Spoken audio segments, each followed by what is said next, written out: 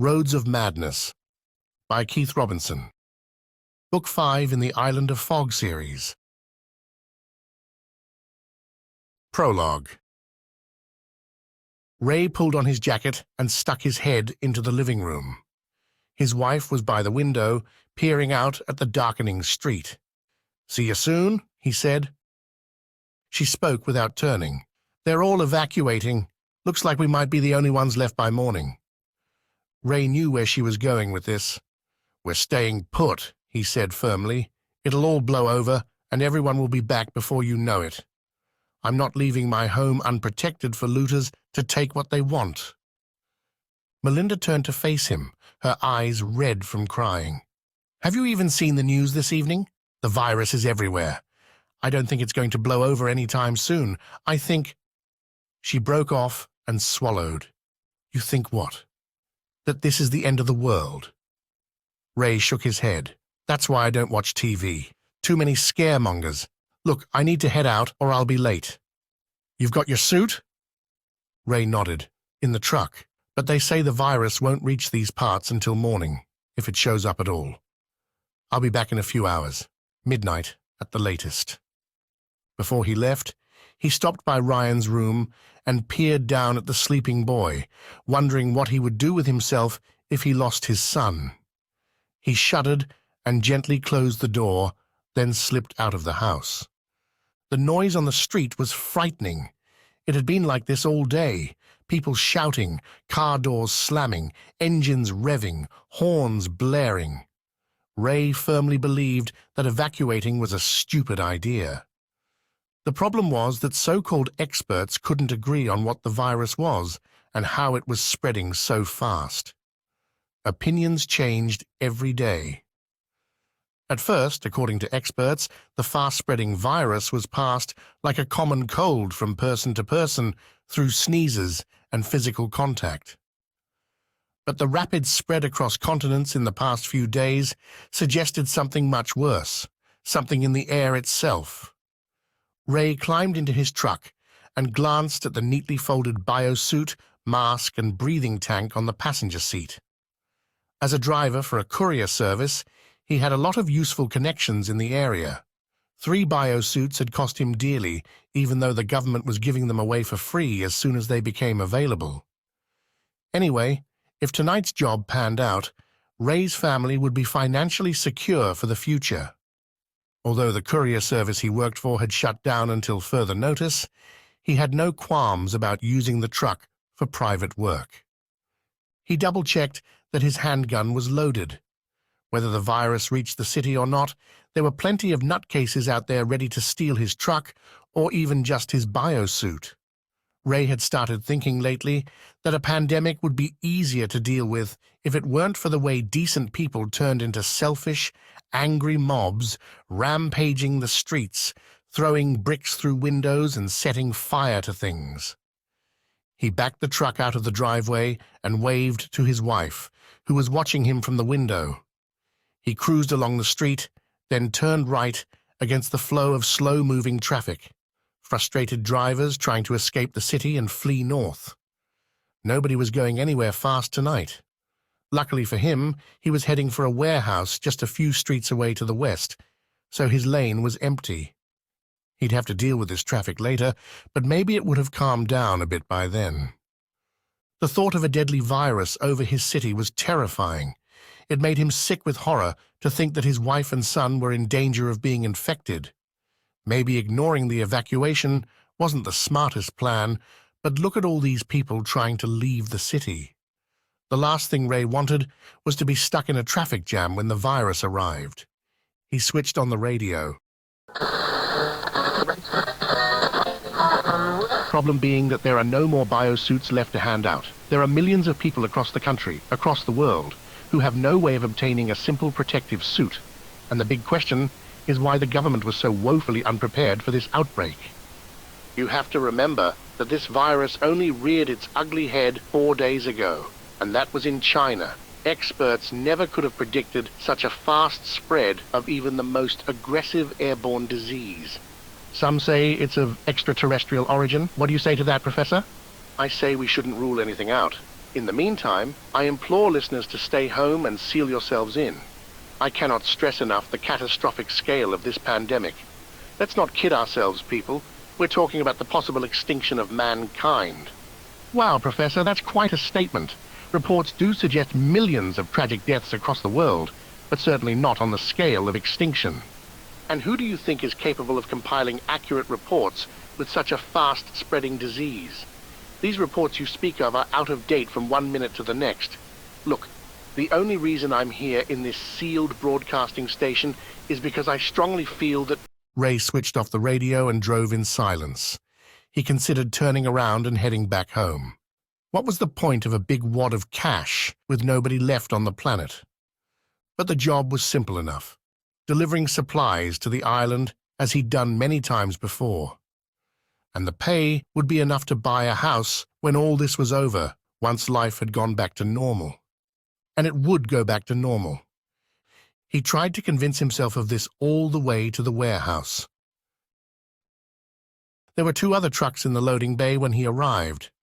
That was fine. Ray knew he was just one of 3 drivers. It actually reassured him to see them. It made him feel he wasn't the only one dumb enough to be here tonight. A crew had been hired to load the goods.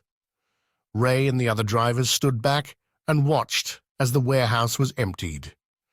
There was a lot of stuff, mostly household consumables, endless cans of food, bottles of water, toothpaste, toilet rolls, and a staggering array of other seemingly normal items.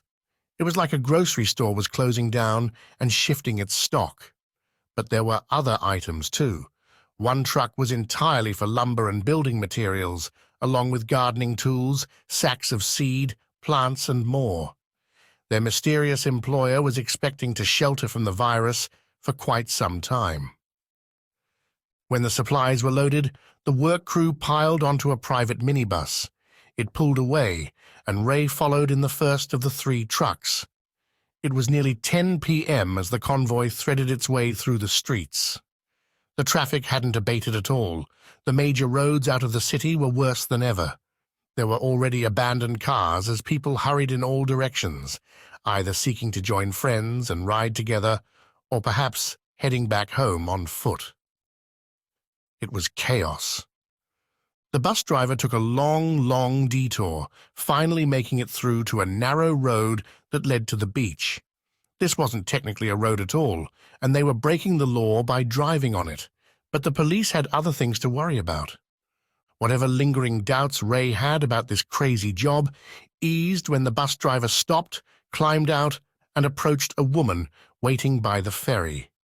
She was the one in charge of this little operation, not the men that had hired Ray and paid him some of the money in advance, but this woman, Simone. She was absolutely stunning, blonde-haired and blue-eyed, somehow oozing intelligence despite her weird fancy dress costume. She couldn't be more than 20, and her simple dress and green silky cloak made her look like she was straight out of a fairy tale, especially with her bare feet, something that Ray found oddly disconcerting as well as alluring. But she commanded respect with her piercing stare and serious expression, and she was obviously rich. Not only had she arranged for a special ferry crossing this late at night, the rumor was that she owned the entire island. Ray nodded to her from his cab when she glanced his way. She gave a smile, and even though it was forced, Ray felt his spirits lift. Yes, he'd made the right decision about doing this job tonight. The money was fantastic, and helping this woman just seemed the right thing to do. "Feeding the whole island?" he called. "Something like that," she said quietly. She turned away and raised her voice. "The ferry is waiting. Let's get these vehicles over to the island and offloaded."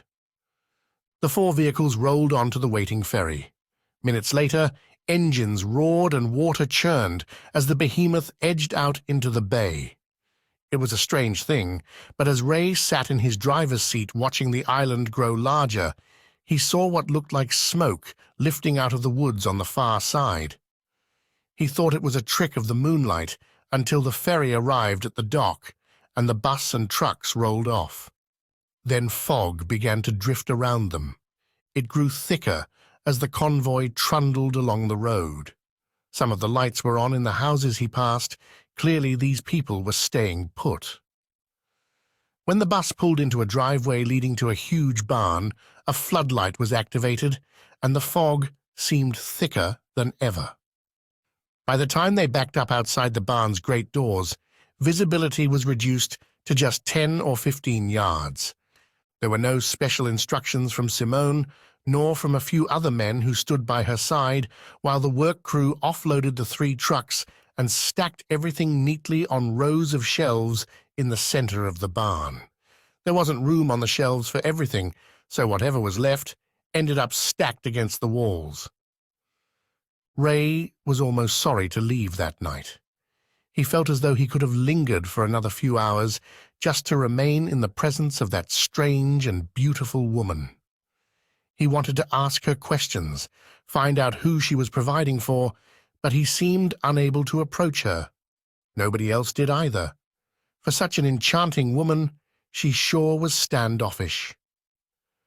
Still, as 2 of the trucks rumbled away after the bus, Ray leaned out of his cab window and called to her. "Excuse me?" She turned to face him, and his heart skipped a beat. "Yes? I was just wondering if you had room on this island for, a few more?" He glanced at the envelope of cash on the passenger seat. "You obviously don't need my money, but I'm willing to pay rent or whatever. I'm a good worker. He swallowed as she continued to stare at him with bright blue eyes. "The world is going crazy. My wife and 7-year-old boy—" "I'm sorry," Simone interrupted. "Really, I am. But this island is now private property, and I have to consider the welfare of those who live here. Please leave." Ray blinked. The men to her side looked embarrassed and peered down at the ground, shuffling their feet. Meanwhile, the bus and trucks were disappearing into the fog. Ray's foot hovered over the accelerator. He wanted to discuss this further, see if he could somehow persuade the woman that his family was just as important as hers. But something told him it would be futile. This woman wouldn't budge. And as he looked into her cold eyes, he realized she wasn't as beautiful as he'd first thought. She didn't seem to care what happened to him once he left the island. He'd done his job and been paid. End of story. "Ma'am," he said tightly as he jammed his foot on the accelerator. He sped along the road, squinting to find the taillights of the trucks ahead. He eventually caught up, and the convoy trundled down the hill to the dock where the ferry was waiting. Once he'd rolled on, he peered back at the island and frowned, thinking how strange it was that the fog didn't venture across the bay. As the ferry got moving, he climbed down from his cab and looked across to the mainland.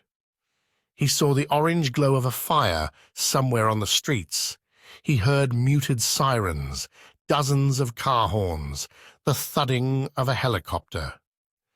Fearing for his family, he clenched his fists and mentally urged the ferry's pilot to speed things along.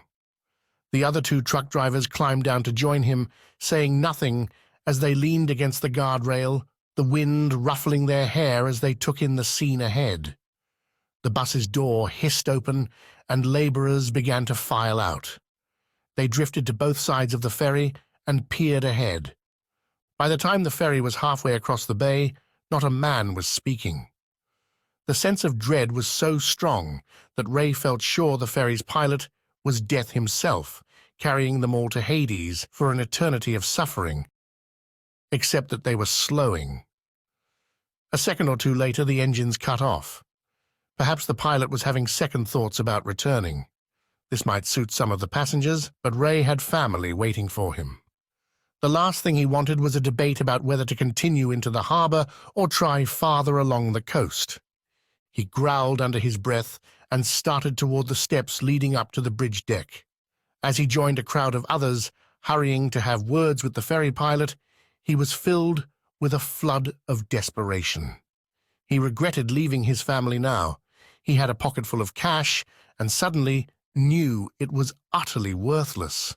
All that mattered was staying away from the virus, protecting his home and family, and surviving until all this was over. And right now he was stuck on a ferry. Just let my family be okay, he thought over and over. Something in the water distracted him, and he peered over the side. Others saw it too, and they pointed and exclaimed. Out of the swirling black water rose a long, glistening hump, easily 4 or 5 feet across. It was there 1 second, gone the next, too big for a shark or dolphin, but perhaps a whale. Its skin was odd, though, strangely reptilian. It was gone now, but half a minute later there came a bump from below. Ray gripped the guardrail as the ferry tilted sideways. Everyone began to yell. The first thought that flitted through Ray's mind was that they'd drifted onto rocks. Yet they were still moving, and moving faster. They were picking up speed again, heading toward the harbor on the mainland, even though the engines were silent. Confused, he and all the other passengers turned to look up at the bridge deck that straddled the bow of the ferry. The pilot was there, his back pressed against the glass as if he'd seen something unimaginable ahead. Or perhaps something in the water that Ray and the others couldn't see from where they were. Impossibly, the ferry continued moving directly toward the harbor, powered by something other than its own dormant engines. Chapter 1. Along the Cliff. Hal Franklin patted his pocket, wondering if he should just toss the heavy geo-rock away. It was useless now anyway, nothing more than a dead weight that kept banging against his leg as he trudged along the blustery cliff with his friends. "Don't throw it away," Abigail Porter murmured, without even looking his way. She was walking alongside, chewing her lip and staring out at the ocean as her dark brown hair whipped around her face. "If it comes back to life, it could get us home." I know," Hal said with a sigh. "If it comes back to life, and if we get our powers back, and if we're not killed off by a deadly virus, and if crazy people don't come out of nowhere and attack us." He lowered his voice to a whisper. "And if Emily survives that long?" "Don't be a pessimist," Abigail retorted.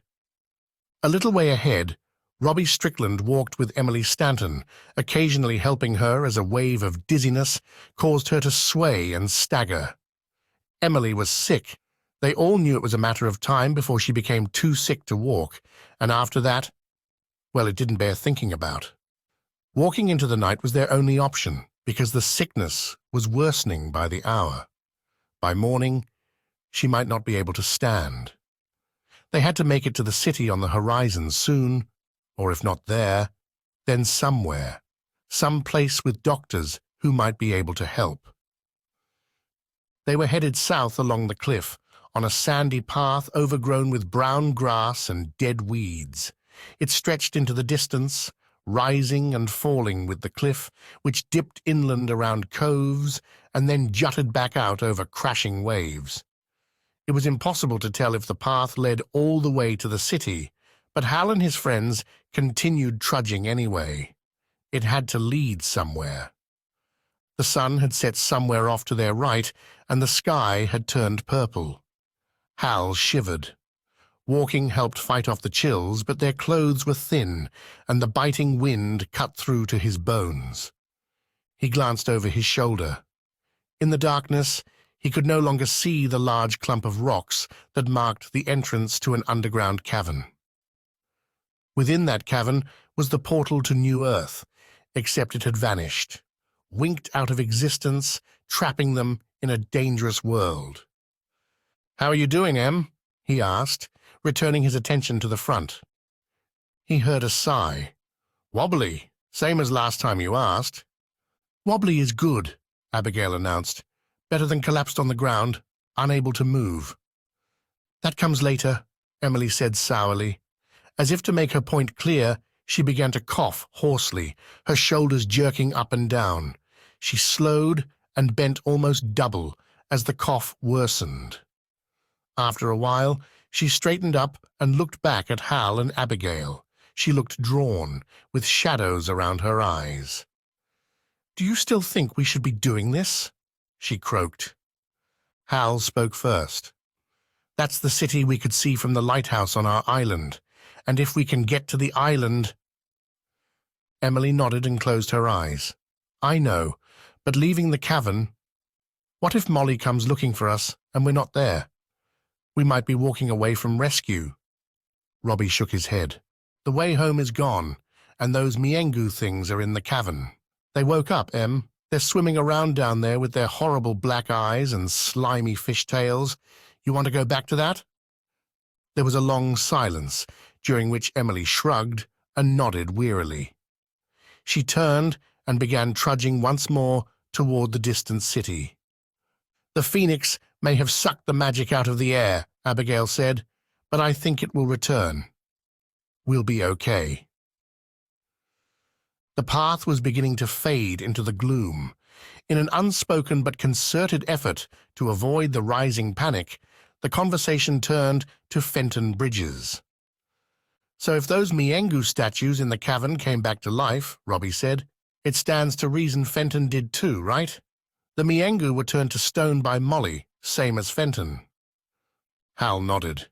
"Yeah, and if Molly's victims can come back to life when magic disappears, then it means they were never dead in the first place. They've just been frozen all this time." "Suspended animation," Robbie said, sounding excited. "I read about it once.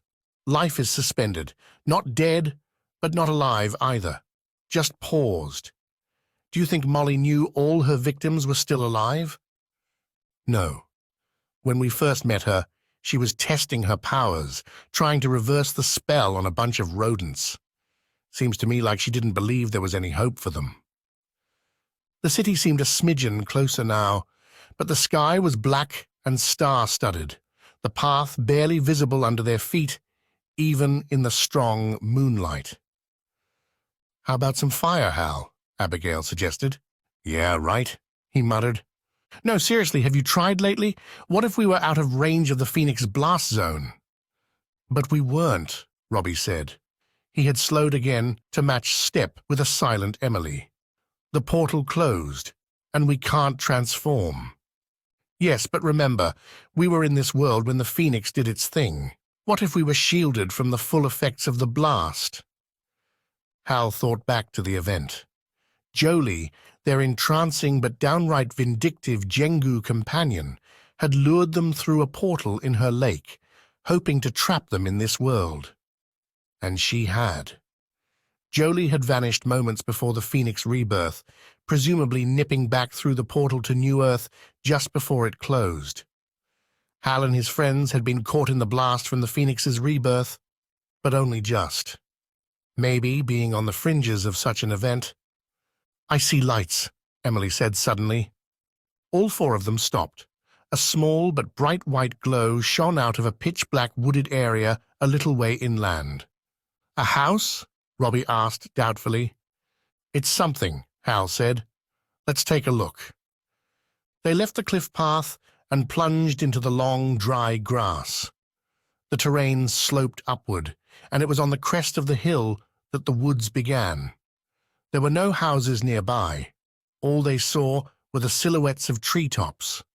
Still, the light illuminated a small patch of trees, and as they drew closer, they saw a large square building, perhaps a warehouse. "It's fenced in," Abigail murmured. The building stood 100 feet away.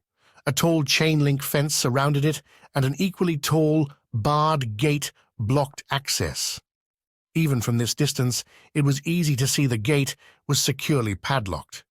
Though they saw nobody, the dazzling light from a lamppost flooded the entranceway and courtyard. Somebody had to be here.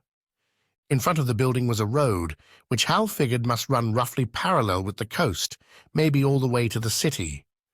He boldly crossed the hard surface to the other side and headed into the shelter of trees to one side of the entrance gates. His friends padded after him. It was a 3-story building, square and plain with rather dirty cream-colored walls. A large white sign attached to the right-hand gate stated this was a military facility and that trespassers would be shot on sight. The place certainly looked formidable with its chain-link fence and curls of razor wire. It reminded Hal of the lighthouse grounds on the island. "Shall we announce ourselves?" Robbie whispered. "I don't like the look of it," Hal said, in an equally low voice. "What if whoever's inside takes us prisoners and tortures us?" Abigail shot him a look. "Tortures us?" Emily began to cough. She tried her best to stifle it, but it seemed to rattle across the asphalt and echo off the building's walls. Hal tugged on her arm and ushered them all farther out of sight among the trees, just in case anyone happened to glance out a window. "There are big army trucks," Hal said, still craning his neck to see through the trees.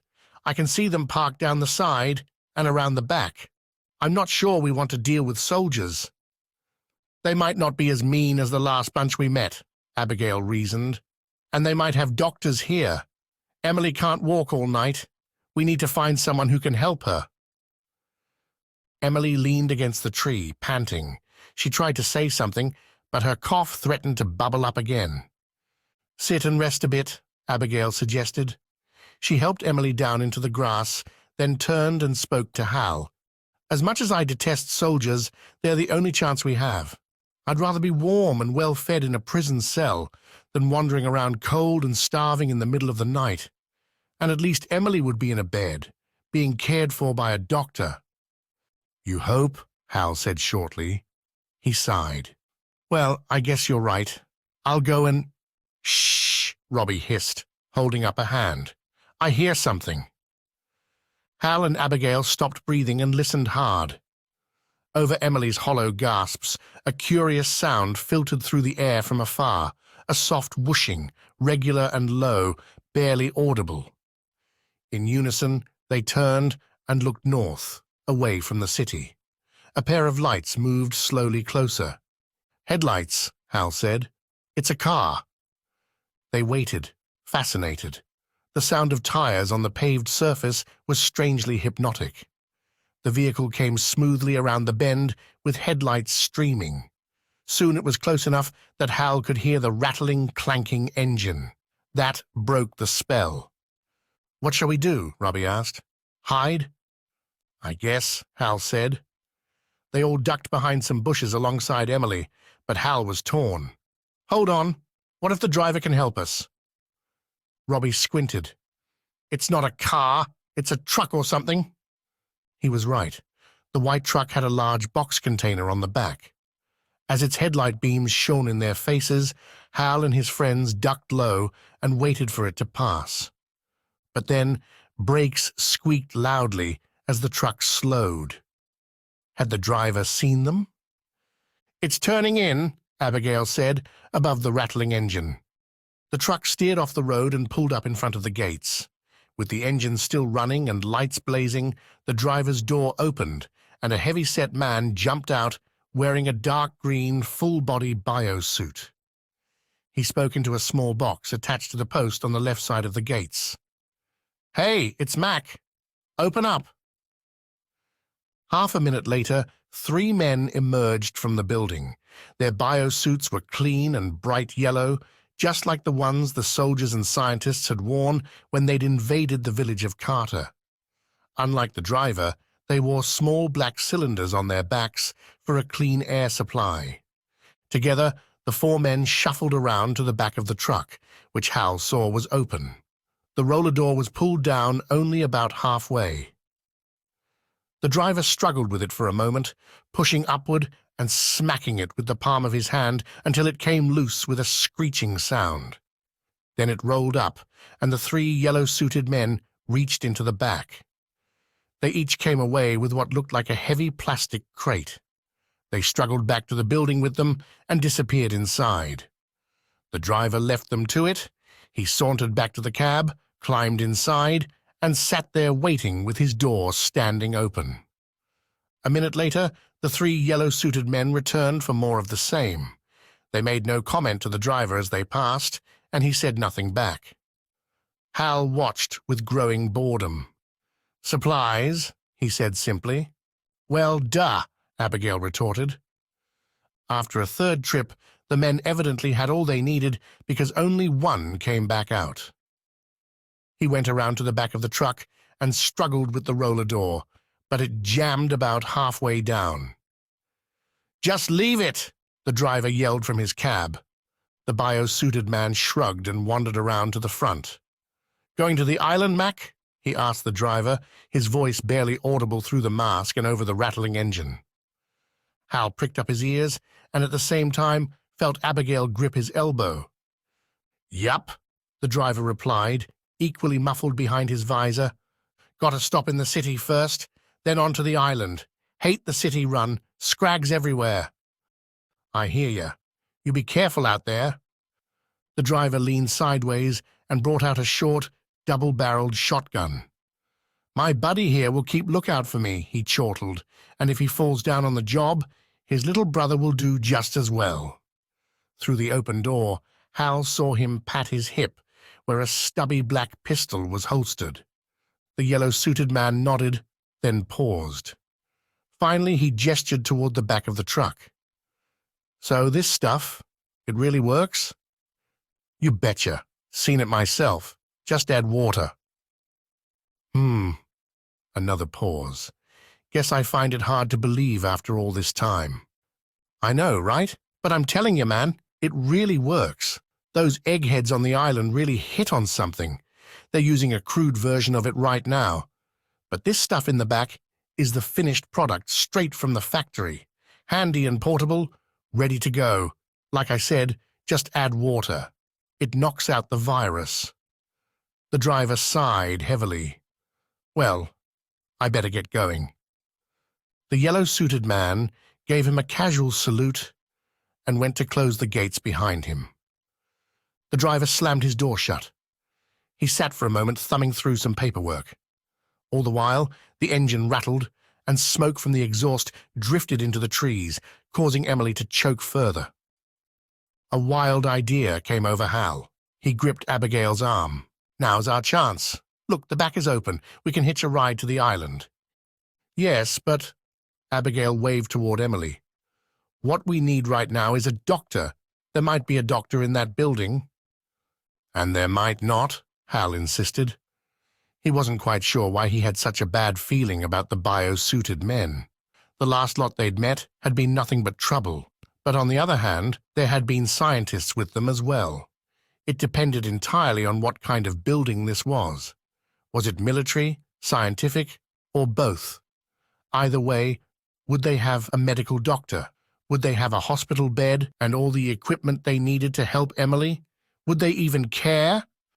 "Clock's ticking," Robbie urged. "Driver's throwing his clipboard down and looks like he's putting the truck in gear." Sure enough, they heard a terrible grating sound. "So are we going or not?"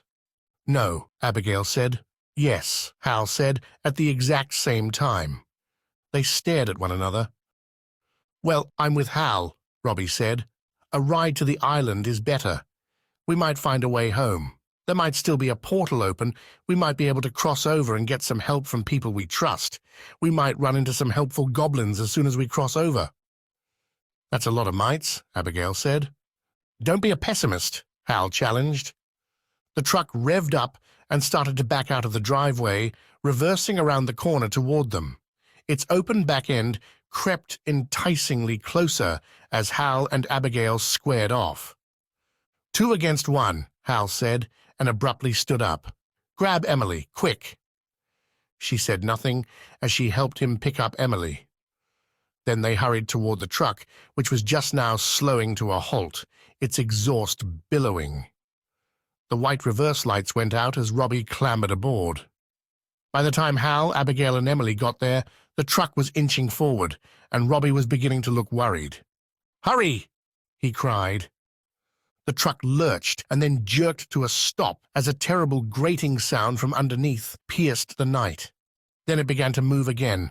It was just the tiniest of delays, but it gave Hal and Abigail the extra couple of seconds they needed to hoist Emily into the back. At the same time, Robbie grabbed her and pulled her inside. "Come on, you two!" As the truck picked up speed, Hal and Abigail jumped up, ducked under the roller door, and fell inside. Seconds later, the road was rushing by, and the dazzling light from the military facility was receding into the distance. Chapter 2. The Truck. It was almost pitch black inside the truck. The only light came from the back end, where the roller door was jammed half open. When the truck switched up a gear and lurched forward, Hal felt like he was going to topple out onto the road. At the speed they were already going, a fall like that would break bones and skin him up terribly. He edged deeper into the darkness to where his friends huddled. "Someone got a light?" Robbie asked. Abigail nudged Hal. "Make yourself useful and breathe some fire." He sighed. "I can't." Still, he took a moment to look deep within himself for the slightest hint that his fire-breathing ability was hiding there. He saw nothing, felt empty and cold. Fire would be perfect right now for both light and heat, but it wouldn't be coming from him any time soon. "Sorry, there's nothing," he said. He looked around in the darkness. "Are you warm enough, Em?" Emily finally found her voice. "All that walking kept me warm, but now that we're sitting around, then again, this is much better than walking. I don't think I would have made it all the way to the island." "See, Abby," Robbie said, "Hal and I were right. Hitching a ride is a brilliant idea." Abigail sighed. All right. I like the idea of getting back to the island as much as you do. But have you really thought about it? What happens when we get there and find there's no way back home after all? We'll just be stuck there instead of here." "But we'll have our old homes," Hal said. Frankly, the idea of returning to the island struck him as exciting. Of course, finding a doctor for Emily was the first priority, and he had no idea how they would achieve that. "If nothing else, we can get Em comfortable in a proper warm bed while a couple of us go off looking for help. She won't have to traipse around everywhere with us." Abigail mumbled a reluctant agreement, but she wasn't finished. "You also realize there will likely be soldiers there. We can't just wander around taking in the sights and having picnics. We'll have to be careful." She abruptly changed the subject. "What do you think is in these crates?" Hal could see her faint silhouette in the darkness where she sat near the open roller door. She was hunched over one of the plastic boxes. "Open it and see," he suggested.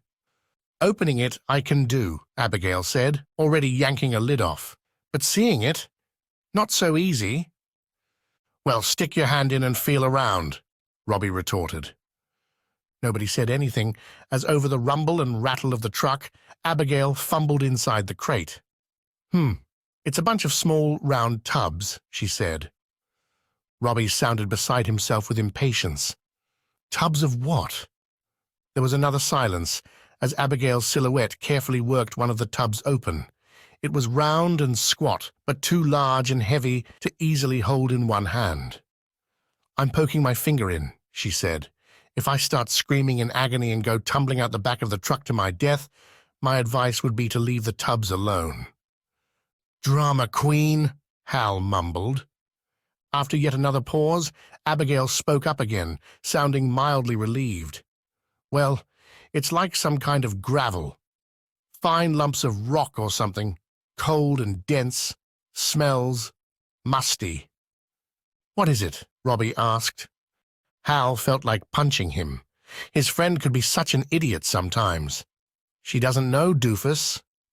"Just add water," Emily murmured. "That's what the driver said." The truck rumbled on. Occasionally the exhaust fumes would find their way inside and tickle their throats, and when Emily started choking, it turned into a full coughing fit that lasted a minute or two until she regained her composure. Each time she had one of those episodes, it seemed she lost a little more of herself, as if she were expelling a small piece of her life.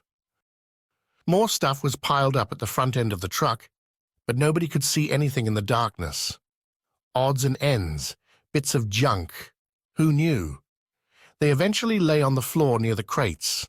Hal counted 18 of them, each filled with small, round tubs of curious rocks. Presumably, some of these crates would be delivered to the city before the driver headed out to the island. Hal couldn't work out how the truck was even supposed to get to the island. Surely the old ferry wasn't working again after all these years. And he wasn't sure how he and his friends were going to stay hidden while the crates were offloaded. It nagged at him constantly as he squirmed on the hard floor trying to get comfortable. Abigail moved closer, and her shoulder and elbow pressed against his. "If you were a gentleman, you'd give me your shirt to keep me warm." "Give me a break," Hal exclaimed, appalled at the idea of going shirtless on a cold night. "I'm hungry," Robbie announced. Nobody had anything to say about that. A silence fell. Several minutes later, Abigail sighed and whispered so close to Hal's ear that he felt her warm breath. "I don't want to alarm the others, but we're in real trouble here."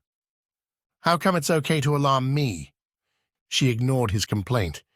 "It's bad enough that we've lost our abilities, but we're stuck in a dangerous world with crazy people and armed soldiers, and we don't even know for sure if we're immune to the virus anymore.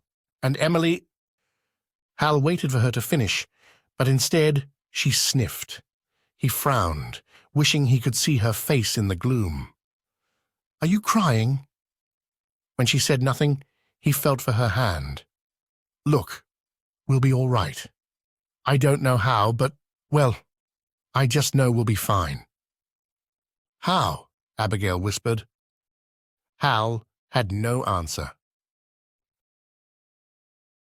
He must have drifted off to sleep because he next became aware of a loud, echoing crack. He sat up, momentarily confused by his surroundings. Darkness, hard floor, Abigail clinging to him. It all came flooding back in an instant. "What was that?" he demanded. "Shotgun," Robbie said clearly. He sounded like he'd been awake the whole time. The driver slowed down, then must have fired out the window at something. Hal stared out of the half-open roller door at the rear. They were still moving, but slower now. He figured they could all jump out if they needed to, and suffer only a few bumps and bruises. Well, some of them could jump. Emily might not be up for such aerobatics. Another shot fired, and Emily let out a gasp. "What's going on? What's he shooting at?" It was then they heard voices, shouting and hollering from up ahead and to the sides. Along with the shouts came the pattering of feet, as if people were running alongside the truck. This image suddenly clarified in Hal's mind when yells penetrated the thin side walls, and whoever it was slapped at the metal sides and caused a tremendous ruckus. Abigail clung to Hal. He could feel her shivering with fright. Then Hal saw something out the back. The truck had picked up its pace a little, and a few of the people were being left behind. They came into view, running hard on the paved surface on either side of the road, dark shadows that shouted and jeered, taunting and laughing. It was hard to see them properly, but they looked raggedy and dirty. Were they Scrags? Hal shuddered along with Abigail. This was awful, but it made him thankful they hadn't tried to walk. If they'd run into this group along the way. "Why doesn't the driver speed up?" Robbie complained. His voice was high and wavering. "He can easily outrun them. Why doesn't he just speed up?" The driver was speeding up, but he kept jamming on the brakes as well. "He's trying not to run them over," Hal guessed. "They're probably all over the road, blocking his way." "Then he should run them down!" Robbie screeched. In the back of his mind, Hal suspected the driver was doing his best to be kind. He must know that to stop and be overrun by these people would be bad news, but it couldn't be an easy decision to simply run over them. Hence the shotgun. It roared again, making Hal jump. This time, the boom was followed by a yelp, and then, seconds later, Hal looked out the back and saw a man tumbling and rolling into the grass at the side of the road. Those running behind seemed enraged by this. Spurred on, they screamed and began to sprint. The jeering and laughter had now turned to anger. "Get out of here, Scrags!" the driver yelled, sounding muffled and distant in the confines of his cab.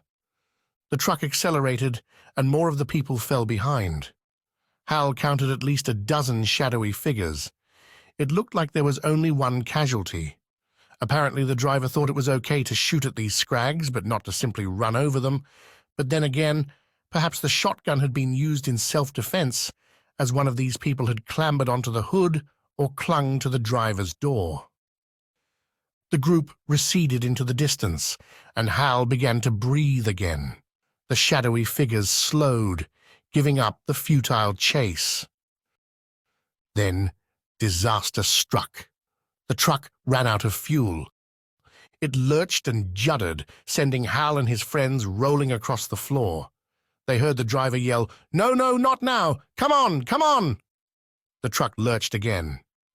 The engine promptly cut off. Almost immediately, the starter motor kicked in, turning and turning, and for a second the engine caught and sputtered into life before cutting off again. The truck could only roll now, and it was slowing. "We're dead! We're dead!" Robbie moaned. In the distance, the Scrags had given up the chase. But even at this range, it was clear they recognized the driver's problem. They stood there, seemingly amazed at their good fortune. As one, they began running again. The truck rolled quietly to a halt. The door squeaked open. Heavy footsteps came running around the side. The driver appeared at the rear of the truck, silhouetted in the opening. He was trying to climb inside while holding a shotgun in one hand and pulling out a flashlight with the other. A blinding beam suddenly shone into the truck, and Hal fell back with his arm across his face. "What the driver gasped. It was impossible to see the driver's expression, not only because of the dazzling light, but also because he wore a bio-suit. But the shock in his voice was evident as he staggered backward. He dropped the flashlight and swung his shotgun toward them. Abigail screamed and fell on Hal, sending them both tumbling to the floor as a deafening crack filled the air. The shot punched into one of the plastic crates, and tiny bits of rock flew everywhere. They were all yelling and screaming, driver included. "We're not one of them," Hal shouted, his face to the floor. When no second shot came, he sneaked a peek and saw the driver facing back along the road, his shotgun held high but shaking violently as the Scrags pounded closer. The man's dilemma was clear. Try to shoot every last one of them or make a run for it. He started shooting. One Scrag twisted sideways and stumbled, but regained his feet and continued running. The rest started weaving from side to side without slowing. The driver fired again and missed. When he next pulled the trigger, it merely clicked, empty, so he dropped the weapon with a clatter and fumbled for the smaller sidearm fixed to his belt. Then the driver changed his mind and bolted. The Scrags immediately split into two groups. Some veered off the road and into the trees after him. The rest slowed to a walk and continued ambling toward the truck. There was a sudden breathless silence in the darkness. "Should we run?" Robbie whispered hoarsely. "I don't think they know we're in here," Hal said, his heart thumping. "It's already too late to run," Abigail added shakily. "They'll catch us." "And if they find us in here, we're dead," Robbie moaned. Hal wished he could see, perhaps find something to use as a weapon. Or better still, somewhere to hide. The driver's flashlight lay on the road, out of sight and out of reach. "We have to hide," he said urgently. He fumbled in the darkness, shoving Abigail toward the front end of the truck. He collided with Robbie on the way, and then Emily. The four of them tripped and stumbled over crates and felt around desperately, trying to figure out what was piled there, what could be used to hide behind or under. Every noise they made seemed to be amplified tenfold. Between numerous grunts and whimpers and the scrapes of boxes and crates, Hal felt they would be heard a mile away. But at last, they found a place to hide. Spanning the front end of the container was a stack of moldy cardboard boxes. They formed a somewhat spongy wall about 4 feet high. Nobody had any idea what was inside the boxes, only that they could be dragged out to form a very narrow passage behind. Hal slithered behind the first stack in the corner and nudged the other stacks away from the wall as he went. The others clambered in after him. On impulse, Hal reached up to pull on a couple of the highest boxes. They toppled onto him and whoever was crouched by his side. The boxes were fairly heavy, but a little mushy from damp and mold, so they felt like big, soggy cushions. "Tip 'em over on you," he whispered urgently to his friends. In the darkness, he heard more boxes fall, then an ow and a whimper. But approaching footsteps on the road put an end to all their fidgeting and squirming. They froze. If they weren't properly hidden already, then it was too bad because time had run out. There was no conversation from outside, only heavy breathing and occasional coughing, along with the sounds of one or two of the people clambering into the back of the truck. Their movements made the truck sway and jiggle as they stamped around in the darkness. With a terrible screeching, the roller door was pushed all the way up. Then the beam of a flashlight, the driver's, shone around. It was pitch black apart from that light, and that was fine with Hal. Right now, he craved the darkness. He could only hope these people, these Scrags, wouldn't look too hard. Maybe it would be all right. Looking in from the back of the truck, surely it was impossible to see anyone hidden behind the partially toppled stack of boxes. If only he could transform. He squeezed his eyes shut, mustering every ounce of his willpower to change into his powerful dragon form. It didn't matter if his transformation sent his friends and the wall of boxes flying. If he could only shift form, then he and his friends would be in no danger whatsoever. He would be able to protect them all with hardly any effort. A bellowing roar, a quick burst of flame, a flick of his heavy clubbed tail. But nothing happened. He barely recalled what it was like to be able to change. He felt empty inside. He listened to the intruders as they ripped crates open. The Scrags were grunting with disgust and flinging the lids aside. The flashlight beam jerked wildly around the interior, briefly lighting up the corners and roof. Hal pressed himself lower, ducking his head. Then footsteps stamped toward Hal and his friends. A rasping breath, then the sound of hands fumbling with one of the cardboard boxes that teetered on the top. The Scrag grunted and clicked his tongue, evidently finding nothing of interest as he went from box to box, ripping open the damp lids and shining his light inside. He roughly pulled some of the lower boxes free, causing the wall to collapse even more. Hal sank lower than he thought possible. The musty cardboard smell tickled his nose. There was no way he was going to sneeze, though. Mind over matter, he thought firmly. Just be still. Think of something else. Abruptly, the man with the flashlight kicked the wall of boxes and stomped back to the rear of the truck. "Nothing," he snapped. Grumbles and complaints came from the road, but then, in the distance, a handgun fired. This seemed to stir up some excitement. With a stamp of feet and a rustling of leaves, the group took off into the trees. Hal waited in case one of the Scrags was still close by. He did his best to stifle his relief at not being discovered. It was too soon to be certain, but maybe he and his friends had gotten lucky tonight. Abigail slipped her arm through his and leaned on him. He patted her hand gently. Then Emily let out a strangled cough, as if she'd been holding it in for the last few minutes. "Sorry," she whispered, and fell silent again. Since nobody came stomping into the truck, Hal risked a peek. It meant sitting up a little, and his back screamed with agony. He'd gotten cramp, being in such an awkward position. He peered over a box and saw nothing, just a blanket of darkness, the open roller door at the back end of the truck, and a silent road under a subdued moonlight glow. "I think it's clear," he said quietly. Immediately, Emily let out a series of noisy coughs and gasps.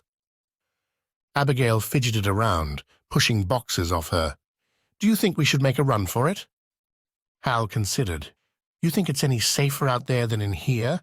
If they're done searching, maybe we'll be better off staying here for a bit. Hopefully the driver will escape and come back. Then he can drive us onto the island." "And if he doesn't come back?" Emily moaned. "Well," Abigail nudged him. "Come on, Hal. You're in charge. Make a decision." "I'm in charge? Since when?" "Since you suggested we hitch a ride in this truck." Hal had nothing to say about that. He listened while his friends squirmed around and pushed boxes away. But even in the darkness, he was aware that none of them clawed their way out of the confined space. "Let's wait," he said with a sigh. "I feel safer here than out there on the road. Maybe the driver will make it back. If he does, we'll be on our way again.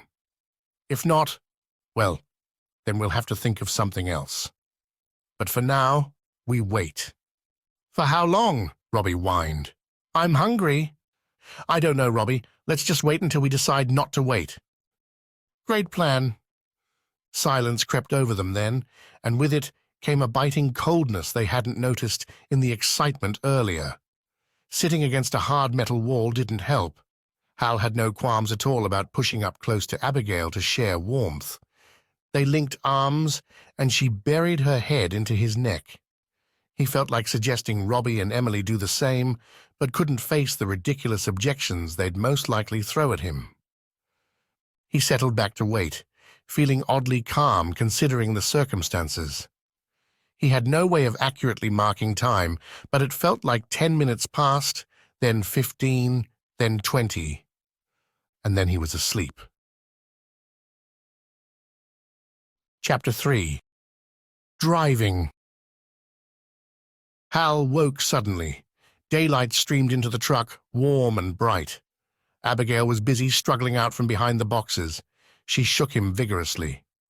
"Wake up," she urged. "It's morning already. We slept all night." Hal was shocked. They'd slept all night. How had that happened? He slowly climbed to his feet, wincing at the pain in his back and the cramp in his left calf. His hands were numb with cold, and he was astounded he'd dozed off at all, much less slept until dawn. He looked around, for the first time, clearly seeing the stack of mushy cardboard boxes they'd slept behind. Some had been ripped open and tossed down, their contents thrown clear. Bright yellow, neatly folded biosuits, all covered with mold. "Wake up, Em," Robbie was saying, shaking the girl by the shoulder. Emily stirred and groaned. Hal and Abigail pushed boxes away, trying to clear some space around her. She looked even more pale and drawn than she had last night, and her breathing was hoarse. Abigail knelt and patted Emily's face, speaking softly the way her mom might treat a patient. Hal wished Dr. Porter were here right now. She'd know what to do. "We're going outside for a minute," Hal told the girls. He gestured for Robbie to follow, and together they threaded their way to the back of the truck, stepping over upturned plastic crates and discarded lids. Tiny, pea-sized rocks crunched under their feet. Hal paused to pick up a handful. The crystalline rocks were green in color. Puzzled, he let the rocks fall through his fingers, ducked under the roller door, and jumped down to join Robbie outside on the road. The sun sat low in the east, the sky blue with only a few puffy clouds. Hal shivered, again wishing he wore something thicker and heavier, as well as some good old-fashioned shoes. Now he appreciated just how enchanted his shape-shifting clothes really had been before the Phoenix rebirth. Now their magical warmth had gone. Trees lined both sides of the curving road, which was empty as far as he could see, at least for the moment. The surrounding woods weren't thick enough to mask the approach of a group of crazy people. "Reckon we can walk all the way to our island?" Hal asked. Robbie looked doubtful. "Me neither." "Maybe we can find something to cart Emily around in, like a wheelbarrow," Robbie muttered. He shook his head. "I don't know about this, Hal." "Don't know what exactly?" "Maybe we should have asked those soldiers for help back there. Now we're kind of stuck. It's too far to go back and too far to go on." "Hang on, though," Hal said. A crazy idea had come to him. He turned back to the truck. This time, he ignored the plastic crates and boxes of moldy biosuits. Instead, his gaze fell on 3 bright red gasoline cans. He smiled and clambered inside. This was what the driver was looking for, he said, bending to pick up one of the cans. It was heavier than he expected. Trying not to look weak, he struggled with it and handed it down to Robbie, who took it in 2 hands and almost buckled under the weight. The smell of gasoline hit them both as the fluid sloshed around inside. "Your point being?" Robbie asked, putting the can down with a gasp. "The truck ran out of gas," Hal explained. "I can't believe he let that happen, but he had some in reserve. That's what he came looking for last night." "So? So we can fill it up ourselves." Robbie spread his hands and looked all around in an exaggerated manner. "That's nice, Hal, but have you noticed? The driver's not here. Which is why we're going to drive the truck ourselves." Robbie's dumbfounded expression slowly turned into realization and then excitement. He began to nod. "Right, yeah, we can do that. How hard can it be, right? We'll drive ourselves to the island." Abigail emerged from the shadows and stepped nimbly over the crates. "Emily's really sick," she told them quietly. "She won't be walking anywhere now, so I hope one of you knows how to drive." Hal nodded, trying to look confident. He probably looked far more confident than he felt. "I'm on it. My dad had a pickup in his garage for years. He let me sit in it and showed me what the pedals were for." "Oh, good," Abigail said, looking doubtful. "We're in safe hands then." "No, seriously, I remember most of it. He'd turn the key and make the sound of an engine starting, then press a pedal and hum like we were accelerating. Whatever. Come on, help me get Emily into the cab. Robbie, why don't you figure out how to put the gas in?" "Around the side," Hal offered. "There should be a small, square lid thing that pops open." As Robbie went off to look, Hal and Abigail worked together to lift Emily down and around to the cab on the passenger side. Her eyes opened as they hoisted her inside, but she was too groggy to speak. "In the middle?" Abigail suggested. There were only 2 seats in the cab, but there was a gap between them. It wasn't much of a gap, but somehow Emily flopped down into it and leaned backward against the cab's rear wall. It couldn't have been comfortable, but she was practically unconscious again, her head lolling to one side. Feeling a little guilty, Hal again wished they had some warm clothing and blankets. Even a soft pillow would do. This was no way for a sick person to travel. "There's nothing of use in this truck," he griped, sitting in the passenger seat while Abigail slid across to the driver's side and stared at the steering wheel. "No food, no water, no blankets, nothing. Just a bunch of moldy biosuits and crates full of gravel." "Well," Abigail said with a shrug, "that's why those people went off empty-handed." Hal stared at her. "You think that's all they were after? Something to eat?" "What else?" She wrinkled her nose. "I just hope they weren't planning to cook the driver and eat him. That would be horrible. I wonder if he got away." Hal doubted it. Surely the driver would have returned by now if he had escaped the clutches of the Scrags. They might have taken him off somewhere, or they might have killed him.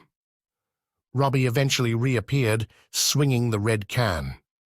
He leaned into the cab. "Ah, you stink," Abigail said. He grinned. "I got some gas on me. So are you driving, Abby? I think I'd rather take my chances with the Scrags." Abigail shook her head and jumped down. "One of you boys can do it." Robbie pointed across the seats to Hal. "Your idea. You drive." Hal sighed and slid across to the driver's seat. As Robbie and Abigail stood there watching, he stared in wonder and awe at the controls he faced, the steering wheel, the levers protruding from behind it, the instrument panel, and the pedals. There were 2, and he knew what they were. The problem was, he couldn't reach them. Feeling like a fool, he eased forward in the seat and stretched out his foot.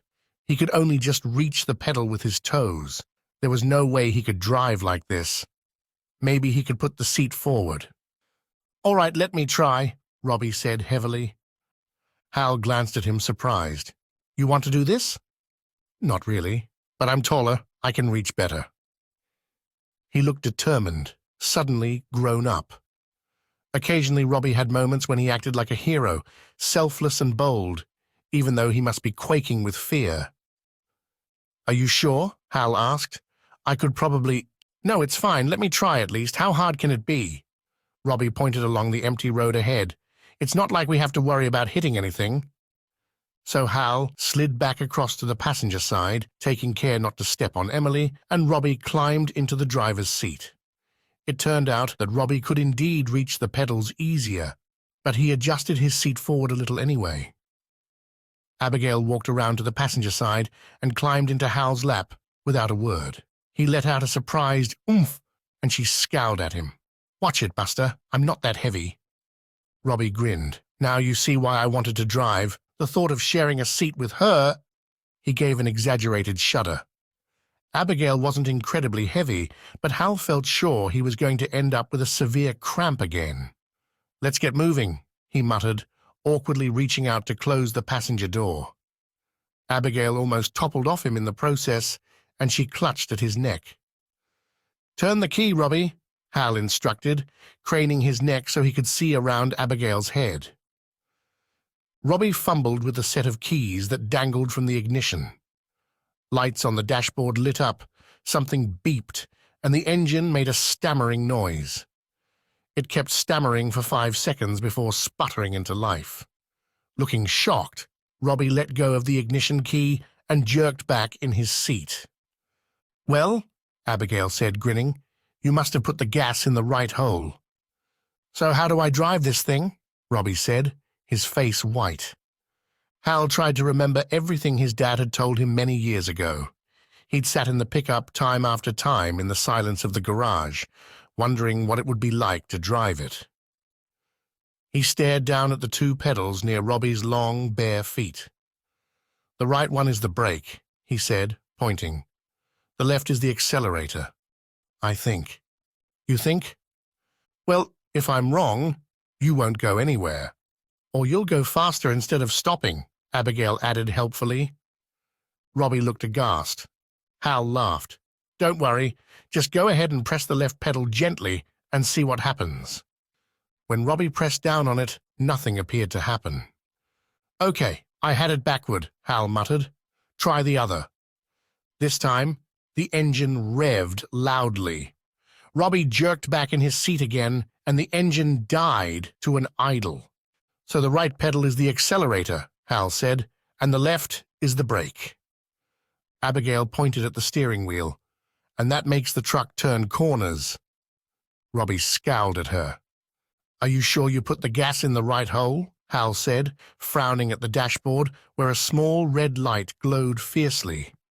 His dad had told him that the little symbol displayed there was a fuel pump, and if the light came on, it meant the vehicle was low on gas. Robbie shrugged. It's running, isn't it? There was a little flap near the back and a lid that I had to unscrew. It smelled of gas. I know I put it in the right place. Well, it says it's low. Maybe the red light is lying, Abigail commented. Maybe that's why the driver ignored it. Hal reached out to tap the largest lever sticking out to the right of the steering wheel. Pull this down 1 notch at a time. I can't remember what it's supposed to be set on. See? We're in P at the moment. If you pull the lever, it changes to R and N and D and so on. What's P mean? Robbie asked, looking nervous.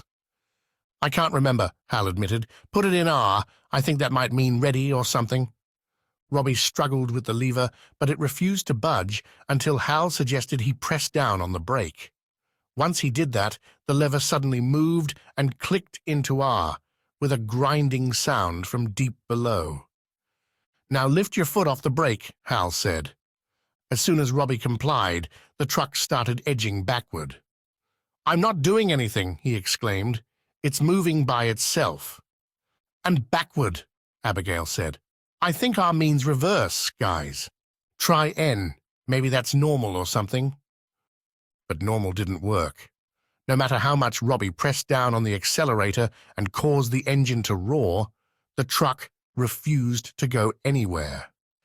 How pointless is that? Hal said, annoyed. Try D instead.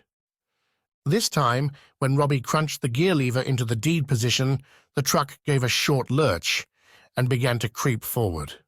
With a cry of triumph, Robbie gripped the steering wheel and stared ahead, his eyes bright. The truck continued inching forward. Okay, now you can press the accelerator to go faster, Hal said.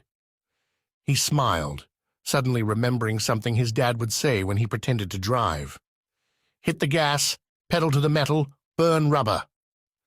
Robbie jammed his foot down, and the truck jerked forward so violently that they all snapped back in their seats. Careful! Hal yelled as the truck picked up speed and began to veer to the left. And don't forget to steer! A minute later, the truck was cruising along the road. It was bumpy with all the cracks and potholes and clumps of dry weeds sticking up out of them. Robbie made sure to keep the double yellow lines dead center beneath the truck, even though Hal suggested he was supposed to keep to the right. The speedometer's needle edged up to 30, then 35, and Hal was both awed and terrified by the speed they were traveling. He'd flown faster, of course, in his dragon form, and had even soared close to the ground and allowed the long grass to whip by inches below his dangling toes. But this was different. Now he was utterly in Robbie's hands, and there was a bend in the road up ahead. Okay, ease up, he said, raising his voice. Let go of the accelerator. Put your foot on the brake, but don't press down on it yet. Robbie did as he was told, his hands still gripping the steering wheel as though it were about to come loose. How do you know all this? He muttered. I told you, my dad used to sit in the pickup with me and pretend to drive. Now press down on the brake, but gently. Despite his warning, they all lurched forward, and Abigail almost fell off Hal's lap. Again she clutched at him, and this time buried her face in his neck. We're going to die, she announced. We've survived dragons and harpies and trigger-happy soldiers, but we never reckoned on Robbie's driving. See if you can do any better, Robbie retorted. The next few minutes were better. Robbie cruised at a moderate speed and got used to the sensitive pedals. He still misjudged distances and had to brake too hard at bends, and once he failed to turn hard enough and almost went off the road. But he gradually got the hang of it, and Hal felt the tension in the cab beginning to ease. Houses wove into view again, as derelict and silent as the ones back on the island.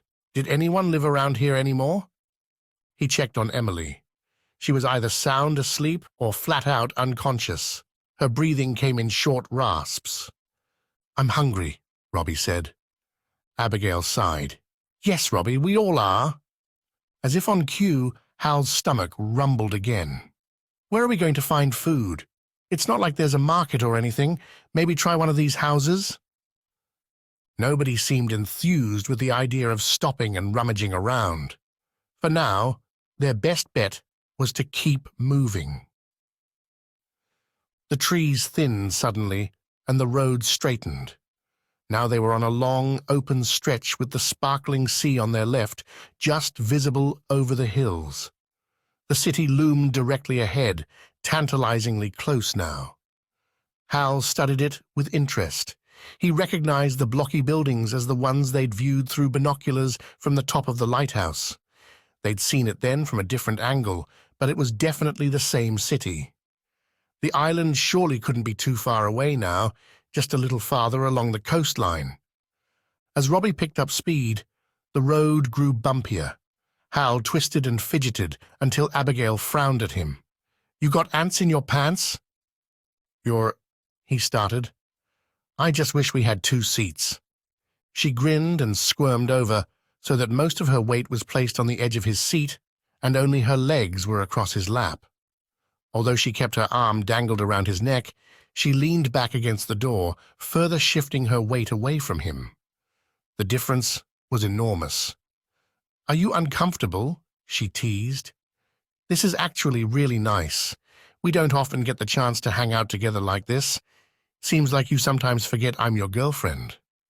Fat chance of letting me forget that, Hal thought wryly, but he offered a wan smile. It doesn't help when you're kidnapped by the Miengu and imprisoned in a brass box in some remote underwater cave, he said. He spared a thought for Jolie. Now that the magic had vanished from the vicinity, no doubt she had been reduced to the ugly monster she was, a thin-faced, sunken-eyed, soulless creature with pasty, translucent skin. "Do you think dragons can still fly?" he mused. Abigail blinked and lifted her head to focus on him. "What?" Hal sighed.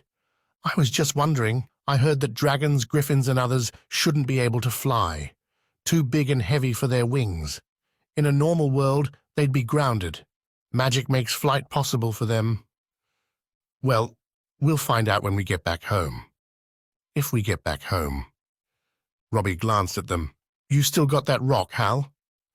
Hal reached for his pocket, already knowing the rock was safe and sound. "Yeah. Why?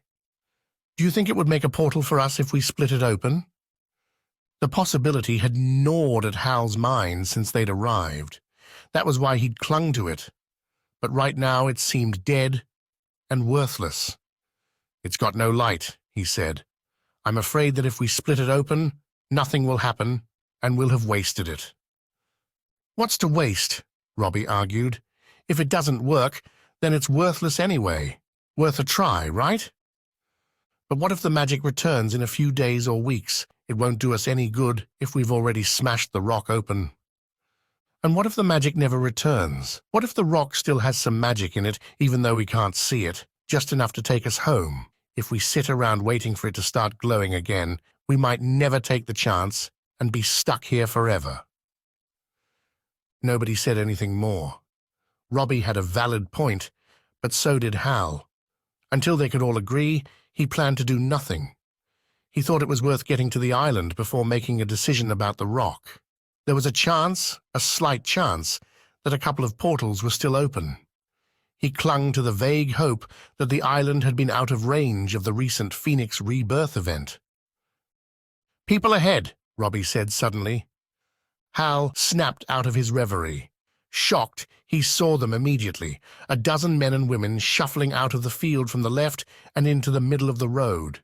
They were still some distance ahead, but the truck would be upon them in less than a minute at the speed they were going. Robbie eased up on the accelerator, his eyes wide. "It has to be the same bunch as last night. What should I do? Stop? Go around them?" "Don't try to go around," Abigail said immediately. "If you leave the road, we'll be bouncing across grass and dirt and rocks. Anything could happen. If you lose control, we're dead." "Should I turn around?" he yelled. Robbie's voice had risen to a squeak. It was already too late to consider turning around. An experienced driver would have no trouble, but Robbie? Anything could go wrong. They could get stuck in a ditch, spin the wheels, even tip the truck over. "Keep going," Hal told him. "Don't slow down. Don't even turn the steering wheel. Just keep going, nice and steady, straight down the center of the road. They can't stop us if we just keep barreling along."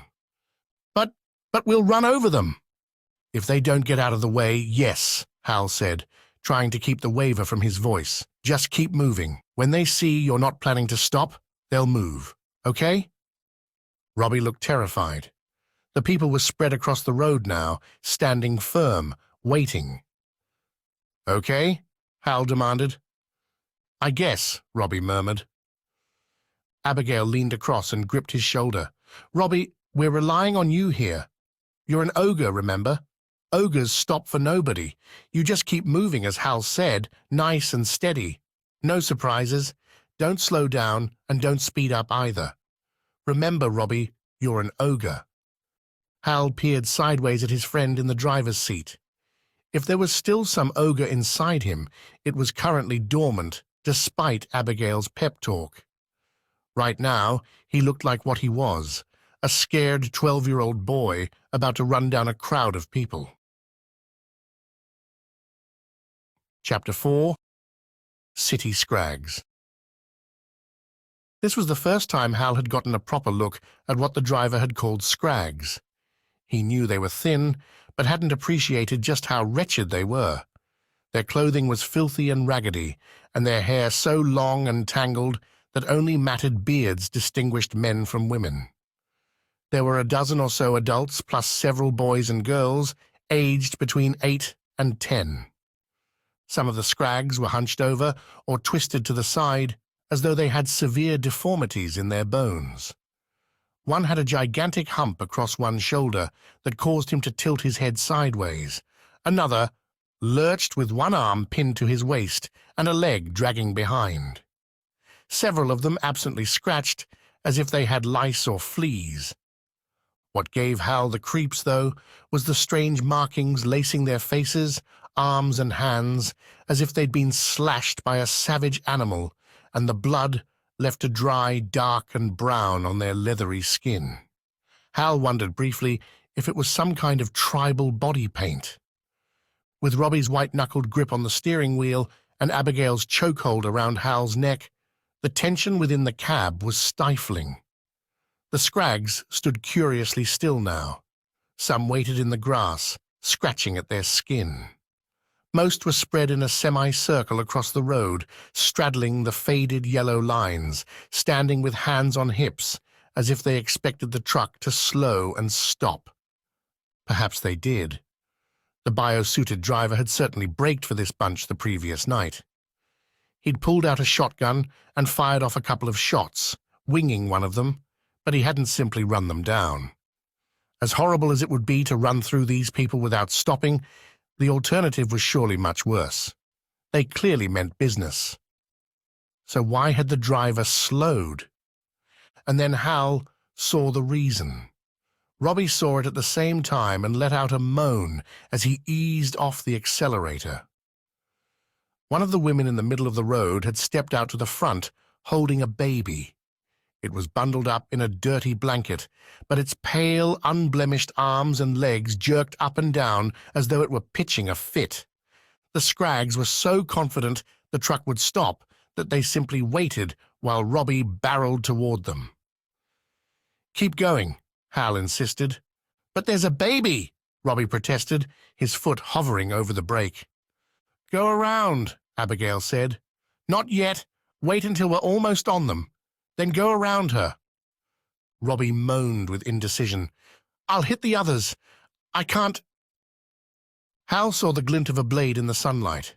One of the Scrags was pulling out a long knife tucked into his belt. They were so close now that Hal could see their rotting teeth, their nasty grins, their disturbingly yellow eyes.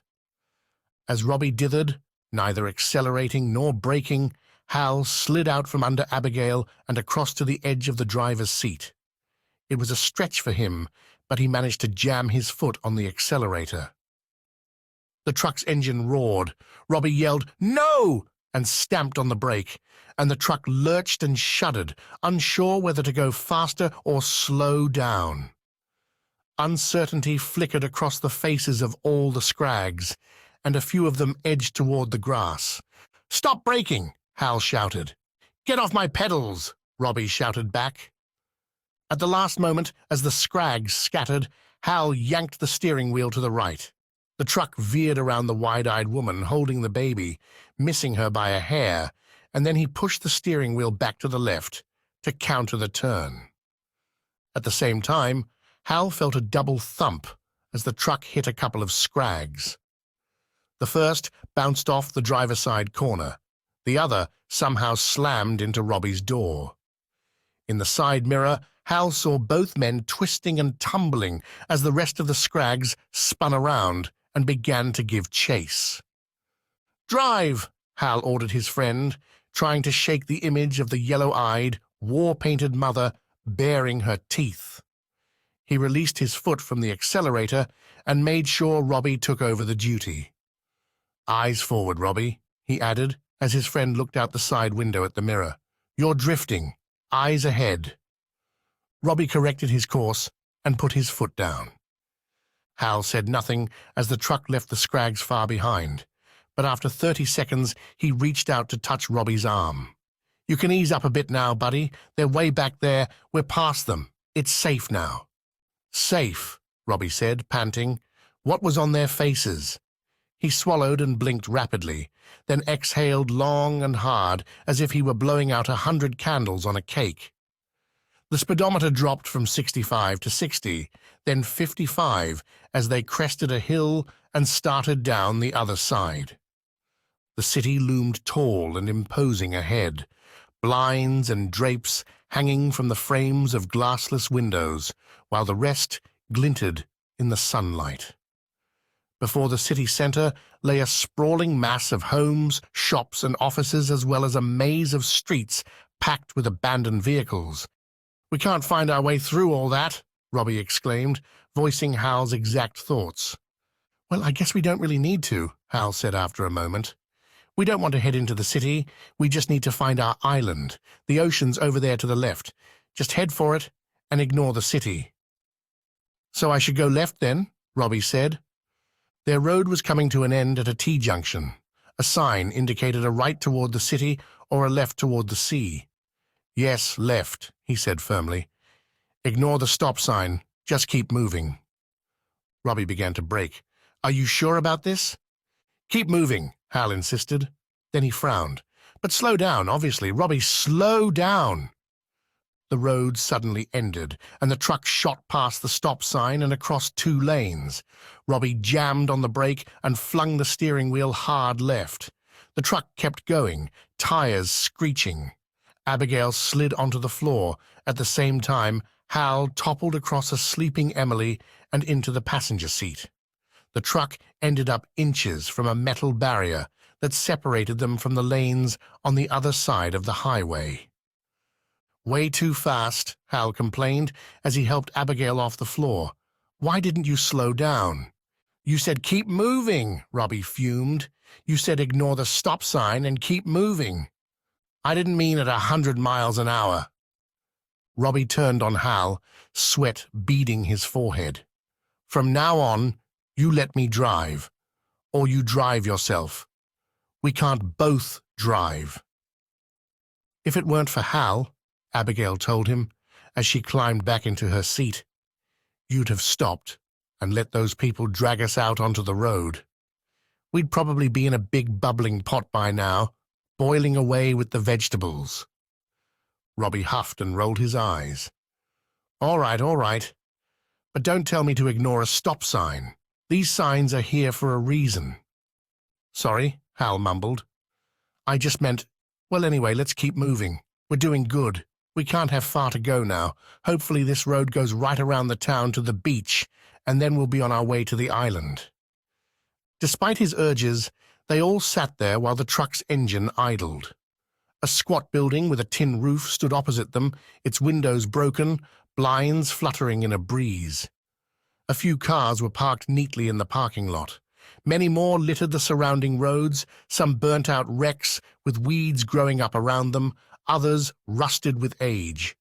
Tires were flat and windshields smashed. Doors stood open. Everything was coated with a thick layer of yellow dust. It was the same wherever they looked. Houses with weather-beaten siding, stores with glassless windows, junk strewn across the sidewalk, a gas station with a tree growing in its entranceway, a jungle of wizened weeds and bushes and silence. "Put it in reverse," Abigail said quietly. "That's the one marked R, in case you weren't sure." "Funny," Robbie growled. He struggled with the gear lever, and a grinding noise came from below. Then something slipped into place, and the truck bucked.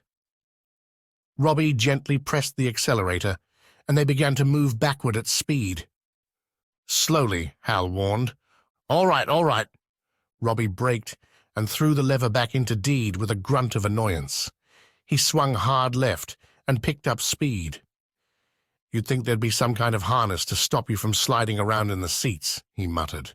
"What would happen if we actually hit a metal barrier like that? We'd go flying through the windshield." Abigail looked past him over his shoulder. "That's probably what that strap thing is hanging down behind your head." Hal couldn't help laughing. "I'd forgotten all about those. They're seat belts. We should probably put them on." He helped Robbie with his, clicking it into place by the side of his seat. His own was more difficult since he had to share with Abigail. In the end, he gave up and checked on Emily in the space between the seats.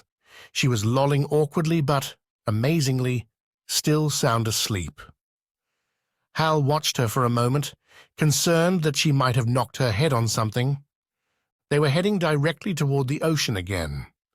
The 4-lane highway had a grass median that separated their 2 lanes from the others.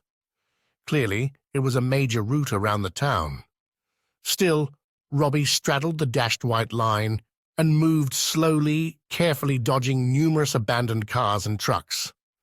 To their dismay, the road circled slowly to the right and began to run parallel with the coast.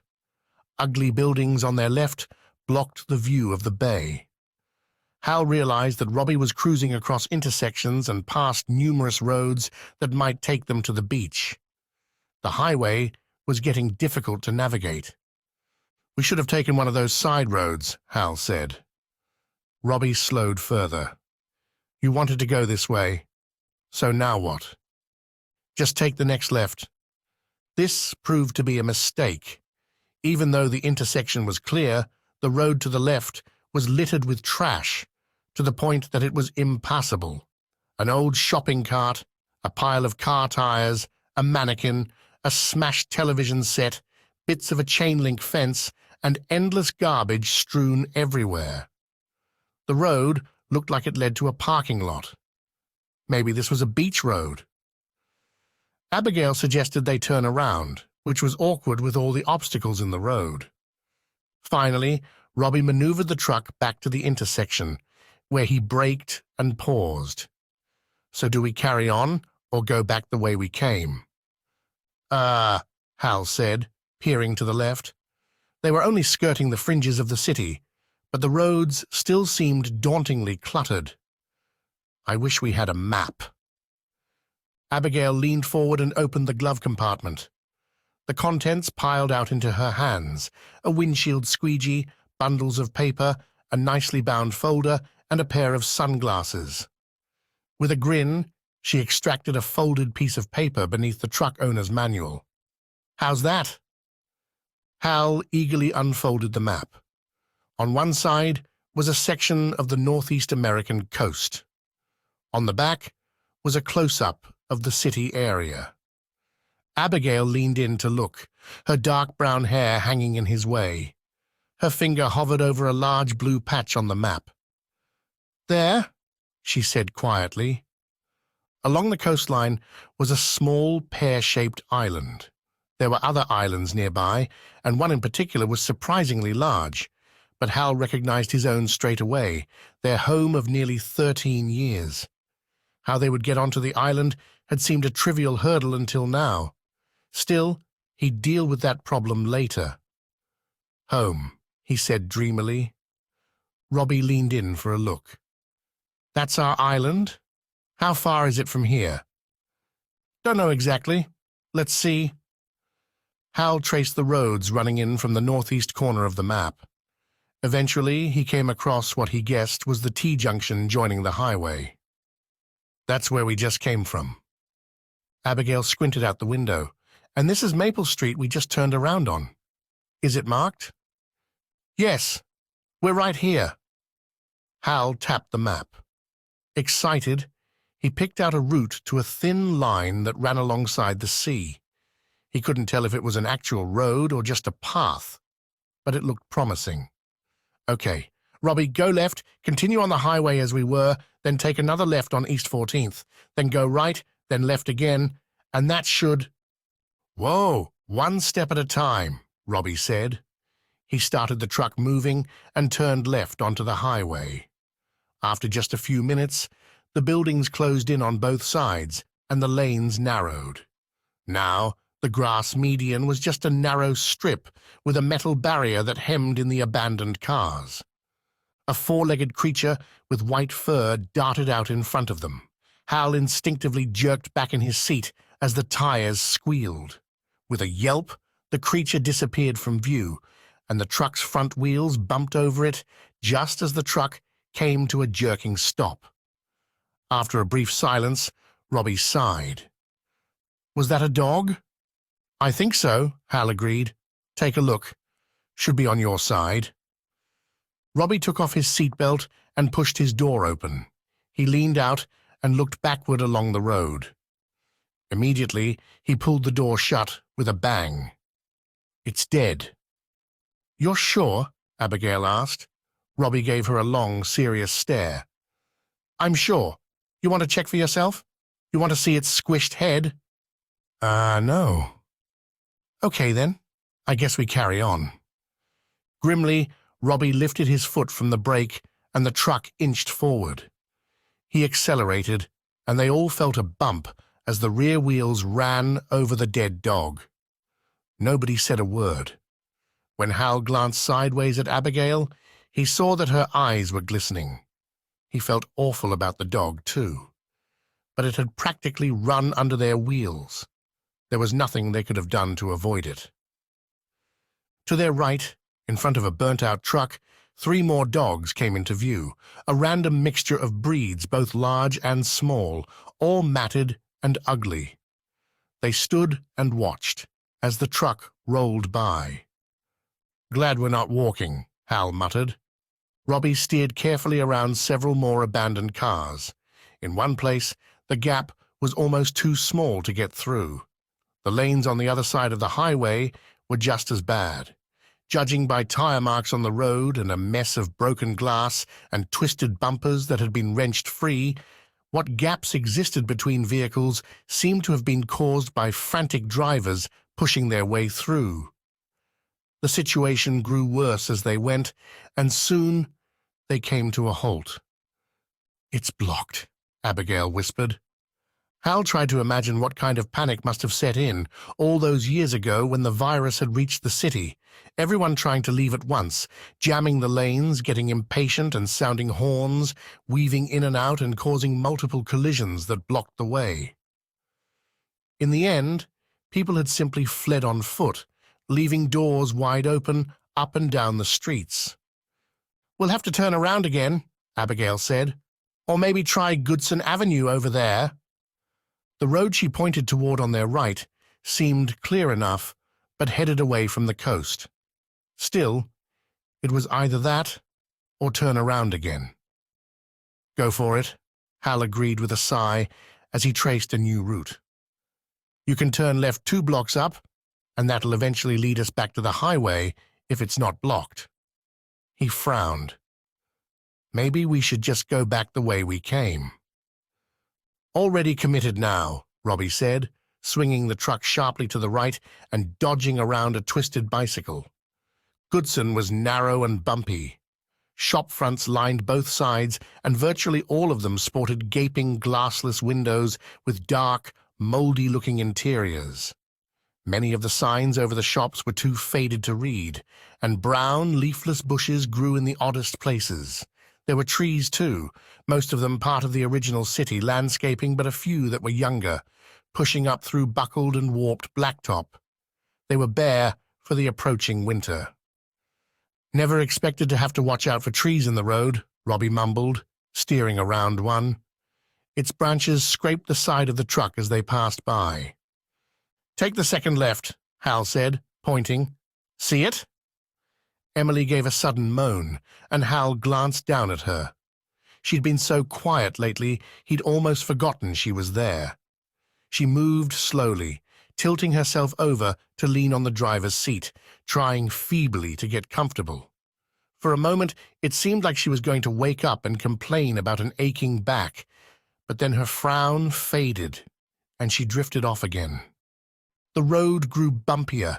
Most of the unevenness was due simply to masses of weeds and bulges in the surface. They turned left, and Hal squinted again at his map. Okay, follow this all the way to— Can't, Robbie said quietly. Ahead, an entire building had collapsed. Its walls were strewn across the road in a pile of rubble that might as well have been a brick wall. Robbie stopped the truck, and they stared in amazement at the damage.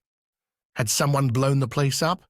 Had it been struck by lightning, fallen down in a storm? Well, that's too bad, Hal said. He frowned at the map again and shook his head. We could go on all day like this, trying different routes through the city. I really think we should just turn around and head back out. He jabbed a finger at the map. Look, back at the T-junction, right after we turned onto the highway. Jackson Street, see? It's a bit fiddly but might work. Let's try that. So once again, Robbie struggled to turn the truck around. Each time he put the thing into reverse, a terrible grinding came from below. Hal was afraid the engine would seize up. The less gear changing they did, the better. No more wrong turns, he thought grimly, as the truck rumbled around the corner onto Goodson. Hal suddenly noticed a small digital display before him, a clock. It was the first time he'd seen anything digital, at least in working order. His dad's old pickup had one, but the long-dead battery had never lit up the little glass panel with electronic digits. Hal stared at the clock, mesmerized by its bright green numbers. 8:03. Was it really only 8 in the morning? The truck scraped by the tree again. I'm really hungry, Robbie said with a moan. I keep thinking of all those cans of food back on the island, stored in the barn. Probably way past the use-by date, but heck, right now I'd eat anything. I can't wait to get back there, Hal agreed. They arrived at the intersection with the highway. Robbie swung left to head back the way they'd come. However, these two lanes, including the narrow, hard shoulder, were even more packed with abandoned vehicles than the lanes they'd come in on. So Robbie angled left and bumped over the grass median where a section of the fencing was broken and flattened. The waist-high brown grass brushed eerily against the truck's underbelly.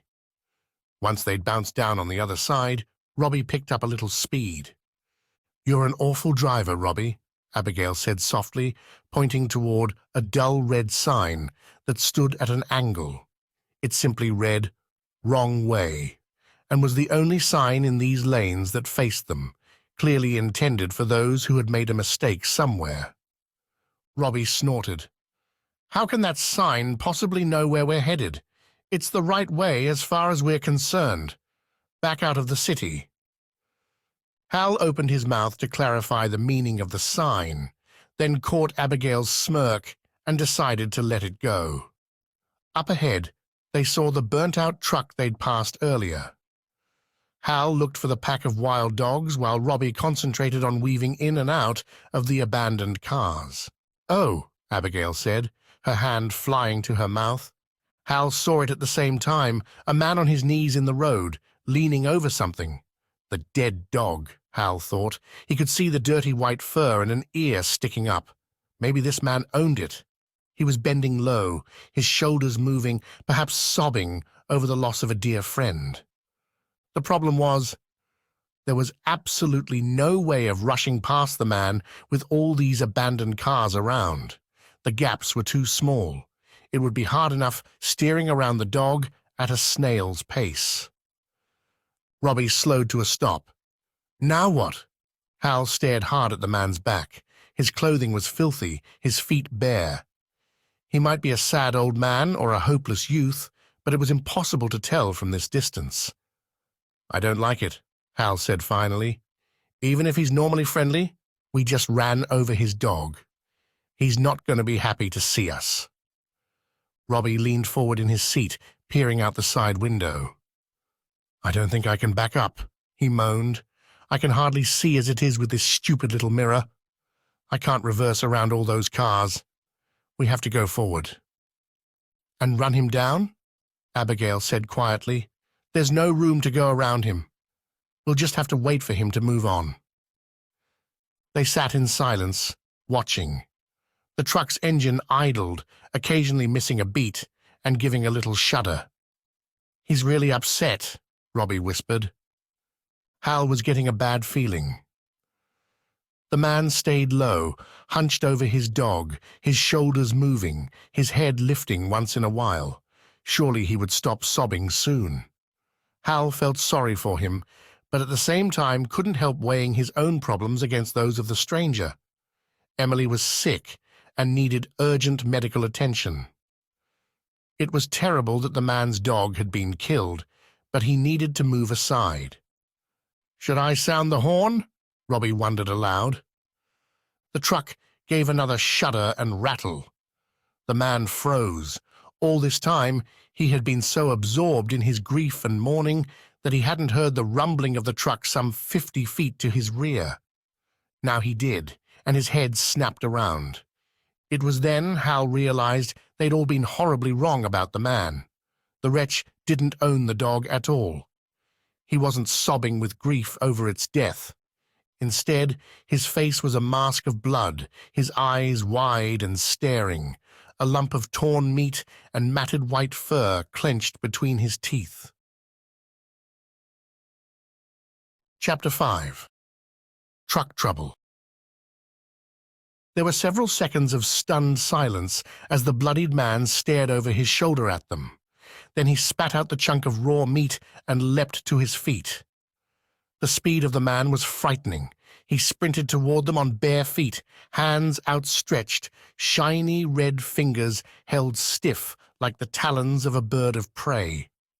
He made no sound, putting all his energy into moving. "Go!" Hal yelled, giving Robbie a sharp punch on the arm. Robbie broke from his paralysis, threw the truck into reverse, and jammed his foot down. The tires squealed, and the truck shot backward. The man was mere yards from them by this time, and in the next instant the truck crashed into something behind them, one of the abandoned cars. The jolt was so severe that Hal and Abigail banged heads, and she toppled off his lap on the rebound. Dazed, ears ringing, Hal had a moment of confusion as he fought to regain his senses. Robbie yelled as he shifted the truck into D, and meanwhile, the crazy man outside leaned across the hood and pounding on the windshield with his fists, leaving red smears on the glass. He wore the distinctive dark brown scarring across his forehead. The lower half of his face was wet and crimson. Of all the Scrags Hal had seen, this one was by far the craziest. The truck lurched forward and the Scrag slid sideways. He ran alongside and fumbled with the door handle as the truck picked up speed. Hal instinctively pulled away, terrified the door would come open. But Robbie accelerated hard, and the tires bumped over the poor dead dog once more as the man fell behind. Hal watched the Scrag in the side mirror. He was sprinting after them with a look of hungry determination. What did he want with them? Surely he wasn't still hungry? Did he just have it in for everyone he came across? Spotting a button with a padlock symbol on the inside of the door, Hal reached out a shaky hand and pressed it, and a low thunk came from within the door. Should have locked it earlier, he chastised himself. Robbie swung the steering wheel, and the truck tilted alarmingly as it scraped hard against a rusted blue pickup and clipped the front end of a small yellow car. Again Hal was thrown forward, then backward and sideways as the truck lurched and bounced. Abigail pressed heavily against his feet and shins from her position on the floor. Even Emily lolled into a sitting position for a moment, a perplexed look on her face before she slumped back down again. Somehow, Robbie regained control, his white-knuckled hands furiously spinning the wheel. The road cleared ahead, and Robbie accelerated harder, veering around the abandoned vehicles that littered the route back to the T-junction. The crazy Scrag was far behind now. He had stopped and was staring after them with an expression that Hal took as hatred. "That's enough," Robbie said, breathing hard. Sweat poured down his red face. "No more city. We're done. From now on, we plot our route carefully and steer clear of this place." "Don't forget to turn right at Jackson Street," Hal said, wincing as he reached for a tender place on his forehead where he'd bumped heads with Abigail. Abigail slowly climbed up from the floor and repositioned herself on the side of Hal's seat, her legs again crossing his lap. She looked as rough as Hal felt, and like him was rubbing at a tender place. Her left cheekbone was already darkening. "That's going to be sore," she said. She glared at Hal. "Why did you put your head in the way?" "Sorry. It was Robbie's fault for driving like a maniac." Robbie's sense of humor seemed to have failed him. "It wasn't my fault," he yelled. "I just saved your bacon.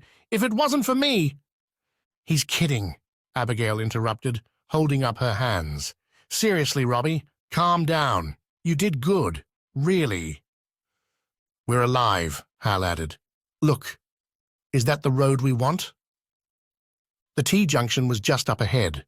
A green sign hung overhead, indicating that Jackson Street was their next right. Robbie slowed to make the turn. The street was like any other, a line of wrecked shops on either side and weeds growing all over.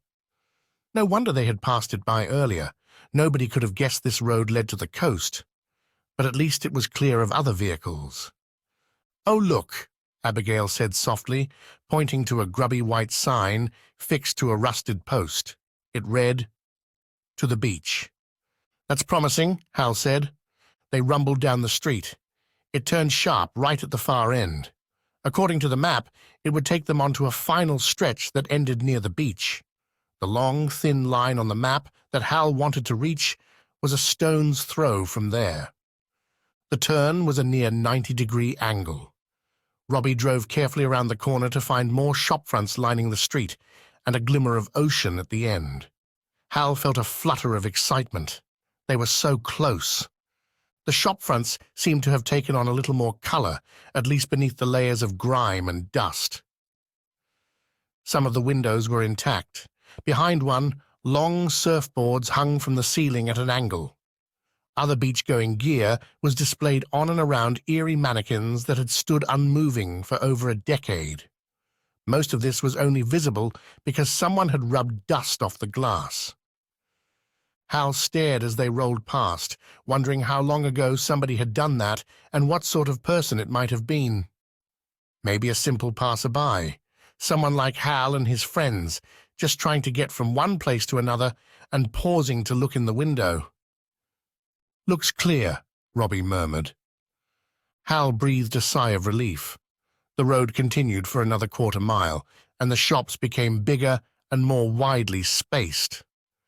At the far end, the sea seemed to rise high above a grassy bank that separated the shops from the beach. The sun had been dipping in and out of clouds all morning, but right now it was sunny and bright.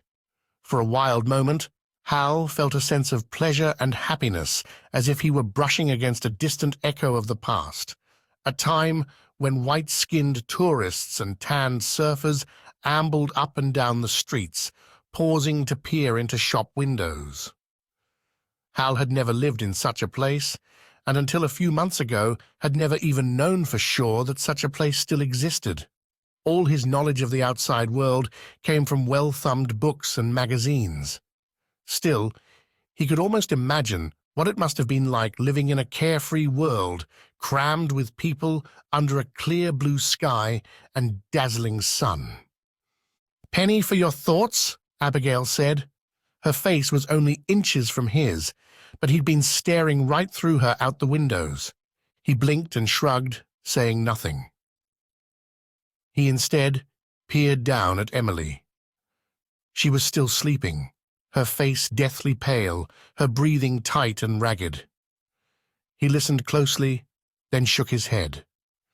When he met Abigail's gaze again, there wasn't really anything to say about the situation. It was serious, but voicing those thoughts was pointless. They were halfway down the street when something on the dash bleeped. A message flashed up on the small screen, which Robbie read aloud with a frown. "Low tire pressure. What the heck?" "Why's it saying that?" Abigail asked, her eyes narrowed. "Because we have low tire pressure," Hal said. Robbie swallowed. "Actually, that might explain why the steering has gotten tight." As if to demonstrate, he wiggled the steering wheel from side to side, straining a little as he did so. Abigail wrinkled her nose. "What's that smell?" "No clue," Robbie said. "But I think we have a flat." Hal's mouth dropped open. "You've got to be kidding. We're so close, just keep going. Look, we're nearly there." Instead, Robbie allowed the truck to roll to a stop, put the gear shift into P, and opened his door. A hissing sound came to their ears. Yep, sounds like a puncture, he said grimly. He slipped out and walked around the door to peer at the front tire. Flat as a pancake. Wonderful, Abigail said. This day can't get any worse, Hal muttered, reaching for his door handle. Get off me, Abby. They struggled out of their seats and walked around the front of the truck to join Robbie on the driver's side. There they stood and stared at the tire. It was hissing noisily, almost completely flat, and it was easy to see why. Embedded in the tire, right on the outer rim, was what looked like a large rusty screw or bolt, probably from one of the numerous car wrecks they'd passed. It stinks, Abigail said, holding her nose. The smell of escaping air was somehow musty and stale. Smells like your feet, Robbie. For no apparent reason, Robbie kicked at the tire with the flat of his foot. Then he hunkered down to look at it more closely. You can still drive it, can't you? Abigail asked him, her voice trembling a little now. We've had punctures on our bikes before. They're hard to ride, but this is a truck. You can just keep going, right? Robbie sighed. I guess we don't have a choice. How far do we have to go? Hal thought about the map. He'd studied it enough to know that the long, thin trail he was aiming for was just at the end of this street. The street was short, but it was a fairly lengthy ride along that trail. Our island is out there in the bay, he said, gesturing vaguely, but I reckon we have a mile to go yet. A mile isn't too bad, Robbie said. We can do that in 15 minutes. Carrying Emily? Abigail said with one eyebrow raised. Robbie reconsidered. Okay, so 30 minutes. Or we could fix the puncture, Hal suggested. How hard can it be? We've taken our bike tires off enough times to fix punctures. Yeah, but this is a truck. Hal frowned. Okay, let's take a look in the manual and see if it says anything about fixing punctures on a truck. He fished the manual out of the glove compartment and thumbed through the grubby pages with Robbie looking over his shoulder. Eventually, Hal grinned. There's a spare wheel. Should be underneath at the back. We can jack up the truck and swap it out. Just like that, Robbie muttered. Easy. Hal led the way to the rear of the truck, at the same time looking up and down the street for signs of movement. He didn't need to stress how dangerous it was for them to be exposed like this. And even if they found a spare wheel, could they change it? And should they? Here in the middle of the street? Once the truck was jacked up and the wheel off, they would be completely vulnerable. They could simply drive on with a flat tire. It might be slow and noisy, but it was better than walking.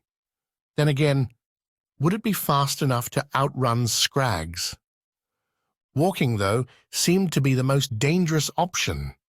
It was maybe a mile south along the beach. What if there were Scrags or rabid dogs? Hal shuddered.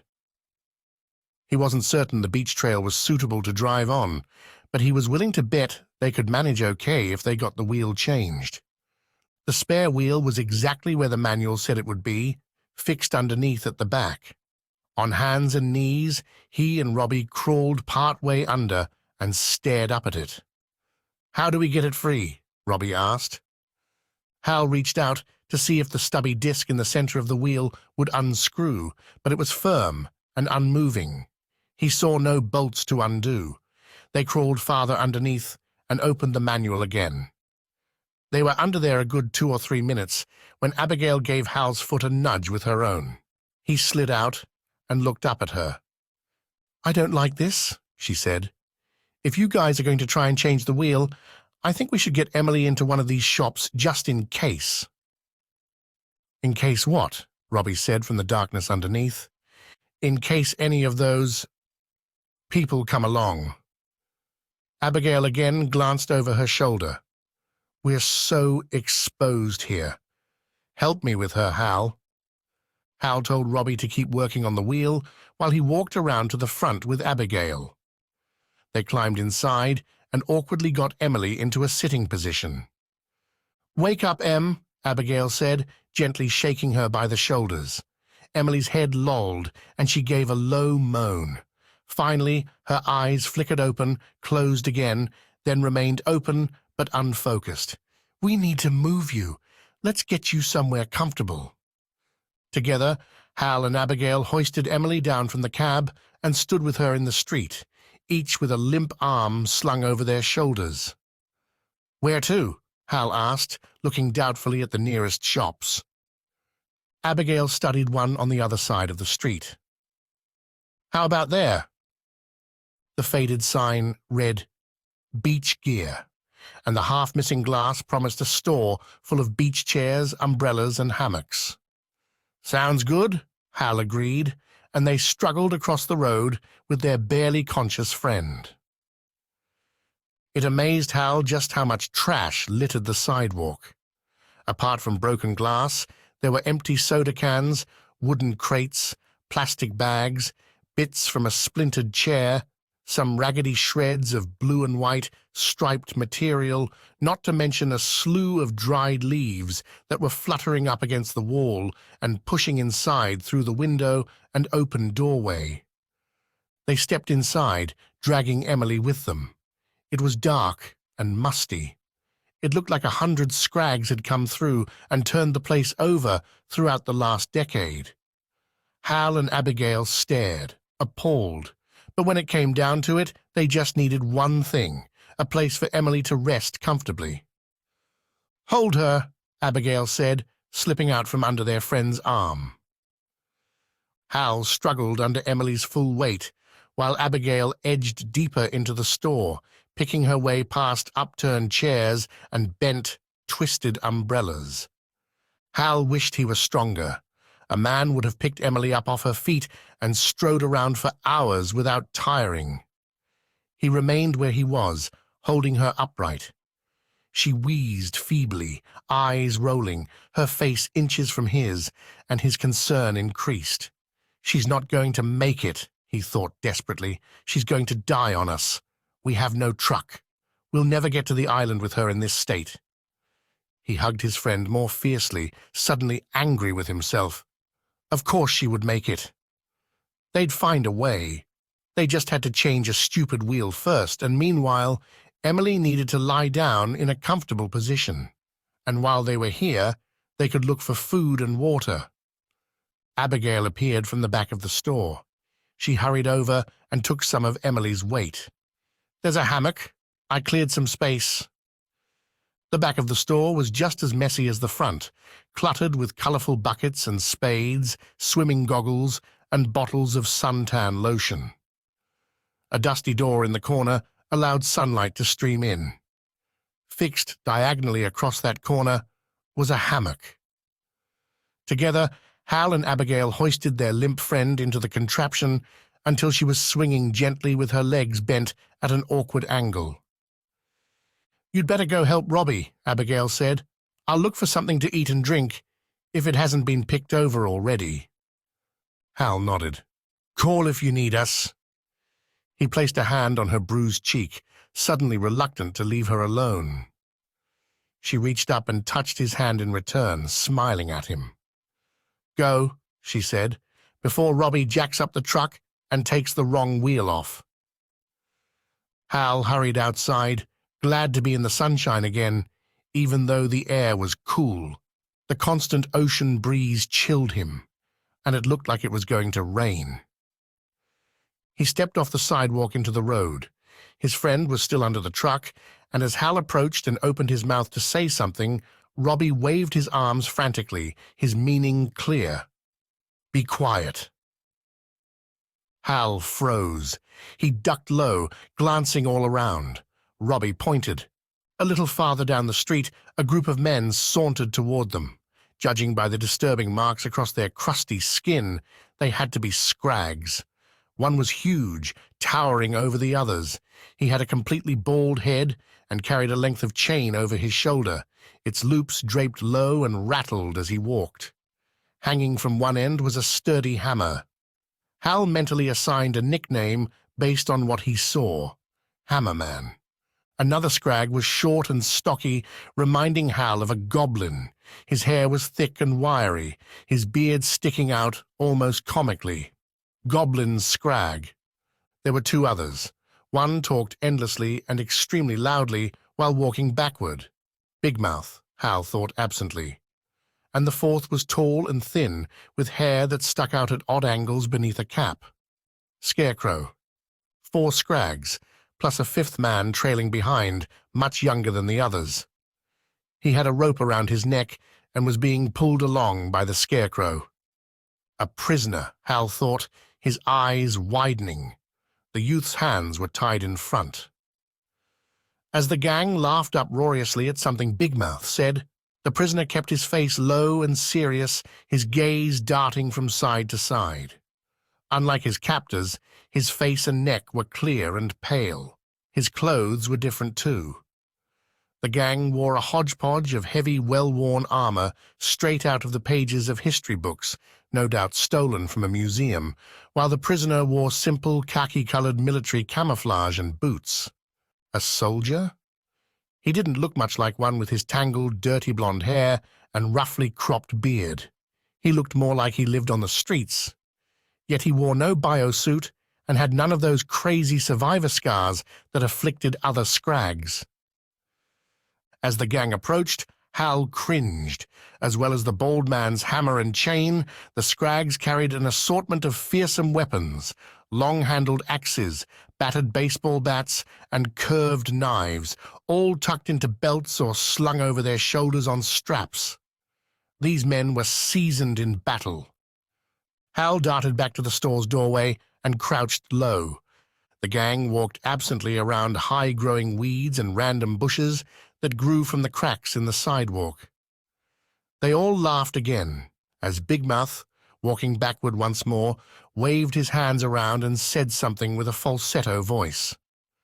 In a matter of seconds, the Scrags would be walking past the truck. Maybe they would think nothing of it, just another abandoned vehicle. But on the other hand, what if they searched it and found Robbie cowering underneath? Robbie stared wide-eyed at Hal from his hiding place. Hal urgently gestured for him to make a break for it. He had to move now before the men arrived, but Robbie shook his head and wriggled deeper underneath. His intent was clear. He was staying right where he was. A million reasons why this was a bad idea poured through Hal's head, but he had no way to convey these reasons to his friend. He could only watch in horror as the gang sauntered closer, their bellowing laughter echoing off the walls. While Big Mouth blathered on, Goblin Scrag glanced sideways at the truck as he went to go around it. A look of puzzlement crossed his face, and he slowed. He reached out and laid a hand on the hood. Then he jumped back, his eyes widening. "Engine's warm. Someone was just here." All 5 men, prisoner included, paused to study the flat tire on the driver's side, then looked toward the rear. That seemed to confirm their suspicions.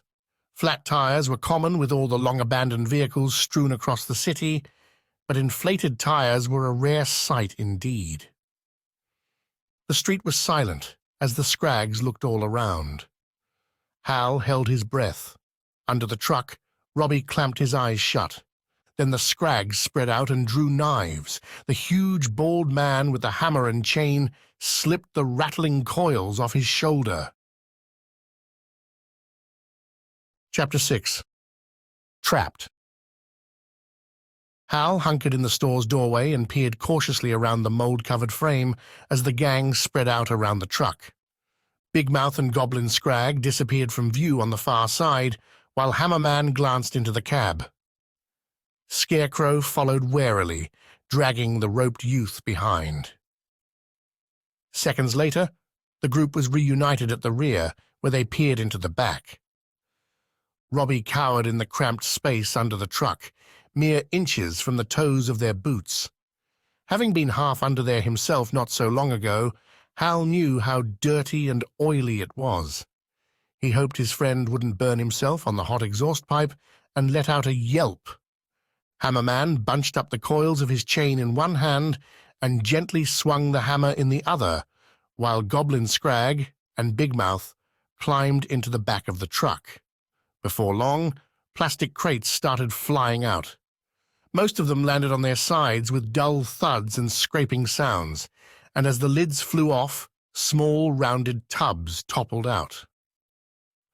Many of these smaller tubs also broke open, and soon the road was coated with tiny greenish-grey rocks. The truck swayed from side to side as the Scrags stamped back and forth, tossing out mouldy cardboard boxes, a roll of tarpaulin, and whatever else they came across. Hal watched anxiously, aware that his friend was lying perfectly still underneath, lost in the shadows between the rear wheels. The last things to be removed from the truck were the 3 red gasoline cans. The empty one came flying out. The other 2, still full, were handed carefully down to Hammerman and Scarecrow, who uncapped them and sniffed. "Fresh," Scarecrow murmured. His prisoner edged away, reaching up with bound hands to tug at the rope around his neck. Hammerman bent to scoop up a handful of spilled green rocks. He peered closely, then tossed them aside. The prisoner suddenly jerked forward and stumbled as his captor yanked hard on the rope. "You trying to get free?" Scarecrow roared. He hit the youth hard across the face with a balled fist, sending him to his knees. The Scrag then sneered and raised his fist to strike again, but instead uncurled his fingers and pointed. "You ain't going nowhere. Swarm's been after you for years, buddy. You're our meal ticket." The prisoner mumbled something too hushed for Hal to hear. The Scarecrow raised his fist again. "You shut your mouth now. One more word, and you'll wish the Swarm was here already." This was the second time in succession the Swarm had been mentioned, each time with a degree of awe. Hal could visualize the capital S at the beginning as if it were written in large letters on a sign. Whatever the Swarm was, it sent chills down Hal's spine. Having finished their search of the truck, the 4 Scrags huddled together and spoke in low voices, while the prisoner stood to one side with his head bowed. The gang seemed disgruntled at the pickings. Still, there was the truck itself. What if they wanted to keep it? If so, they'd need to change the flat tire first. And then Robbie would be spotted. Hal's mind worked overtime trying to come up with ideas. A diversion? Something to distract the men while Robbie slipped away? He was still thinking up possibilities when the men apparently came to a decision. "Smoke'll draw 'em out," Scarecrow rumbled, a grin on his scarred face. He handed his gasoline can to Goblin Scrag, then turned to Hammerman, who held the other. "Do it." Both Scrags began sloshing the liquid all around the truck, along its sides, in the box container at the back, even in the cab, giving the seats a good soaking. The other 2 Scrags watched silently. The prisoner shuffled to and fro, looking over his shoulder and struggling with the knots that bound his wrists. Once the truck was doused in gasoline from front to back, the remainder was poured on the cardboard boxes and plastic crates that littered the road at the rear. The smell of the gasoline hit Hal as a gust of wind blew his way. He moaned quietly. This was awful. Robbie had to move before they set fire to the truck.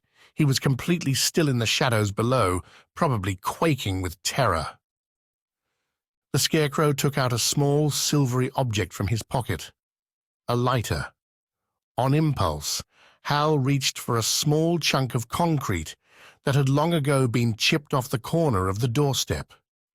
Still on his knees, he lobbed the chunk as hard as he could, almost falling over with the effort.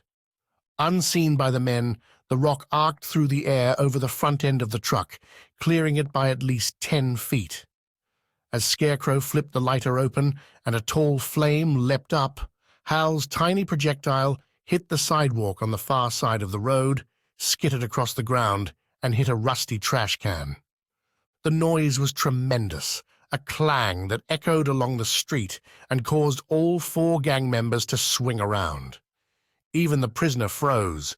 The Scrags moved quickly, dragging their prisoner along. 3 of them hurried past the truck's cab and spread out, peering suspiciously into doorways and windows. Scarecrow hung back with the leashed youth, gripping the rope as though he were a dog handler. Hal waved frantically to Robbie, his meaning clear. "Move now! Go! Get away!" Robbie scrambled. He slid out from the back end of the truck and sprinted over to a thin tree that sprouted out of the twisted sidewalk. There, he risked a glance, waited a second, and promptly dashed into the nearest doorway. He was on the wrong side of the street, but it didn't matter. The important thing was that he was safe, hidden in the shadows of a small clothing store. Hal could barely contain a grin at the thought of his friend hiding amongst racks of colorful shirts and pants. Robbie had chosen well. At least he could find something warm to wear while he hid. "What's going on?" Abigail said from behind him. Hal almost jumped out of his skin. He hurriedly slithered back from the door and pulled her down to the floor. "We've got trouble. 4 nasty-looking men. They're about to set fire to the truck." Abigail's eyes widened, and she opened her mouth to say something. "Don't worry," Hal interrupted. "Robbie's safe. He's in that clothing shop across the way." "I know, I saw him run inside. But they're going to set fire to the truck? Are you kidding?" Side by side, hunkered low in the doorway, they watched in silence as the 4 Scrags returned to the back end of the truck, dragging their prisoner along. Scarecrow again reached into his pocket for the lighter. Goblin Scrag bent down and rubbed a dirty rag on the gasoline-soaked road, then handed the dripping rag to Scarecrow and stepped back to watch, grinning broadly and showing his dark yellow, gapped teeth. The flame flickered in the breeze as Scarecrow held the soaked rag high and set fire to it. It flared immediately, and the man tossed it onto the pile of crates. A ring of blue roared outward across the crates and onto the road. Then great orange flames licked upward all around. The plastic crates slowly melted away, while various cardboard boxes sent flames shooting high. The fire quickly spread around the entire truck, and the white-painted sides began to blacken. Hal and Abigail watched in silence. It was like their last hope was going up in smoke before their eyes. How would they reach the island now? Walking was possible, of course, but carrying Emily as well? With crazy people everywhere? After securing the prisoner to a signpost, the gang sat on the sidewalk and held up their hands to bask in the warmth of the fire. In less than a minute, flames were shooting high in the air from the windows of the truck as black smoke rolled off the roof. Hal could feel the heat from across the street. Only 2 doors down from where the gang sat, Robbie peered around the doorframe of the store he'd taken refuge in. He gave Hal a feeble wave, but Hal dared not return the wave in case the Scrags spotted him. "We'll have to go out the back," he said to Abigail. The crackling, hissing fire in the street was so noisy that there was no need to whisper any more. "We'll find our way to the beach and meet Robbie there." "And how will we tell Robbie what we're doing?" Abigail pointed out. "We can't exactly stand up and wave at him or shout across the road. He'd never know we were leaving, and he's too dim to figure it out for himself." They sat in silence, watching the raging fire. Something exploded with a bang so loud that even the burly Scrags jumped. Then they laughed. The tires billowed thick black smoke, and soon another tremendous bang sounded. Bits of molten rubber flew across the road. "What a waste of a good truck," Hal said. Abigail crawled away from the door. "Let's see how Emily's doing." It was a relief to move into the cool darkness of the store. It grew quieter as they picked their way across endless piles of junk toward the back. To Hal's surprise, Emily was awake. She was curled up on her side in the hammock, covered with a blanket, her dark brown hair hanging across her face. Her eyes were open, and her gaze followed Hal and Abigail as they approached. "What's happening out there?" she whispered hoarsely. Immediately, she had to stifle a rising cough. Nasty men, Abigail said vaguely. Big fire. The truck is no more. Emily stared at her, then closed her eyes. That's too bad. Which means Hal will have to carry you over his shoulder. This caused the corners of Emily's mouth to curl. Yeah, right. Hal couldn't believe how terrible she looked and sounded. He reached out and brushed hair away from her face. She opened her eyes again and stared at him as he stared back. Then he cleared his throat and forced a smile. Actually, I'm thinking about grabbing one of those surfboards we saw on the way here and using it like a stretcher. We could strap roller skates to the bottom, Abigail added. Hal nodded. And pull you along with string. Easy. Emily smiled and closed her eyes again. I think I might just stay here. It's comfortable. You guys go ahead without me. Maybe you can find... She suddenly broke into a fierce cough that caused her to double up and sway in the hammock. It was a long while before she got herself under control, and during that time, Abigail's hand snaked into Hal's and gripped him tight. What was I saying? Emily said finally. She shook her head. Never mind. Hal felt cold all over. Part of it was the cool, damp air of the store, but mostly it was the chilling thought that Emily had already given up. She was too tired, too sick to continue. He stared at her a while longer, trembling. Then he reached out and squeezed her shoulder under the blanket. Just rest. You'll feel better after some breakfast. We all feel a bit weak and sorry for ourselves. Robbie won't quit complaining about it. His words elicited another feeble smile before she drifted off again. Hal dragged Abigail away. Seriously, I'm going out. He nodded toward the back door. The outside of the small window was caked with a dark layer of yellow dust, but through it he could see an ugly, narrow tunnel of concrete, an alley running along the backs of the shops. I looked for food earlier, Abigail argued. There's nothing. It's been over a decade since these stores were stocked. Whatever was left was taken years ago. Hal sighed. Well, we have to keep looking. We have to eat, Abby, and drink. Look, I'll head down the street and cross over at a safe distance, then get Robbie and bring him back here so we're all together. Sounds dangerous, Abigail said, but she sighed and wrapped her arms tight around Hal's neck. Please stay out of trouble, she whispered in his ear. I'll be fine. Just stay with Emily. And keep quiet. He gently disengaged and went to open the back door. The handle wouldn't budge, but then he realized it was locked. Once he'd turned the small latch, the handle grudgingly swung downward and stuck there. Hal pulled the door open, and a breeze blew in.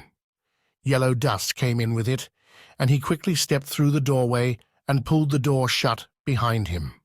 It was only then he realized the door handle was thickly coated in the stuff. He held up his right hand and stared at it with revulsion. The deadly yellow mushroom spores, created by the centaurs and distributed high into the atmosphere, the cause of millions of deaths worldwide.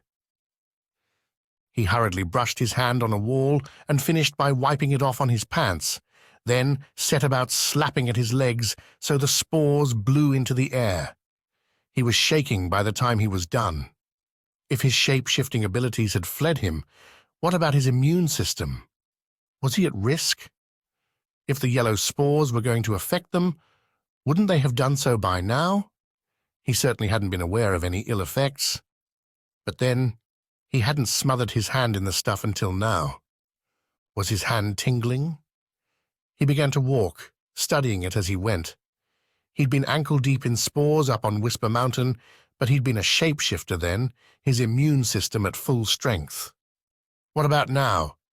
Was that a slight throbbing in his palm, a burning sensation in his fingers, or was it all his imagination? Hal was so distracted that he walked without even bothering to look ahead. He mentally kicked himself, knowing he might easily have come upon another gang of Scrags. He needed to be more careful. He was in an alley wide enough for trucks, some kind of service road for deliveries, with a high brick wall on his right and the backs of the shops on his left. He picked his way over trash and avoided numerous stagnant pools of murky rainwater. Eventually, a much narrower alley led to the street. About halfway along, monstrous, dead, scratchy weeds almost thwarted him. He fought his way through the wizened jungle, stunned at how overgrown things could get if left alone long enough. He peered around the corner. The truck fire was still raging down the street, now far enough away that Hal could see the great column of black smoke rising high into the sky. He worried that it would draw the attention of other Scrags, and then remembered that this was the main purpose of the fire. The gang was drawing them out, whatever that meant. Drawing who out? The swarm. Right now, the gang sat on the sidewalk, leaning against a shop wall and munching on something. Hal was suddenly envious. His stomach rumbled, reminding him of his mission to find food and water. At this distance from the gang, Hal felt safe enough to cross the street. Still, he did so with caution, crawling part of the way and using large clumps of weeds to hide behind. He made it to the other side and ducked behind a line of spore-covered mailboxes.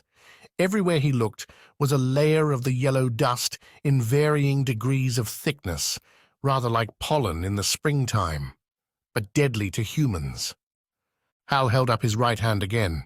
He was now certain that the spores he'd brushed off the window earlier had caused a reaction. The palm and sides of his hand prickled. His fingers felt like he'd dipped them in acid. His skin was pinker than it should be. And when he compared his hands side by side, he could tell his fingers were a little puffy. Would the virus spread? Was he doomed? It wasn't a true virus, more of an allergic reaction, but it was deadly to most people, and perhaps deadly to him now that his superhuman immune system was compromised. Hal allowed his arms to fall to his sides. He sat there, suddenly tired. Was this it for him? A slow, agonizing death? His skin blistering and burning, his throat swelling and constricting his windpipe? Or would he survive but go insane as the infection ate into his brain? Chapter 7. Street Fog. "Quit sitting around," Hal whispered to himself. Despite the prickling, fiery pink skin on his right hand, his stomach was growling again, and he was getting a headache from hunger and thirst. At least, he hoped it was from hunger and thirst rather than the virus eating into his brain. He licked his lips and looked skyward. Was that a drop of rain? The clouds were certainly ominous enough. He held out his shaking, sensitive right hand and waited until another drop spattered his palm. Good, he thought. At the very least, we can collect some rainwater to drink. It was too risky to head down the street straight toward the burning truck, darting from doorway to doorway. Better to enter the nearest shop and nip through to the back. He'd make his way to Robbie's store from there. After a quick check to make sure the distant gang of thugs couldn't see him, he crawled across the sidewalk, through a doorway, and into darkness. His hand hurt when he put weight on it, and he grunted with annoyance. He was in a souvenir shop, surprisingly tidy. Nobody bothered ransacking the place because the stuff in here is so utterly useless, he thought, as he walked through to the back, glancing idly at the shelves of small ornaments, trinkets, guidebooks, and other things. All of it was smothered in cobwebs. At the rear, he pushed open the back door and stepped outside. Another service road, then a field of long grass, and the backside of another street. But to his left, he saw the ocean again, just over a grassy bank at the far end of the street. It was so close, he could smell it. He hurried along the service road, pushing against the wind. A misty drizzle turned into a downpour by the time he reached a small, dusty window a few stores down. This time, Hal avoided touching the spores and carefully opened the door to peer through the crack. "Robbie," he whispered fiercely. He crept through the shop. It was crammed with racks of clothing.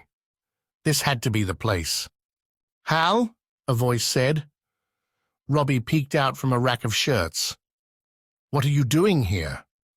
"Looking for you. And food." Hal patted his stomach. "We need to quit sitting around and look for something to eat and drink. Come on, let's go."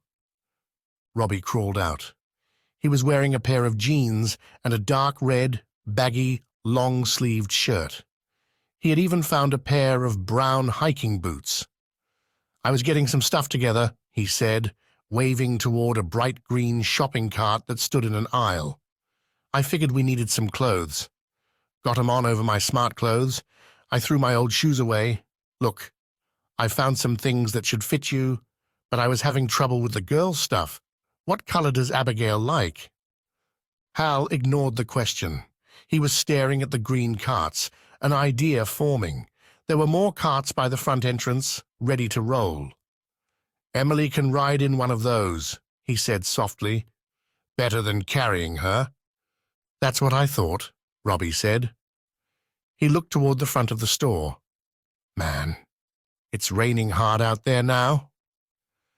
The rain was surprisingly noisy as it hammered the sidewalk and streamed in through the glassless front window. It soaked the floor in seconds, with pools of water spreading across the severely warped wood flooring. Hal and Robbie went to the door and carefully peered around the frame. The truck was still burning strongly, with even more smoke billowing from it. The gang remained seated on the sidewalk against the wall, uncaring of the rain, quickly getting soaked through as they talked and laughed. Meanwhile, a few yards away, the bedraggled prisoner clung to the signpost. With the deluge of rainwater around him, he looked like he was marooned on an upturned boat. Robbie stared open-mouthed at something. Near the back end of the burning truck, where the crates had spilled their curious contents, a fine layer of tiny green rocks lay scattered across the road. They were quietly giving off fine white vapors. Much of the spillage had been engulfed by flames, and at first glance, it looked like the rain had extinguished some of the fire and was causing the rocks to sizzle and smolder. Only that wasn't the case at all. "What's happening?" Hal asked his friend. "Beats me." The vapor from the rocks thickened and rose, spreading across the road toward the gang. The men had fallen silent now, watching the smoky substance with suspicion. The mist sniffed around the prisoner, engulfing him. He appeared unharmed, just wary. The wispy cloud moved on past, then ballooned up and outward, spreading across the road, silent and mysterious, ever growing. The fire continued to burn, but seemed oddly muffled now, as the flames grew hazy in the gloom. Before long, the entire row of shops on the opposite side was invisible. The spreading cloud puffed along the street toward Hal and Robbie, too.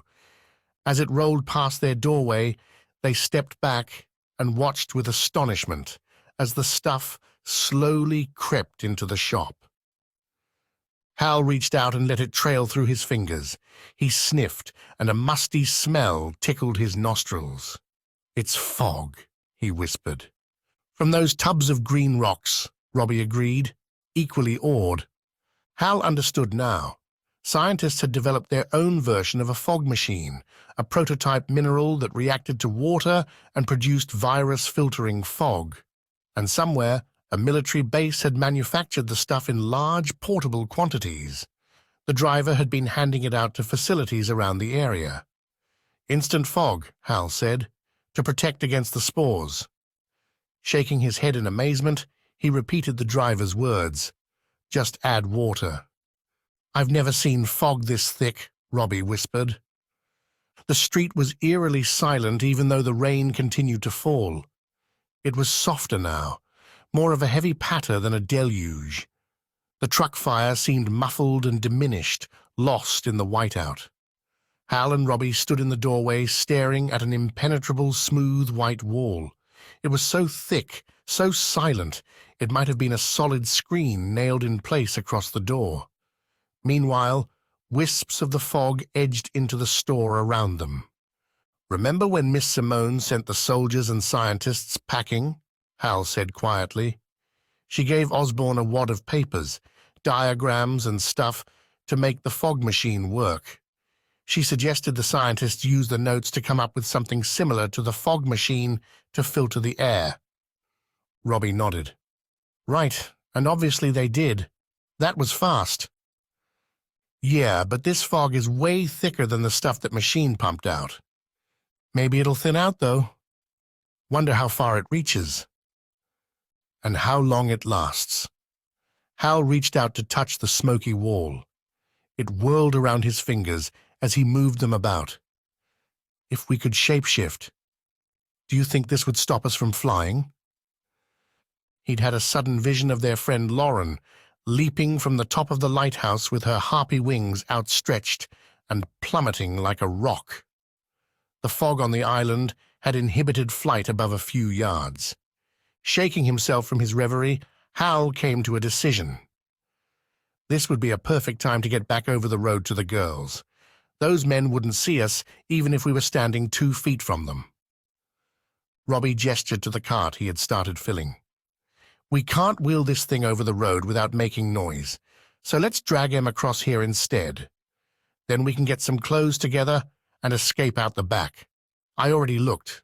There's a path leading along the back of the shops straight to the beach." Hal couldn't argue with his friend's plan. "Stay here then. No point in both of us stumbling around out there. I'll be back as fast as I can with Abby and Em." He squinted into the fog, looking for a shape, a tree, something. He saw nothing. "Might take me a while, though," he added. He stepped outside. There was no way on earth the gang would spot him in this whiteout, but they might hear him. Hal imagined the bald guy's hammer and chain swinging recklessly through the fog. He walked slowly, 1 foot in front of the other, feeling his way. After 8 short paces, he found the edge of the sidewalk and stepped down onto the road. He could hear the truck burning to his right. He could feel its heat, smell the acrid fumes of burning rubber. Yet he saw nothing. Something crunched softly underfoot, and he paused to bend down. He could barely see his feet, or the ground he stood on, so he felt around with his hands. His fingers trailed in a puddle until he came across a handful of those strange rocks. Holding one up, he found it to be no bigger than a pea, yet it smoked silently and continuously. He imagined the rock would get smaller over time until it dwindled away to nothing. But how long would that take? He stared a while longer, fascinated at the endless curls of white vapor rising from it. Eventually, he slipped the tiny rock into his trouser pocket alongside the larger geo-rock he still carried there. He heard a man's voice, shockingly close. Were the Scrags walking around, coming toward him? He tried to shake off the urge to sprint the rest of the way, knowing he might trip and injure himself or make a lot of noise and alert the gang. Step after step, he crossed the street while the men shouted back and forth. They seemed to have spread out. Hal heard voices coming from different directions, one of them very close, the others distant. "They ain't gonna find us in this fog," Scarecrow snapped. "We ain't either," Big Mouth chortled from far away, his voice echoing off the walls. "Just wait it out. It'll lift in a bit." Goblin Scrag spoke from somewhere behind Hal. "No, it's like that island. This mist ain't going nowhere soon." Hal pricked up his ears at the mention of the island, his island. But he continued moving, gradually making his way over the road, his nerves jangling. His trek wasn't helped by the occasional clumps of weeds that threatened to trip him up. Eventually, though, his toes stubbed against a sidewalk and he stepped up onto it, feeling a sense of relief. He was mere feet away from the hammock shop. He came up against a wall and paused. Left or right? He felt his way along, searching for a doorway while whispering Abigail's name. He almost jumped out of his skin when he got a reply inches from his ear. "Shh," Abigail said, gripping his arm and pulling him inside. "I knew you'd come. Emily's ready." Hal stumbled into the shop. The fog had by now permeated the interior as well, but it was just a faint haze, and he could see the gloomy shapes of furniture and other things. As his eyes adjusted, Abigail guided him over to the shop's customer counter. There he found Emily sitting on the floor. "We're going for a walk, Em," Abigail said softly, reaching for her arm. "Come on your feet." Emily groaned. Hal guided her free arm around his shoulders, taking care to favor his left hand and keep his right hand obscured. It throbbed as though someone had whacked it with a mallet. Together, he and Abigail dragged Emily to the front of the shop and carefully stepped outside. "Quiet, Em," Hal whispered. "Try not to cough. There are bad guys out here." His warning caused her to jerk her head up. She peered around. "I'm blind," she gasped. "Everything's gone white." "It's just fog," Abigail said. "Now be quiet before they hear us." The journey back across the road was even slower. Twice Hal nearly tripped on weeds. Abigail stubbed her toe. All the while, occasional voices came to their ears from all around. Based on the Scrags' shouted argument, it seemed one of them had made up his mind to head up the street away from the fog. The others were having none of it. "It'll pass," Big Mouth's familiar voice urged from somewhere to Hal's left, near where the truck must be. "It's already thinner, see? Just wait. The swarm will be here soon. They can still see the smoke even if we can't. They're probably here already." To test his theory, the man yelled suddenly, "Package! Come and get it!" "Nobody can see nothing even up close," Goblin Scrag complained. "Fog ain't getting no thinner." "Is," came the retort. Hal frowned. Actually, the fog did seem a little thinner now. Could he see fuzzy shapes?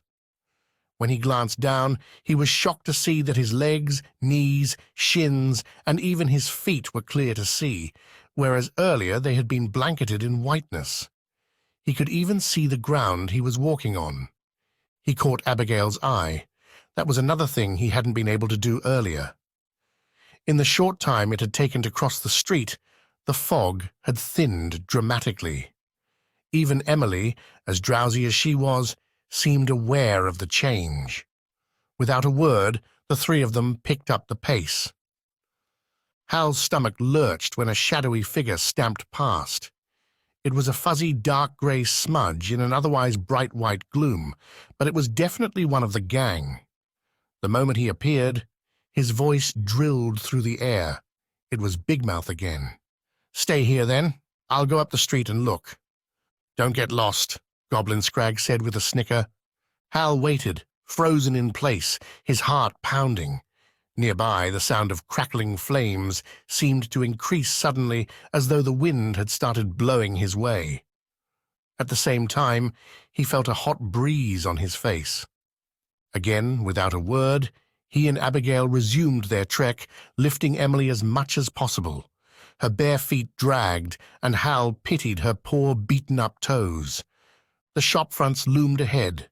Hal guided the girls toward the nearest. Once in the safety of the entranceway, he paused to figure out where they were. This wasn't the clothing store. "Next one down," he whispered. They moved again, quickly and silently. Behind them, voices became raised, and there was a metallic sound as though someone had scraped a knife on the wall. Hal shuddered, then breathed a sigh of relief as Robbie materialized in front of him. His new red shirt was a welcome dab of color. "In here," his friend whispered. "Come on, straight through to the back." They tumbled through the doorway and crashed into a rack of clothes. The fog may have abated some, but it was still hard to see. As they placed Emily carefully on the floor near the back of the store, Hal announced something that had been on his mind. For for the past 10 or 15 minutes. Something the more reasonable part of his brain had been trying to talk him out of. "I'm going to free the prisoner." He was met with a stunned silence. Then Abigail and Robbie spoke in unison, both with hushed but angry voices. "Are you nuts?" Robbie cried. "Don't be an idiot," Abigail said, with her index finger extended in warning. Hal raised his hands in defense. "The poor guy's about to be sold to a mob. You heard them. The swarm is on its way, whatever that is. Doesn't sound good. If we can free the guy, he might be able to—" "Might be able to what?" Abigail demanded. She shook her head, and a pleading look came over her as she stepped forward and gripped both Hal's wrists. He tensed as she brushed against the sensitive skin of his right hand. "Please, Hal, don't do this. That prisoner might be a lunatic for all you know. He might be a prisoner because he's a sadistic murderer. He could sit there and calmly watch you untie him, then tear your throat out and eat your heart." Hal stared at her. Right. Maybe. But I doubt it. He looks okay to me. Just scared." He shook himself loose from her grasp. "We're wasting time. The fog's getting thinner by the second. Get some clothes together, put Emily in the cart, and head out to the beach. I'll catch up."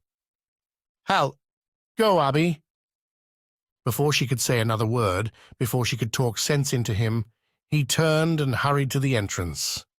Maybe this prisoner would be a good friend to have, someone who had lived on the streets and knew the ins and outs of this crazy world. He paused in the doorway, peering out at the fog and drizzle. Then, staying low, he tiptoed along the sidewalk in the direction of the truck. A signpost appeared in the gloom ahead. And there was the prisoner. Beneath the straight blonde hair, behind the cropped beard and smudges of dirt, his skin was clear and unblemished by the weird markings that afflicted others. It was hard to judge his age. His youthful face suggested late teens, but the haunted look in his eyes together with the creases on his forehead added 5 to 10 years. "Cut me loose," he whispered without preamble. "If the Queen finds out it's me, I'm dead." Hal suddenly realized a flaw in his ill-conceived rescue mission. "I don't have a knife," he whispered back, feeling like a fool. "Do you?" It was a stupid question, and he knew it. The prisoner narrowed his eyes. "Not anymore." He jerked his head in an effort to gesture toward the unseen gang over his shoulder. Hal peered past him, fearing the fog would suddenly lift, to reveal him standing there in full view of the brutes with deadly weapons. The prisoner scowled. "You're seriously telling me you don't have a knife?" I'll get something," Hal croaked. "Hurry, the swarm's coming." "Wait here," Hal said, then turned and hurried away before he could make an even bigger fool of himself. Wait here indeed. As if the prisoner had a choice. Hal knew he wouldn't find a knife any time soon, but there was plenty of glass lying around. Maybe a large shard would do the job. As he was hunting along a wall beneath a smashed window, trying not to crunch glass underfoot, he heard a shout in the distance. Immediately, somebody close by yelled a reply. "Find 'em?" "Yeah," came the faint reply. "Stay put. Be there in a minute." A sinister humming filled the air. It froze Hal to the core, and it took him a few precious seconds to place the sound. He could only assume dozens of men and women were emitting a curious low hum between their teeth. One or two making the sound would hardly raise an eyebrow, but multiplied like this was plain spooky. The swarm. A cacophony of metallic clangs accompanied the sinister tribal war cry, which to Hal's ears was the unmistakable sound of heavy iron and steel weapons scraping on the road. The racket was distant and muffled by the fog, but he was willing to bet 24 Scrags were marching down the street. He abandoned the idea of finding the perfect shard of glass and simply pounced on the nearest. It was roughly rectangular, no more than 3 inches long and hard to get a good grip on, especially with fat, swollen, painful fingertips, but it would have to do. At this point, he feared it was too late. He could hear the stamping of feet as the gang stumbled closer. Hal returned to the prisoner, uncertain whether he had what it would take to stick around and cut the rope. He had almost convinced himself to pass the shard over and make a dash for it when he saw the look of terror on the youth's face, so he reached out to start cutting, fighting a surge of panic. He should be with his friends right now, slinking out the back door and hurrying toward the sea to safety. The prisoner said nothing. No words were necessary. Hal sawed as quickly as he could, wincing in pain as his fingers screamed. He switched to his left hand and found it less painful, but more awkward. Still, bit by bit, the strands of rope came apart. The shard was sharp enough if held at the right angle. While he sawed, he again heard the sinister humming noise coming from along the street. He almost gave up on the job and ran, but the prisoner's frantic gaze was on him. Their faces were inches apart, and Hal could smell the guy's sweat. A figure began to solidify in the fog, accompanied by the sounds of chains clinking and rattling. Hammerman was here. Hal gasped. At the same time, the rope loosened. The prisoner yanked on it, even as Hal continued sawing. Blood trickled down his palm. Then the rope fell away, and the prisoner took off. Hal was still standing there as the Scrag materialized out of the fog. The bald man came into focus, his dark, bushy beard covering the lower half of his heavily scarred face. His deep-set, sickly yellow eyes widened in surprise, staring down at him from a height of 6.5 feet. Chains were coiled over his shoulder, and the vicious hammer dragged on the road. Behind him, 2 more shapes strode forward, the tall, thin scarecrow on one side, the stocky goblin Scrag on the other. The 3 of them stared at Hal in silence. Chapter 8. The Swarm. Hal stood frozen to the spot, unable to believe he'd ended up in this situation.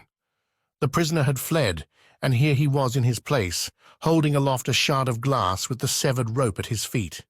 He couldn't look more guilty if he tried. The brute with the shining, bald head was faster than he looked. His heavily muscled arms shot out, gripped Hal's shirt in front, and lifted him off the ground. Hal gasped, his feet suddenly dangling. The shard of glass slipped from his fingers as he automatically reached for the massive fists that held him, and instantly regretted losing his weapon. He pounded at the man's forearms to no avail, then started striking the bearded face as hard as he could. The yellow-eyed Scrag seemed to be made of stone, and barely flinched. Hal quickly gave up. "What you got there, buddy?" Scarecrow sneered to Hammerman. "Another little weasel by the looks of it." Then he looked wildly around. "Hey, where's the prisoner?" The clatter of feet and clanking weapons rose, and the Scrags looked sideways into the fog. "Swarm's coming," Goblin Scrag said with a toothless grimace. Hal hung helplessly, arms at his side. His shirt rode so high that the fog tickled his bare stomach and chest. He could barely see over the bunched-up material as Hammerman continued to hold him in the air without effort. "So one weasel rescued another," Scarecrow said. "Don't matter. We still got something to sell. We'll catch up with the other one later." Hammerman, as usual, said nothing. His silent, unflinching stare gave Hal the heebie-jeebies. The swarm's creepy humming filtered through the fog, accompanied by the jarring clash of metal on the road. Big Mouth's jabbering voice could be heard clearly above the noise as he negotiated with someone. "I'm telling you, no marks or nothing. He's clean as a whistle. One of them weasels. Reckon he's worth quite a bit, but we're willing to bargain with you." In a panic, Hal slipped his right hand into his trouser pocket. He ignored the jabs of pain from his infected fingers as he tugged out the geo-rock. Before the Scrags had time to notice, he brought it up as hard as he could and whacked Hammerman across the face. It glanced off the man's temple, causing him to jerk his head to the side and blink. Hal suspected the shooting pain in his own hand was worse than what he'd inflicted on the Scrag's face. Unfortunately, the grip on his shirt never faltered, so Hal whacked him again, much harder this time, and in the center of the face. There was a nasty snap. As the man's nose broke, blood began to gush from Hammerman's nostrils. He blinked rapidly as if he were about to sneeze. The other two Scrags simply grinned. Then the bald-headed brute refocused on Hal. The look of rage that came over his face was terrifying. He lowered Hal to the ground, kept a tight hold of his shirt with one hand, and drew back his other with a fist the size of Hal's face. "Careful," one of the Scrags warned. "No good dead. Swarms about here." Hammerman froze at the cacophony of heavy footsteps in the fog. Fuzzy shapes materialized out of the gloom. In a panic, Hal lashed out again and again with the rock, aiming for the fist that gripped his shirt, trying to crack the man's knuckles. "That's enough, kid," Scarecrow warned, reaching for him. "We need you alive, but Queen Bee ain't gonna care if your face is black and blue." Hammerman was like a statue, unmoving and silent, even though his nose bled and his knuckles were skinned. Hal gave up with the Geo-Rock. He yanked and thrashed and bucked until his shirt tore. Then, suddenly he was free. He stumbled backward, turned and ran, leaving part of his shirt clamped in Hammerman's meaty fist. Shouts went up. Boots pounded the road after him. Metal clanked. Chains rattled. For a statue, Hammerman moved fast when he wanted to. Hal heard the man's hammer swishing through the air. "No, we need him alive!" Scarecrow yelled. The sinister humming had cut off, as if the swarm had realized something was wrong. Hal risked a look over his shoulder and saw a wall of bobbing black shapes and flashes of metal. It sounded like 100 people were screaming for blood and stampeding after him as he darted along the road in the fog. He almost ran straight into the burning truck. He felt the heat of its flames and veered to the left, getting a face full of black smoke. With eyes stinging and tears streaming, he stumbled on, barely feeling any pain as his toes scraped the road.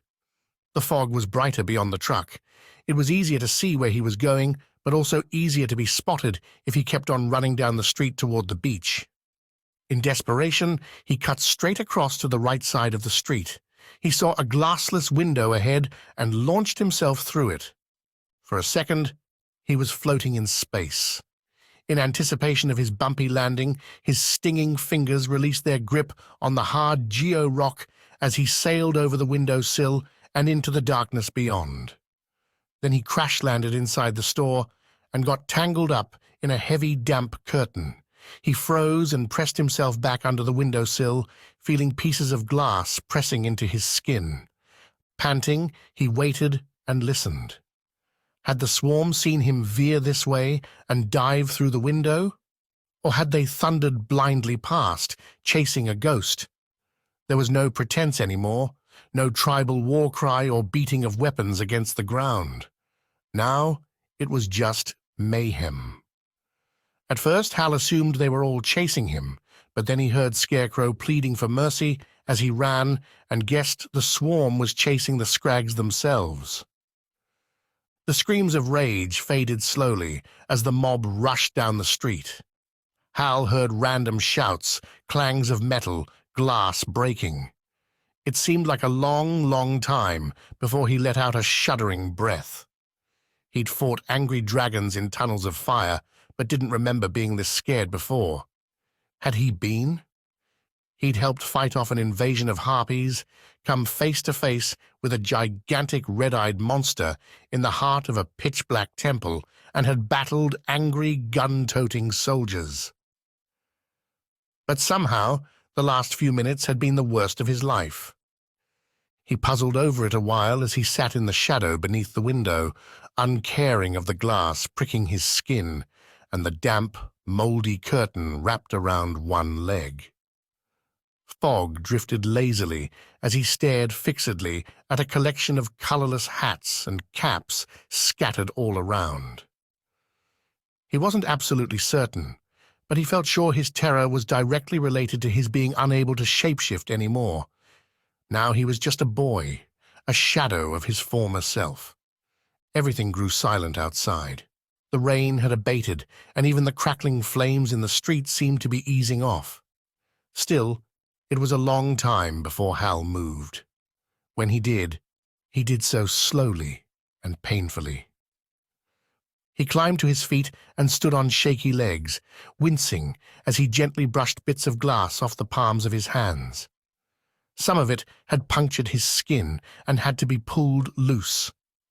He felt like he had 1,000 tiny cuts all over his body. His right hand shook and throbbed, and the front of his shirt was missing. All in all, he felt cold and miserable. He hunted for the geo-rock, determined not to lose it after carrying it so far. He owed it a debt of gratitude, too. That useless lump of rock had made a good weapon, or would have if the bald-headed Scrag had been halfway human. In the back of his mind, he feared for his friends. He told himself they had cleared out and were on the beach by now. They had to be, because the thought of them being captured by the swarm didn't bear thinking about. Rummaging around on hands and knees, he had almost given up on the geo-rock when he spotted it lying in a dark corner, glowing faintly. He reached for it, slipped it into his pocket, and stood. Then he froze. Glowing? He tore it out of his pocket, again wincing as his sensitive, aching fingers rubbed against the fabric of his pants. It felt like he had severe sunburn.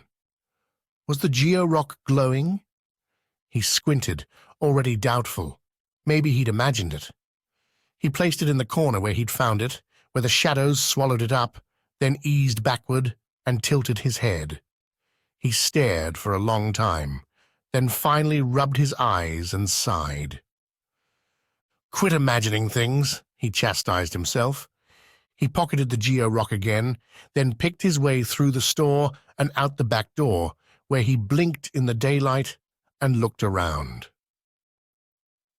The air smelled fresh after the mustiness of the store. Earlier, there had been a dry field alongside the path, but now there were puddles everywhere, and the grass was sodden and dripping. The fog had found its way back here, too. It wasn't nearly as thick, but definitely present. It reminded Hal of a lifetime on the island. He didn't mind fog like this, especially with a raging mob on the loose. He eventually spotted his friends in the gloom as he hurried along. They were dark smudges on the service road far ahead, barely visible. He began to run, eager to get away from this place, and then jerked to a stop as stealthy figures slowly emerged from an alley halfway between him and his friends. Hal counted 5 Scrags coming around the corner. While the rest of the swarm had dashed away along the street, making a tremendous racket, this small group had doubled back for a quiet search. Heck, maybe all of them had returned, hoping Hal would think it safe to emerge from his hiding place and step right into their path, which he had. They started looking around, peering this way and that. One of them turned toward the coast, where Hal's friends were receding into the fog. On impulse, Hal deliberately made some noise, a combination of a startled cry and a scuffling of feet designed to attract their attention. It worked. All 5 Scrags swung to face him and immediately broke into a sprint with a terrible howl of excitement that made them sound like animals. Hal turned to run. He hoped the swarm would come after him and leave his friends alone. He hoped Abigail and Robbie would have the sense to dive into the grass and drag Emily with them and hide before they were spotted. He hoped he could outrun these thugs, otherwise he was in for a rough time. He tore around the nearest corner and along another alley, drawing the swarm out to the main street. As he plunged deeper into the fog, visibility was once more reduced, and he tripped and stumbled over clumps of weeds and uneven sidewalk. He dashed past the burning truck and suddenly was slipping and sliding on tiny rocks scattered across the road. The gang screamed for his blood. Although this group was small, a distant ruckus indicated that the rest of the swarm was returning. In half a minute, the street would be filled with them, all searching for Hal. One voice was distinctive, a woman shouting commands with an intensity that chilled Hal to the bone. "What do they want from me?" he thought desperately, as he rushed blindly through the fog with his hands outstretched. Still, he'd rather the swarm hunted him than his friends. With Emily as sick and sleepy as she was, Robbie and Abigail would have no chance of escaping this ugly mob. His left smart shoe came loose and fell off. This had happened so often lately that he'd almost stopped thinking about it, but this time he was running hard, and to stop and fetch it would mean delaying precious seconds. He stumbled on, but immediately trod on something sharp and painful, causing him to hop and veer off course. He almost collided with a tree growing out of the sidewalk, and only just put up his hands to avoid bashing his face on it. The idea of climbing onto a branch sprang to mind. Sometimes the best hiding places were in plain sight. It was either the most fantastic hiding place in the world right now, or the absolute worst. He was scrambling up the trunk before he even had time to think it through. He rarely climbed trees, but this one was easy. Its lowest branch was way over his head, but the trunk was gnarled and twisted, and a huge knot sticking out on one side provided a handy foothold, maybe too handy. If the swarm saw it, with that in mind, he climbed and climbed, too scared to worry about falling. Right hand, left foot, left hand, right foot, up and up through the scratchy branches until he was swaying on the topmost limbs, straddling two of them and clinging to the bending trunk as he looked for a way to ascend even farther, perhaps into the sky where it was safe. Panting and sweating, he froze as pounding footsteps came out of the fog below.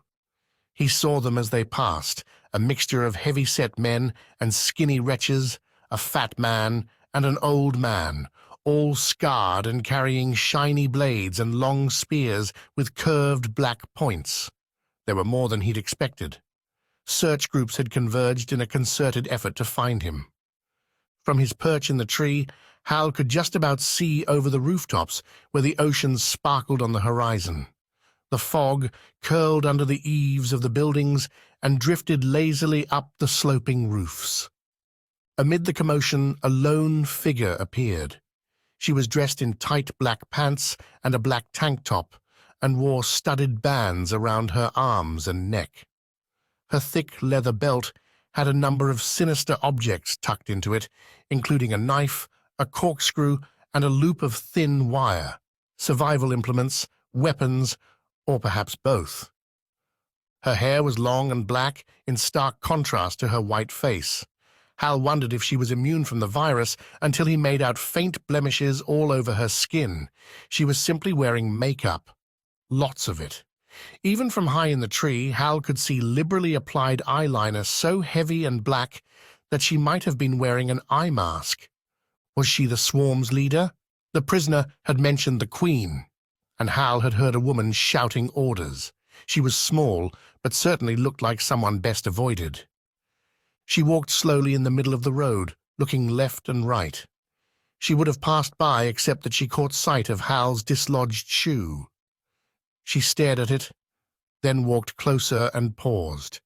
She nudged it with her foot. Hal couldn't see her face now, but he guessed she was puzzled by the curious object. A man rushed toward her. "Queen," he said breathlessly. "It's just like the driver said.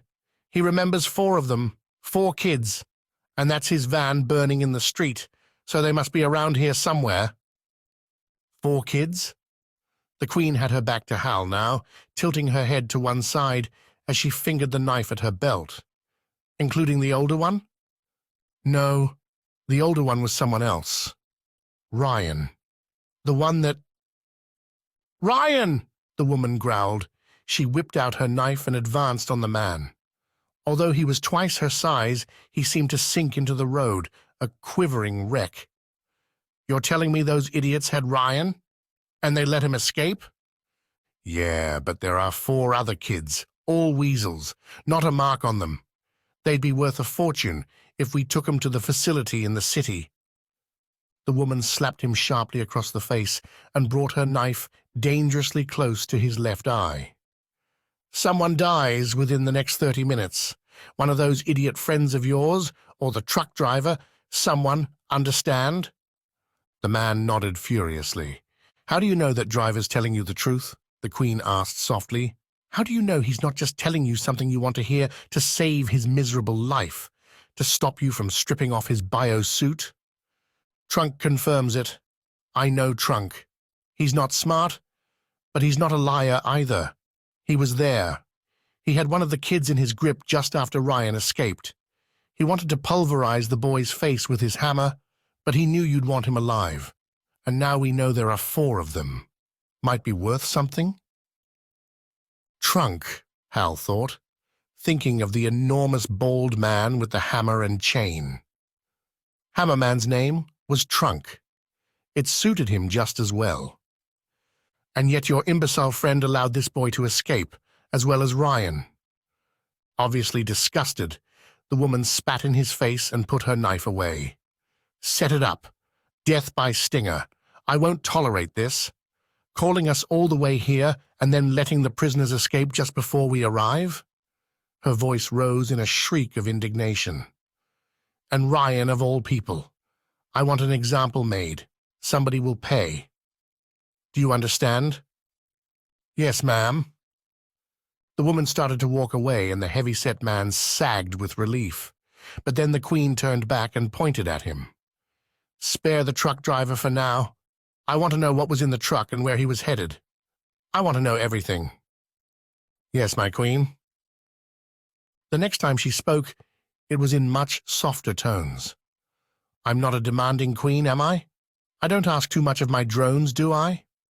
"No, not at all." Hal couldn't understand what kind of power this woman had over all these men, most of whom were twice her size. She was crazy for sure, but just a petite thing after all. He couldn't tell how old she was. Maybe in her 20s or 30s? Whatever her age, she was in good shape, slim and toned. The way she moved made Hal think she was fast with her knife. She could be a trained killer for all he knew. He shuddered and clung to the flexing tree trunk. The Queen walked off without another word, having either forgotten Hal's smart shoe or considered it just another piece of garbage littering the street. The Scrag wiped his face and headed off in another direction, vanishing into the murk with a parting yell. "Fogey, bring the driver! Dung beetle, set up a stinging a couple of streets over where there's no fog." At this last command, a cheer went up. Hal closed his eyes and shivered violently for the next 10 minutes as the swarm moved up and down the street. The search seemed to be growing more and more aimless as the minutes ticked by. Eventually, another cheer went up in the distance, and the search was abandoned as Scrags thundered away, apparently eager to see something. Were they rushing off to the stinging that had been set up? Or had they found Abigail, Robbie, and Emily? Hal could wait no longer. He slid and clambered down the tree, dropping from the lowest branch onto the sidewalk. He felt terribly exposed as he grabbed his shoe and darted into the nearest doorway. He tore through to the rear of the store and pushed the door open. He was back on the service road with a field of soggy grass to his right. With all his aches and pains coming back to haunt him, he hurried along the narrow road, his gaze darting down every alley as he passed. Were his friends still out here somewhere? Or had they been caught? There was no sign of them. Hal began to despair but kept moving, hobbling along, his feet hurting on the rough concrete. He veered onto the long grass and found himself squelching in wet sand. It was actually worse in the field because the grass caught between his toes and lashed at his skin. He paused to get his breath back, peering down at his grazed feet. "Hal," a voice whispered. He jumped and looked around the field. To his great relief, Abigail and Robbie were some distance from the path, lying low and peering out of the grass at him. They waved in unison, and he hurried into the field to join them. "You need to hide," Robbie urged. "There's a whole bunch of Scrags out here. What are you wandering around in the open for?" Chapter 9. Onward. The four of them lay in the grass, the bright green cart on its side nearby. Hal rolled onto his back and stared up at the sky, grateful for the rest, almost at peace with everything as he watched the clouds move slowly across the sky. Here he was, cold and almost shirtless, cut to bits, his throat sore from ragged breathing, his nerves shattered, dozens of crazy Scrags on the warpath just a couple of blocks away. And yet right now, he felt calm and collected. The long grass offered no real protection, but was high enough to shield them from casual glances their way. "Okay," Abigail said after a while. She had rolled onto her side and was staring at him with a fierce glare. "Explain yourself, Hal Franklin." He sighed and closed his eyes. "Do I have to? I just want to take a nap." There was a silence. He opened his eyes to see tears rolling down her cheeks. He frowned. "What's wrong with you?" She gave him a slap on the shoulder. "You idiot. What were you thinking back there? Going to rescue someone you don't know, someone who might have killed you on the spot and torn you apart for lunch? Are you nuts?" As Hal opened his mouth to interrupt, she wagged a trembling finger at him. "And for what? Where's the prisoner now?" "He took off," Hal mumbled. Abigail shook her head in disgust. "He took off? You rescued the prisoner and he took off. Well, that's just great. And now look at you. You're a mess.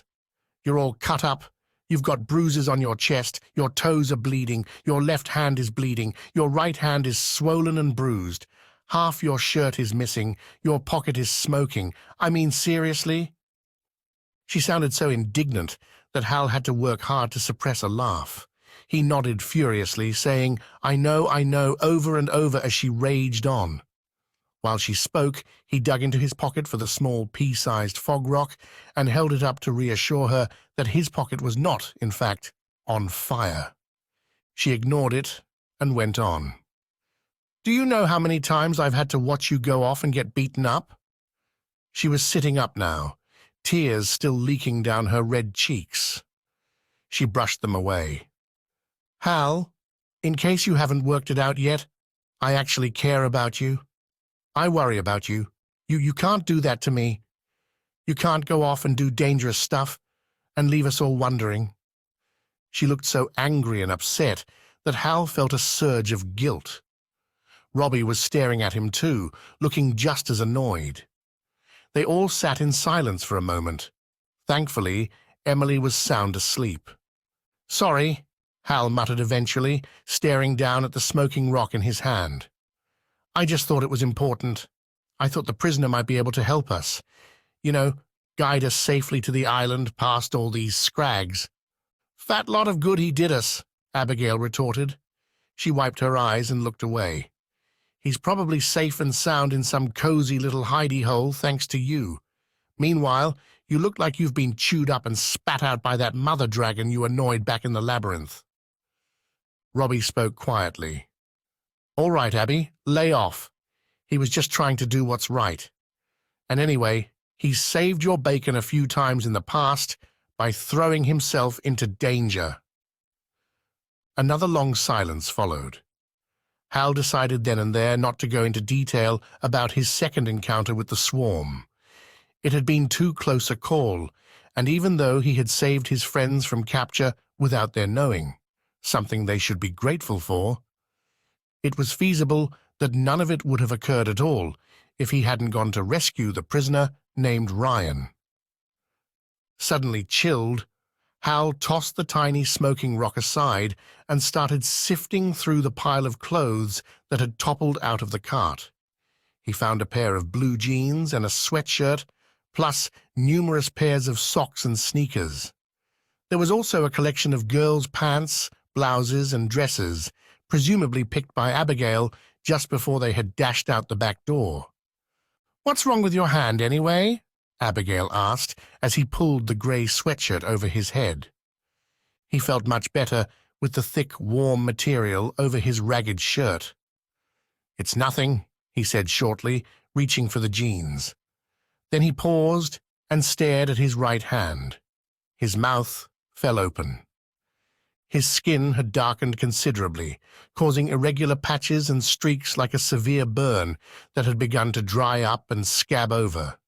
It wasn't as swollen now, but it still hurt and looked scary and familiar.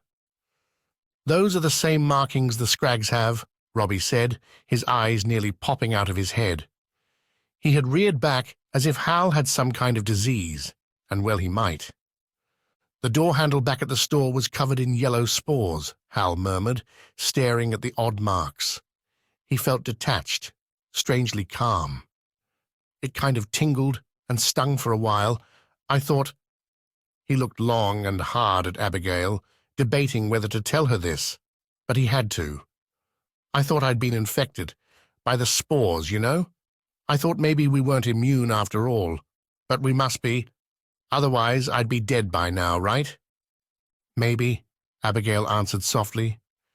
"If we were ordinary people, you'd have been infected for sure. But our immune systems are obviously still working okay." Hal pursed his lips. "Not as well as they should, though."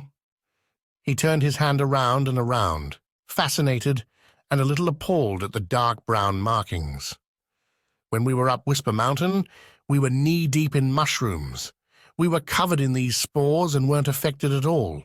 Now we're here, with no magic, no shape-shifting abilities, and I've had a reaction." "But not a really bad one," Abigail insisted. "Our immune systems are weakened, but still working." She looked across at Emily. That might mean Emily's body is fighting her sickness after all.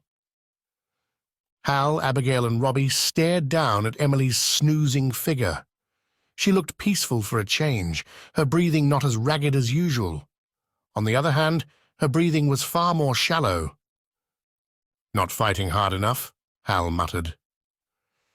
He grabbed the jeans and dragged them on over his pants. In doing so, he shifted the geo-rock to his outer jeans pocket. It was a much tighter fit, but probably wouldn't bang against his leg as much. He pulled on some socks and tried a couple of different pairs of sneakers. The second pair fit nicely. He frowned at Abigail. "What are you doing?" She was busy trying to tear the fabric of a cream-colored ruffled cardigan. "Just in case my wings come back," she said, giving him a wink. When she had torn a long vertical hole high on the back of the cardigan, she pulled it on over her silky green and grey dress and buttoned it. "Looks good," Hal muttered. She shrugged and rummaged through the clothes again. "Wasn't much to choose from.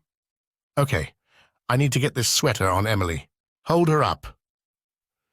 By the time Emily was wearing a pink and white plaid zip-front sweater over her silky dress, she had woken and was blearily trying to focus. Robbie quickly explained everything that had happened. She remembered some of it. "Think you're ready to travel?" Abigail asked her. Hal immediately sat up and looked around. "Not sure we should go anywhere right now. I keep hearing yells in the distance." "We can't sit around all day," Abigail said. "Look, the fog is pretty thick. Maybe we can use it to our advantage?" Hal glanced at the shopping cart and tried to imagine pushing it across the wet field to the beach. It would be impossible with Emily inside. They'd have to use the road as far as possible, which would take them alongside the backs of the shops, past numerous alleys, disturbingly close to the rampaging mob of crazy Scrags. "I'd rather wait a bit," he insisted. "Let the swarm move on first." All three of his friends stared at him blankly, and Hal was forced to fill in a few details about his encounter. They were all humming, a sort of tribal war cry. Really freaked me out. Sounded like 30 or 40 people. Hard to say, but they had weapons, lots of weapons, and they sounded nuts.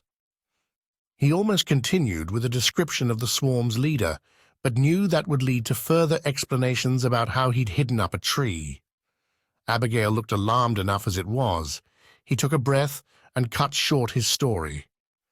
"I vote we stay right here for an hour and wait it out. When we hear nothing more, then we'll move on." Robbie clicked his tongue. "The sand is wet. We're practically sitting in puddles. It's cold and damp, and we're all starving." He held his stomach as if to prove it. "Plus, Emily needs help. The longer we sit here—" I know, Hal interrupted, "but I promise you, if those people catch us, if they even see us at a distance, then we're dead. Emily can't run anywhere. We'd be caught in seconds. We have to lie low." "What do they want with us anyway?" Abigail asked, frowning. "To sell to the military for experiments," Hal thought. Actually, being handed over to soldiers was preferable to being eaten for dinner by the swarm or stung to death as part of their fun-packed evening entertainment. The problem was that being handed over alive didn't necessarily preclude rough treatment beforehand. "It's not like you to be so cautious," Robbie said flippantly. Hal bit his tongue and lay back in the sand, telling himself that his damp clothes would dry eventually. He'd rather be wet and uncomfortable for the rest of the morning than risk being spotted by the swarm. Abigail sighed and arranged the few remaining clothes into a pillow for Emily. For the first time in a while, Emily began to cough, a horrible sound, crackly and wet at first, then turning dry and hoarse. She winced throughout, her face screwed up in pain. After that, she lay back on her makeshift pillow and fell asleep. Hal told himself he'd stay awake and keep watch while his friends took a nap if they wanted to. And he did, at least for a while. It was well into the afternoon when Hal stirred. He blinked and stared up through a white haze at bright sunlight. Jolting upright, he looked around, certain he was alone, terrified his friends had been stolen away by bloodthirsty Scrags, but the three of them were right there, sound asleep. Abigail lay on her back, snoring gently. A lock of hair was tucked into the corner of her mouth. Hal found it amusing and endearing, and he reached out to brush it away. When he saw his hand, he froze in shock. The odd scarring had darkened considerably, becoming distinctive bands and patches across what looked like dried, leathery skin. It hadn't spread and no longer hurt, but it looked hideous. He flexed his fingers. The skin felt tight. Tentatively, he reached out with his left hand and touched one of the darker patches. It felt crispy. Shuddering, he tucked his hand away out of sight. This was like turning back the clock. He clearly remembered the itchy rash on his left forearm before he had figured out he was a dragon. Now here he was with another kind of rash on his opposite hand, something nasty, something he was ashamed of and wanted to hide. This one itched too, and burned a little. It wasn't sensitive like sunburn anymore. It was more like tiny pins were pricking at his skin from the inside. He looked around. The fog still hung over the rooftops and all around, not as thick as before, but undoubtedly covering a larger area. Everywhere he looked, he was reminded of the island. The perpetual fog, the rash on his hand, being unable to shapeshift. He suddenly experienced a healthy dose of déjà vu. "Time to go," he said, reaching out with his left hand to shake Abigail awake. He gave Robbie a kick, then knelt over Emily. "Em, wake up." She barely stirred. Her eyelids fluttered, but that was all. "Is it safe?" Abigail mumbled, her eyes still closed. "Oh yeah, sure," Hal scoffed. I can't hear any crazy people running around with chains and hammers and knives at the moment. We're good to go." He, Abigail, and Robbie stood and shook themselves down, then brushed the remaining sand from their clothes. Then the boys carefully picked up Emily, while Abigail righted the cart, wheeled it back to the path, and padded it with spare clothes. Emily didn't fit very easily. They had to scoot her forward and dangle her legs over the end of the cart so she could let her head loll against the cage wall. The cart was hardly ideal transport, but it was better than draping her over their shoulders. The path was overgrown with weeds and extremely bumpy. Hal was pretty sure he'd feel every single jolt if it were him in the cart, but Emily didn't stir. They walked in near silence, the only sound being the cart's wheels scraping and rattling on the concrete. The path was dry now, and even the sand was blowing up in clouds with every gust of wind. How long were we asleep, Hal wondered. It might have been 3 or 4 hours for all he knew. The sun was high and strong above the fog. Late afternoon? His stomach felt tight, almost painful. He knew he wouldn't die from a lack of food, but a lack of water was another matter. He felt lightheaded. Since he was helping Robbie to push the cart, he couldn't hide his right hand at all. He waited for his friends to comment, but neither one of them said anything, even though Abigail kept glancing sideways at him. Hal broke first. "Okay, go on, say it. I look like I'm turning into one of those Scrags." "You look like you're turning into one of those Scrags," Abigail repeated. "You look like a freak," Robbie added. "Takes one to know one," Hal retorted. They all lapsed into silence again. Hal felt better after that. The air had been cleared. And oddly, the air actually did clear minutes later as they left the fog behind and reached the end of the street. The sun shone down on them once more, warming the crisp, cold air. The shops abruptly ended. They had made it to the grassy bank that separated the town from the beach. It was too high to see over, but nearby was a set of wooden steps and a bridge. Hal and Abigail carried Emily up the weed-ridden steps, while Robbie struggled with the cart. Once on the bridge, they stopped to look around. Smooth sand stretched for miles in both directions. Waves crashed up the beach, a slow, lazy sound that threatened to send Hal to sleep on his feet. The cries of seagulls overhead startled them. Hal wondered how far they'd come.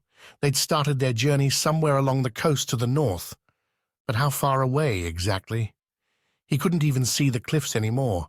They were out of sight, beyond where the coastline jutted out. After a nighttime ride in the truck, then a morning drive to the outskirts of the city, it was hard to tell how many miles they'd traveled. Out in the bay lay a number of islands. The nearest was more hilly than Hal remembered, and his gaze quickly moved on. The next... His mouth fell open. Their island. It was right there, about 1.5 miles away. He pointed it out to his friends. Abigail was already looking in that direction. "I see it," she murmured. "And there's fog," Hal said, squinting. "It's not covering the whole island, but it's there. Just a small patch on one side." "That's our island?" Robbie gasped. "Man, it's small." "No, Robbie, it's just far, far away," Abigail said slowly and clearly. "Do you know the difference between very small and very far away, Robbie?" "I know it's far away," he snapped, "but it's small as well." Hal had to agree. It seemed so insignificant, and a long way from shore. Getting out to the island was going to prove a challenge, but first they had a long way to walk. According to the map, the closest point to the island is about 1 mile south of here. "That way," he added, pointing to the right. "What does that matter?" Abigail asked. "We still have to find a boat no matter what, and it's going to be a long way to row wherever we start from." "Yeah, well..." Hal looked up and down the beach. It was littered with junk. "There's nothing here for us, so we might as well start walking. Maybe we'll find a boat on the way. If we do, we'll take it." They continued over the short bridge and descended the steps. A long beach path stretched in both directions, clearly meant for pedestrians and cyclists only. They rearranged Emily in the cart and set off.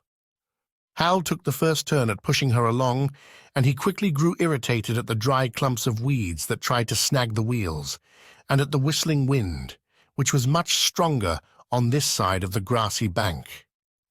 The chill cut through his clothes, and if he wasn't miserable enough, his stomach felt like it was going to cave in, and his throat was like sandpaper. After what seemed like ages, the island seemed no closer, and they had not come across any boats. There were remains of campfires, even a few small shacks built from corrugated tin and old wooden doors.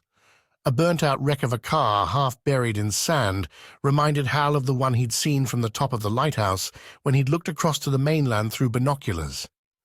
He stared at the wreck as he passed. Was it the same car? Thinking back, he dimly recalled seeing a couple of upturned boats as well, propped up with sticks. He was sure of it. Yet he couldn't see them anywhere. Maybe they were farther along. There was so much junk on the beach that it was difficult to identify much of it from a distance. Hal looked over his shoulder for the 1,000th time. I don't like being so exposed. We don't even have anywhere to hide if the swarm sees us. And what if there are Scrags up ahead? I wish it were foggy here. But they'd left the fog behind. Over the grassy bank, in the distance, stood the tall buildings that marked the city center. He spotted an elevated road sweeping around on the southern side of the buildings, something else he remembered through the binoculars. When Robbie took over the duty of pushing the cart, Hal hung back and tried shape-shifting again. He felt nothing but an emptiness inside. He sighed. Whereas earlier he had been acutely aware of something tangible missing, now it wasn't so noticeable. It was like losing a tooth, distracting at first, but all perfectly normal as time passed. He didn't want to feel normal, though. He liked being a dragon. He freely admitted enjoying the awed looks of villagers, even his friends, when he reared up on hind legs and roared, especially when he bellowed fire at the same time. He craved the strength and power he had once possessed in the face of extreme danger. Now he was just an ordinary 12-year-old, vulnerable to attack by just about anyone and anything. It sucked to be normal. "Have you guys tried shifting lately?" he asked. Both Robbie and Abigail nodded. Robbie spoke first. "Been trying since we got here. I just can't do it. It's like I've forgotten. No, it's like I never could in the first place, you know?" "I can't believe I've lost the ability to grow wings," Abigail said. "I feel like my brain has been disconnected from where my wings should be, like I can't get a signal through to them anymore." "If I could be an ogre again," Robbie said dreamily, "we'd have nothing to worry about. I could squash every scrag we meet." "After I'm done roasting them," Hal added. Abigail groaned and held her stomach. "Please don't talk about roasting. It makes me think of dinner. I feel like I'm going to faint with hunger. Look how shaky I am." She stopped and held up her trembling hand. "I've been looking for puddles to drink out of, but they've all dried up now. We really should have thought about that before we took a nap." "I did," Robbie said. "The sand soaked it all up. The only puddles I saw were on the sidewalk, and I just couldn't bring myself to lap it up like a dog." Hal licked his parched lips. "How do the Scrags survive? What do they eat?" "Other than dead dogs, you mean?" Robbie said with a grimace. The path stretched on. Hal wished he could just transform and fly out to the island. Life would be so much simpler. At some point during their walk, they heard a low rumbling, chopping sound, and they stopped in alarm, looking all around. Eventually, they found its source, a small black object in the sky, heading out across the sea toward the island. They watched, fascinated, as the very first helicopter they'd ever seen descended out of sight. The noise died away almost immediately. "What do you suppose they're doing on our island?" Hal wondered aloud. "Trying to find a way to our world," Abigail said. "The foghole is blocked, but that's not going to stop them. I bet they're all rummaging around trying to reopen it somehow." Hal mentioned his geo-rock, explaining that it could get them home if the magic returned. Smashing the rock in two would create a new portal, at least in theory. "Or Miss Simone might find a way through to us," Abigail said. "If anyone can come up with a rescue plan, it's her." Robbie slowed.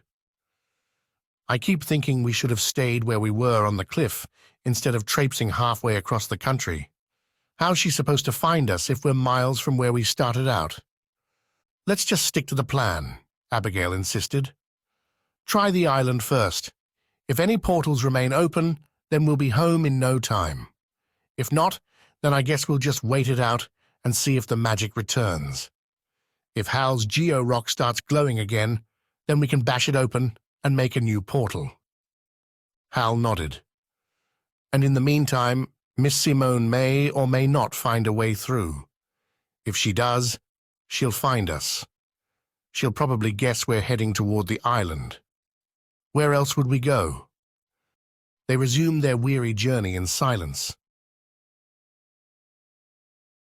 Chapter 10. The Beach. Hal was grateful for his new socks and sneakers. His toes were grazed enough as it was. The wind constantly buffeted them as they trudged, and Abigail's hair flapped about like a flag. She'd given up trying to smooth it down. They came to a deserted shopping pavilion. The grassy bank had petered out. Now the terrain was naturally higher and elevated their path off the beach. A road led to a parking lot, along with a row of wooden huts that had once served hot dogs, hamburgers, and ice cream, at least from what could be read of the wind-battered signage. They found an old trash can made of sturdy, thick plastic, firmly bolted to the ground, with its lid missing. These days, it served as a water catchment tank. It was filled to the brim with reasonably clear rainwater. Ignoring a few floating bugs and other bits and pieces, Hal dipped in his hands and took a sip. Then his friends followed his example, and Abigail spent some time pouring water into Emily's mouth. Feeling less parched, they continued their journey. The path curved around the coast, high above the beach. When they came to a set of stone steps leading down to golden sand, they paused and gazed in silence. They'd grown up on their island with dismal fog hanging over dreary beaches of rocks and pebbles and shells, and yet here, across the bay on the mainland, was sunshine and endless soft sand. On impulse, the three of them lifted Emily out of her cart and carried her down the steps. At first, the sand was dry and soft, sucking at their feet as they walked, but farther down the beach it flattened out and became smooth and hard. Walking became much easier, and they strode down to the water's edge. The smell of the sea, the roaring of the breaking waves, the feel of water spraying over them in the wind, the gulls screaming overhead. It was exhilarating. Just for a moment, they forgot all their worries and stared out to sea, awed by the size of the ocean, amazed at how deeply blue it was. And there was the island, tantalizingly close. If the military had taken up residence there, how were they getting to and from the mainland? By helicopter, obviously, but surely by boat as well. The truck driver, for instance, had been planning to deliver goods to the island. There had to be boats somewhere, perhaps even a ferry. But Hal saw nothing, not a single boat moored anywhere, not even those two old rowing boats he'd seen through binoculars from the lighthouse. Maybe the soldiers had stolen them. Maybe they'd simply destroyed them and hidden their own to prevent Scrags from crossing the water. Emily was awake now. She propped herself up on her elbows and looked around, blinking and trying to focus. Abigail went to sit with her, while Hal stood with Robbie at the water's edge. "If the sea serpent was here," Hal said, "we could hitch a ride to the island." That would be cool, Robbie agreed. The helicopter they'd seen earlier rose suddenly from the island, accompanied by its distinctive throbbing noise. It thundered across the bay and over their heads, then disappeared behind the city. Hal turned back to face Abigail and Emily. "How about a swim?" he called, having no intention whatsoever of getting into the water. "First one in—" He froze, seeing movement farther up the beach. "You really think I'm that crazy?" Abigail said, one eyebrow raised. Hal put a finger to his lips, his gaze fixed on the stone steps at the top of the beach, and especially on the clumps of boulders nearby. His heart began to pound as he spotted a face looking back at him, the scarred face of a wide-eyed Scrag. It was a woman with black, straggly hair. She emerged slowly, wearing a simple dress so grey and dirty that she blended into the rocks. Her feet and ankles were in a terrible state, all bruised and swollen. Her bare arms were nothing but scrawny, stringy muscles. Slowly, the girls twisted around to follow Hal's gaze. Robbie had already seen, and he mumbled under his breath. The woman continued to stare at them as she moved. Slowly, she reached for a long, rusty knife tucked into a rope belt. Hal's fingers curled around the geo-rock in his pocket, his only weapon. Why hadn't he taken the time to search for something more substantial? Any large stick would have been better than a rock. Without uttering a word, the woman sprinted toward them. Hal instinctively moved in front of Abigail. As the woman lurched at him, he swung at her with the geo-rock and completely missed. Instead, he tripped over his own feet and fell flat on his back. The Scrag sprang onto his chest and jabbed with her knife, low and hard. Hal felt a stinging pain near his stomach, but it would have been a lot worse if Robbie hadn't clamped his arms around her neck and yanked her away at the same time. As it was, the thrusting knife only nicked him. The woman was strong. Even with Robbie clinging to her back, she bucked and spun and twisted with frightening speed and agility, slashing blindly at him with her knife. Robbie's face was a mask of terror as the blade passed half an inch from his eye, then jabbed into his forearm. He yelled and tumbled backward, dragging her down with him. They rolled around in the sand. Hal pounced, throwing all his weight on them both. His full attention was on that dull, rusty blade, and he grappled with the woman's arm and sank his entire body onto it, pressing her hand into the sand. He barely felt her savage left-handed punches to his chest. All he cared about was disarming her. His face was inches from the Scrag's knife. She wouldn't let go of it, no matter how much he squeezed her wrist and dug his fingers into hers. He was acutely aware of her filthy fingernails and dry, crusty skin, but he was even more aware of her strength. She was nowhere near as weak and feeble as her skin-and-bone frame suggested. Throughout the struggle, she didn't even utter a grunt. The only voices were Robbie's yells, Hal's panting, and Abigail's screaming. Then, out of the blue, a booted foot stamped down hard on the Scrag's hand. The woman let out a harsh shriek, her fingers opened, and the knife fell free. The dirty khaki-colored boot kicked the knife aside, taking a clod of wet sand with it. As if by magic, the woman stopped struggling and sat perfectly still, held stiffly upright by Robbie's stranglehold and secured under Hal's weight on her right arm. The fight was over. "Let her go," a vaguely familiar voice said. Hal craned his neck to look upward and stared into the face of the blonde-haired, short-bearded prisoner he'd freed earlier. At the time, Hal had been unsure of the young man's age, but in the bright sunlight he definitely looked no older than 17 or 18. "Let her go?" Hal gasped. The youth raised an eyebrow and stared at him. "Unless you're planning on putting her down? If so, get on with it." His gaze lifted to Robbie. "You gonna snap her neck?" "What?" No, Robbie said, jumping backward and releasing her. The woman collapsed in the sand. Hal rolled aside and struggled to his feet. He was amazed at how hot and sweaty he'd gotten in the space of, what, 30 seconds, a minute. The Scrag jumped up and eyed her rusty knife, which lay in the sand by Hal's foot, but she made no move to grab it. Instead, she peered out from behind her hair and looked from Hal to Robbie, then to the youth who stood with feet apart and hands on hips, confident and challenging. The woman cautiously backed away. When she was several yards distant, her feet splashing at the water's edge, she turned and began shuffling along the beach, looking over her shoulder all the way. She didn't go far. She knelt in the sand and watched them from a safe distance. Abigail approached Hal, her eyes wide. He followed her gaze down and found a nick in his side, just above the waistline.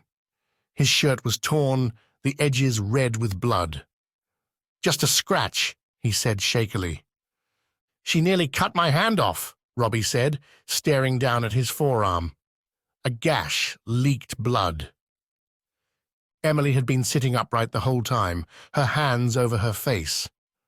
Now she tried feebly to pull her feet under her and get up, but she stumbled and started coughing. "What's with her?" the youth said with a frown. "She doesn't look well." "She's not," Hal said shortly. He paused, unsure whether he felt grateful or angry toward the escapee. "Thanks for your help. I guess we're even now." "Guess we are." A silence followed. Then Abigail cleared her throat. "So, your name's Hollingsworth?" she ventured, pointing to the name tag on his military uniform. He glanced down. "What?" "Oh, no, that's not me. I stole these clothes." He said it in a matter-of-fact manner, as if stealing a uniform was no big deal. "So what is your name?" Abigail persisted.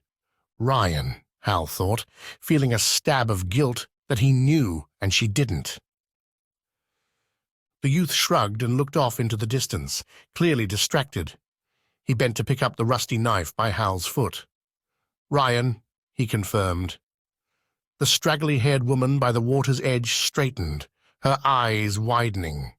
Her calf muscles and scrawny biceps bunched up as if she were about to spring into the air. "Well, Ryan," Abigail said, "we could do with some help. I'm Abigail. This is Hal, and that's Robbie. And over there—" "Don't care," Ryan murmured. He hefted the rusty knife, glanced at the Scrag, then abruptly threw it at her. Hal would have thrown himself aside if a knife was flying through the air at him, but the woman leapt for it and nearly caught it in mid-air. It jabbed into the sand 2 feet away, and she was on it at once, yanking it out and wiping it clean on her filthy grey dress. Abigail's mouth fell open. "You don't care?" she demanded. Ryan began to usher them all toward the stone steps. "If you want to stay alive, get off the beach and stay off the path. You've been strolling along in the open without a care in the world. The only reason you haven't been attacked 3 times already is because the Scrags think nobody in their right mind would be so stupid as to walk around unprotected. You looked like a trap waiting to be sprung." He paused and tilted his head. "Unless that's what you intended? If so, that's pretty smart. And bold." Hal dumbly shook his head. This made Ryan laugh. "So you're not smart or bold, then? Just stupid? Well, at least you're honest." He scratched his chin. "How are you still alive?" Abigail clicked her tongue. "So explain how we're supposed to stay off the beach and the path. How do you suggest we get anywhere?" "Stay in the trees, girlie," Ryan said. He sauntered off up the beach toward the steps, sand kicking up behind his boots. "Is he leaving us?" Abigail asked quietly. Hal had a moment of indecision. He knew Ryan was wanted by the swarm. The Queen really had it in for him, and it would be dangerous to hang around with the guy.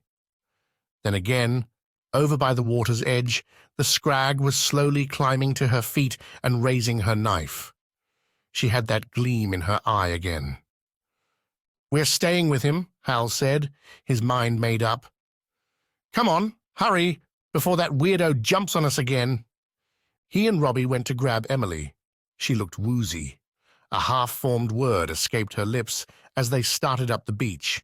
The Scrag moved toward them, her head and shoulders dipped low, knife held high. "Wait for us!" Hal shouted after Ryan. Ryan, already at the steps, swung around with a scowl. He came striding back. "Shout a bit louder," he hissed. "There's a gang of Scrags 3 miles away that might not have heard you." "Sorry. Just wait up. That woman back there is getting ideas again." "I'll put her down then," Ryan growled, marching past them. "Don't want her running back to the swarm to tell on me anyway. I don't get along so well with the Queen." Hal and Robbie paused, and with Emily dangling between them, awkwardly turned to watch. "Put her down?" Robbie repeated. "You don't mean kill her?" Ryan calmly removed a wicked-looking knife of his own. It had been tucked into his belt at the back. Hal wondered if he'd had it all along, even when being held prisoner, but decided he couldn't have, or he would have mentioned it. The Scrag had stopped. Her eyes peeked out from behind her hanging black hair. She lowered her knife. Then, as Ryan continued marching toward her, she turned and bolted. As soon as she took off, Ryan slowed, stopped, and turned back. "I should have kept my mouth shut," he muttered. "She knows my name, and she's probably going to bring the swarm after us. We really need to move." He pointed to the steps, his meaning clear. "Go." Hal, Robbie, and Abigail did as they were told, dragging along a dazed Emily. By the time they'd clambered up the stone steps, Ryan had already scooted past them. He offered no help and didn't even watch. But he waited on the path. "Now into the trees," he ordered. Again, he marched off, leaving the path and heading toward a line of trees that ran along the crest of a hill. It seemed to mark the edge of some woods. "And ditch the cart," he ordered over his shoulder. Hal would have argued, except that he knew it was futile trying to wheel Emily through long grass. Grumbling under his breath, he and Robbie paused to reposition Emily over their shoulders, then set off as fast as they could after their new guide. Out of the corner of his eye, Hal saw Abigail throw up her hands in exasperation as she abandoned the faithful green cart. Hal scanned the beach, the rocks, the path, the distant city, even the long grass, looking for signs of Scrags. He saw nobody. Was Ryan messing with them? Or were the Scrags just really good at hiding? For all he knew, the uniform-clad young man was leading them into a trap of some kind. Or worse, to his lair. Shaking his head in disgust, Hal told himself he was being silly. His lair? Really? The man was a survivor in a crazy world, probably willing to kill at the drop of a hat. But he seemed reasonably sane. Heading inland was not what Hal wanted, but the alternative was dealing with that scary knife-wielding woman. Why had Ryan thrown her weapon back to her? He sighed, wishing he could just find a boat and drag himself into it. He was fed up with this rotten, dangerous world. "Quit dreaming," Ryan whispered harshly. He ushered them into the trees, and it wasn't long before the group were descending a slope and getting lost in dense woods. The city dropped out of sight, and the roar of the ocean fell silent. Now there was only the sharp snapping and cracking of twigs underfoot. "Not so fast," Robbie gasped. Ryan pulled farther ahead by the minute. Hal and Robbie stumbled as hastily as they could, with Emily hanging between them, but it was impossible to keep up with the long-legged, fast-walking youth. Abigail dashed after him. "Slow down! We can't walk as fast as you. We have a sick friend, remember?" Ryan stopped and turned to face them. His expression was hard to read. Was he annoyed? Intrigued? Calculating? After what seemed a lifetime, he sighed and reached for Emily as Hal and Robbie caught up. "Give her here." For a horrible moment, Hal was sure the man was reaching behind his back to where that knife was tucked into his belt. He's going to put her down. But even as the thought crossed his mind, Ryan bent and swung Emily up onto one shoulder as though she were a sack of potatoes. It had to be uncomfortable being draped across a bony shoulder like that, but her eyes were closed, and she looked peaceful. "Let's go," Ryan said gruffly, striding away. Hal stretched his arms, grimacing.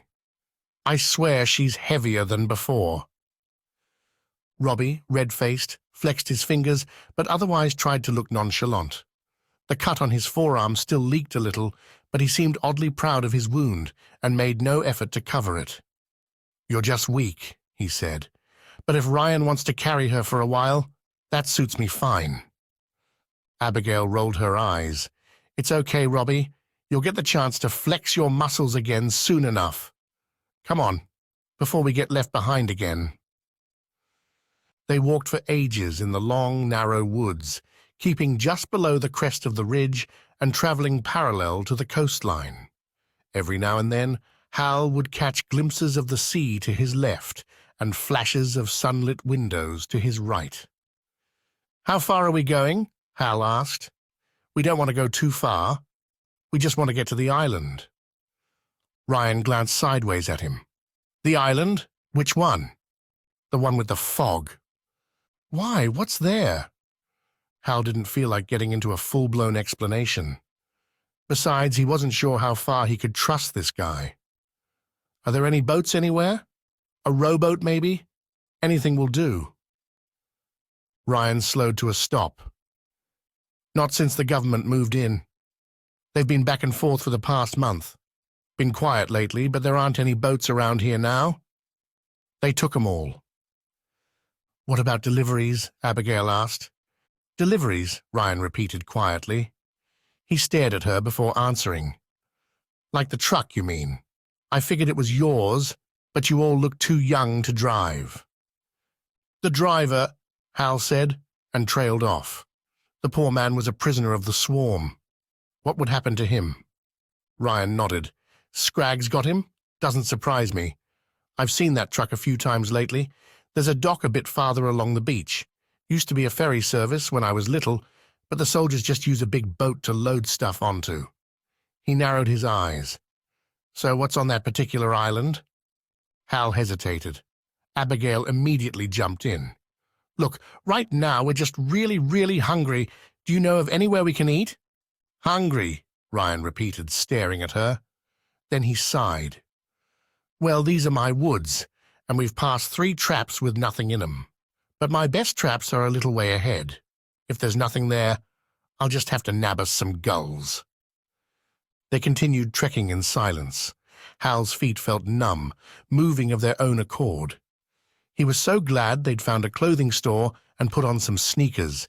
Traipsing around in these woods would have been a nightmare in almost bare feet. At last, Ryan stopped again and gently lowered Emily onto a patch of pine needles at the foot of a thick tree trunk. Without a word, he held up a hand as if to say, "Stay here," and wandered off. Hal quickly lost sight of him as he ducked and weaved behind great tangled bushes. "Where's he going?" Robbie asked. "To check his traps," Abigail guessed. "Do you trust him, Hal?" Hal shrugged. "Not sure yet." "He's cool," Robbie said offhandedly. "I feel a lot safer for sure." They all collapsed on the ground. The canopy of leaves was so thick overhead that the ground was surprisingly dry. Nearby were the remains of a campfire. Judging by the ring of rocks around the powdery ashes, this was a place Ryan frequented often. The chill crept in as they huddled together around Emily, and Hal started to wonder if they could relight the fire while Ryan was away. If only he could breathe flames. He gave it another try, just on the off chance. No luck. He thought he detected a slight burning in his throat, but decided he was imagining it. Emily looked so peaceful that Hal almost envied her. She could just sleep while they carted her around everywhere, but she also looked deathly pale, her breathing hoarse. My hair is disgusting, Abigail said, holding a handful in front of her nose and grimacing. I need a bath. And food, Robbie said. He studied his forearm. And stitches. You don't need stitches, Abigail retorted, but bandages would be good. Looks like we have some dinner, Hal murmured, as Ryan emerged from the trees, dragging a large, limp, furry creature. At first, he assumed it was a dog. Robbie twisted around. A grey fox, he exclaimed. Dinner is served, Ryan said with a grin. He tossed the dead animal onto the ground, and Hal was shocked to see that it had been sliced open low on its belly. I disemboweled it already, Ryan explained. He looked at Hal. Now make yourself useful. Go get some firewood while I dress your friend's arm. Hal nearly protested about this. He had, after all, been stabbed in the gut. Or the side, anyway. But he bit his tongue and set off, knowing his own wound was barely a scratch thanks to Robbie. Robbie deserved the attention right now. He'd saved Hal's bacon on the beach, that was for sure. By the time he returned with bracken and twigs stuffed under his arms, Ryan was busy scraping white bark from the trunk of a tree. The fluffy shavings looked just like paper. Ryan knelt by the rock-ringed fire pit and arranged the shavings in a pile, then took the smallest twigs from Hal and laid them across the top. Are you going to rub sticks together? Robbie asked, settling into a cross-legged position and studying his freshly bandaged arm. Apparently, Ryan kept a first-aid kit among his supplies. My dad showed me how to do that. Go right ahead, Ryan said, handing him a large stick. As Robbie took it and stared at it dumbly, Ryan reached into a pocket and brought out a small, serrated blade and a grey-color block. He scraped the blade against the block, and a bright flash of sparks lit the air. Magnesium fire starter, he said, giving Hal a wink. Much easier than rubbing sticks together. He struck the blade against the block several more times, leaning close to the fluffy shavings. When it caught a light, he blew gently on the young flames. Smoke billowed as the leaves caught. It wasn't long before a small fire was crackling away, fed with increasingly large twigs as it grew in size and heat. Let's give it a while to get good and hot, Ryan said, climbing to his feet. He strolled over to where Abigail sat with Emily. Now, what was her name again? Emily, Abigail retorted. Emily, okay. Want to get her close to the fire? Warm her up a bit? Without waiting for an answer, he carefully scooped up the unconscious girl. See that leaning tree over there? He said to Abigail. That's my stash. Get some blankets down. There's 3 there and a bunch of others in another place. Hal watched with interest as Abigail found a collection of folded blankets and other things tucked away in the crook of a fat, leaning tree. She and Ryan fussed over the sick patient for a minute, trying to make her comfortable. Ryan said nothing the whole time, even though he looked like he was bursting with curiosity. But when everyone was settled, with the fire putting out some generous heat, he lay down on his side and propped himself up on an elbow. Okay, kids, time for an explanation. So who's going to start? Chapter 11. Around the Campfire. As Ryan stared at them with a questioning look on his face, Abigail crawled over to Hal and sat by his side. What do you mean? She asked innocently. Come on, kids, Ryan said. I saved you from that Scrag. You owe me an explanation. Hal saved you first, Abigail argued. So you start.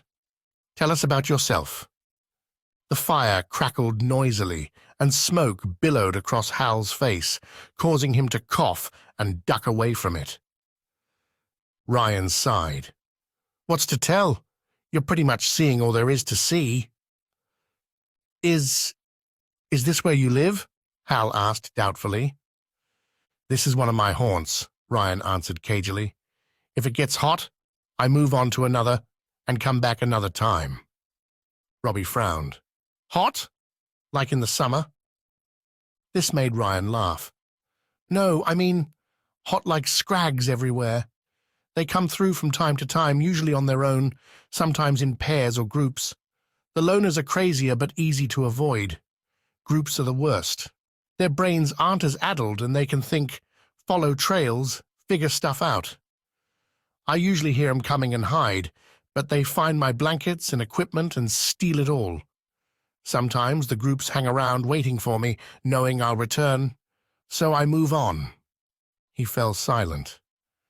Why aren't you marked like the other Scrags? Hal said.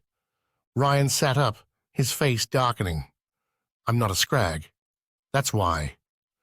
All right, Abigail said. He didn't mean it that way. It's just that you seem to be surviving all right without one of those biosuits on, and you don't have the same weird marks as everyone else we've seen. Nor do you, Ryan said, settling back again. He glanced between them all before speaking again. So are you test subjects or something? He said at last. Hal and Abigail shared a confused look. Test subjects? Hal repeated. Ryan nodded. The truck driver wasn't military, but he worked for them. Simple paid hire. He grew up around here, knows his way around, knows where every pothole is, and how to avoid Scrags. Hal couldn't help arching an eyebrow at this remark, which Ryan spotted immediately. Yeah, okay, so he got careless. The point is, you were either part of his freight or your stowaways. If you were part of the freight bound for the island, then I want to know why the government finds you so valuable. He frowned. But then again, if you were that valuable, they'd have transported you in a proper army truck with heavily armed guards, not hired some local hick with a white truck, which means... Hal smiled, amused by Ryan's ever-changing facial expressions. Which means what? That you're stowaways. But then the big question is, why do you want to get to the island so badly? What are you looking for? We used to live there, Hal answered. We're just trying to get home. Ryan nodded slowly. That sounds almost plausible, but not quite. A bunch of kids on their own, trying to reach an island overrun by the military, kids who are obviously immune to the virus.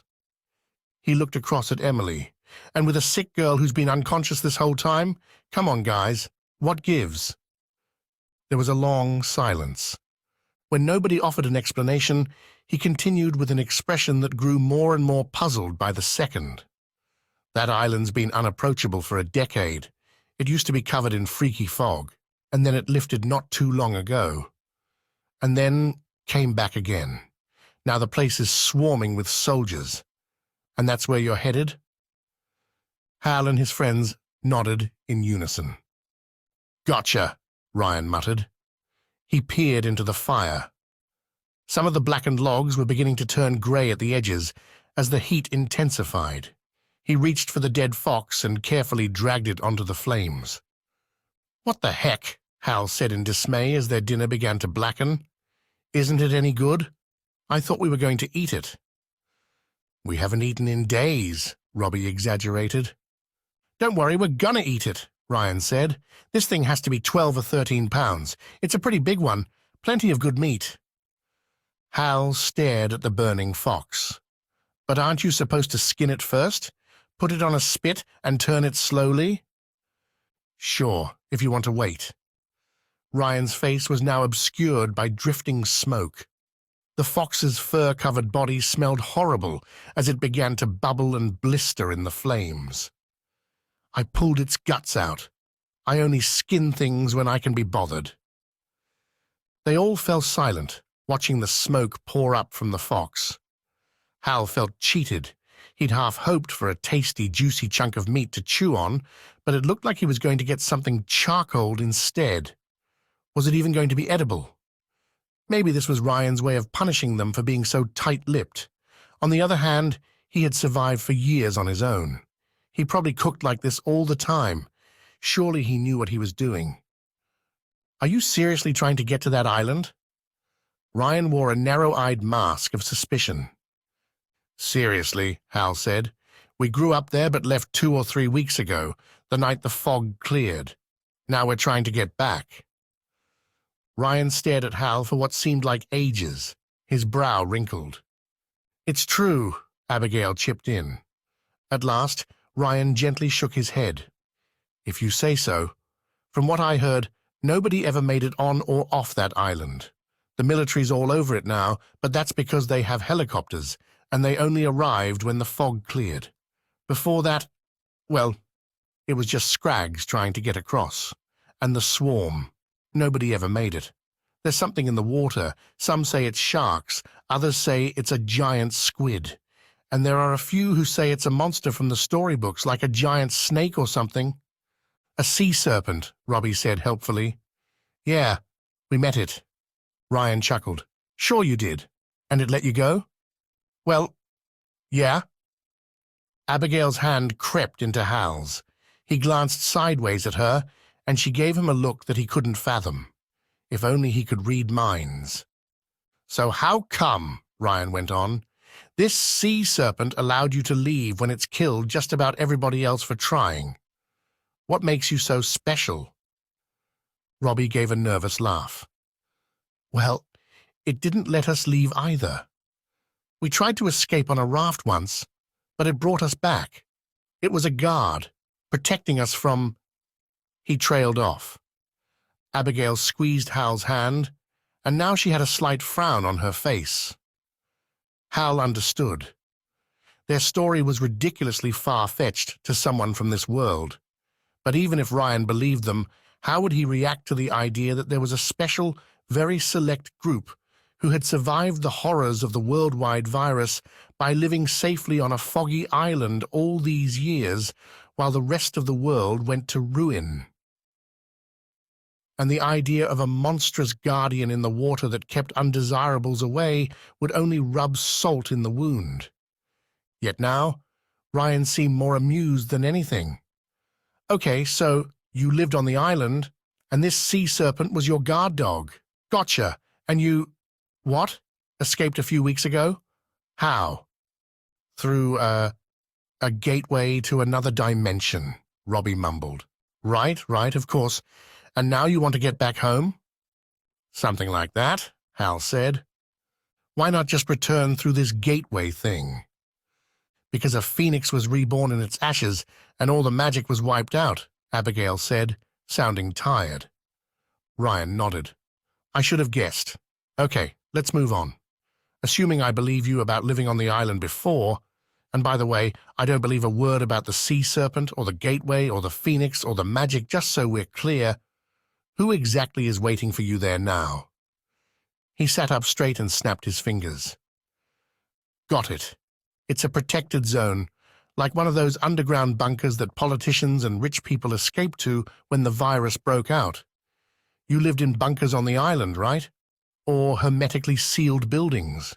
You got bored and escaped somehow, and now you've figured out you were better off staying put. So you want to go home again, am I right?" Nobody said anything. Ryan seemed to be doing a fine job of answering his own questions. The soldiers engineered some kind of mechanical underwater guard, or maybe it's just a small submarine or something. Makes sense. A good way to keep all the Scrags off the island. Maybe add some fear and mystery. He tapped the side of his head. The fake fog helped. A bit of creepiness to make people afraid to come near. "You have it all figured out," Hal said. "That fog's been there for as long as I can remember," Ryan said.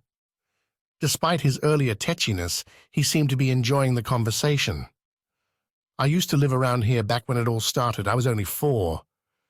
My dad was a truck driver, and he used to take me around places. I don't remember much, but my dad told me the fog appeared out of nowhere right around the time the virus started.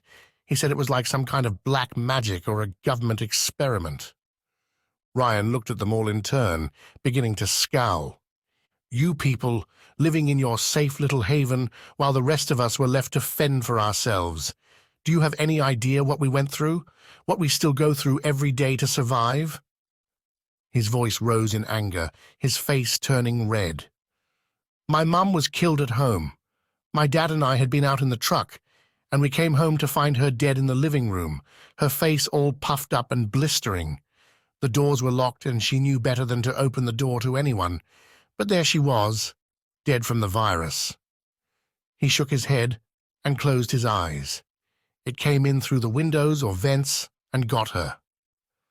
"I'm so sorry," Abigail whispered. "Yeah, well," Ryan said. He carelessly reached into the fire and grabbed the fox's least charred leg, then flung the whole thing over onto its other side. Immediately the smoke billowed again, and ash flew up into the air. Ryan stared at the drifting ash as though it were the cause of his pain. "Dad and I sealed up the house good after that. Wore our suits pretty much all the time, even slept in them sometimes." "Where's your dad now?" Hal asked cautiously. Ryan looked away. "Died a few years ago. Scrags got him." Hal badly wanted to crawl away from the billowing smoke and take the conversation elsewhere, but felt obliged to sit still out of respect for Ryan. It couldn't be easy for the guy to reveal all this. "And what about you?" Abigail asked. "You're not wearing a biosuit, but you seem fine." Now, Ryan sighed heavily. "Yeah, well, when my dad was killed by a bunch of Scrags, I decided I couldn't go on without him. I took off my suit and waited to die. Just wandered around outside enjoying the sun on my skin for the first time in ages. Only I didn't die, I kind of just kept on living." "You didn't get ill at all?" Hal said. "So you're immune, then?" "Obviously." They all lapsed into another awkward silence. The fox's glistening black carcass looked hideous in the flames, more like a smoking lump of carved wood than a previously furry animal. "Couldn't believe it when I found out," Ryan said, a little more lightly now. He looked around and offered a weak smile. "All that time wearing a bio suit, when I could have been free of it. The worst is not knowing whether my dad was immune as well. We both wore biosuits all the time, year after year, and spent every day washing them down, getting the yellow stuff off, checking for rips. All that time scavenging for new air filters, face plates, you name it. The military provides all the gear for free, as you know, but the swarm steals it all and tries to trade it to people who really need it." He shook his head. "Suits, food, water, equipment, survival gear, the swarm has it all back at their hive, way more than they know what to do with, while the rest of us are left to scavenge." Hearing all this made Hal squirm with guilt. He and his friends had led such a sheltered life on the island. He couldn't blame Miss Simone. Her shapeshifter program was the sole reason he existed today. Still, he hadn't fully appreciated the horror of what had happened out there until now.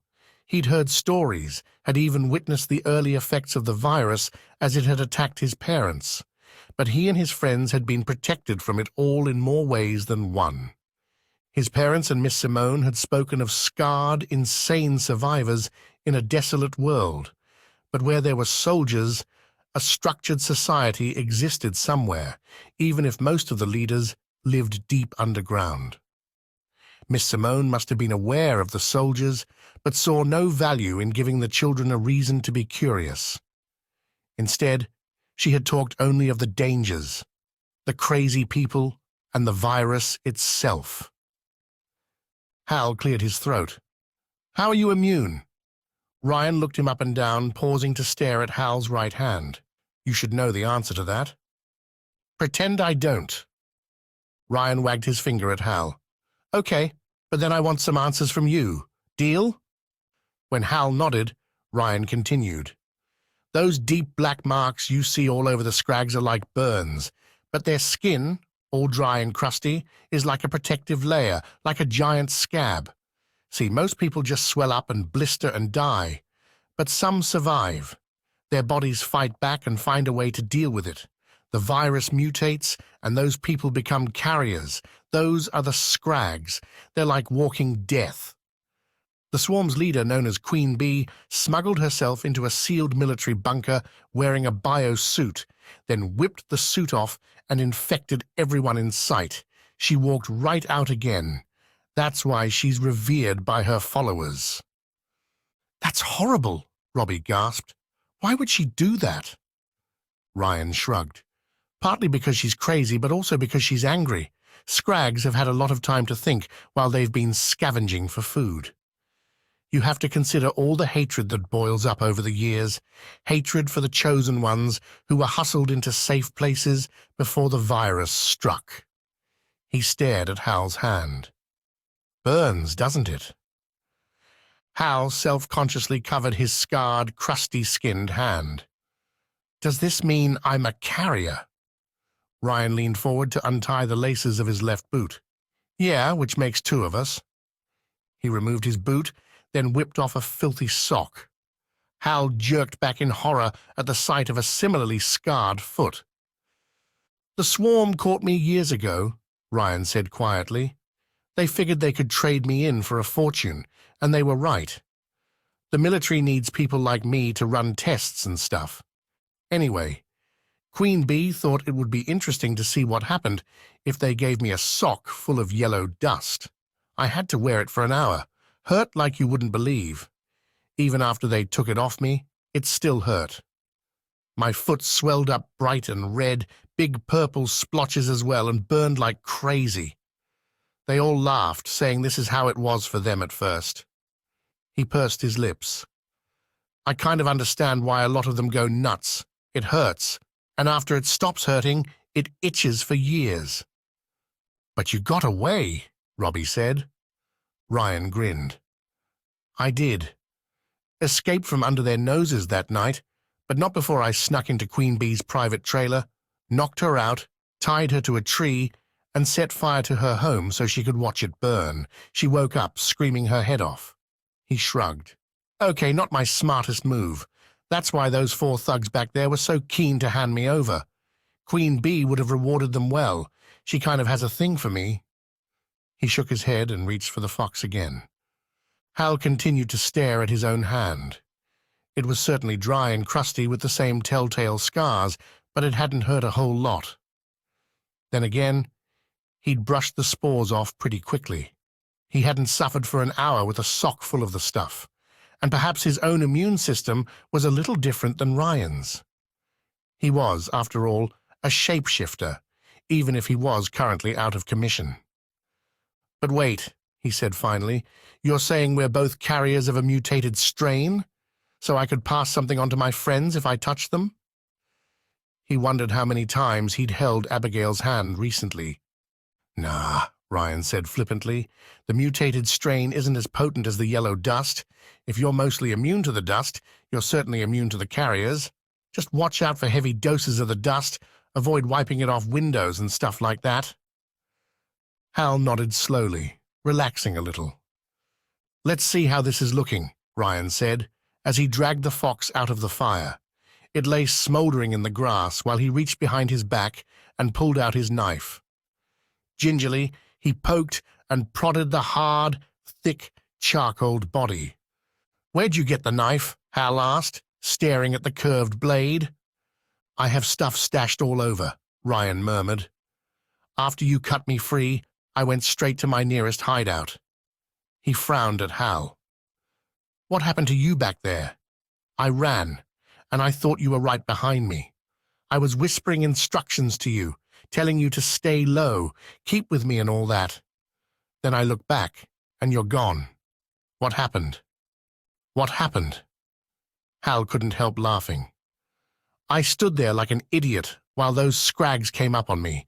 I only just managed to get free. Ryan had paused in his poking and prodding. He whistled softly. Count yourself lucky. If they'd given you over to the swarm like they'd planned to do with me, you'd have been shipped off to the military and sold. It was a long while before Hal could speak. Is that all? Sold to people that are not crazy? How is that worse than living like this? Depends on your point of view, I guess, Ryan muttered. With a hissing sound, Ryan levered open a section of blackened skin. It was stiff and brittle. Underneath was dark, grey, glistening flesh, steaming hot. He wiped the knife on his pants, leaving a black smear, then dipped the blade into the cooked flesh and deftly sawed into it. Seconds later, He held up a large chunk of what looked like perfectly cooked chicken. Hal could hardly believe his eyes as he reached for the meat. Ryan pulled back slightly. "Careful, it's hot. Hold the knife." Taking the knife by the handle, Hal offered the first bite to Abigail. She pursed her lips and bared her teeth, but seemed unable or unwilling to tear into it. In the end, Hal took a bite himself. It was surprisingly tender and juicy. With an urgency that surprised him, he quickly chewed the meat and swallowed it, then waited impatiently while Abigail tore a chunk free and handed the knife to Robbie. "Good?" Ryan asked with a faint smile. "There's some well-cooked meat near the surface, but not so well-cooked meat deeper in. I could have stuffed hot embers inside to help it along, or I could have skinned it and turned it on a spit like you said, or chopped it into smaller bits first. But I hate preparing food for cooking, and Dad always warned me about rabies." Abigail gave a gasp at this. "Yeah, if I had a cut or scratch on my hand, I could get rabies in the wound while skinning the animal. So this is easier and safer. Plus," Ryan added with a smirk, "if you're going to skin an animal, do it while it's still warm, because the skin comes off easier. This one's been dead for a while." Again, Abigail looked aghast. Ryan laughed. "Don't worry, it's fresh enough." Determined not to appear squeamish, Hal retrieved the knife from Robbie and handed it back to Ryan, who began soaring into the fox again. "Tell us about the swarm. It's a gang, right? Why do they call themselves that?" Ryan passed another chunk of meat to Hal, this time handling it with the tips of his fingers and keeping the knife. "Queen Bee's name is actually Beatrice," Ryan said, "shortened to Bee, or Queen Bee. Naming her growing band of followers the Swarm was her idea. She's a real hoot. But the sound they made, like a swarm of bees. Yeah, that was her idea too. She's got a whole bee theme going, but her gang seems to like it. They hum and buzz to announce their presence. You can hear it over the rooftops. It's pretty surreal, especially at night." Ryan chewed for a moment, then added, "They're a vicious lot. To keep the bee theme going, they use curved sticks with razor-sharp, pointy ends dipped in poison. Nasty death if you get nicked by one of those. The queen sets up stingings once in a while when her people get sloppy." "How many of them are there?" Robbie asked with his mouth full. "About 40. The way they see it, you're either with the swarm or you serve the swarm. They reckon they own the city, and they pretty much do." Abigail licked her fingers. "And the soldiers don't do anything? They don't care what's happening?" "The soldiers have controlled zones all across the country, but this dump isn't one of them." Ryan suddenly jabbed his knife hard into the fox. "Look, it's my turn to ask questions now. First things first. What's wrong with your friend?" He gestured toward Emily, who was tucked up under a blanket in a deep sleep. She looked blissfully peaceful. Hal and Abigail surreptitiously shared another glance. They were getting good at communicating in this way. Robbie just gave him a blank stare. "Well," Hal said carefully, "I can't remember what the sickness is called." "Idiopathic pulmonary fibrosis," Abigail interrupted gently. "She's finding it harder and harder to breathe, and she's coughing a lot, and is just growing more and more tired. It's incurable." She whispered the last word. "So she's going to die?" Ryan said. "When?" "Well, she might not," Hal added. He tried to think of the best way to explain, but in the end, just came out with it. "We're, shapeshifters. Or we were until recently. When we can shapeshift, we can heal, and when we can heal, an illness like the one she has isn't so much of a problem. But right now, we can't shapeshift, so we can't heal." Smoke drifted in front of Ryan's face, momentarily hiding his incredulous expression. Then he nodded. "I see." He gripped the knife's handle and yanked it out of the fox. "Man, you're so full of it that it's actually entertaining. The way you say it, it's like you really believe it." "We're not lying," Robbie said shortly. "We grew up on the island. We were part of a shapeshifter program. Miss Simone bought the entire island so we could grow up there. We were supposed to transform around age 8, but the virus messed up the plans, and the centaurs created a fog that filtered the virus from the air. The fog delayed our transformations, so it was only recently that we started changing. His explanation was surprisingly clear and concise. Hal watched Ryan's expression change from confusion to disbelief, and back again. Before he could comment, Abigail added a little extra. Our parents were the ones who needed the fog to survive. At the time, all anyone knew was that the fog filtered the air somehow. Recently, we found out about the source of the virus, mushroom spores floating in the stratosphere and drifting down to Earth, and we now know that the fog actually broke down the spores on a subatomic level. Ryan's mouth fell open. How old are you, kid? 12, Abigail said stiffly. My mom's a doctor, and I like science. My point is that it was our parents who needed the fog to survive. My friends and I are immune, although right now we're kind of vulnerable. That's why Hal's hand is messed up. That's why Emily's dying. We're hoping the magic will return, Hal said. If it does, then we can transform again, and Emily can recover.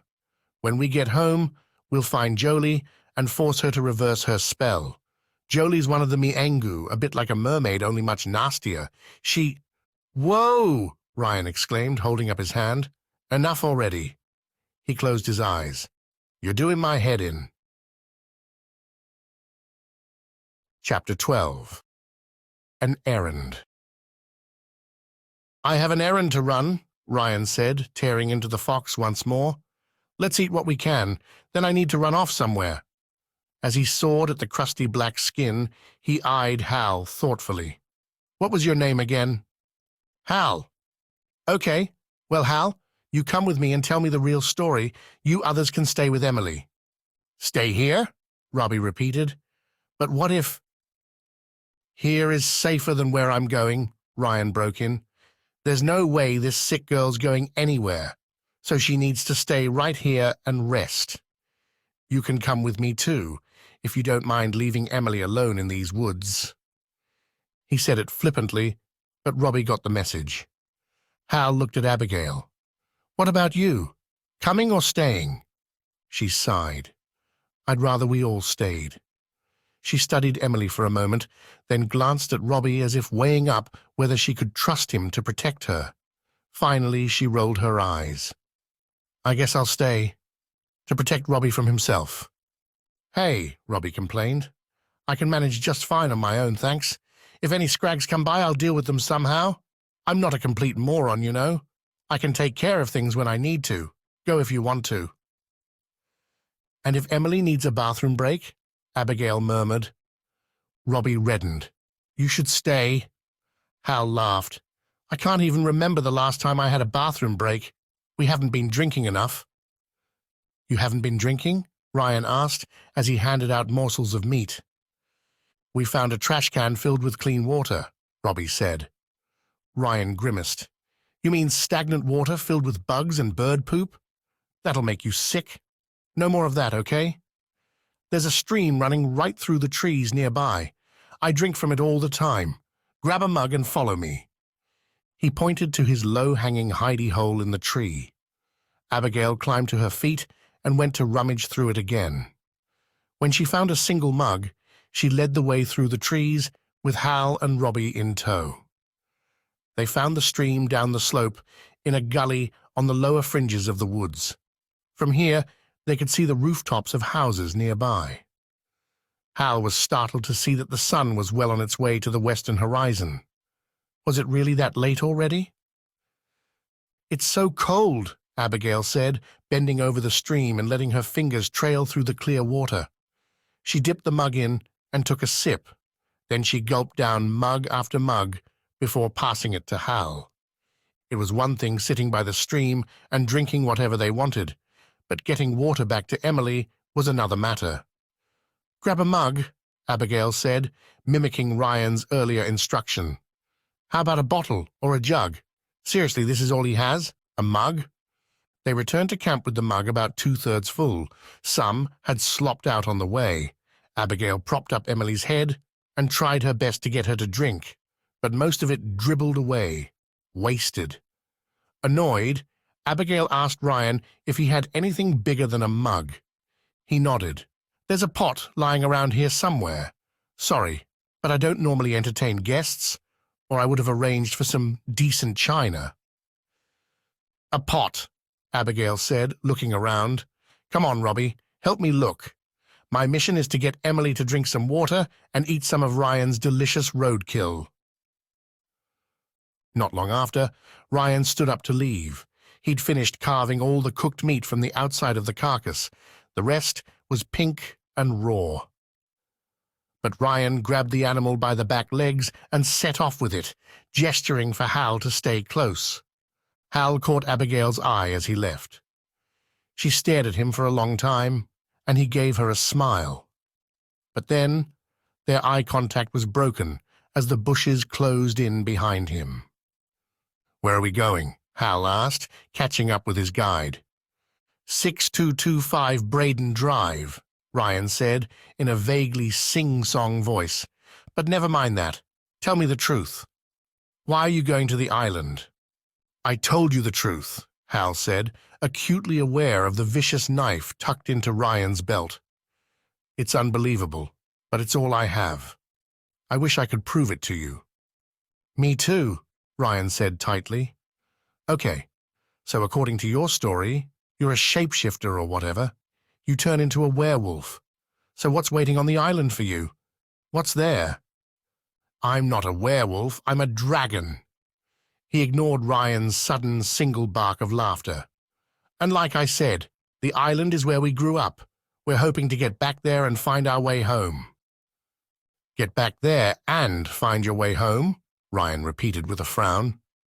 "Same thing, surely. The island is your home, right?" Hal sighed. This was getting tiring. "Yeah, that's what I meant." They said nothing for a while as they left the woods and hurried across a field of stubby brown grass. It was dismal here, but at the top of a rise was a fence marking the outskirts of a residential area where a road swept between enormous houses with horribly overgrown lawns. Most of the houses were in terrible disrepair, much like those back on the island. Tired, dirty, weather-beaten, almost lost behind masses of ivy and a jungle of weeds. "Give it another decade," Ryan said softly, "and the streets will be swallowed up by nature. Braden Drive is just over there." The signpost was badly rusted, and under the grime, Hal spotted an orange-painted X next to the wording. When Hal commented on it, Ryan gave him a funny look and slowed. "You really don't know what that's for? It just shows that FEMA checked the street for bodies." Hal stopped. "What's FEMA?" he asked, although he was more interested to know whether there were any corpses around. Ryan shrugged. "Can't remember what it stands for, but you know what I mean. FEMA and the Army and all the others. I was still living around here after the outbreak. They checked for survivors and marked street signs so houses didn't get checked twice." "And did they find any survivors?" "Oh, sure. Me for one, and my mum and dad. Quite a few neighbors. Basically, all those who didn't try to get out of town. But over the years, people have either left or died, or both." Hal swallowed. Are there bodies in these houses?" "Definitely," Ryan said, ushering him onward. "Just dust and bones now, though. The Army cleared bodies from the streets wherever they could, but didn't have the resources to bother with houses." The place was exactly what Hal imagined a ghost town would look like. It was even creepier than empty shops because these were actual homes where people once lived. Most of the windows were intact, although thick with dust. If anyone still lived here, they could be peering out right now, silent and watching, and Hal would never know. "Why are we here?" he whispered. Even his soft footfalls seemed too loud in the deathly quiet neighborhood. Ryan said nothing. He crossed the street, looking all around. ever watchful. The charred remains of the fox swung from one hand, while the other seemed poised to whip out the knife from his belt. He stopped in front of a mailbox that had the number 6225 emblazoned on it. Peering around one last time, he strode up the path to the front door and gently tapped on the frosted glass. Hal noticed the windows of this house were reasonably clean, not sparkling and clear, but obviously wiped down recently. Other than that, the house looked like any other, old and worn, with a jungle lawn. A figure came to the door. Hal almost jumped out of his skin as a woman's face pressed up against the glass and peered out. She spoke in a wavering, elderly voice. "Is that you, Ryan, dear?" "Brought you something," Ryan replied, keeping his voice low. "Are you doing okay, Dot? Need anything?" "No, we're fine." The woman, whose features were impossible to make out through the frosted glass, turned to call over her shoulder. "Honey, it's Ryan. Bring some soup, would you?" A man's voice answered from deep within the house, but the words were muffled. The old woman peered out the glass again. "Is that someone with you, dear?" Ryan shot a look at Hal and nodded. "Bumped into a few kids today. They're immune like me." "Oh?" Dot pressed her face so hard to the glass that Hal could make out her thin face and grey hair. She raised her voice. "Well, it's nice to meet you. I hope you'll stick around and keep Ryan company." Another blurry figure, this one taller with a beard, appeared behind her. Dot took something from him and then moved to the side of the door. "I'm going to open the door now, Ryan, dear." "Okay." Ryan placed the fox carcass on the doorstep, then moved away, herding Hal along with him. They stood together at least 10 feet back as the door inched open. In the gap, Hal saw a curtain of semi-translucent plastic. It had a slit at the bottom, through which a large beaten-up pot appeared. It slid out onto the doorstep with a heavy scraping sound, pushed with a stick. Then the door closed again. "Thanks, Dot," Ryan called softly, and went to retrieve the pot. It had a lid on it and looked heavy, judging by the way he picked it up.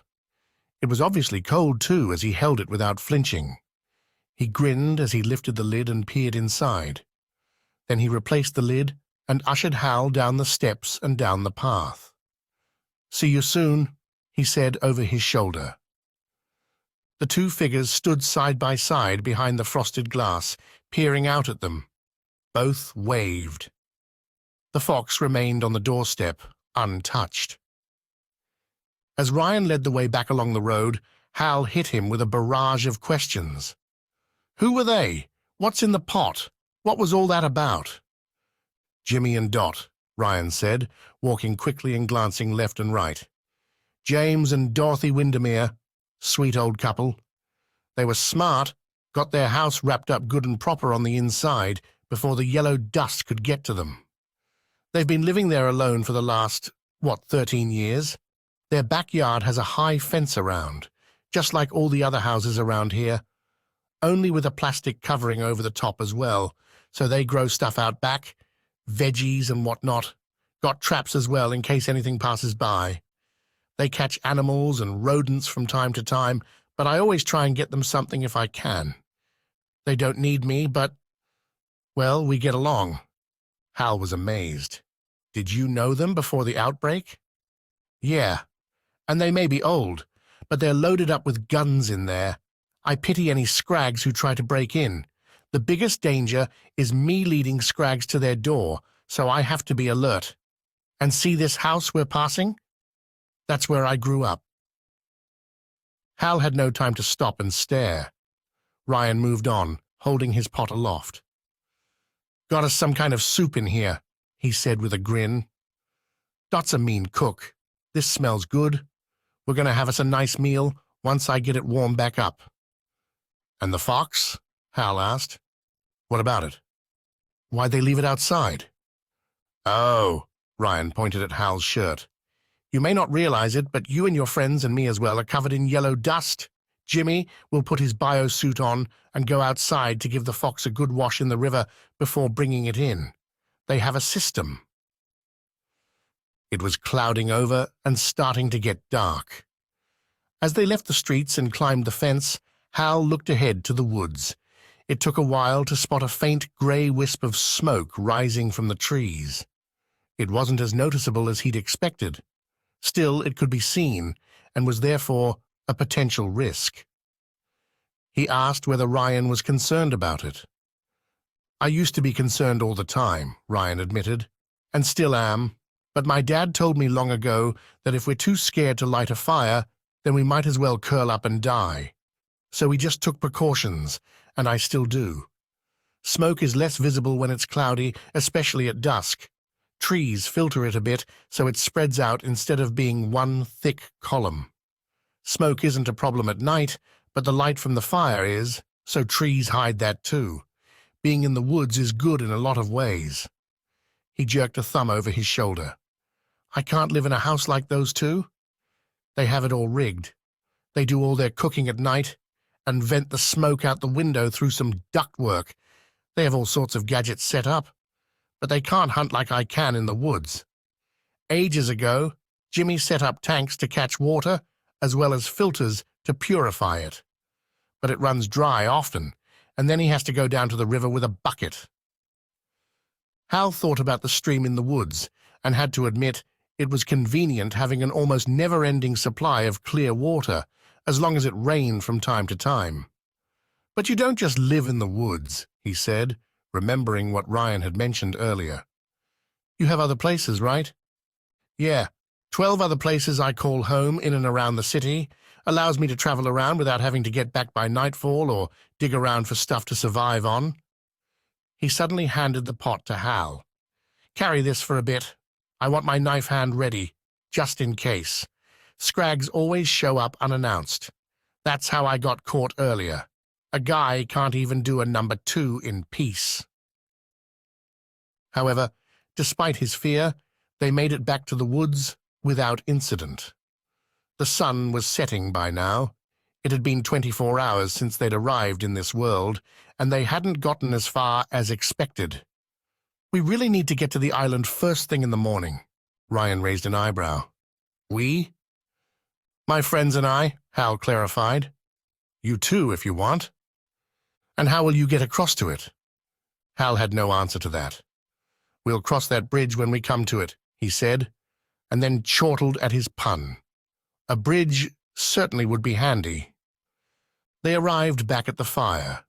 Robbie was busy feeding it large sticks, while Abigail rummaged around, packing dry leaves into bed-sized mounds. She'd made 4 mounds in addition to Emily's own blanketed bed, all arranged in a circle around the fire, but not so close as to be in danger from a stray ember. "What's this?" Ryan said, grinning.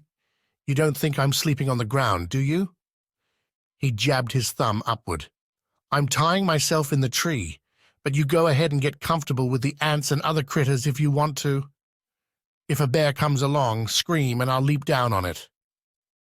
Abigail scowled. "Fine, sleep in the tree. See if we care." Ryan laughed, took the pot from Hal, and carefully balanced it on a log at the edge of the fire where the flames could tickle its sides. Then he pointed at Robbie. "You're in charge. Do not let it fall over. I'll get you a spoon to stir it with." He wandered off into the bushes, looking like he was trying to remember where he'd put something. Meanwhile, Hal had to grin as Abigail stood up and gave one of the leafy mounds a swipe with her foot. Then she bent, scooped up an armful, and deposited it on one of the other mounds. "So where'd you go?" she asked Hal sullenly. "Went to visit an old couple." Hal quickly told her and Robbie about it, and they paused to listen with widening eyes. He finished by lowering his voice. "Ryan's a good guy. I think we can trust him." Abigail nodded slowly. "Good. I want to sleep tonight, not toss and turn, worrying about being stabbed while I'm dreaming of home." Hal knelt by Emily. "How's the patient?" "No better, no worse. Just sleepy." I can't believe she's slept so much, Robbie murmured as he gingerly repositioned the pot for no apparent reason. How can she be so tired? Abigail rolled her eyes. That's what happens when you're sick, Robbie. Your body is working overtime and needs plenty of rest. Well, I wouldn't know, Robbie said. I've never been sick before. Not sick anyway, like with an illness. Ryan returned with a handful of bowls and spoons, none of them matching. Turns out I have my best china with me after all. The bowls were just cheap plastic and a little grubby, and the spoons, although silver, were heavily stained. But they had been well covered, and otherwise seemed clean. He handed a spoon to Robbie. "Stir the soup, my man." Robbie removed the lid. The greyish broth was already beginning to bubble around the edges. He gently stirred, and in doing so caused a waft of something delicious to fill the air. Hal and Abigail immediately drifted closer. "Did Emily eat yet?" Ryan asked. Abigail nodded. "It took a while, but I got her to nibble on bits of meat, and I practically drowned her in water." Robbie snorted. "She did too. We literally thought she was going to drown."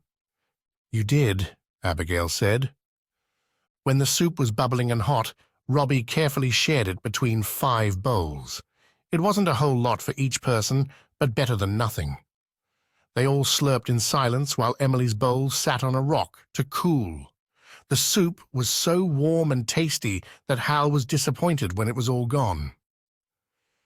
He scraped his bowl clean, then licked it out, thinking as he did so that Ryan would have had the entire pot to himself if he were alone. "Thanks," he said. Ryan nodded. "Better feed Emily now before it gets cold." "I'll do it in a second," Abigail said, down to the last few spoonfuls. "This soup is amazing. What's in it?" "Probably rabbit," Ryan mused as he peered into his bowl. He was a slow eater and only half done.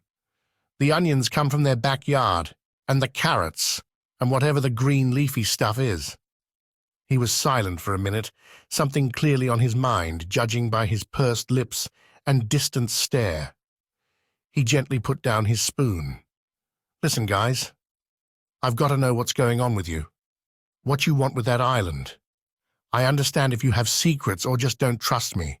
Seriously, I do. But I want to come with you to the island."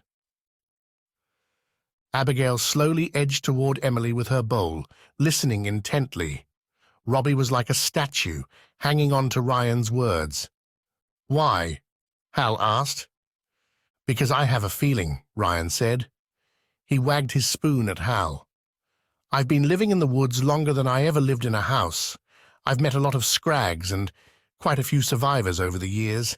You're not Scrags, but you're not like any survivors I've ever met. You're immune, but you're nothing like me. The things you've said, the way you've reacted to stuff, the way you walked along the beach without a care in the world, all makes me think you've been living in a military shelter all your lives, and you ran away to find you'd bitten off more than you could chew. Now you want to go home again." He paused here, his frown deepening. "But something doesn't sit right. The activity on the island this past month or so, the helicopters, the fog that finally disappeared after 13 long years, and then came back again. There's something fishy about all this, and I reckon you're at the heart of it." He stared around challengingly. Abigail looked away and concentrated on spoon-feeding Emily. Robbie scratched his nose thoughtfully, leaving Hal to face Ryan alone. "Well, you're not far off the mark," Hal said. "We kind of are at the heart of it, but not in the way you think. Look, you can come with us to the island. We want you to, but I've already told you the truth. We're shapeshifters. I'm a dragon, Robbie's an ogre, Abigail's a fairy, and Emily is a naga."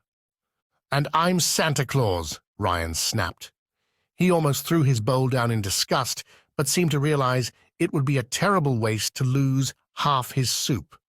Instead, he stood up and stomped away with it.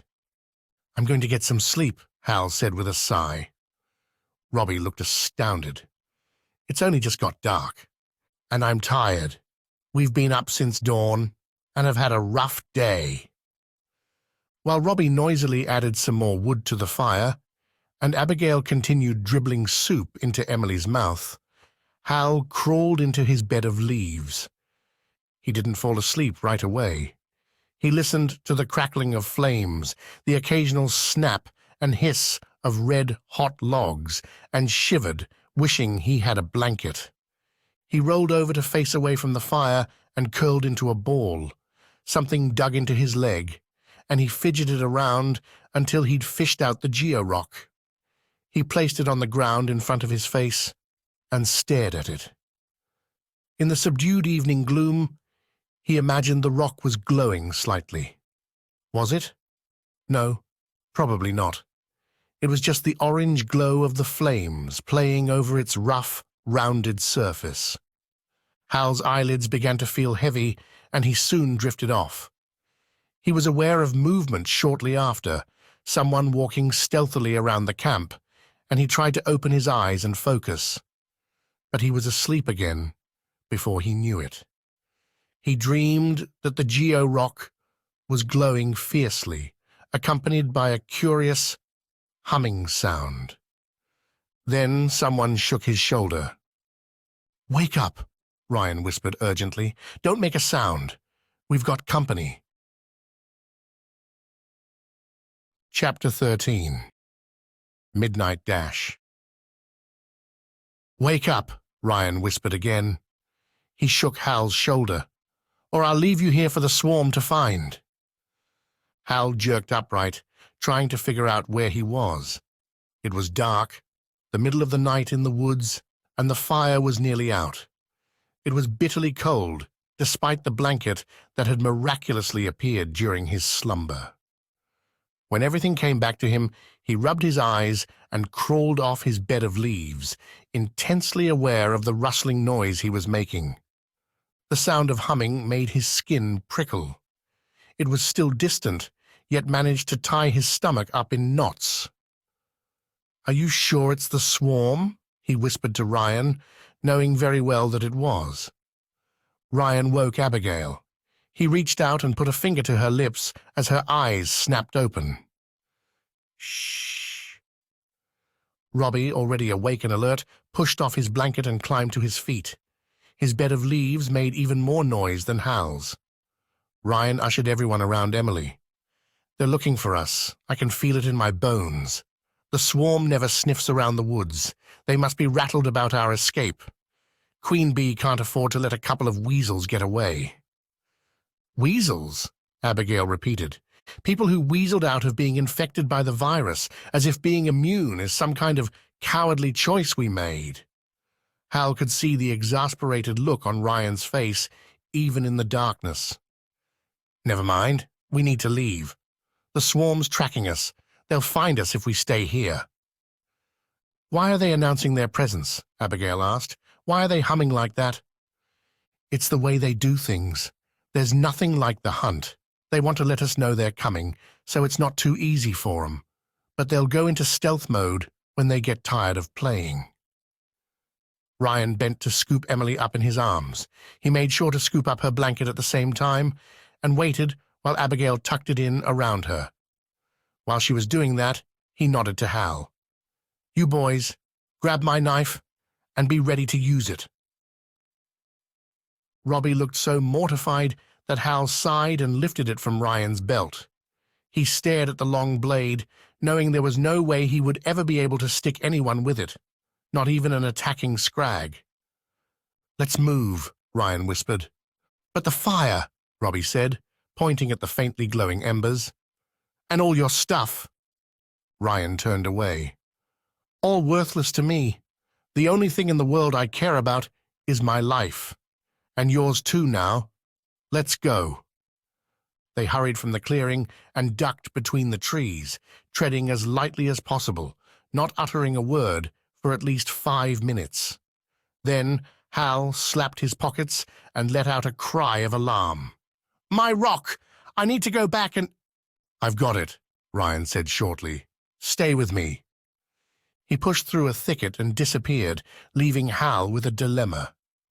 Was Ryan just saying he had the geo-rock to hurry them along? Why would he have picked it up when he was so prepared to ditch everything else? "I'm going back," Hal whispered to his friends. "Leave it," Abigail said sternly. "Hal, if you go back, I'll never forgive you. We need to leave. Now." Robbie stepped forward and grabbed Hal's shirt sleeve. "She's right, Hal. We can come back in the morning for the rock." "You know we can't." Hal pictured them hurrying through the woods, trying to move quickly but stealthily to escape the swarm.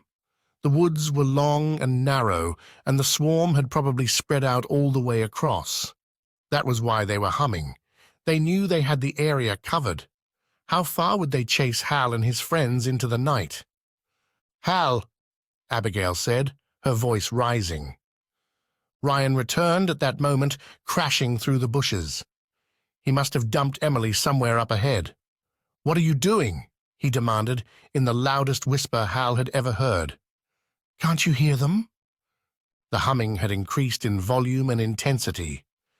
It was as though the swarm knew they were closing in. Had they reached the campfire already? If that was the case, it was way too late for Hal to go back and retrieve his geo-rock. Furious with himself, Hal growled, all right," through gritted teeth and stamped past his friends. Ryan took the lead again, then veered off to the left. Moments later, he stooped to pick up Emily. The journey through the woods seemed to go on forever, though the swarm hummed without pause. "They're speeding up," Ryan grunted as he struggled over a fallen tree with a limp Emily clasped to his chest. "Can't we hide?" Abigail asked shakily. "Isn't there some portal in the ground you know of? A cave or something? And what happens if they find it? You want to be sitting there waiting?" "Well," Abigail thought for a moment. "So are we just going to keep running until the swarm gives up?" "That's the plan," Ryan said, weaving between trees. "I can keep going like this all night and day if I have to." "Well, we can't," Abigail moaned. Hal looked sideways at her. She wasn't normally one to complain, at least not in a serious situation. She did get scared sometimes, but she wasn't the whining type. Then he did a double take and gasped. "Abby, your foot!" Abigail seemed to collapse within herself. She slumped to her knees and twisted around to hold her leg out straight. With tears beginning to flow, she gripped Hal's hand as he knelt by her side. "I slid on pine needles and banged my toe on a stump. There must have been a sharp bit sticking out. Look." Her sneaker was ripped open at the end, exposing a bloody sock. "I don't know if I've broken my toe or not, but it really hurts." She looked pleadingly at Hal. "I'm sorry." Hal was speechless. What the heck was she sorry for? He glanced back the way they'd come and listened intently. The humming was now accompanied by snapping twigs, the rustling of leaves and bushes, and cackling laughter. Ryan stood waiting with Emily draped in his arms. He said nothing. "We need to hide," Hal told him. Almost without hesitation, Ryan nodded. "Help her and follow me." Hal and Robbie stood Abigail up and set off with her clinging to their shoulders. She made a small complaint, something about them treating her like an invalid, but there was no time to waste. They were all gasping within minutes as they dashed through the woods after Ryan. Just when Hal was about to ask where Ryan was headed, they arrived in a surprisingly bright moonlit clearing. A fallen tree lay across the open ground like a wall about waist-high, its trunk hollowed out through much of its length, eaten away from the inside by termites and rot. Ryan ducked to climb inside. Hal groaned inwardly. A cave would have been better. Heck, he'd climb a tree if Ryan wanted him to, although getting the girls up on the branches would be tricky. But anything was better than crawling inside a damp, musty, bug-infested tree trunk. Nobody said a word as they clambered in through various holes, dragging Emily with them. It was a wonder the rotten tree hadn't collapsed into dust by now. Scrags had only to bend down and glance inside, and the game would be up. But Ryan acted like he'd done this before. He quickly wiped a mixture of dark soil and squishy bark onto Emily's pale face and hands. The others followed his example, though Hal had serious doubts about this crazy plan. Would the swarm have flashlights? They might if batteries had enough juice in them after all these years, but more likely they would have fiery torches. If they peered inside the tree, lying flat on his back in almost pitch-black darkness, with Abigail tight against his side and the inner curve of the rotting tree inches above his face, it was impossible to check if they'd all covered everything well enough to fool a Scrag who might make a quick inspection. Yeah, this was a crazy plan, but it was too late to do anything about it now. The humming increased, and the cracks of twigs nearby froze Hal and his friends into absolute stillness. He held his breath. Abigail squeezed his hand so tight that it hurt. In the eerie moments that followed, he heard stealthy footsteps and occasional whispers over the steady humming. Now that they were so close, it was possible to discern one voice from another when one hum ended and another began, overlapping so that the overall effect from a distance was a continuous drone. A thud on the roof of Hal's hiding place nearly caused him to yell. Someone had stepped up onto the tree trunk to cross over. Dirt trickled down onto Hal's face. A second later, the same pair of feet jumped off and landed beyond the fallen tree. Another Scrag followed.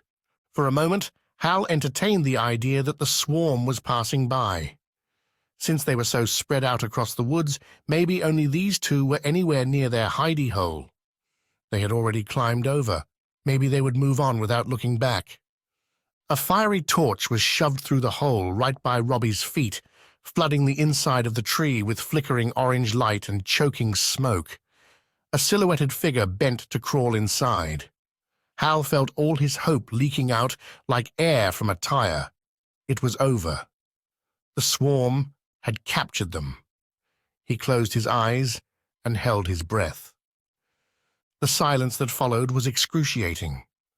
Had the Scrag seen them or not? The humming was drifting away as the swarm moved on through the woods, but this guy and his companion were hanging around. The Scrag with the torch chuckled softly, and Abigail let out a whimper. Hal craned his neck again. He stared directly into the eyes of a fat-faced, long-haired Scrag with half an ear missing on one side. Beside him was a scrawny woman with the most appalling scars Hal had seen yet. Half her face was one enormous dark patch, and her eye on that side was pure white. The Scrags stared with obvious amusement into the tree. Hal briefly wondered if negotiating with them would help. Maybe they would be interested in some kind of trade in return for their silence. The woman broke into a toothless grin. "I'll tell the others." Her words caused an explosion of action that left Hal dazed. He wasn't quite sure what happened. There was a sudden eruption of dirt near his feet that showered him with debris.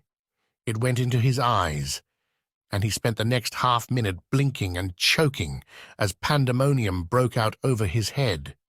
Heavy chunks of wood rained down on his legs. Abigail gave a cry, and the two Scrags let out yelps.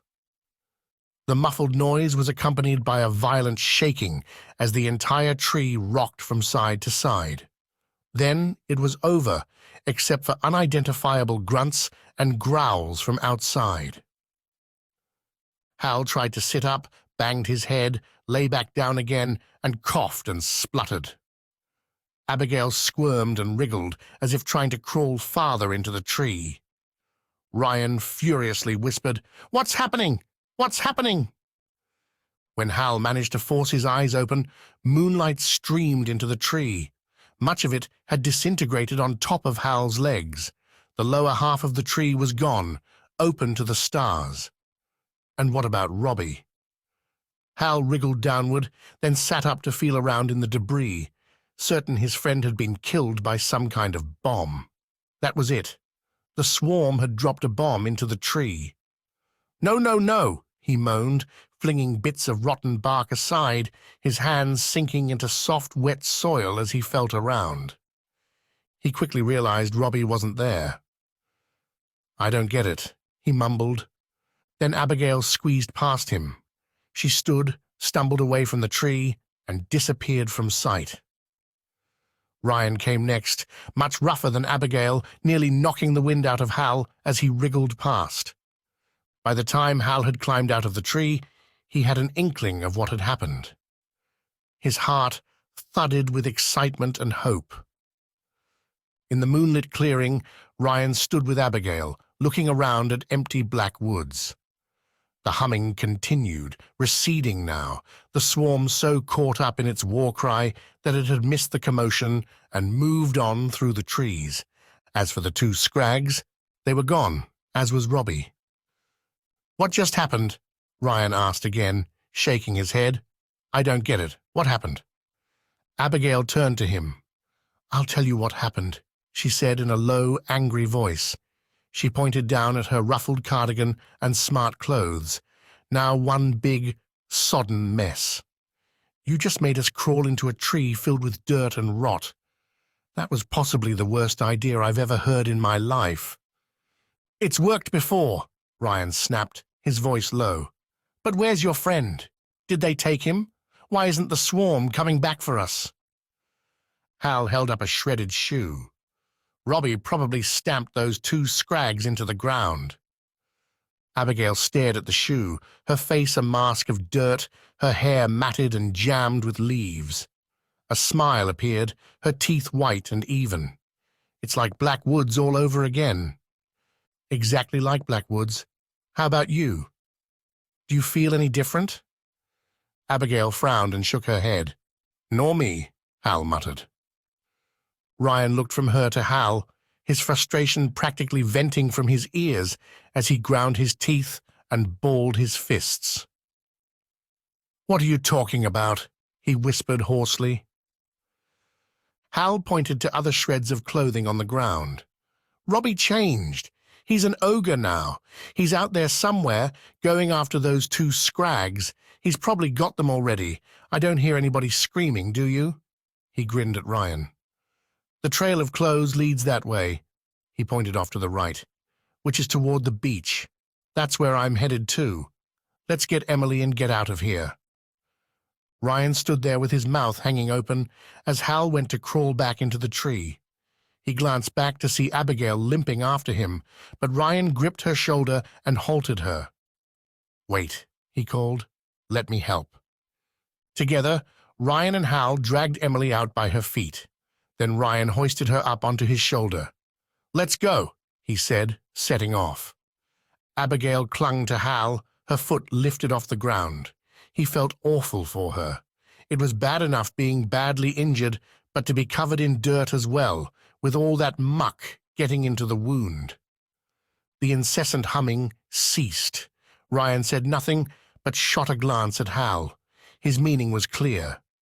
The Scrags had realized something was up. The trail had run cold, and two of their gang were missing. They were probably turning back. We're not going to make it out of here, Ryan muttered as he jumped a log. See that rise ahead? That's the top of the hill. We get over that, and we're out of the woods. But they'll be on us before then, and even if they're not, they'll see us heading down the hill on the other side. They'll follow us to the beach. They won't let up. Robbie will protect us, Hal said. Just keep moving. Let's get to the beach. There's nothing there for us, Ryan said, shaking his head as he leapt up the rise. There are no boats, and I'm sorry, but this fantasy you have about your friend being a troll isn't going to help us one bit. Hal was too busy thinking to answer him. If Robbie could transform again, as he obviously had, then so could he, and so could Abigail and Emily. The magic was back. But right now, he was gasping for breath, bearing half of Abigail's weight as he climbed the hill. Could he change?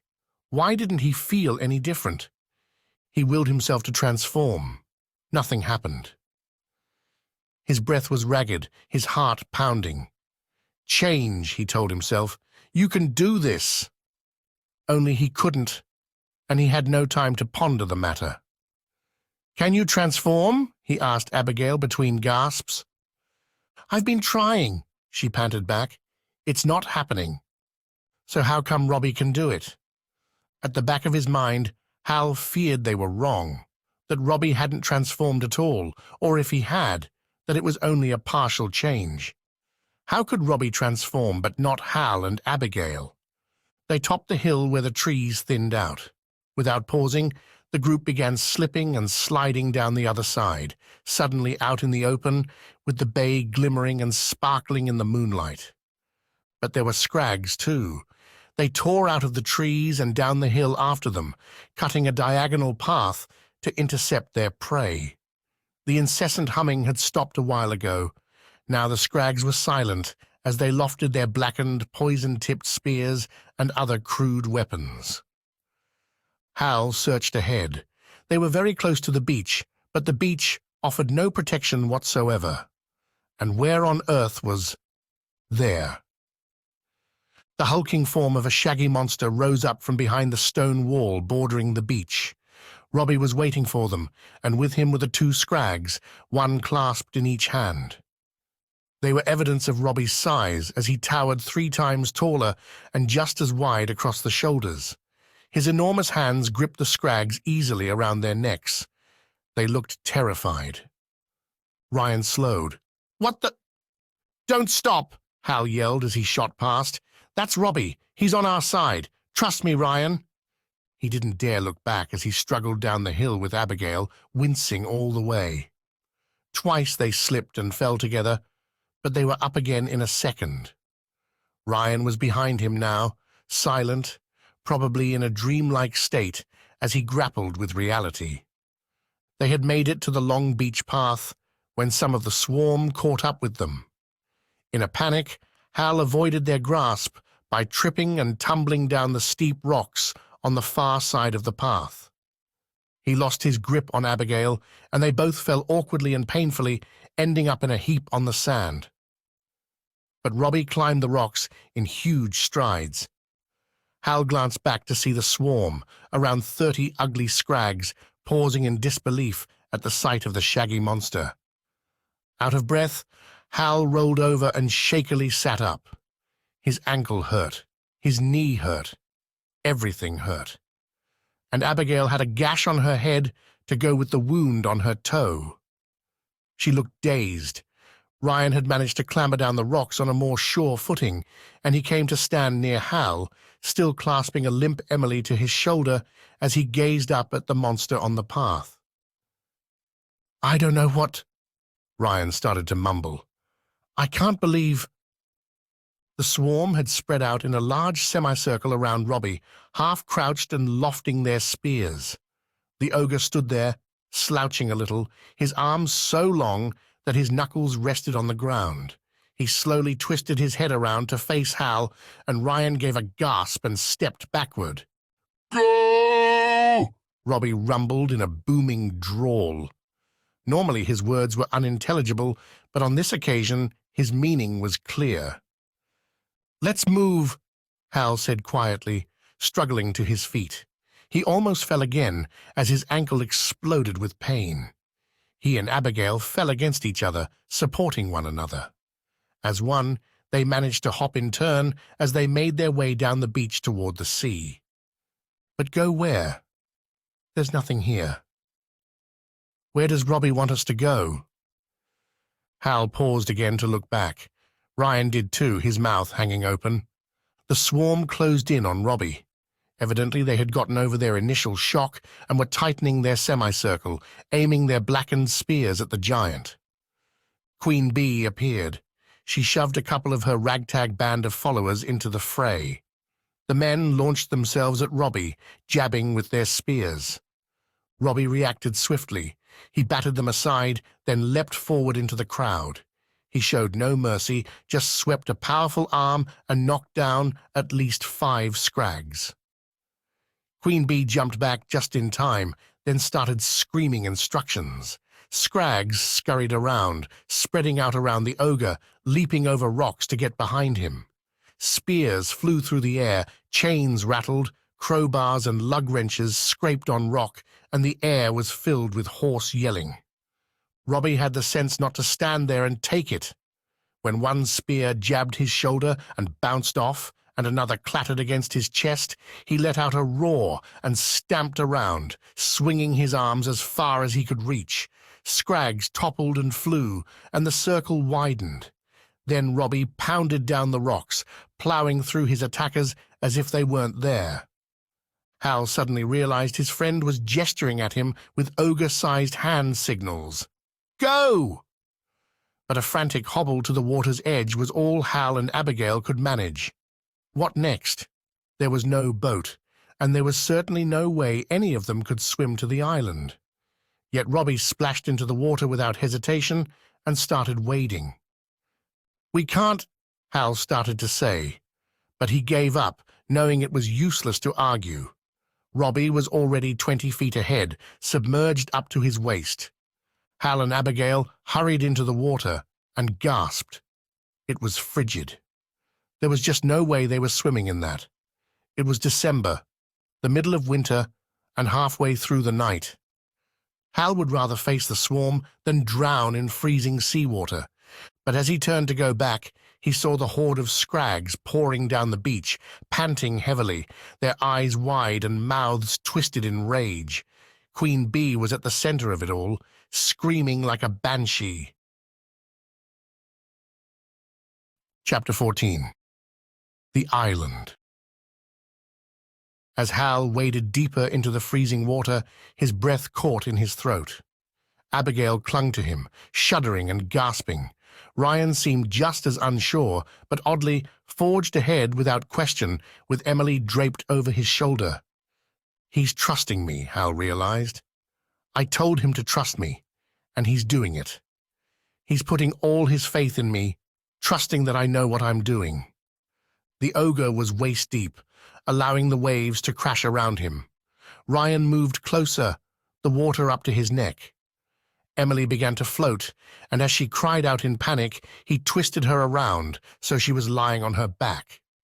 But then the waiting ogre lifted Emily out of the water and slung her easily over his shoulder. The poor girl was wide awake by now and confused, looking around in horror and trying to get free. Robbie clamped a hand over her back and held her still, then held out his free hand to Ryan. Ryan, after a moment's hesitation, accepted the invitation.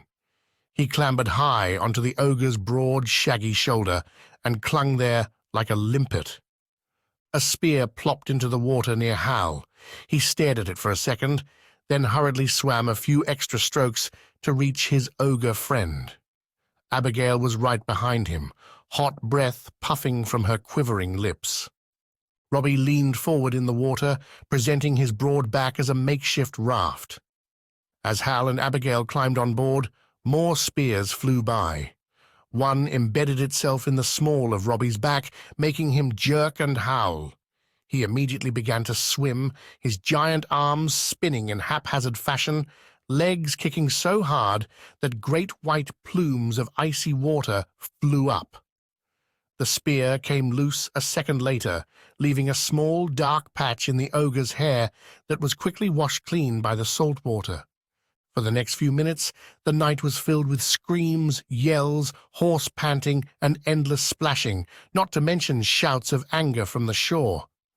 But the noise gradually receded as Hal and his friends made their escape.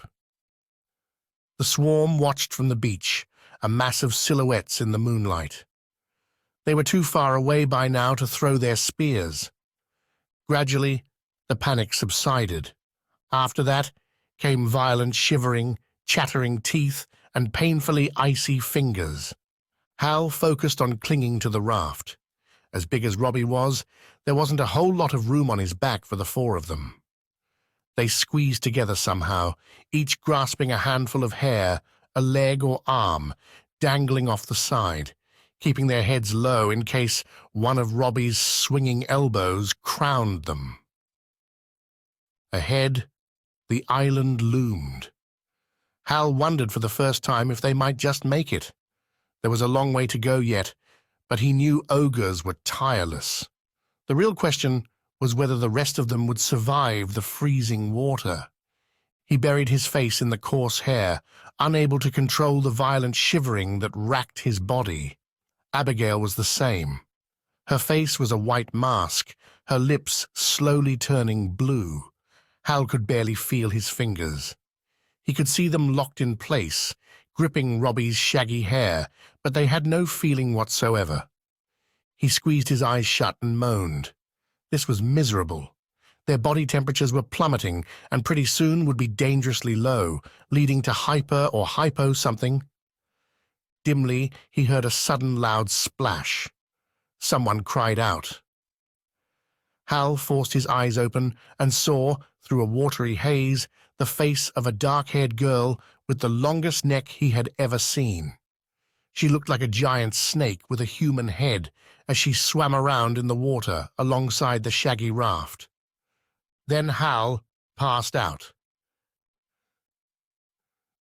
He came around with somebody roughly shaking his shoulder and shouting in his ear, "Wake up! Wake up! Come on, kid! Rise and shine!" Everything was a blur. He was drenched and so cold he could barely feel his body. He lay on a dock, staring up at a black star-studded sky as a figure leaned over him and jabbered in his ear. It was Ryan. Hal's chest burned. Oddly, it felt good.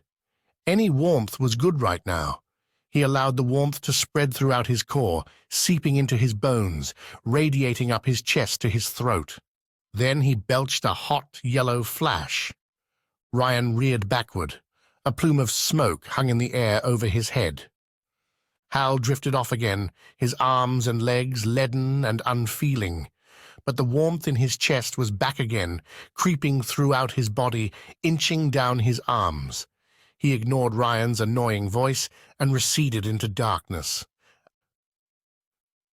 "Make fire," the voice demanded in his ear. He jolted awake, again staring up at a star-studded sky. "Come on, Hal. I lost my fire starter. You can do it." Almost without thinking, Hal brought up that familiar warmth from his chest, allowing it to churn and boil in his throat. Then, when it hurt to hold it in, he released it as he would a belch. And there was a dazzling flash that nearly seared his cheeks. He heard someone exclaim in shock, then a manic laughter. Hal blinked, and in the haze saw a flickering fire on the end of a stick. "Now go back to sleep," the voice said quietly. The next time he woke, his feet and hands were in agony. He moaned and tried to sit up, but Ryan told him to relax. "It's just the feeling returning to your limbs. You were like a block of ice. You and Abigail had it the worst because you were hanging in the water the whole way." Abigail. Everything came back to him at once. He jerked his head around, trying to find her. He saw long grass and a crackling fire. Beyond the fire was Abigail, sound asleep on her back, or unconscious. Her hair was plastered to her forehead, her face white, her mouth open, faint wisps of breath lifting into the air. "You're both okay," Ryan said. "Maybe mild hypothermia." That's the word, Hal thought dimly. "You just need to rest up a while and get warm. I would give you blankets if I had some. You really should get out of your wet clothes, but there's nothing else to wear, and I doubt you want to sit around naked. So here's the plan."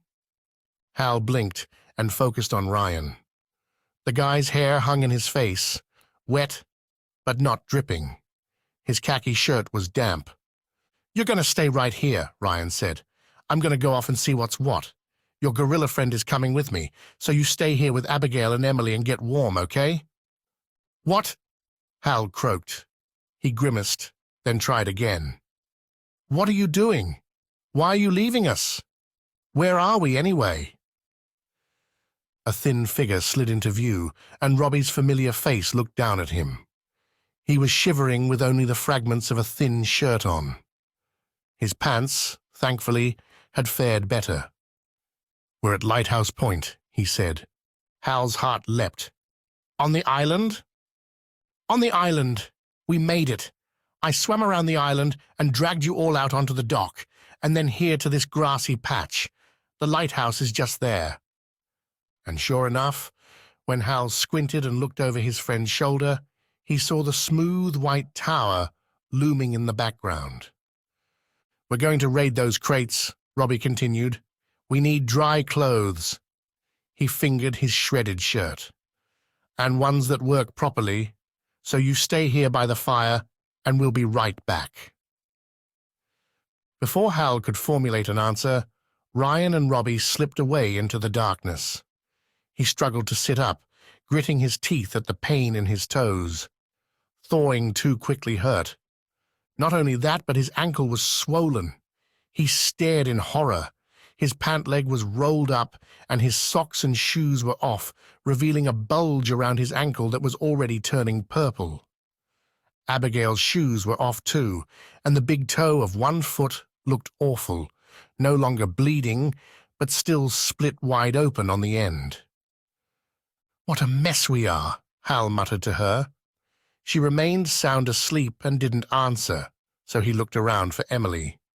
She was behind him, sitting up straight with her arms wrapped around her knees, staring at him. She smiled. "Hey." "Whoa, you're awake." I changed." Hal stared at her. "You mean you shifted?" She nodded. "I don't remember it all, but Ryan said I slipped off Robbie's shoulder into the water halfway across. He made a grab for me, but I popped right back up anyway. Nearly gave Ryan a heart attack."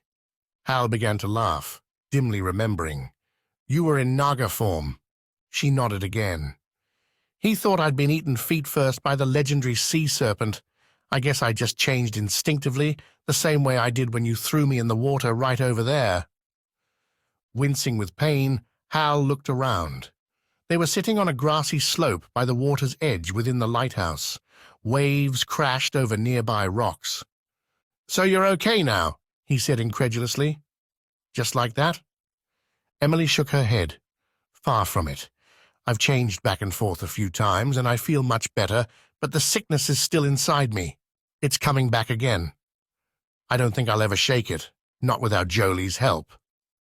Hal scowled. That fiend had a lot to answer for. Well, the moment he and his friends got back home, the Miengu of the lake had better take the sickness out of Emily, or else. Except they couldn't. The Phoenix's rebirth had likely wiped out the Miengu's magic as well. That was a chilling thought, and one that had not even occurred to Hal until this very moment.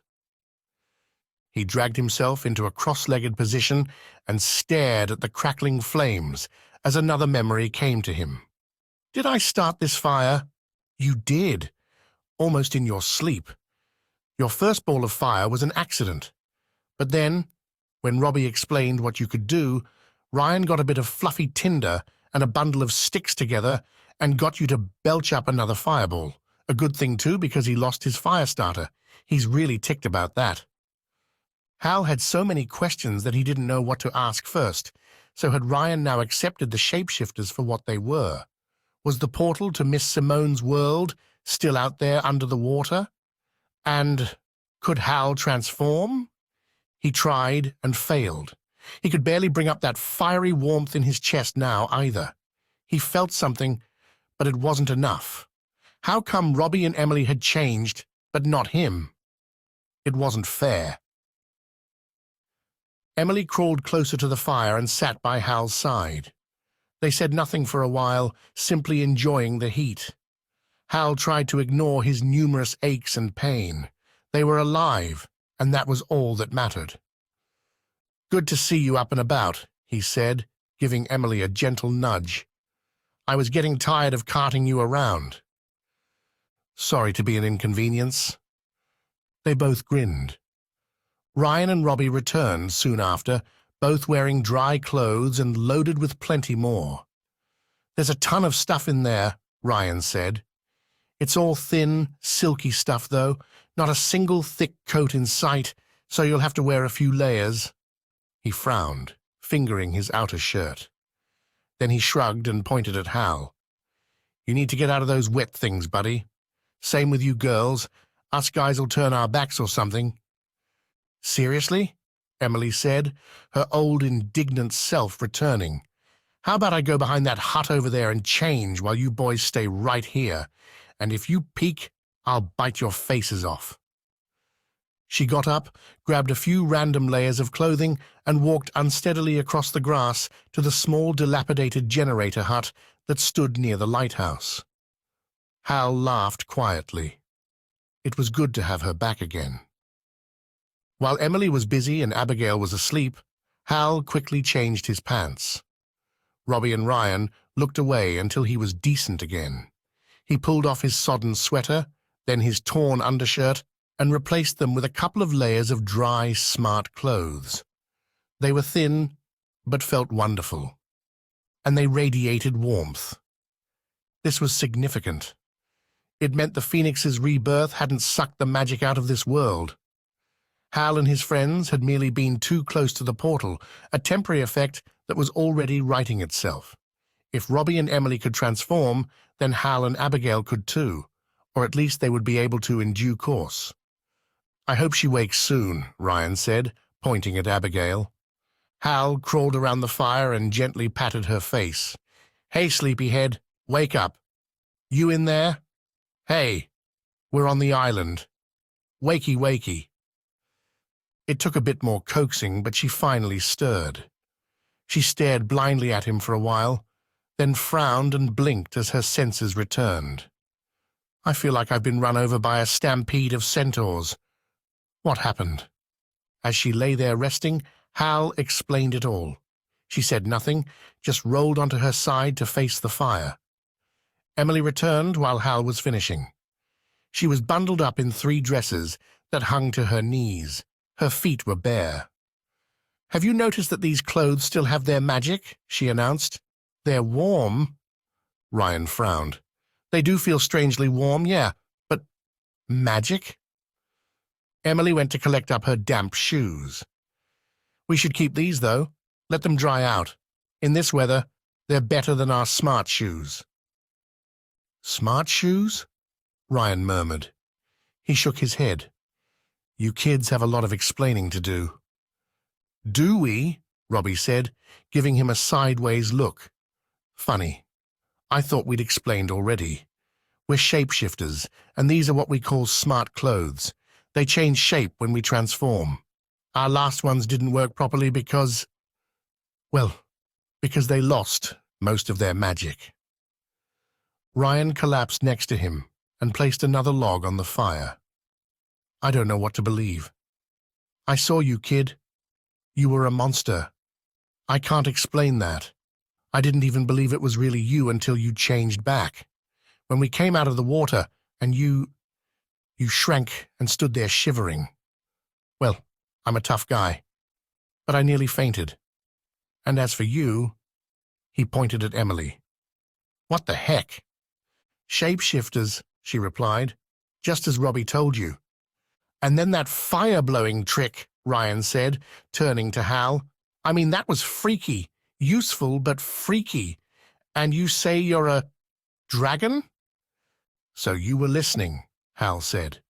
He thought for a moment, then turned away from Ryan and spoke to his shapeshifter friends. "Remember when the Phoenix did its thing and went up in a puff of smoke? The blast came up through the cavern and out onto the cliff. Abigail and I got a pretty heavy dose of it because we were nearby. But Robbie and Emily were shielded from it around the other side of the rocks. They got hit by the blast, but not so hard." Abigail pointed at him. "Right.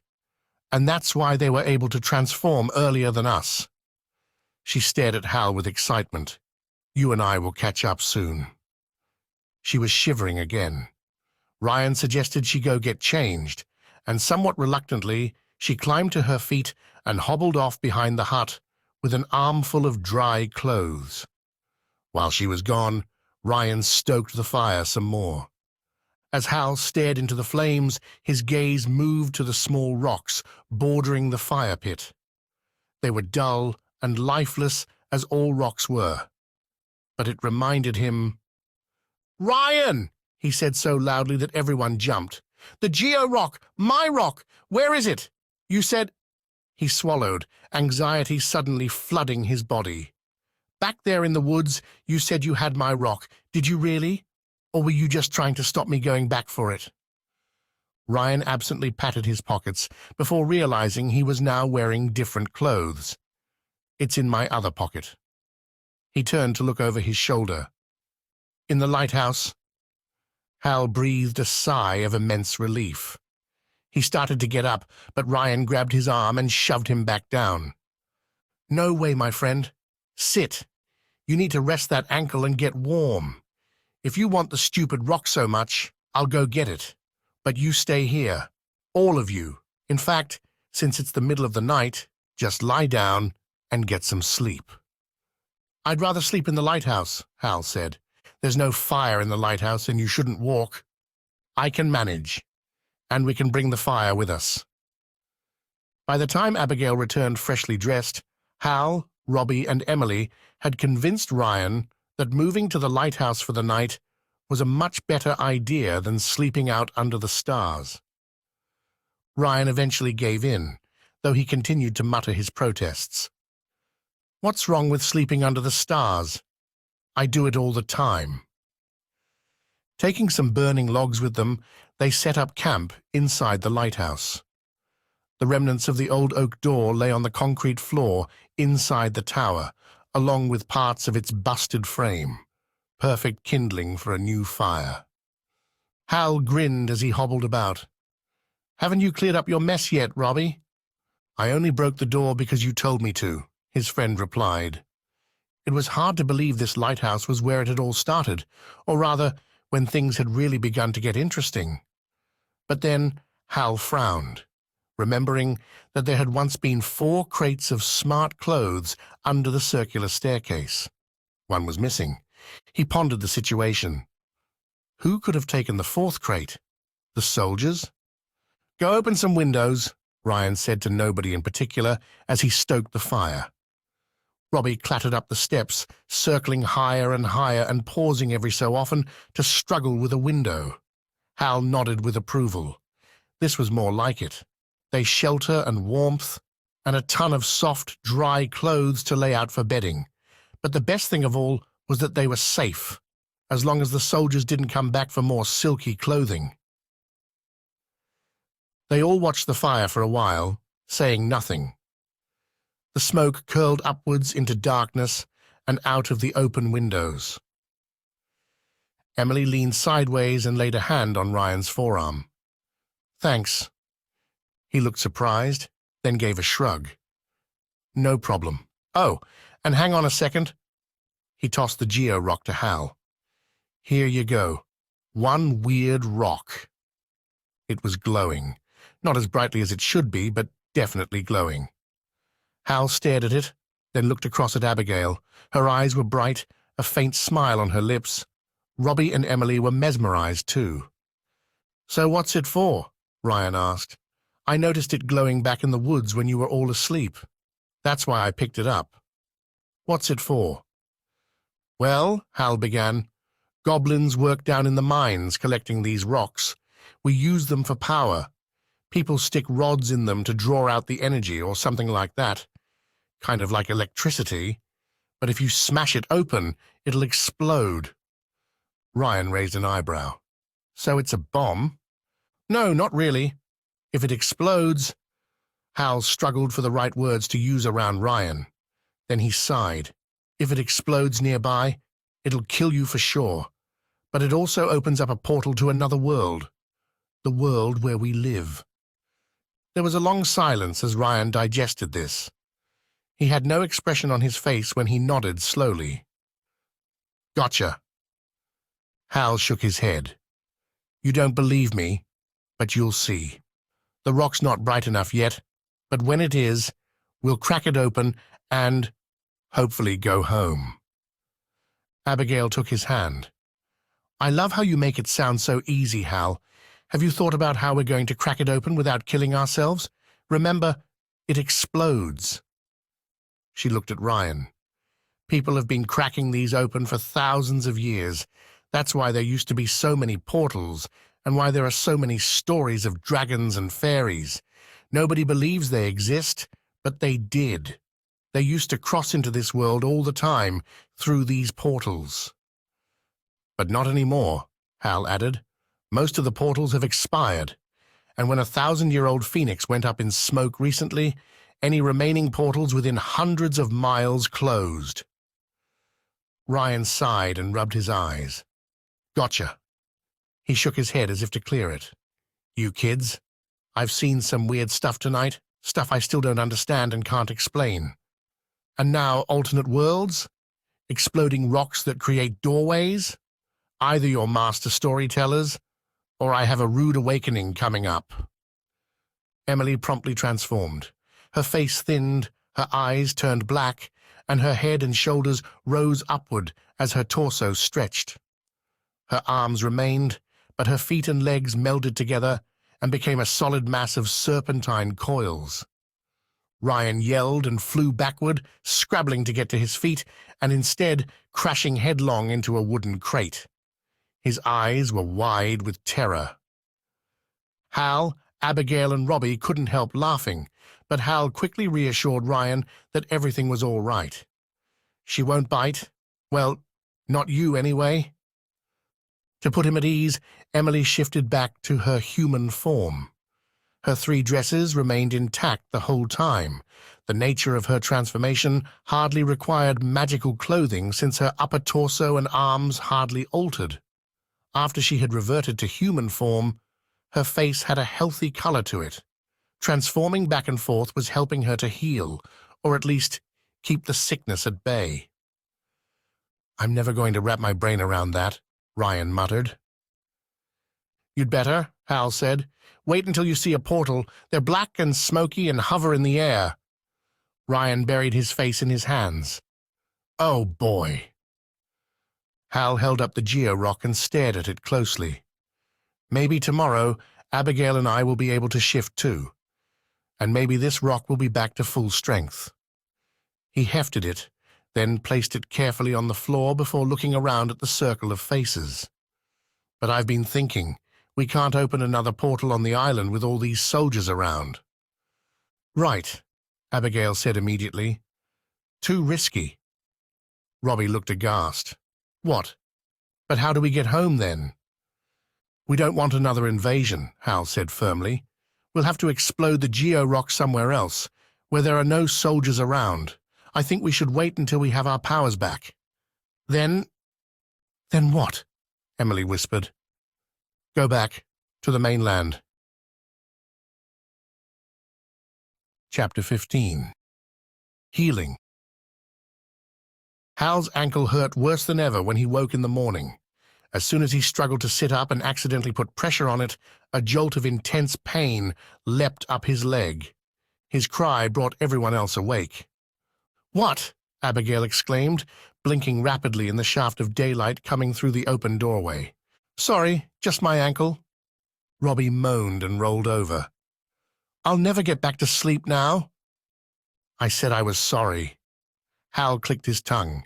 But don't worry about me. I'll try to suffer in silence.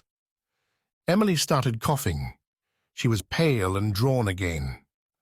Once she had gotten herself under control, she shifted to her Naga form, a strange, jerky transformation, but successful in the end. As she lay there with her heavy snake coils writhing from side to side, she sat up straight and grinned. It's amazing how good it feels to change, she said. It's hard to shift the first time when I'm so sick inside, but once I've done it, I feel better straight away, and then it's easier to shift again. To prove it, she reverted to human form, and just for good measure, switched back and forth a couple more times. By the time she was done, a healthy glow had returned to her cheeks. As she skipped outside into the dazzling morning sun, Hal realized Ryan was absent. The fire had all but gone out, no more than warm, powdery ash. Hal started to struggle to his feet, but gave up when he realized there was no way he could put even the slightest weight on his ankle. He wondered if it was broken. In the end, Robbie helped him up and acted as a crutch so he could hobble outside. Abigail followed, limping and keeping her bad toe pointing skyward. "Morning," Ryan called from high above. He was leaning over the railings at the top of the lighthouse. Nobody had heard him climbing those noisy metal steps. He must have tiptoed. "You get quite a view from up here," he shouted. He pointed northeast. "I see the fog hanging over that side of the island. What do you make of it?" Hal knew the answer, but couldn't be bothered to raise his voice. He wanted to go up and take a look for himself, but the thought of all those steps, with his ankle in such a state... His heart skipped a beat as he remembered something. Could he transform? At least 6 or 7 hours had passed since their midnight swim.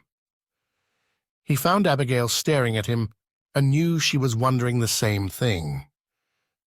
"Do you think—" he started. She abruptly shrank to about shoulder height. Hal jumped back in shock. Her features had blurred for an instant. Now she flickered softly as her face screwed up in concentration. She blurred and shrank a little more, her body now petite, almost doll-like. But nowhere near her true fairy height of about 6 inches. Her 3 layers of smart clothes had no difficulty shrinking with her. It was Abigail herself who was having difficulty. As she stood there flickering, her familiar delicate wings slowly appeared behind her shoulders, spreading outward inch by inch. Her transformation was slow, clearly a struggle. She let out a gasp and returned to her full height. Her wings zipped back into her body as if on elastic. "Can't do it," she said with dismay. "I'm nearly there, but not quite." Robbie and Emily had stood aside and watched with as much interest as Hal, but Hal thought he detected the faintest of smiles on Robbie's lips. No doubt he was feeling just a tiny bit superior at this moment. A little annoyed, Hal decided he'd better wipe the smug smile off his friend's face. He concentrated on his inner being. It was uncanny how similar the situation was to that first time in the lighthouse grounds when he'd tried to transform. This time, a heat began to build inside his chest. It always started this way, but he tried to suppress the excitement. Something was definitely wrong. He felt he could breathe fire fairly easily. The heat seemed to be boiling and churning like a fireball trying to get out. But like Abigail, he found it a struggle to make the actual transformation happen. He closed his eyes, thinking it might be easier if he avoided the stares of his friends. He felt a rippling down his shoulders and arms. His back stiffened, and something about his face altered. Perhaps elongated? It was happening. He built on his success, channeling the energy into his limbs and trying to get his hands and feet to grow into claws. His skin tightened all over as scales developed. Something high on his back was moving around, and he realized it was his wings, or the start of them anyway. He opened his eyes and checked himself over. He was disappointed to see that he was simply a green, scaly version of himself, nothing but a lizard boy with slightly enlarged shoulders and unusually clawed fingers. He craned his neck to find the nubs of leathery wings protruding from his back and the beginnings of a tail. In both cases, his smart clothes had split open to allow the appendages through. The clothes were working great, but his transformation skills? Not so much. He let out a cry of frustration and released his grip. The energy dissipated immediately as he returned to his normal 12-year-old self. Abigail looked relieved. "Glad it's not just me," she said, coming over and linking her arm through Hal's. "Don't worry, it'll happen. Guess we just need to be patient. Maybe tomorrow?" "I don't want to wait until tomorrow," Hal said, irritated. He sighed. Then he frowned and looked down at his bare feet. "My ankle feels better, though." He gingerly put some weight on it. It still hurt, but nothing like before. He'd skipped forward in the healing process. It was well on its way to mending already. "That's something you could try working on," Abigail said. "My toe feels better as well. Look, the cut is all closed up. Doesn't feel as ouchy either." The sun was bright this morning, but the air was colder than ever. Hal wanted to move around briskly and do something to get his blood pumping, but his ankle held him back. He told his friends he was going to take some time out to see if he could heal it. Abigail, Robbie, and Emily understood perfectly and thought nothing of it. Ryan, though, had emerged from the lighthouse and overheard that last comment. He shook his head in amazement. "Do you guys have any idea how lucky you are? One time I broke my leg escaping some Scrags. Man, that was rough. One of my darkest moments. Leg took weeks to set, and I went crazy with boredom. If I could have healed my bone just by sitting there and staring at it." Hal was only half listening as he sat on a low wall by the old generator building. He felt sorry for Ryan, but couldn't help being excited at the sensation creeping over his ankle, the tickling sensation of skin and flesh mending, the bones of his ankle warming and somehow resetting. Whether his ankle had been broken or severely strained didn't matter. The power to heal had returned. He watched as the top of his foot turned green and scaly and his toes lengthened into familiar dragon claws. His entire foot grew, and he pulled up his pant leg as the scales crept up his shin. His ankle rippled and pulsed gently. "Cool," he mumbled. This was an aspect of his powers he hadn't appreciated. In the past, he had simply transformed back and forth numerous times to repair wounds. Now he saw that this was unnecessary. He could simply concentrate all his efforts into one area, shifting that one part of his body back and forth. As he moved on to other injuries, he was dimly aware of Ryan hurrying about with sticks to get the smoldering fire going again.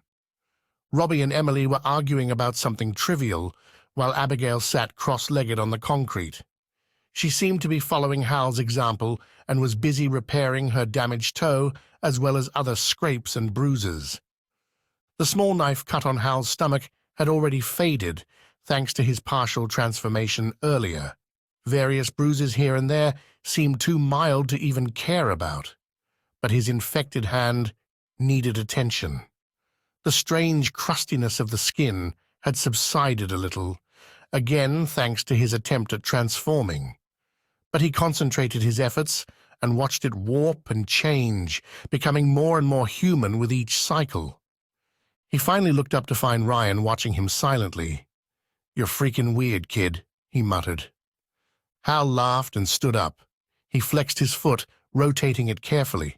It felt great. He walked around in a circle, then rubbed his cold hands together. "Okay, I'm good to go. What are we doing?" Ryan held up a length of something in one of his hands. "Got me a bit of elastic from my shorts and a good bit of stick." He held up a thick, Y-shaped object. "Know what I'm going to make?" "A slingshot?" Hal guessed. "Right," Ryan said with a grin. "Do you know how many gulls I've brought down with a slingshot in my lifetime?" When Hal shook his head, Ryan shrugged. "Well, nor do I. But anyway, I'll be back soon. Keep the fire going and get a spit ready. Maybe you could do both while those two are arguing about it." He jerked his thumb at Emily and Robbie, who apparently couldn't come to an agreement on who should do what. Back soon. True to his word, Ryan was back within the hour with 6 seagulls gripped in his hands and a broad grin on his face. Much to Hal's disgust and Robbie's fascination, he used his knife to gut the birds, then flicked the intestines onto the fire.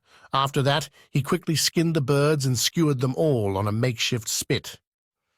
"Should have a good meal going here in a minute," he said cheerfully. "I have to say, Hal, I'm glad I bumped into you kids. Never would have made the effort to come across to this island otherwise, and if I had, I'm not sure I would have made it." "There are other islands," Hal said, "ones that were never covered with fog. And they're overrun by Scrags. This island seems to be free of them because of the fog and because of the stories about the sea monster." He pursed his lips and looked off into the distance. "My dad told me about this island. He came here once when the fog was just starting. That was the night the virus came into town. My dad delivered a bunch of stuff." He told me about the woman in charge of the operation. Blonde, blue-eyed, the most beautiful creature he'd ever seen. Hal's jaw dropped open. Was Ryan talking about Miss Simone? He was about to point that out when Ryan said something that caught his tongue. Cold as ice she was. My dad blames her for my mom's death. There was a long silence. Then Ryan looked at Hal and raised an eyebrow. Go ahead. Tell me the sea monster is real. I might just believe you. It's a real sea monster. Their seagull breakfast was delicious, partly because they were all so hungry. The five of them lounged on piles of clothes, licked their fingers clean, enjoyed the fire, and felt a deep sense of relief that everything was turning out all right. They were safe, well-fed, and healed of any injuries. And even though Hal and Abigail weren't yet full shapeshifters as they'd hoped, Emily's sickness was under control, and they had time to wait around. So, Ryan said, about the rock. Hal looked around for it. Was its magic fully restored? He doubted it. Are you really planning to head back to the mainland with it? Ryan asked. It's too risky to use it here, Abigail said firmly. When Hal is back to his old dragon self, he can fly us across to the mainland. Tomorrow morning, Hal promised. What are we supposed to do around here for a whole day? Robbie complained. I want to go home now, Emily said. I'm already feeling weird again. Yeah, come on, Hal, Ryan said. You've built this up and made out that the glowing rock is your doorway home, and now you want to put it off? Hal shook his head firmly and held up the geo-rock. It may well be ready, but he and Abigail weren't. Tomorrow morning. Anyway, first we should send Emily underwater. You never know, the old portal might still be open. Nobody could refute his logic. Emily climbed to her feet. No time like the present, and the change will do me good. Hal felt sure there was a pun in there somewhere. He tucked his precious geo-rock back under the pile of smart clothes and followed the others outside. He and his friends clearly remembered the dock where their parents had lain, writhing in agony as the virus swelled up their faces and constricted their throats. It was a horrible memory, and they padded along the sturdy boards of the dock without saying a word. On their left, huge boulders were crammed together, covered with moss and seaweed. On their right, waves crashed and rolled, occasionally spraying them with icy water. Ryan, having no idea where they were headed, walked with a permanent frown on his face until they reached the place where Miss Simone's boat had been tied. Where was it now? Lost to sea. Well, the portal's down there somewhere, Hal said. It was quite a way out. There were little green balls marking the way. If the portal's there, I'll find it, Emily promised. She promptly shifted into her half-serpent form. Then she slipped into the water head first, her snake body sliding in after her with a terrific splash. But the moment the tip of her tail vanished, she was back again, rising out of the sea. What's wrong? Abigail called. Nothing. I keep forgetting that my arms get in the way underwater. Emily looked down at herself, and as she did so, her shoulders seemed to melt away with every passing wave. She grinned. Look, no hands. With that, she rose up, now armless, and plopped into the sea again. Ryan stood trembling. I saw her do that already, but I put it down to a bad dream. A hallucination or something. He rubbed his eyes and suddenly looked tired. I can't deal with this. This isn't happening. People don't just turn into monsters. Hal winced. We're not monsters. The four of them waited on the dock, while the sea churned and sprayed them with icy droplets. They were quickly getting drenched, so they backed up a little. And she's trying to find a portal? Ryan asked. Hal once more explained how the portal was one of 3 on or near the island. It should be just under the water out that way somewhere, a big cloudy thing, plenty big enough to swim through. It leads to a lake in New Earth. Ryan said nothing for a while. Then, a lake, Hal nodded. A freshwater lake? Freshwater, Abigail said in a mildly sing-song voice. So if you crossed over, you'd swim from seawater into freshwater? Right, Robbie agreed. Ryan shook his head. So how does that work? Doesn't the sea flood the lake or something? Apparently not, Hal answered. Emily returned, shaking her head as she cut through the water. Nothing at all. There are 5 little green balls floating on the surface, all in a line, stretching quite a way out, but the portal is gone. Miss Simone's markers, Hal said to Ryan. They're magical too. They stay in place without any strings attached, marking the way to the portal. Or they did. Funny. The portal's gone, but the markers stayed in place. Seeing yet another questioning look on Ryan's face, Hal stepped past him to help Emily out of the water. She was incredibly heavy at first, until she reverted to human form halfway out. So, no dice, Ryan said, nodding slowly. I see. He stalked off without saying another word. What's got into him? Robbie asked. Probably still thinks we're telling fibs, Abigail muttered. They wandered slowly along the dock and into the lighthouse grounds. Even though Emily had only just transformed back and forth, she was already looking a little ashen as they padded across the concrete. I just can't shake the sickness, she said. Only Jolie can take it away. And she will, Hal promised her. As soon as we're home, we'll... Hey, Ryan called, his voice strangely distant. They looked all around for him. Up here. Ryan was once more leaning over the railings of the lighthouse gallery high above, smiling down at them. He held something up, and Hal squinted. What's he got there? I can't see, Abigail said, craning her neck. Robbie suddenly gripped Hal's arm. Whoa, that's your rock! Panic seized Hal. He dashed inside the lighthouse and stared at the pile of clothing on the floor. He could tell the geo-rock was gone, and somehow knew exactly what Ryan was planning to do. He stood there gripped by indecision. Should he hurry up the stairs, or try to reason with Ryan? Don't do it, Ryan, Abigail yelled. Hal dashed back outside. You'd better stand back, Ryan called. I don't know how big this explosion is going to be, but I don't want you getting hurt. Abigail immediately moved farther out into the courtyard. Quick, everyone spread out. He won't throw it down on us.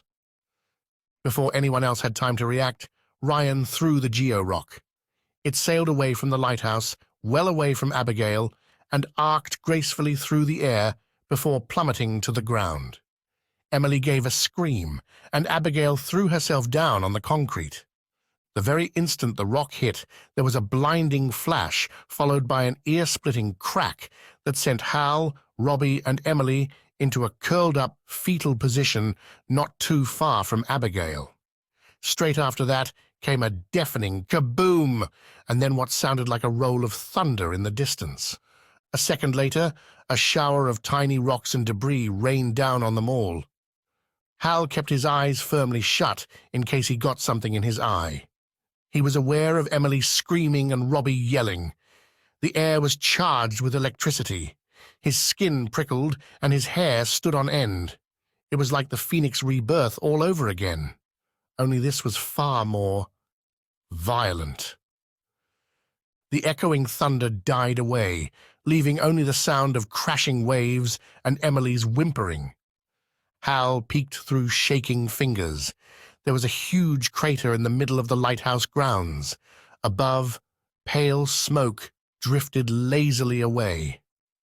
Abigail? Hal whispered. She sat up, looking angry. As she was climbing to her feet, Hal hurried to her side as Robbie went to help Emily. All of them were unharmed, just shaken and furious with Ryan. They began yelling up to him, their voices a cacophony that echoed around the grounds. Ryan eventually disappeared from the gallery, descended the steps, and finally emerged in the lighthouse doorway. He looked sheepish, but pleased with himself. That was a bang and a half. All that from a tiny rock? Man. What have you done? Abigail yelled, waving her arms around. Hal and the others had given up their shouting match, their throats sore, but Abigail seemed to have plenty of frustration left in her. "The soldiers probably heard that. They'll come looking for us. If they find the portal, they'll invade our world again. Why don't you listen?" It was only when she finally sagged, panting, that Ryan nodded and spoke. I know, I'm a bad guy. I stole your rock and blew it apart. I get it. But it's done now. I'm sorry. I just can't face going with you guys back to the mainland to chase a foolish dream." "A dream?" Hal repeated incredulously. Ryan waved his hand at the crater. "I blew up the rock. I cracked it open. But I don't see this portal you mentioned, this gateway to another world. Do you?" Hal glanced this way and that, searching the sky, peering out to the rocks and the churning water beyond, then all around at the lighthouse grounds and the surrounding trees. Where was the portal? Ryan clapped him hard on the shoulder. "So? Where's this magical gateway to another dimension? I don't see anything except a big old crater in the ground." "Nor do I," Hal admitted. Chapter 16. Looking for the Way Home. In the back of his mind, Hal had known all along that any new portal created by an exploding geo-rock would pop up in some remote place, perhaps several hundred yards away. That is, if it materialized at all. This was, after all, why ancient tribes and early civilizations had failed to figure out a direct connection between the mysterious portals and the destruction of geo-rocks. "So where is it?" Ryan demanded. "Where's this portal? This fuzzy black cloud you told me about?" Hal sighed. "Somewhere. It never appears where the geo-rock is cracked open unless it's a controlled explosion using an iron box and some chemicals to superheat the rock, and—" He trailed off, seeing the perplexed expression on Ryan's face. "Never mind." "Seriously?" Ryan's cheeks darkened. "Man, the story just gets wilder by the minute. You can't just accept that there's no gateway." "Let's split up and look around," Emily suggested. The argument fizzled. Ryan muttered something and went off, peering around as he went. Emily pointed this way and that, instructing Hal, Abigail, and Robbie to go in different directions. They all agreed without question. After all, a careful study of the clear sky all around told them there was nothing hovering above the water. Perhaps the portal was inland, hiding up a tree, or perhaps lurking behind a bush. It could be anywhere. It could even be deep underwater, and that was what Emily planned to cover in her own search. None of them wanted to believe the portal had materialized under the ground. If it had, then it was useless. During their search, Hal caught a glint of something shining from the long grass by the buckled gates. Curious, he nudged Robbie and started walking toward it. And then they both laughed. A collection of bicycles was hidden in the grass, exactly where Hal and his friends had left them. The handlebars had gotten a little rusty. Still, it lifted Hal's heart to stand his bike up and sit on it. Now they had transport. But right now, they needed to find that portal. He scanned the trees bordering the road, no sign of a black, smoky cloud. He knew it would take time to traipse around in the woods, looking above the branches and checking behind every tree trunk. As Robbie ventured through a hedge into a field, Hal sighed, laid his bike back down, and headed off into the trees on the opposite side. Meanwhile, Abigail had the easy job of searching the lighthouse and the rest of the grounds. And where was Ryan? Hal spotted him moping around just inside the high fence, looking distinctly annoyed. He obviously didn't believe in what he was seeking, and it showed on his face as he glanced this way and that. Dry twigs and dead leaves crunched underfoot as Hal walked through the woods, trying to be methodical in his sweep. These cloudy, pulsing portals were relatively easy to spot, but they were absolutely silent and, if small enough, could literally hide 3 feet away around the back of a tree. Hal didn't want to miss it. He paused at the sound of a helicopter. It drew closer and closer. He peered up through the trees, trying to spot it, but he could see only small patches of sky through the thick canopy of branches. The noise increased, a deep throbbing that sent vibrations through his body. He waited a full minute as the helicopter moved around in the sky, probably searching for the source of Ryan's explosion. In the end, Hal continued his search, knowing there was nothing he could do about the helicopter. He knew the pilot couldn't see him in the woods, and hopefully his friends would have the sense to stay out of sight too. 30 minutes later, he was lost. He stopped and listened carefully. The helicopter had finally gone away. In the distance, the roar of the ocean told him he wasn't too far from the shoreline. It was another 20 minutes before he found his way back to the road leading to the lighthouse and his friends. They had given up the search long ago. As Hal walked in through the gates, they came hurrying toward him, hope on their faces. Their expressions soured when Hal shook his head. "Nothing," he said, to clarify the matter. "Well, that's just great," Robbie said mournfully. "So now what?" Nobody had an answer, and they all stood there shuffling their feet before Ryan made a suggestion. "We all heard the helicopter. It hovered right over the lighthouse, and I know they saw the crater. I don't know what they think about it. Seems odd that we haven't seen anything of them since, but it makes me even more curious about what they're doing here. Where we saw all that fog. There's something important there." "We know," Hal said morosely. "What do you mean, you know?" Hal sighed. "We've been through this." He frowned, trying to recall what he'd already told Ryan. "We mentioned the fog hole, right? A tunnel in Black Woods? In that tunnel was one of the 3 portals." He went on to explain about the soldiers who had discovered the portal and stepped through into New Earth. They'd caused havoc there, and Miss Simone had enlisted the help of villagers, goblins, the Naga, and others to send the soldiers home. Then she'd closed the portal for good. "It was like she bolted the door in their faces," Abigail said with a smile.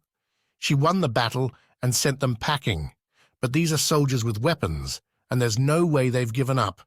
They discovered a whole new world with clean air and no virus. I guarantee the soldiers and scientists are camped out in Black Woods trying to figure out a way to cross over again." Ryan digested all this silently, his eyes narrowed. Finally he said, rather tersely, "Can't say I blame them. But how can they?" "Cross over?" Abigail said. "They can't. The portal's gone." She frowned and gave Hal a meaningful look that he didn't understand. "They might get some help, though. They have a prisoner." Hal instantly caught on. Yes, the prisoner. He'd momentarily forgotten about her. The prisoner would have all the answers the scientists sought, even if there was nothing anyone could do with those answers. "A prisoner?" Ryan questioned. "Salak!" Robbie blurted. Abigail frowned at him. Hal understood her concern. Their story was fantastic enough as it was, and telling Ryan about a captured centaur might cause the poor guy to blow a gasket. Abigail deftly changed the subject. "I want to stop in at my old house before we do anything else." "Why?" Emily asked. Abigail simply grinned. "Just an idea. It might help us." "What idea?" Robbie asked suspiciously. Hal recognized the gleam in her eye. She'd had an idea. Unfortunately, it also meant she was going to keep quiet about it and drive them all nuts. He decided not to give her the satisfaction and simply shrugged. "Fine by me." They went to retrieve their bicycles from the grass. There were 7 of them. Fenton's was missing, but Hal guessed it was around somewhere. Ryan, looking bemused, picked one from the remaining 3. Unfortunately for him, 2 of the 3 were girls' bikes, Lauren's and Darcy's, while the 3rd was Dewey's.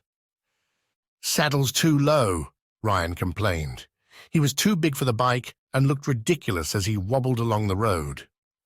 Hal could barely suppress his laughter. As they rode, with the cold air freezing their faces, Hal couldn't help being amazed at how situations changed. They'd gone from a life-threatening chase through the city streets, slept in a forest, escaped another potentially deadly encounter with the swarm, suffered mild hypothermia during their swim to the island, and were now riding their bikes as if they hadn't a care in the world, heading to Abigail's house for lunch. Well, maybe not lunch. Still, it felt good to get back in the saddle and ride around this familiar island of theirs. Hal's old home and those of his friends were spread out along both sides of a single street. Each structure was silent and forlorn, as if it knew it had been abandoned. The group cycled past without a word. Finally, they reached Abigail's. She pulled off the road and dismounted. "Wait here." Then she paused. "Except you, Hal. You can come with me." It wasn't a polite request, but an order. As the others waited on their bikes, Hal hopped off and strolled up the path to join her. Together, they stepped up to the front door and entered. The place smelled musty. Maybe it had always smelled this way, and they hadn't noticed it with the perpetual fog all around. Abigail took Hal's hand and led the way along the hall into the kitchen. Mystified, Hal said nothing, knowing he wouldn't get a straight answer. Was she looking for something to eat?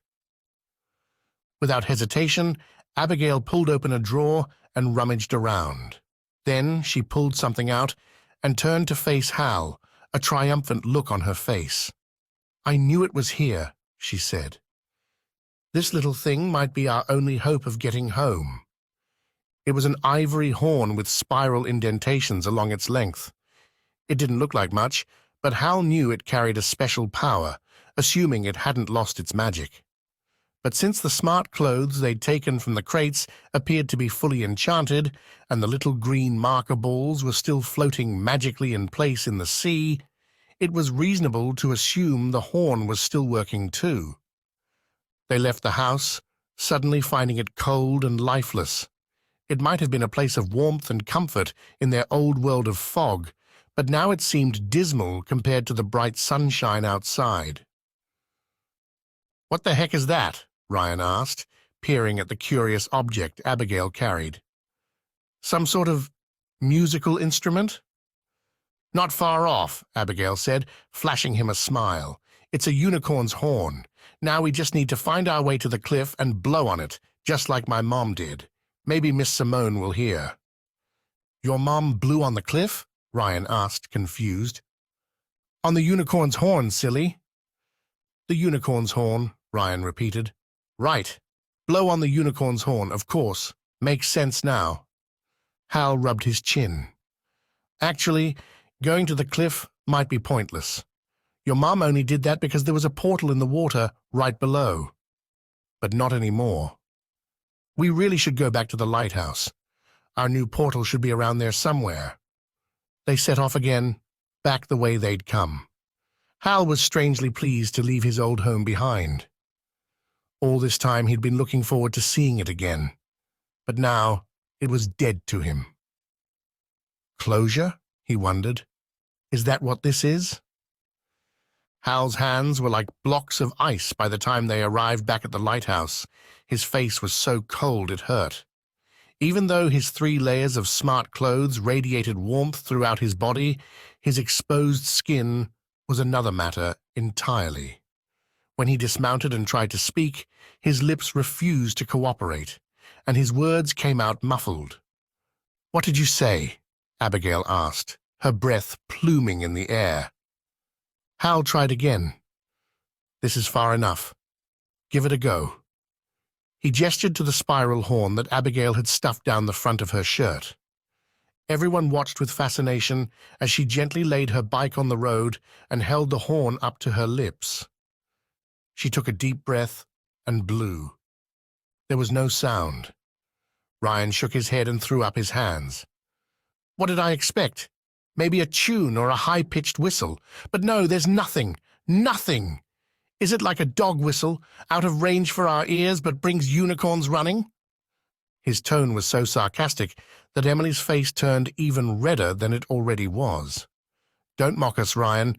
That horn can be heard by mermaids, and since Miss Simone is a mermaid, maybe she can hear it." Ryan laughed. "Oh, okay. A mermaid can hear it. Well, good." He frowned. "Let's suppose for a minute that's true. How exactly can she hear the horn if she's in another dimension?" "We don't know," Hal said shortly.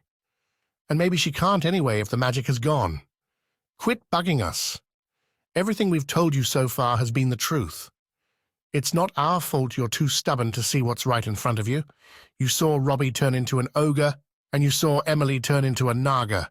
You saw that geo-rock glowing and the way it exploded. You saw me breathe fire and grow dragon feet. You've seen a whole bunch of stuff you can't explain, but you still think we're making this up?" He sighed and rubbed his icy hands together. "So do you still want to see what's happening on the foggy part of the island or not?" Ryan nodded. Yeah, I do." He turned to go, then paused and looked sheepish. "Guess I need an attitude adjustment. It's just kinda hard to accept the amount of weird stuff you guys throw around. You talk about mermaids and magic gateways as if they're real." "Imagine that," Abigail said sweetly. They hid the bikes in the grass again. There was no decent track to Black Woods, which was where they were headed. It was a 45-minute walk from the lighthouse through thickets and across fields, and Black Woods itself was dense with awkward, slippery slopes and random streams. The group set off, following Robbie's ogreish sense of direction. The temperature seemed to be plummeting. Despite being around midday, Hal swore it was colder now than when he'd woken that morning. Colder, in fact, than any day he could remember throughout his life on the fog-covered island. But the long walk helped keep them warm. By the time they were out on the open fields, climbing a long, gentle slope and angling toward a cliff edge, they were all panting and joking about peeling off a layer of smart clothes. "Just so you know, Ryan," Abigail said, pointing to the nearby drop-off, "that's the cliff where Miss Simone jumped. We followed her once. She fell into the sea and disappeared." "Seriously?" Ryan took a quick detour to peer over the edge. He gave a long, low whistle. "Mermaid or not, that's a dangerous drop." "There used to be a portal about 100 feet underwater," Robbie explained. "She'd jump in here, then swim along to a dangerous rocky area a bit farther north near Black Woods. The third portal we mentioned is below the cliff here somewhere." They debated about checking it out. "We should," Emily said. "I could do what Miss Simone did and—" She peered over the cliff. Well, maybe not. Still, the thought of leaving the portal unchecked bothered Hal. It might be right there waiting for them. If only he could transform, he could fly down and dive under the water to see for himself. Hal was still pondering when they came to Black Woods. The wall of trees loomed ahead, dark and foreboding.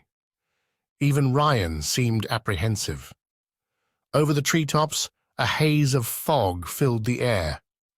It wasn't as thick as what Hal was used to seeing, but it was fog nonetheless, apparently generated by a new machine that the scientists and soldiers had built in recent weeks. "You sure you know your way through this?" Ryan asked. "Looks like a tangled mess in here." Darkness and silence pervaded the woods. It was no less creepy than it had been in the fog. Still, Robbie forged ahead, using his built-in ogre senses to find his way without hesitation. But find his way to what? The old fog hole? Was that where the soldiers and scientists were camped out? None of them said a word as they weaved slowly between trees and bushes. Thorns snagged on Hal's pants, and he tugged himself free. His smart clothes tore, but immediately knitted together. He noticed that Ryan, ahead of him, kept looking down at his own pants or shirt whenever he got caught on a bush, gently touching the material as if wondering why it was still in one piece. Robbie halted. "I hear something," he whispered over his shoulder. They all froze, peering into the gloom ahead. It was foggy now, meaning they were close to the soldiers. They stood in silence, listening. Voices.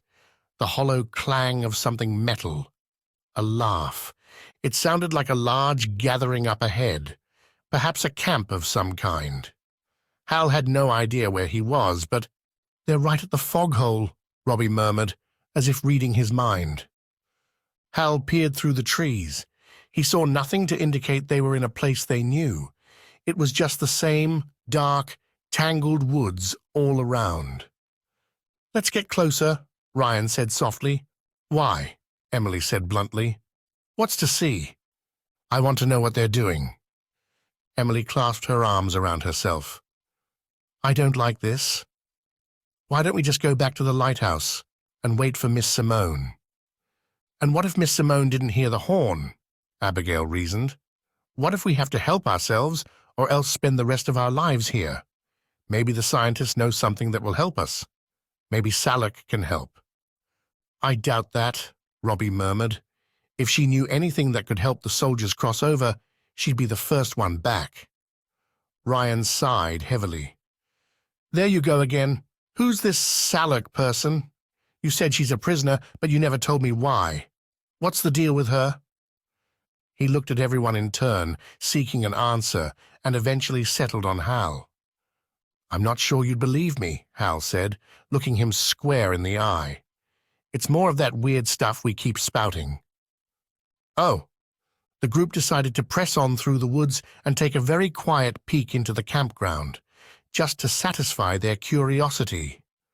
Emily was the least interested, but she clamped her lips together and stuck with her friends as they stole through the trees, wincing at every snap of a twig.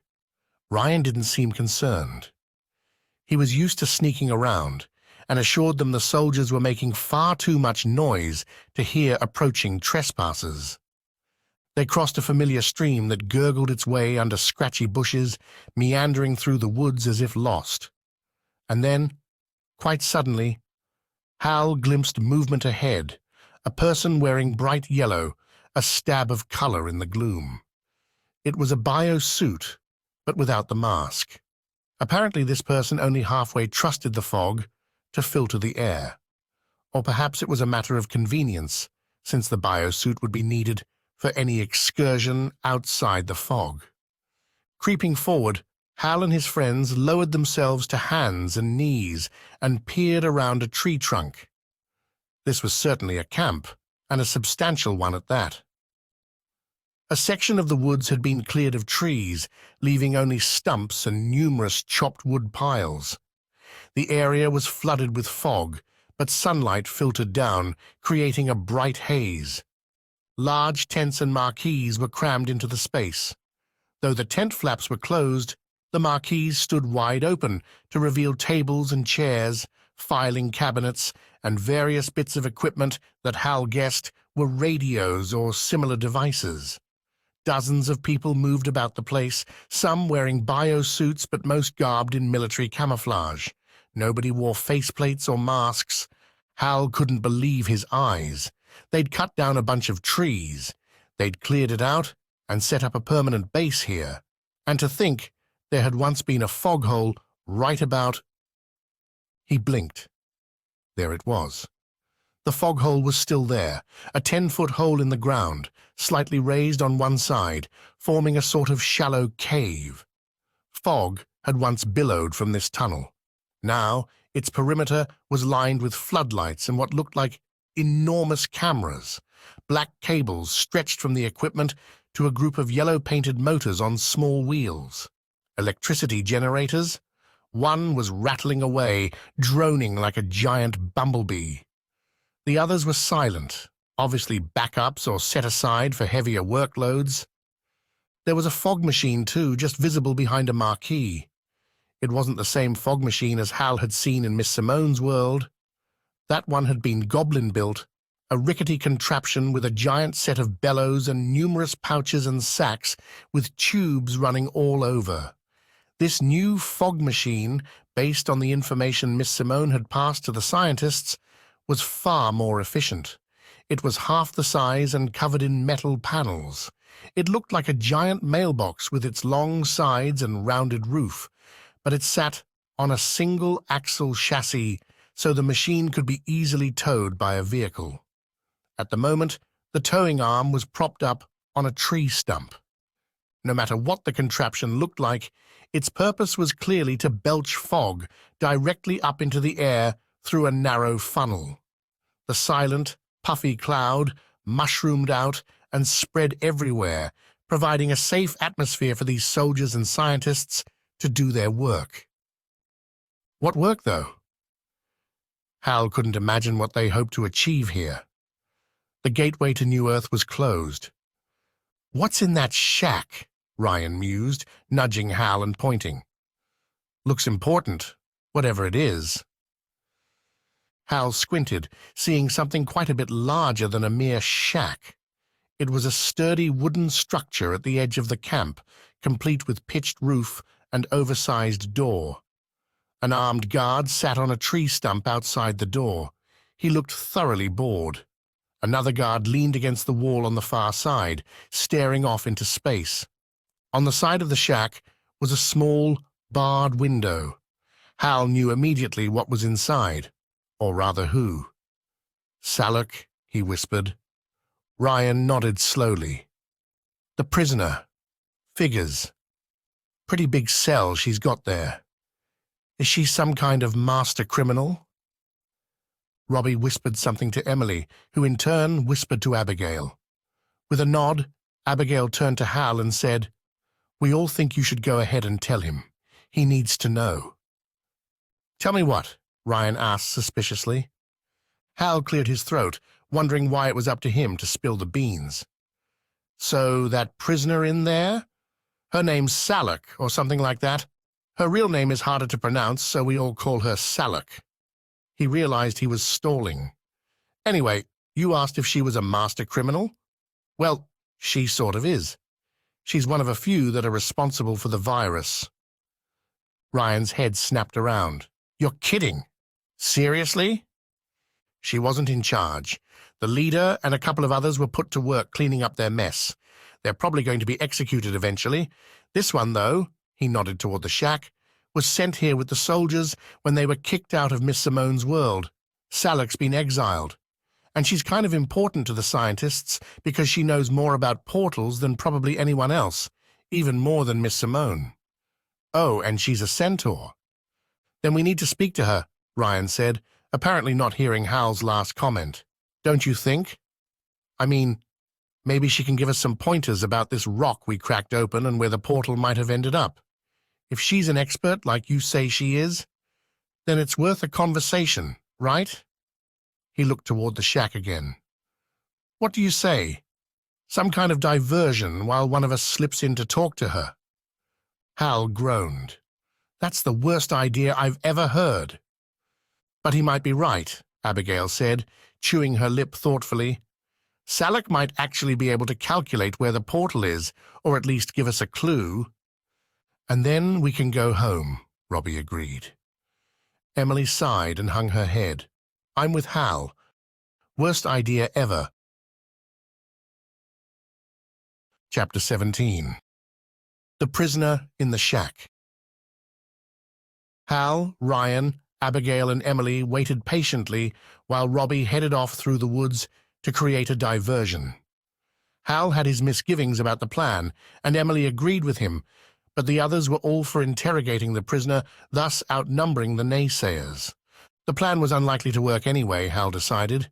If Robbie started crashing around in the bushes and tearing up trees, no doubt a bunch of soldiers would go running off to investigate. But there were 2 guards outside Salak's shack. What were the chances that both, or even one, would leave his post unattended? Hal expected, hoped, that the plan would fizzle out pretty fast. The distant ogre roared.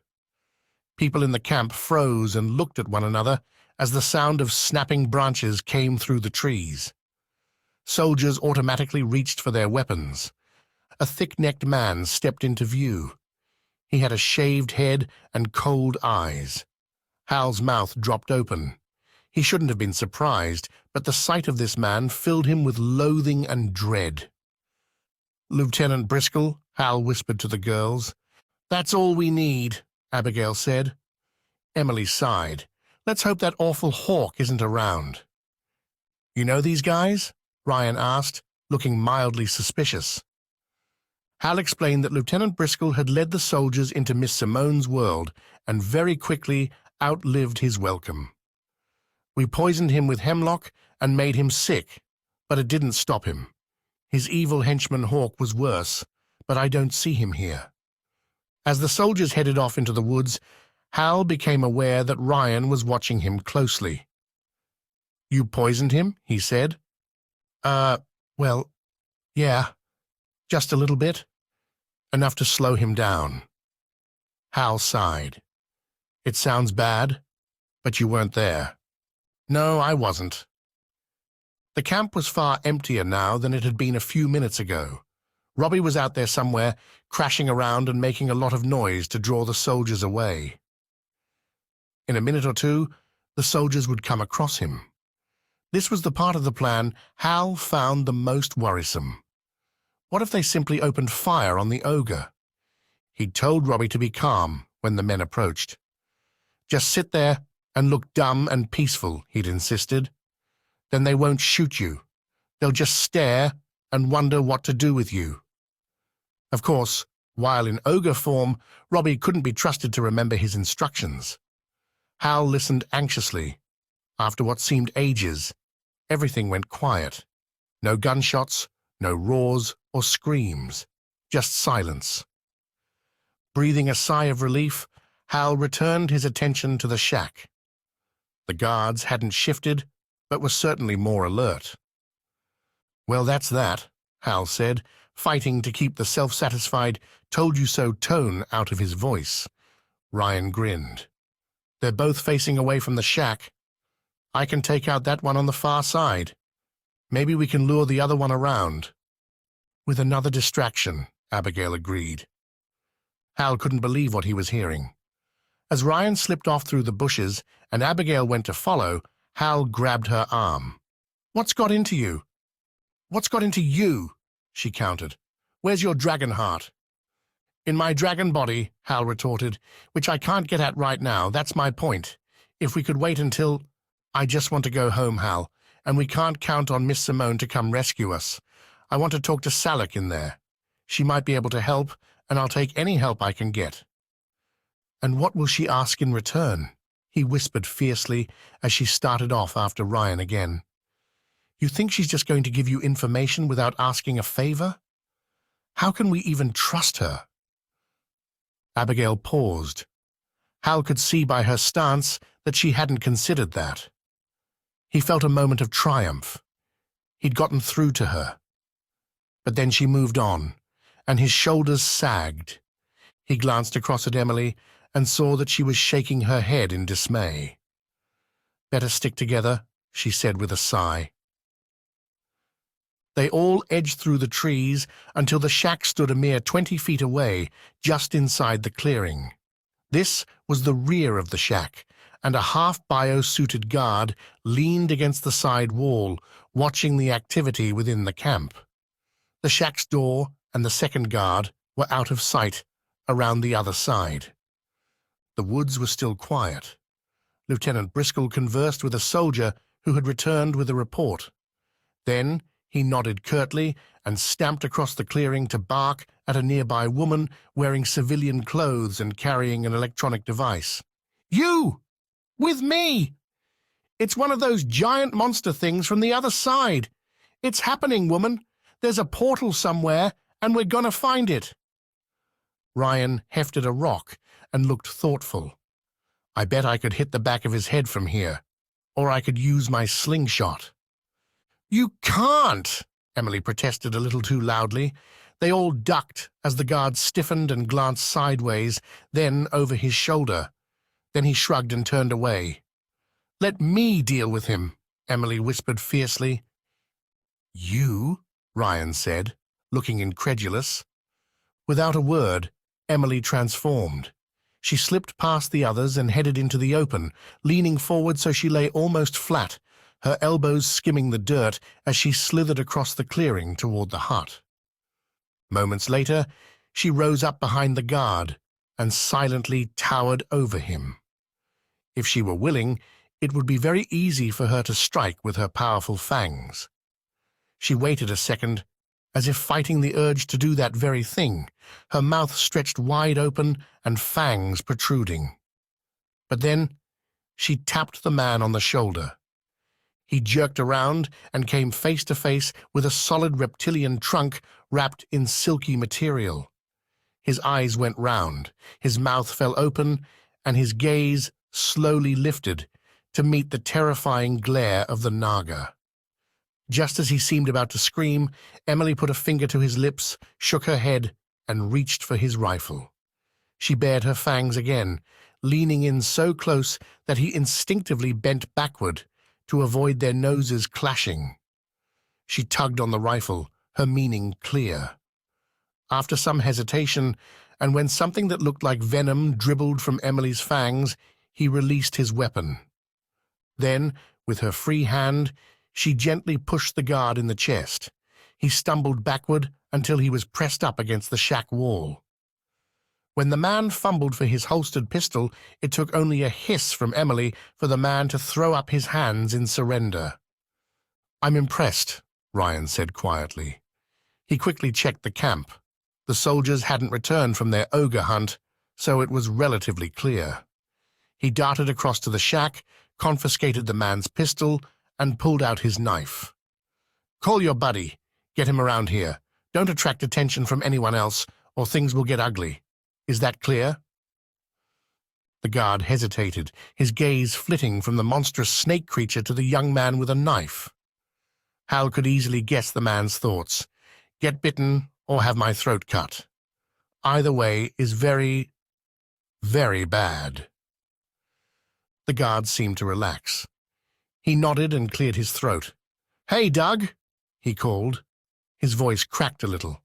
"Come look at this." A murmur sounded from the other side of the shack, then crunching footsteps as the second guard wandered around the corner. Ryan was on him before the man had a chance to react. He pinned him to the wall and shoved the knife to his throat. "Sorry," the first guard told his buddy. With the two guards pressed shoulder to shoulder and Emily constantly showing her fangs and Ryan's knife darting from one throat to the other, the situation seemed to be under control. For the moment, Hal and Abigail joined them, their eyes peeled for Lieutenant Briscoe and returning soldiers. "Now, we just want to ask your prisoner a few questions," Ryan said softly. "Then we'll slip away. We're not trying to rescue her, and we're not trying to get you in trouble. We just want to sneak into this shack here, have a quiet 2-minute conversation, and then sneak back out. No harm done, and you can go about your business afterward. Deal?" The guards nodded in unison, saying nothing. "Is there a key?" Ryan asked. "Nah, just a bolt," the second guard said tightly. Ryan gently patted Emily on the shoulder. "Now, Emily, please don't do what you did to those Scrags earlier. I know you desperately want to paralyze both men with your poison and devour them whole, so they stew in your stomach for days while still alive." Both guards went pale. "But try to contain yourself, all right?" Ryan leaned closer to whisper to the men. "Do yourselves a favor. Stand absolutely still and don't annoy her." With both guards thoroughly cowed, Ryan edged around to the front of the shack with Hal and Abigail in tow. Ryan quickly slid back the enormous bolt and pulled on the handle. The door was clearly heavy, judging by the way he leaned backward. When there was a big enough gap, he slid inside.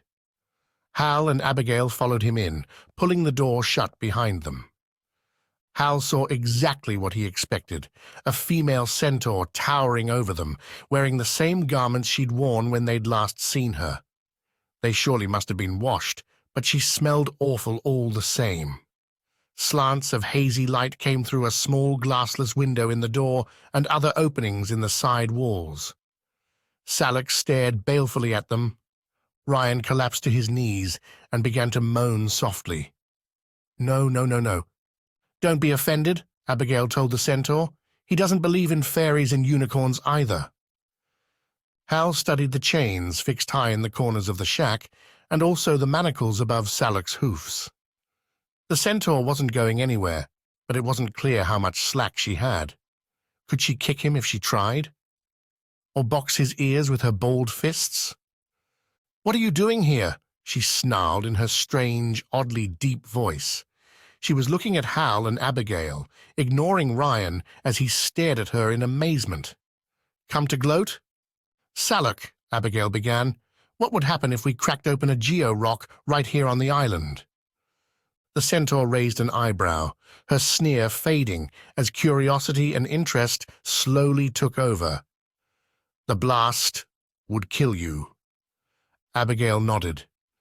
"Suppose we dropped it from a great height, and it smashed open on the ground. The portal would be fairly close by, right?" Chains clinked and rattled as the centaur strained at them. She leaned as far forward as she could, bringing her face down to meet Abigail's. "Was that the explosion I heard this morning? I thought it sounded familiar." "Might have been." "And now you can't find the portal," Salak said with a nasty grin. "You created a way home, but have no idea where it is. What a pity." Hal sighed and turned away. "See, Abby? Told you it was a waste of time. She's not going to tell us anything. Let's get out of here." "Not so fast," Salak growled.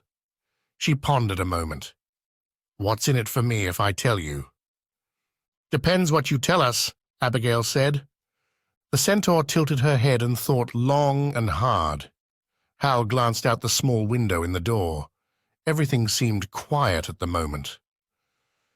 "The portal," Salak said, "would end up 400 or 500 yards from the explosion, depending on the size of the rock. Its direction entirely depends on the location, season, and time of day. In simple terms, Earth rotates to the east, so the portal would show up west of the explosion, about a quarter-mile away, because the planet continues rotating during the split second it takes for the energy from the rock to coalesce and form a wormhole. But it's much more complicated than that, because you also have to consider our current position on the face of the planet in relation to our orbit around the sun, along with—" "I'm bored already," Abigail interrupted. "What we need to know," Hal said, "is how do we go about finding it?" Salak's weathered face darkened, and her nostrils flared. She stamped her hooves on the ground as she balled her fists again. "In our testing years ago," she said through gritted teeth, "we smashed several rocks open. There were too many factors to calculate where the portal would appear because of that tiny delay before the energy coalesces. So we superheated the rocks and performed controlled explosions. That made calculations much easier. Portals appeared where we wanted them, mere feet from the controlled explosion. We also became adept at cooling the rock before cracking it open, thereby slowing the release of energy and allowing us to manipulate the position of portals around the world." "Are you seriously bragging about this?" Abigail demanded, putting her hands on her hips. Her cheeks had darkened. "Those portals you created on Whisper Mountain that opened high in the sky all around the world are the same portals you pumped the yellow mushroom spores through. That's why you were exiled." She jabbed a finger at Salak, and the centaur actually flinched. "Quit boasting about killing millions of people. Tell us what we need to know. How do we calculate where a portal would end up? How would we look for it?" The centaur narrowed her eyes. After a while, she spread her hands and spoke carefully. "There are simply too many variables. I can't help you.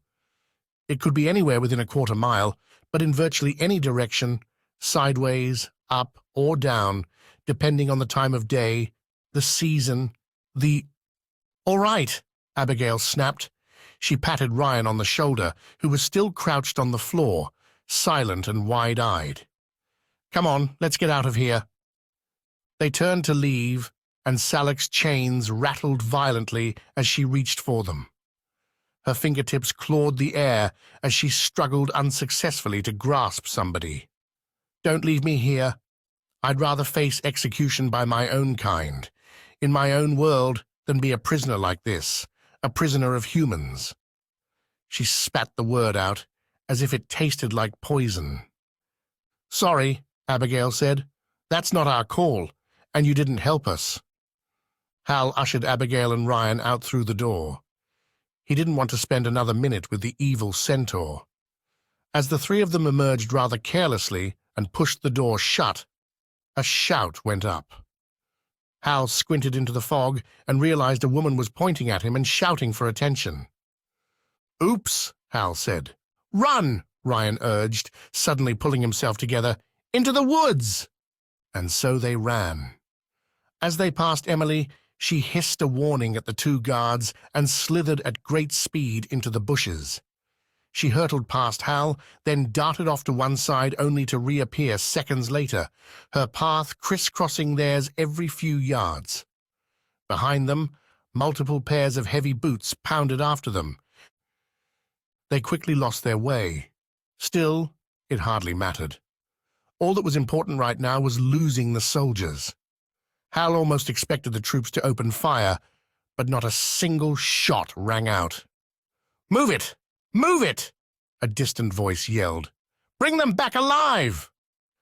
This was way too similar to yesterday's escape from the swarm, Hal realized, as they crashed haphazardly through thickets and zigzagged around trees. He was getting very, very tired of running away. At least they were leaving the fog behind now. By now, the soldiers would be struggling into their biosuits and zipping them up, then fixing the masks in place. Hal threw every ounce of his willpower into transforming. If he could only shapeshift the way he used to, it would be a simple task to turn around and set fire to a bunch of trees. He felt the warmth in his chest, felt it boiling deep down inside, and he felt a strange rippling sensation on his back. He latched onto that feeling and tried to expand on it, coaxing his transformation as if he were blowing gently on a new flame to start a campfire. He ended up tripping over his enlarged reptilian feet. He collapsed in the dirt and caught a glimpse of his own scaly hands and forearms just before they paled and softened, returning to normal. With a cry of frustration, he jumped to his feet, which were also human again, and expelled the bubbling heat in his chest. That at least worked. A huge blast of flame shot out, and he turned his head, sweeping across the trees so they caught alight. Within seconds, soldiers barged through the trees. They skidded to a halt just in time, their masks reflecting a flickering orange as the fire reared up. "Hal, come on!" Abigail called. Hal turned and ran. His friends were waiting just up ahead, and they started running again as he approached. They had been hurtling through the woods for several minutes when Ryan slowed. "Okay, stop," he said, not sounding at all out of breath. Abigail bent over, breathing hard. "Did we lose them?" Ryan nodded. "Think so. Where's Emily?" The Naga appeared silently over his shoulder, and he jumped. Okay, good. Anyone know where we are? I think we got turned around.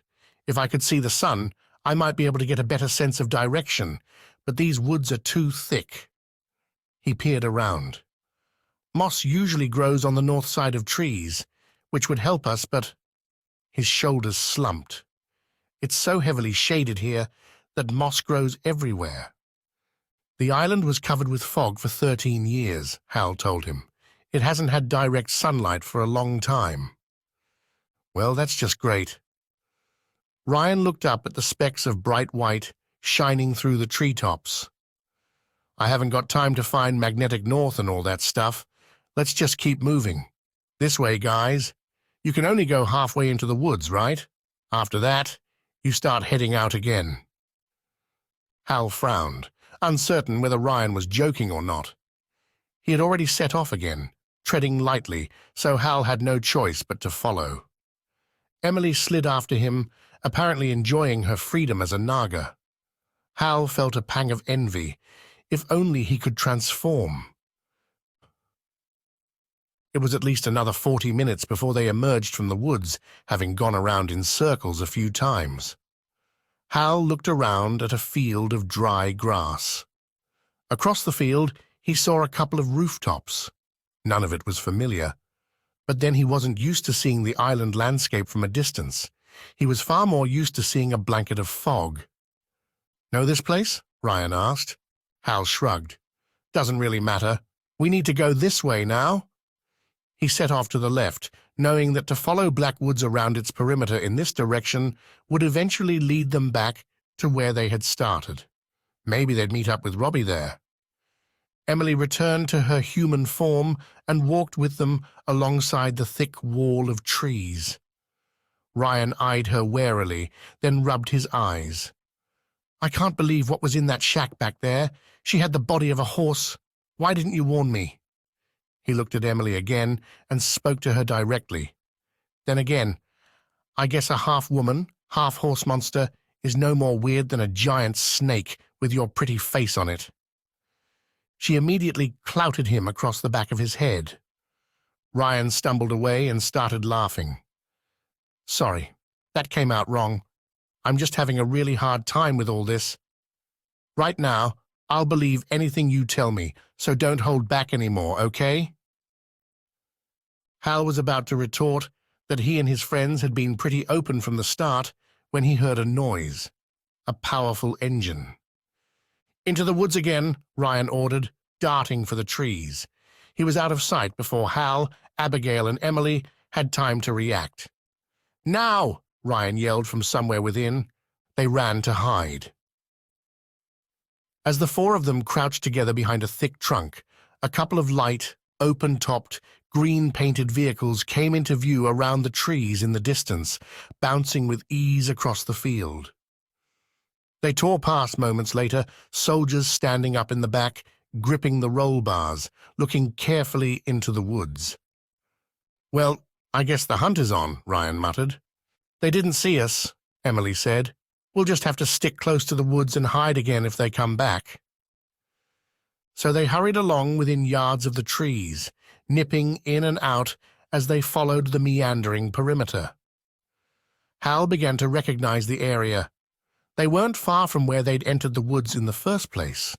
If they kept going, they'd end up at the cliff on the far eastern side of the island.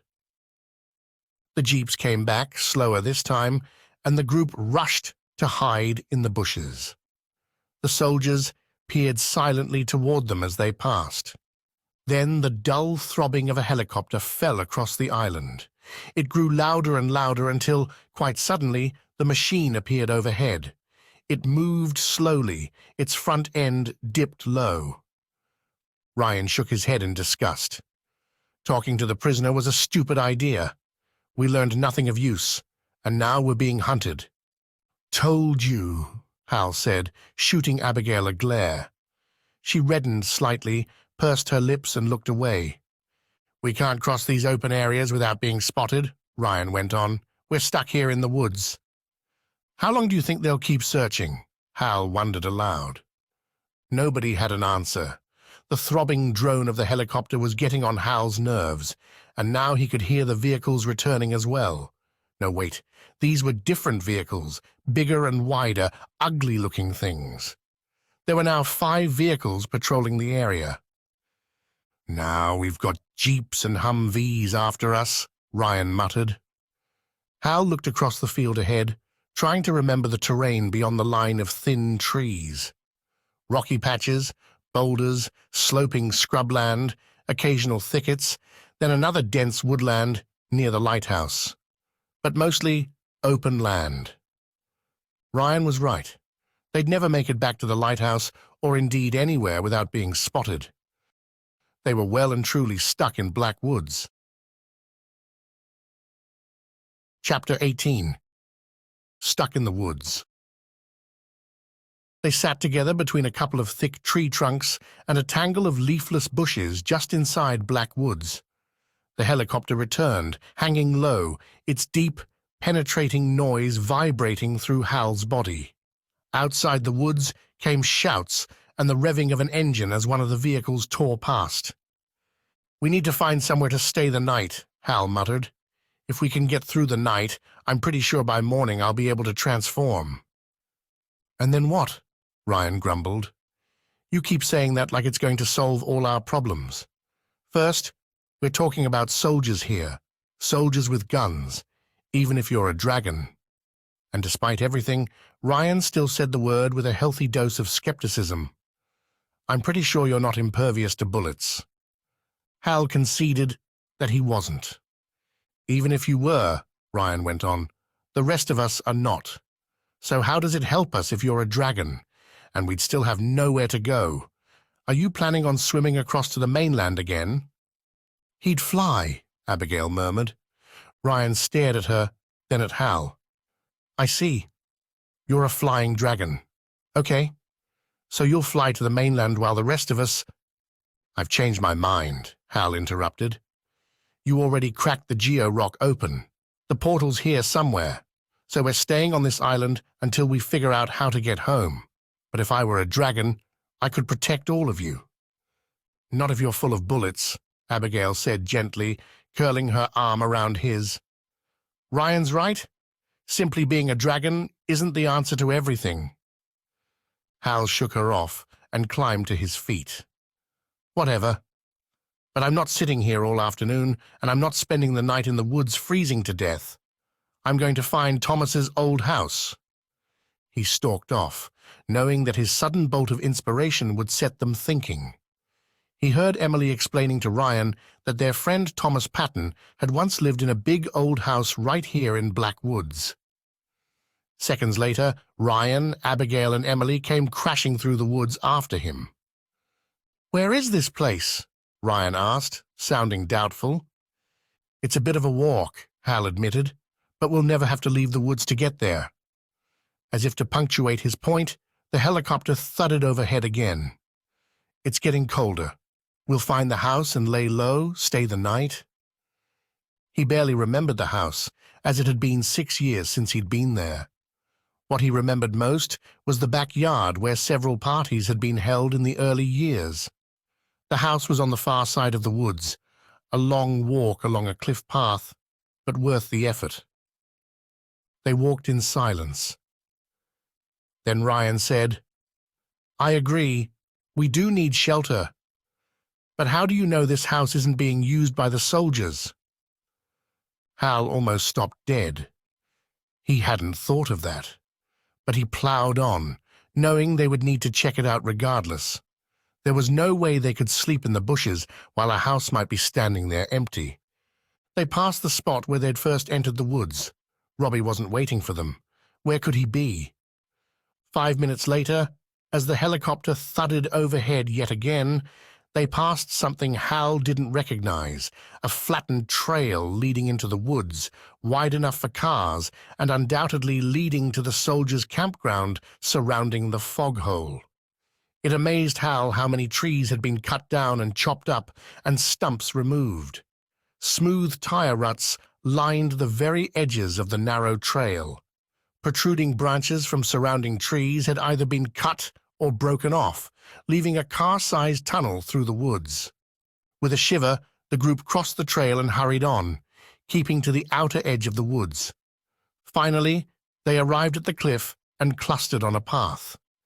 They looked down at the churning sea 50 feet below, where rocks protruded from the water. Trees overhung the cliff, so the path was fairly well shielded from the helicopter crew. "How far away is this house?" Ryan asked. The sun, high in the sky to the south behind them, felt good on Hal's back after the shade of the woods. He grinned. "It's a pretty long walk. We just follow this path." The cliff meandered in and out, and much of the path was out of sight around bends. "See the bit that sticks out way up ahead? We should be able to see the house once we get past that." The farther they walked, the steeper the cliff face grew until it was vertical. More rocks appeared in the churning water below.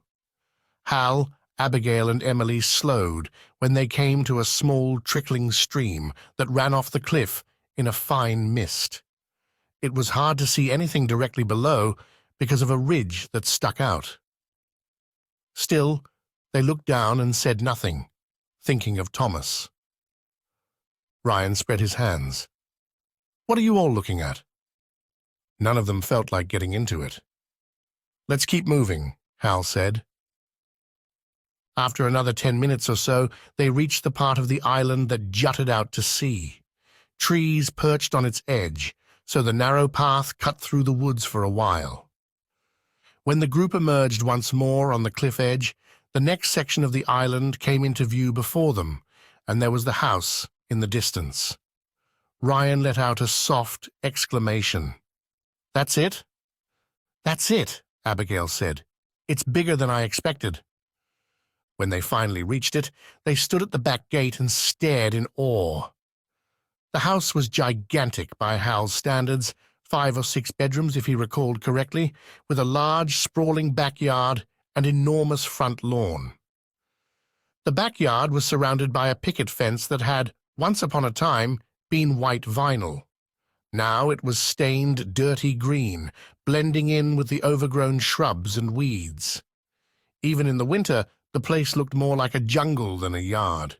It must have been pretty before the virus broke out, when the original owners lived here and paid gardeners for its upkeep, but now it was just a big old mess. The 2-story building's walls, roof, and chimney were smothered with ivy. The windows were dull and opaque. It all looked pretty creepy, Hal decided. Still, it couldn't be worse than black woods at night. He stepped forward to open the gate. It creaked noisily. Seeing no sign of movement, they filed in and hurried across the jungle of long grass and weeds to the house, where they plastered themselves to the wall and sidled along to the corner. Only when they'd checked the front and seen no sign of movement did they begin to relax. Why wouldn't the soldiers use a big house like this? Ryan wondered aloud. Because it's nowhere near the foghole, Abigail said. Come on inside. I'm freezing. I swear these smart clothes have stopped working. The front door was closed, but unlocked. The grand hallway was dark, a little damp-smelling, and extremely dusty. Cobwebs hung everywhere. Nice, Emily murmured. I think we might need to do a bit of sweeping. Well, you get right on that, Hal said, clapping her heartily on the back. The kitchen door at the back was ajar. There were all kinds of stains and dried droppings on the floor, and the mess was abundant throughout the lower level. They checked the whole house from top to bottom, finding some of the rooms upstairs completely bare. The upper floor was cleaner, and they opted to take over a room or two. The master bedroom was in good condition, dusty but otherwise tidy, with armchairs and a sofa at one end. The 4-poster bed was enormous, and Emily immediately climbed onto it and flopped down, then rolled off in disgust as dust plumed in the air. Emily coughed and spluttered, batting at her hair and clothes. There was no water supply, but there never had been, at least not since the virus outbreak. But there was a well with a pump out front, a quaint decorative feature that was still functional. Ryan turned the handle and brought up surprisingly clean-looking water. He sniffed at it and tasted it tentatively, then grimaced. We need to purify this, he grumbled. This was one of the first things he prepared. He collected bucket after bucket and poured it all into a huge iron pot in the grand kitchen. The pot was already set up over a fireplace, and it would take only minutes to get a fire started. But not yet, Ryan warned. They'll see the smoke. Better wait until dark. Firewood awaited them in a lean-to just outside the kitchen door, and he brought some in and piled it up so it was ready to use later. Ryan said it would take ages for all that water to boil, but once it had, they would have plenty to drink. Emily feebly suggested trying to clean the place up a little, but she was beginning to feel ill again. They'd stick to the bedrooms upstairs and come down only to cook. Where's Robbie? Hal muttered for the umpteenth time. The back window revealed black woods, dark and menacing. Who'd want that view right outside the kitchen window? He wandered through to the enormous living room and looked out to see a nice view of the hills out front. This was much nicer. The helicopter was still circling somewhere overhead, its noise thankfully muted by the house's thick walls. Would the soldiers ever stop hunting? A jeep came around the front of the house at one point. Hal ducked away from the living room window as the soldiers stared at the house in silence.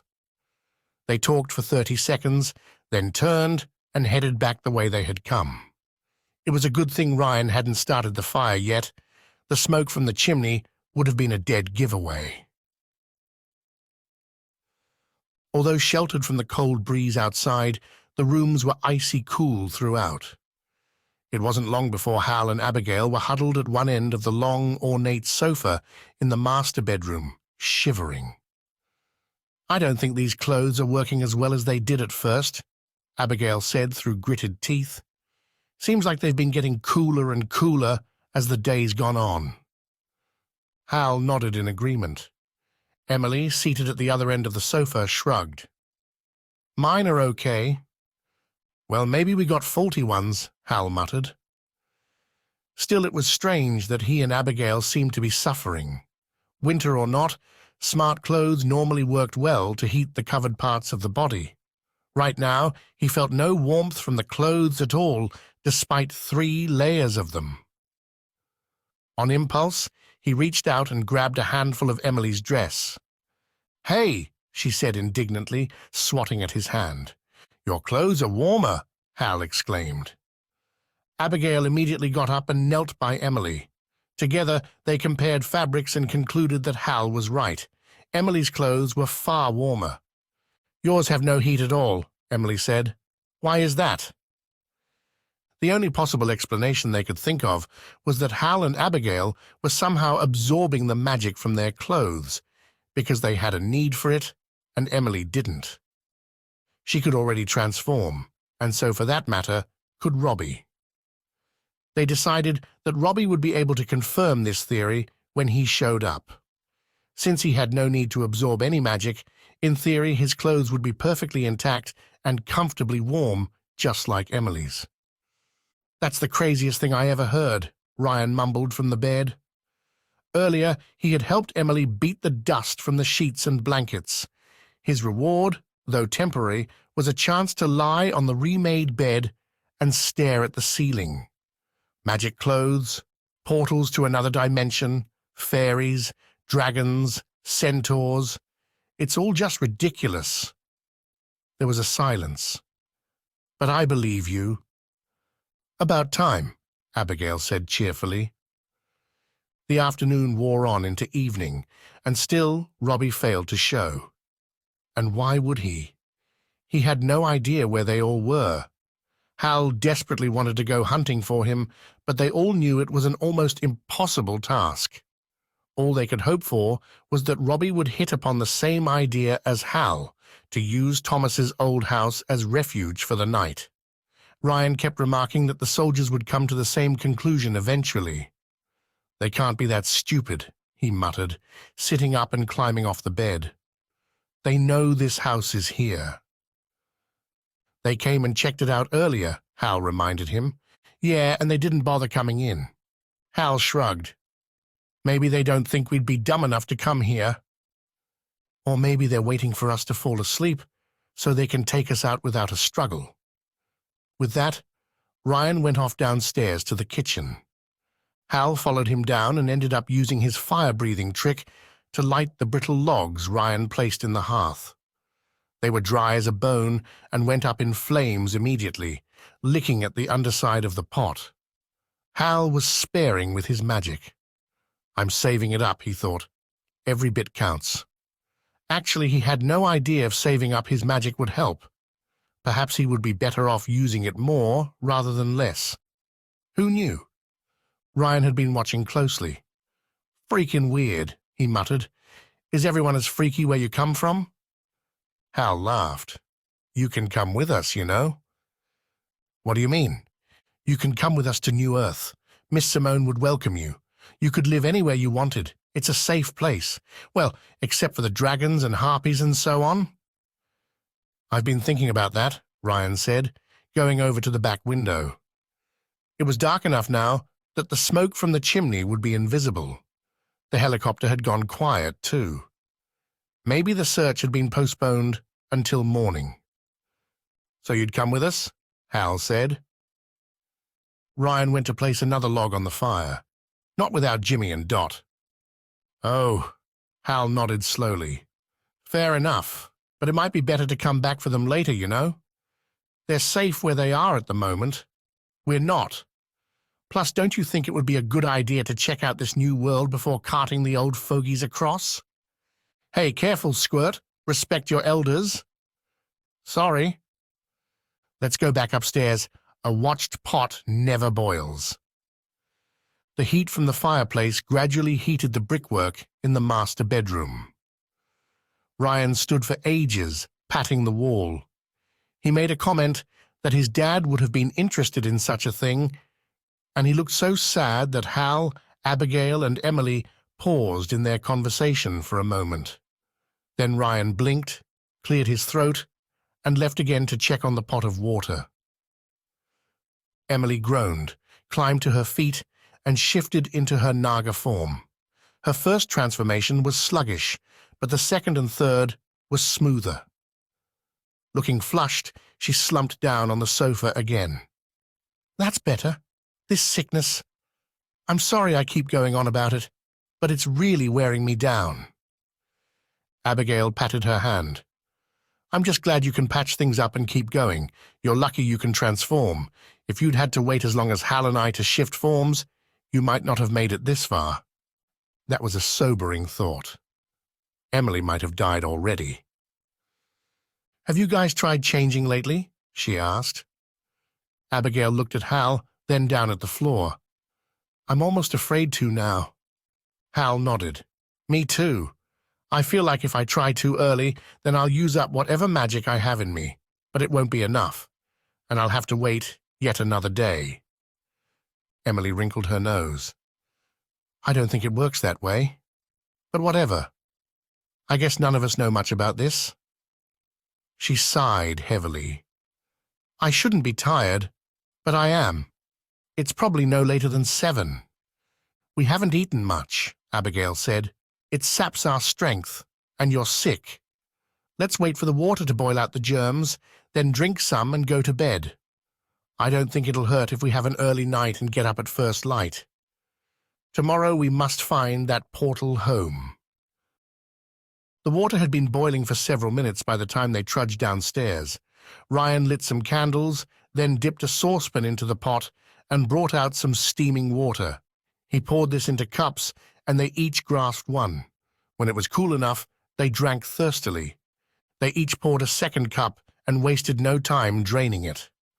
Ryan found a glass jug and dipped it into the pot. "Let's take this up with us." A few minutes later, they were back in the candlelit master bedroom, sitting on the sofa or perched on the edge of the bed, sipping hot water and marveling at how incredible it tasted. However, their mood was dampened by the constant nagging thought that Robbie was out there somewhere, lost in the woods. Or perhaps not lost, but certainly alone. "What if Robbie's been captured?" Hal mused. "I wondered that too," Abigail said. "But I doubt it. He could break out any time. He's an ogre." "But what if—" Hal let the question hang, but Emily shook her head firmly. "They didn't shoot him. We didn't hear any shots." "We need to consider what comes next," Ryan said, slumped on the sofa and fiddling with a wind-up clock he'd found. Emily sat at the other end, her feet up, a couple of candles flickering on the table next to her. "How do we find this portal? How do we find Robbie? How do we avoid the soldiers? We really should move out while it's dark. The helicopter has a search beam, but it'll be much harder for them to spot us at night. We should make our way out of the woods before dawn." They all nodded. "Even more reason to get an early night," Emily murmured. "I think I might just curl up right here." Ryan pocketed the clock and stood up. "Be my guest." I'll get you a blanket. Emily sat up and nearly spilled her water. Oh, I didn't mean for you to leave. Sorry. I just meant... With a laugh, Ryan picked up one of their dust-beaten blankets and threw it to her. Quit worrying. I'm going down the hall to keep watch out the window. He pulled out the wind-up clock and stared at it.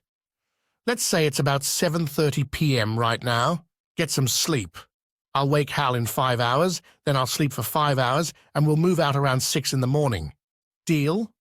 Yeah, sure. Deal. Abigail held up her hand as if requesting permission from a teacher. Please, Mr. Ryan, sir. I can take watch as well. I know I'm just a weak, hopeless girl, but I'm quite capable of... I know you are, but 5 hours apiece is plenty. We've got it covered. Ryan waved and slipped out of the room. Emily sighed and stretched out on the sofa, pulling the blanket around her. She tossed and turned a little, then settled on her side. Night, you two. This left Hal and Abigail sitting side by side on the enormous king-size bed. Hal suddenly felt uncomfortable, or rather, embarrassed. His face flushed, which in part was nice because the rest of him was icy cold. I guess you can take the bed and I'll go and... He stood, wondering if the floor would be okay or whether he should try a room next door.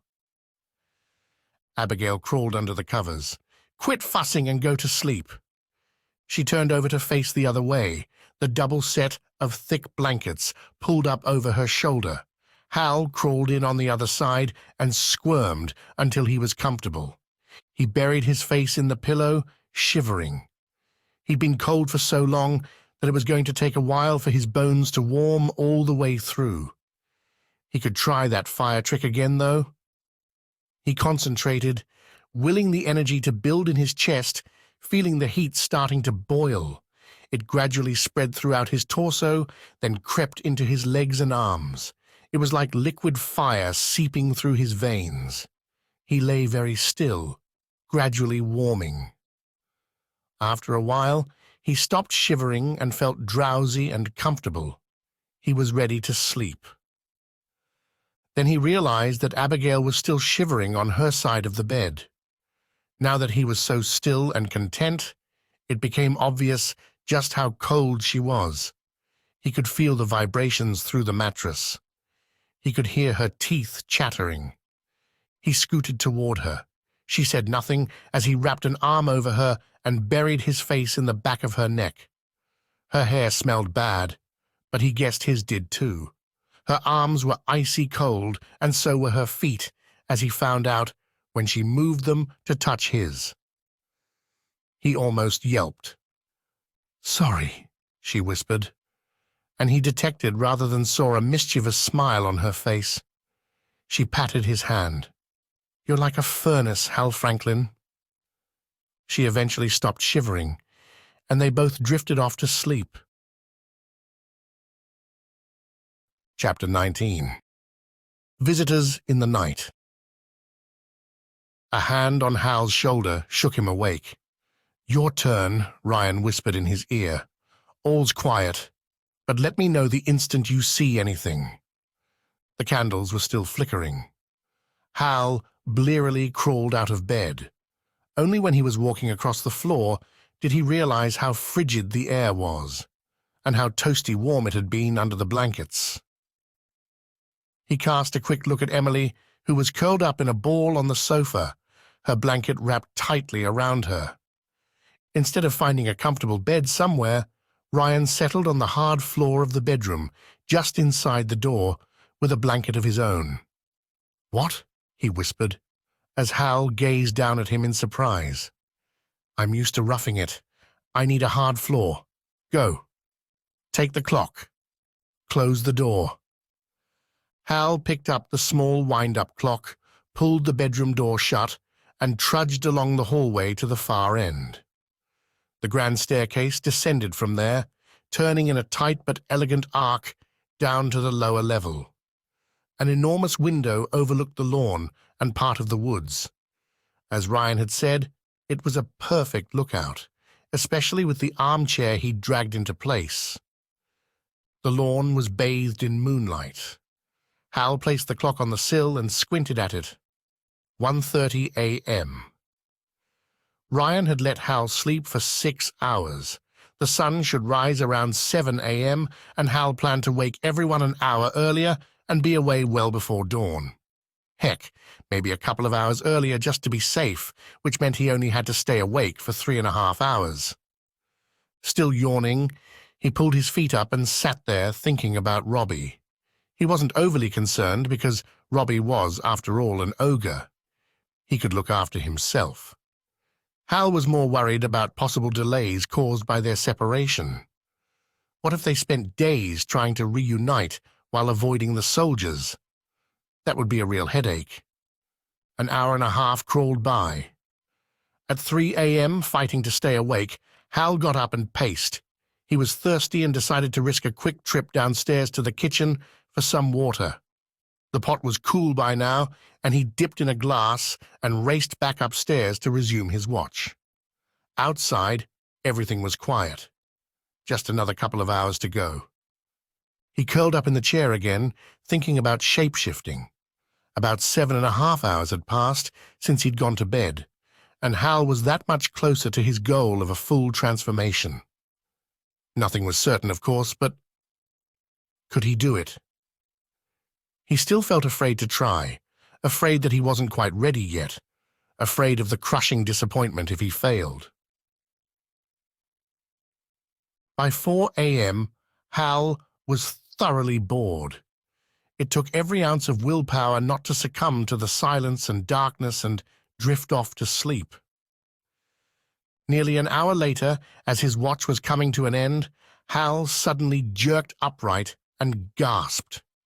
He ducked low and peered over the windowsill. A shadow moved silently across the lawn, a lone figure darting out of the woods and heading for the house. Hal almost let out a yell, but clamped a hand over his mouth just in time. He needed to let Ryan know immediately. He tore along the hall and burst into the bedroom. The door swung open so hard that it slammed against the wall. Ryan woke with a start, jumping instantly to his feet as if he'd been awake the whole time. "What is it?" "Someone coming," Hal said breathlessly. "Wake the girls." As Ryan rushed off, Hal first shook Abigail awake, then Emily on the sofa. They were both mumbling nonsense as they sat up, but Hal whispered fiercely that someone was coming across the lawn, and that woke them both as effectively as a bucket of cold water. As they clambered out of their blankets, Hal rushed back along the hallway. Ryan stood at the top of the stairs, one finger to his lips, the other pointing downward. Hal skidded to a halt. Ryan's meaning was clear. The intruder was already at the front door. Hal heard the doorknob turning downstairs. It was rusted through disuse and squeaked horribly. The hinges were worse. Ryan had noted all this earlier and been quite pleased, saying the noise would warn them of intruders. Ryan sidled around the top of the staircase so he could view the front door without being seen himself. He stayed low, peering through the railings. Hal remained frozen to the spot, aware that the girls were padding softly along the hall behind him. Without looking, he held up a hand in warning. Abigail and Emily paused, and they all stood listening to the intruder noisily closing the front door. There was a long, long pause. Hal looked at Ryan, but Ryan continued looking down through the railings, squinting in the darkness. Then, abruptly, a familiar voice called up the stairs. "Hal!" Relief flooded through Hal, and he almost sagged to the floor. "Robbie!" he yelled. "We're up here!" "Not so loud," Ryan called fiercely. Footsteps pounded up the steps, and Robbie appeared. When he reached the top, Hal stepped forward to greet him, but was nearly knocked over by Abigail and Emily as they shouldered past him. Robbie looked so surprised and pleased at the hugs he received that Hal had to laugh. "About time you showed up," Abigail said, stepping away. "I kept those soldiers busy for hours," Robbie said, leaning back against the banister and folding his arms. He was still wearing the same 3 layers of smart clothes as before. Tore around the woods so fast they couldn't keep up with me. Then they spread out. I knew they'd find me eventually, so I shifted back and hid quietly up a tree. That fooled 'em for a while. That's when it went all quiet, Emily said. I stayed up the tree for ages. Then a helicopter came and I heard cars or trucks driving around outside the woods. I couldn't believe all that was for me. It wasn't, Abigail said sourly. No, I figured that out eventually. Robbie scowled. I sat up that tree for ages when all the time they were mostly looking for you guys. Well, I went looking as well, but there was no sign of you. I just kept waiting and waiting, staying well away from the edge of the woods. Ryan snorted. That's why you couldn't find us, because we were staying near the edge. Robbie shrugged. Well, when it got dark, I thought I'd make a break for it across the fields. I checked the lighthouse and all around, but there was no sign of you. I slept in the lighthouse all night. Hal felt a pang of envy. Then I suddenly woke up and just knew you'd be at Thomas's house, Robbie finished. Thought I'd get over here before light, so here I am. Emily took his arm. Come on, there's some fresh water if you... She got no further because, with a resounding crash, the front door burst open downstairs. What sounded like a dozen heavily booted feet stamped into the lobby. Upstairs, someone commanded, and immediately the staircase was filled with a deafening clatter as dark figures pounded up, accompanied by the sound of rattling, clicking rifles and guns. Hal and his friends raced along the hallway, knowing it was too late.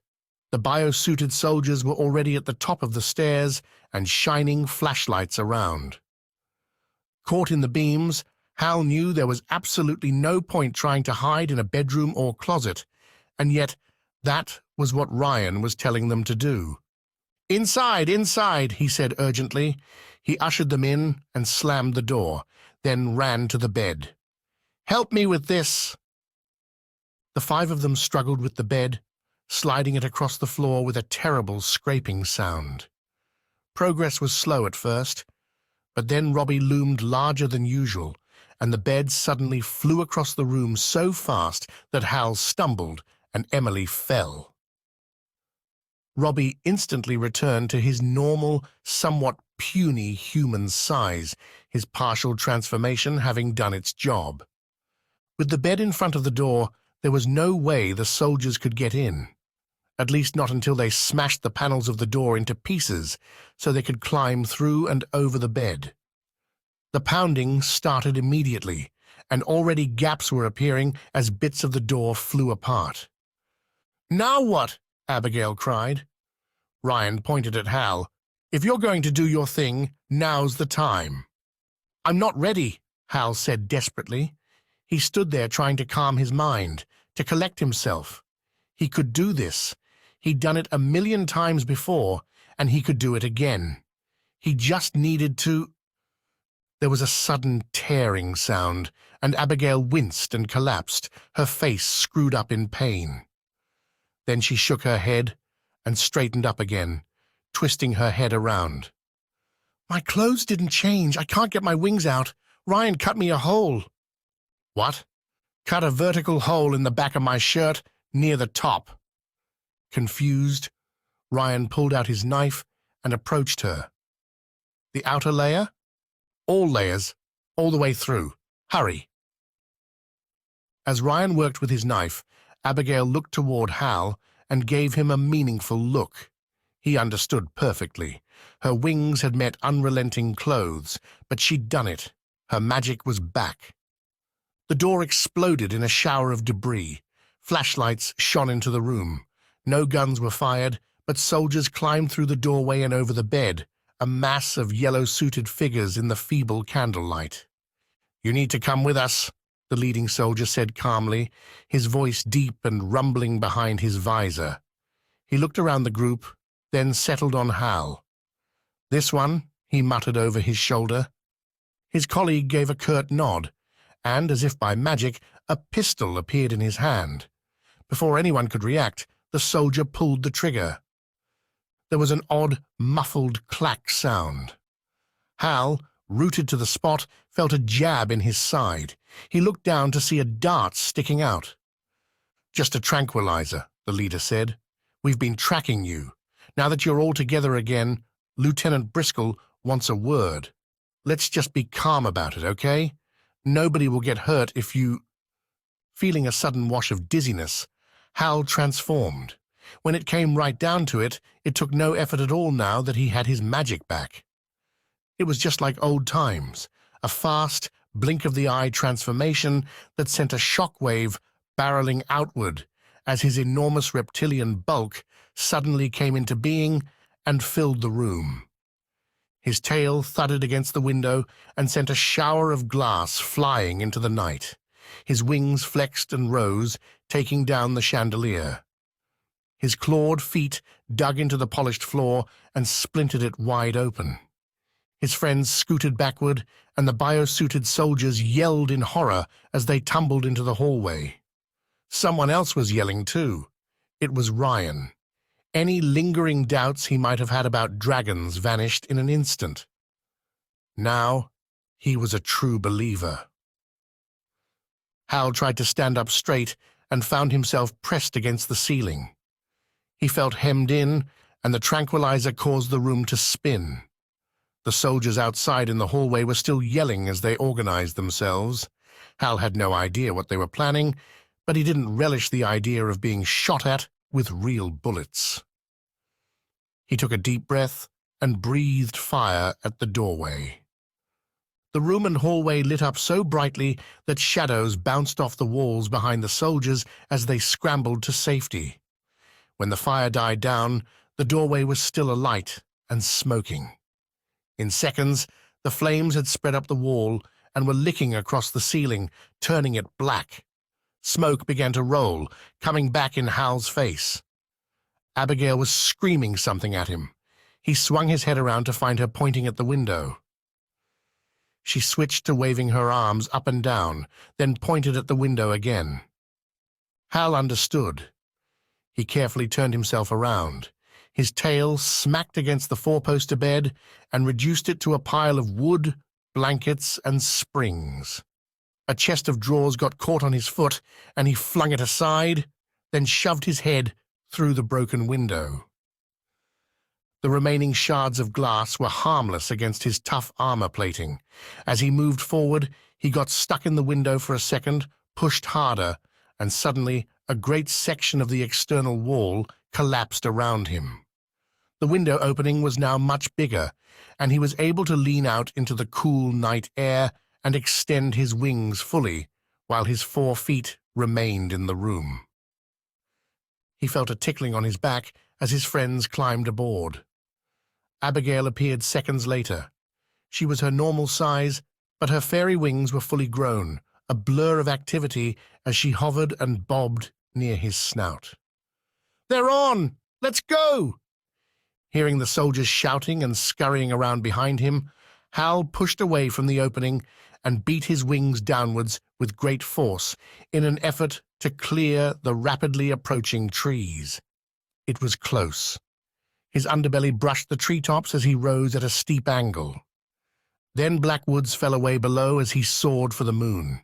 His elation at regaining his magic, successfully transforming and escaping the soldiers, was marred only by a bout of dizziness. He absently felt around on his underbelly for the dart, but either it was too small for his clumsy paw to detect, or it had fallen loose when he'd changed. In any case, the drug was inside him. He felt tired and lazy, with an unbearable urge to fold up his wings and fall to the ground. It took an enormous effort to keep climbing. He looked for Abigail. She was below, barely keeping up. The woods rushed by in the early morning moonlight, revealing nothing but darkness within. A dab of light in the sky to the east suggested it would be dawn in an hour. He flew toward the silhouette of the lighthouse. It seemed the obvious place to land and hide, and the lure of fresh, new, smart clothes to choose from was almost too powerful to ignore. But when the noise of a helicopter suddenly rose from that direction and a blinding searchlight started turning toward him, he immediately veered off to the west. Unlike the helicopter, Hal flew in darkness. Perhaps it wouldn't see him if he stayed low and fast. His mission was suddenly clear and urgent: to fly to the other side of the island and hide in the darkness of a random house near the docks. There were plenty of empty homes down that way. If he was quick, he could get there and land before the helicopter crew located him. He wished he had time to enjoy the return of his shape-shifting magic. Instead, all he wanted was to curl up and sleep. He forced his eyes open and realized with a jolt that he'd quit beating his wings some time ago. He was gliding on autopilot, shooting along at speed but quickly losing altitude. He shook his head and gave a few powerful beats of his wings to regain control. Low and fast was good, but crashing was not. He suspected Abigail was far behind by now, unable to keep up with her fairy wings. Were the others still on his back? He felt no weight at all. But then he felt little of anything with his numbed senses. The island passed by below, and the noise of the helicopter grew more distant. His vision kept clouding over for seconds at a time. He passed over what looked like a large pond in the middle of a field. He didn't remember that particular pond, but it was pretty in the moonlight, just like a mirror, except for a strange, frothy bit in the center that messed up his reflection. He grinned to himself. The island had sprung a leak. Abandoned ship. He shook himself again, then gasped as trees loomed ahead. He frantically beat his wings and skimmed over the top of them. He was aware of terrified shouts behind his ear, but the words seemed to echo and bounce around in his head without meaning. He blinked rapidly, desperate to wake up. The sea stretched before him, black and ominous. He was getting close to the shoreline on the far side of the island. He passed over another line of trees, spotted a road, and turned to align himself with it. He sleepily threw up his wings to slow his flight. He was only dimly aware of his rapid descent and the screams as his feet thumped down on the hard surface. He collapsed, pitching forward and landing heavily in the middle of the road. A second later, Hal was sound asleep. "Wake up!" a voice squeaked in his ear. Hal came to. He lifted his head and looked around, puzzled by what he saw. Where on earth was he? Rundown houses on either side of the street, overgrown lawns, and the deep black sea, 20 or 30 yards directly ahead, where the road ended and the docks began. He heard a deep, throbbing sound in the sky. "What happened?" he moaned. His words came out as a grumbling roar. He blinked in surprise, realizing he was in dragon form. Of course. Everything came flooding back as he climbed to his feet and peered down at his friends, who were clustered in a group before him. "We've been trying to wake you for the last 5 minutes," Abigail said, sounding frantic. "The soldiers will be on us any second now. You hear that? The helicopter." Hal jerked his head around, seeing a pinprick of light in the sky. Yes, the soldiers were looking for them. "Before you think about changing," Abigail warned, "just remember, you lost your clothes back there." Hal shook himself all over in an effort to wake up. Although short-lived, the tranquilizer had really done a number on him. His friends were impatiently jumping up and down. He stomped to the side of the road and crashed through a rickety fence that fronted the house. The helicopter grew louder. He could easily chase it away and could protect his friends against all the soldiers if he had to, but hiding inside the dilapidated house was a better idea for now. He headed around the side. When his friends started to follow, he stopped, thumped his tail twice, and gave a grunt. "Stay here?" Robbie said. "Why?" Hal had no way of explaining, so continued on around to the backyard. There he reverted to his human form and stood naked, gasping as the winter air hit him like a sheet of iced water. He hurried across the grass to the back door and tried the handle. Like all the houses on the island, it was unlocked. All the parents had ransacked and pillaged for useful replacement parts long, long ago.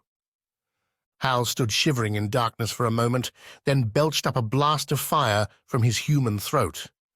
Pleased with himself, he turned in a circle as his flames lit up the room.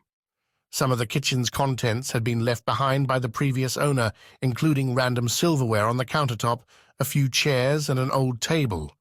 One of the chairs would do as firewood, so Hal pulled it aside and enveloped it in a fireball, burning and burning until it turned completely black and caught alight. Satisfied, Hal stepped back and watched the chair begin to crackle. Smoke curled up to the ceiling and rolled out to the four corners of the room. With stinging eyes, he opened the back door wider and rushed to open a window. The smoke began to escape, hopefully invisibly, into the dark sky above. "Are you decent?" a girl's voice called from the hallway. "No!" Hal yelled. He looked around desperately, finding nothing to wear in the dirty old kitchen. "Robbie, find me some clothes." His friend appeared in the doorway. "I'm wearing 3 layers. Want some?" Hal crouched behind the kitchen counter, his lip curling. Wearing Robbie's pants didn't appeal to him. But if it was the outer layer, "Throw 'em over!" When he was dressed, he expected the pants and shirt to be too long, but they fit perfectly. He pulled on them, feeling no elasticity, but of course the enchanted clothes had simply resized to suit his shorter frame. Immediately, warmth radiated from the material. Yes, these clothes were alive compared to the ones he'd worn earlier. "Thanks," he muttered. "Got any spare shoes?" Robbie hadn't. Hal grimaced at the idea of walking around everywhere with bare feet. Maybe he could find some ordinary shoes in the house somewhere.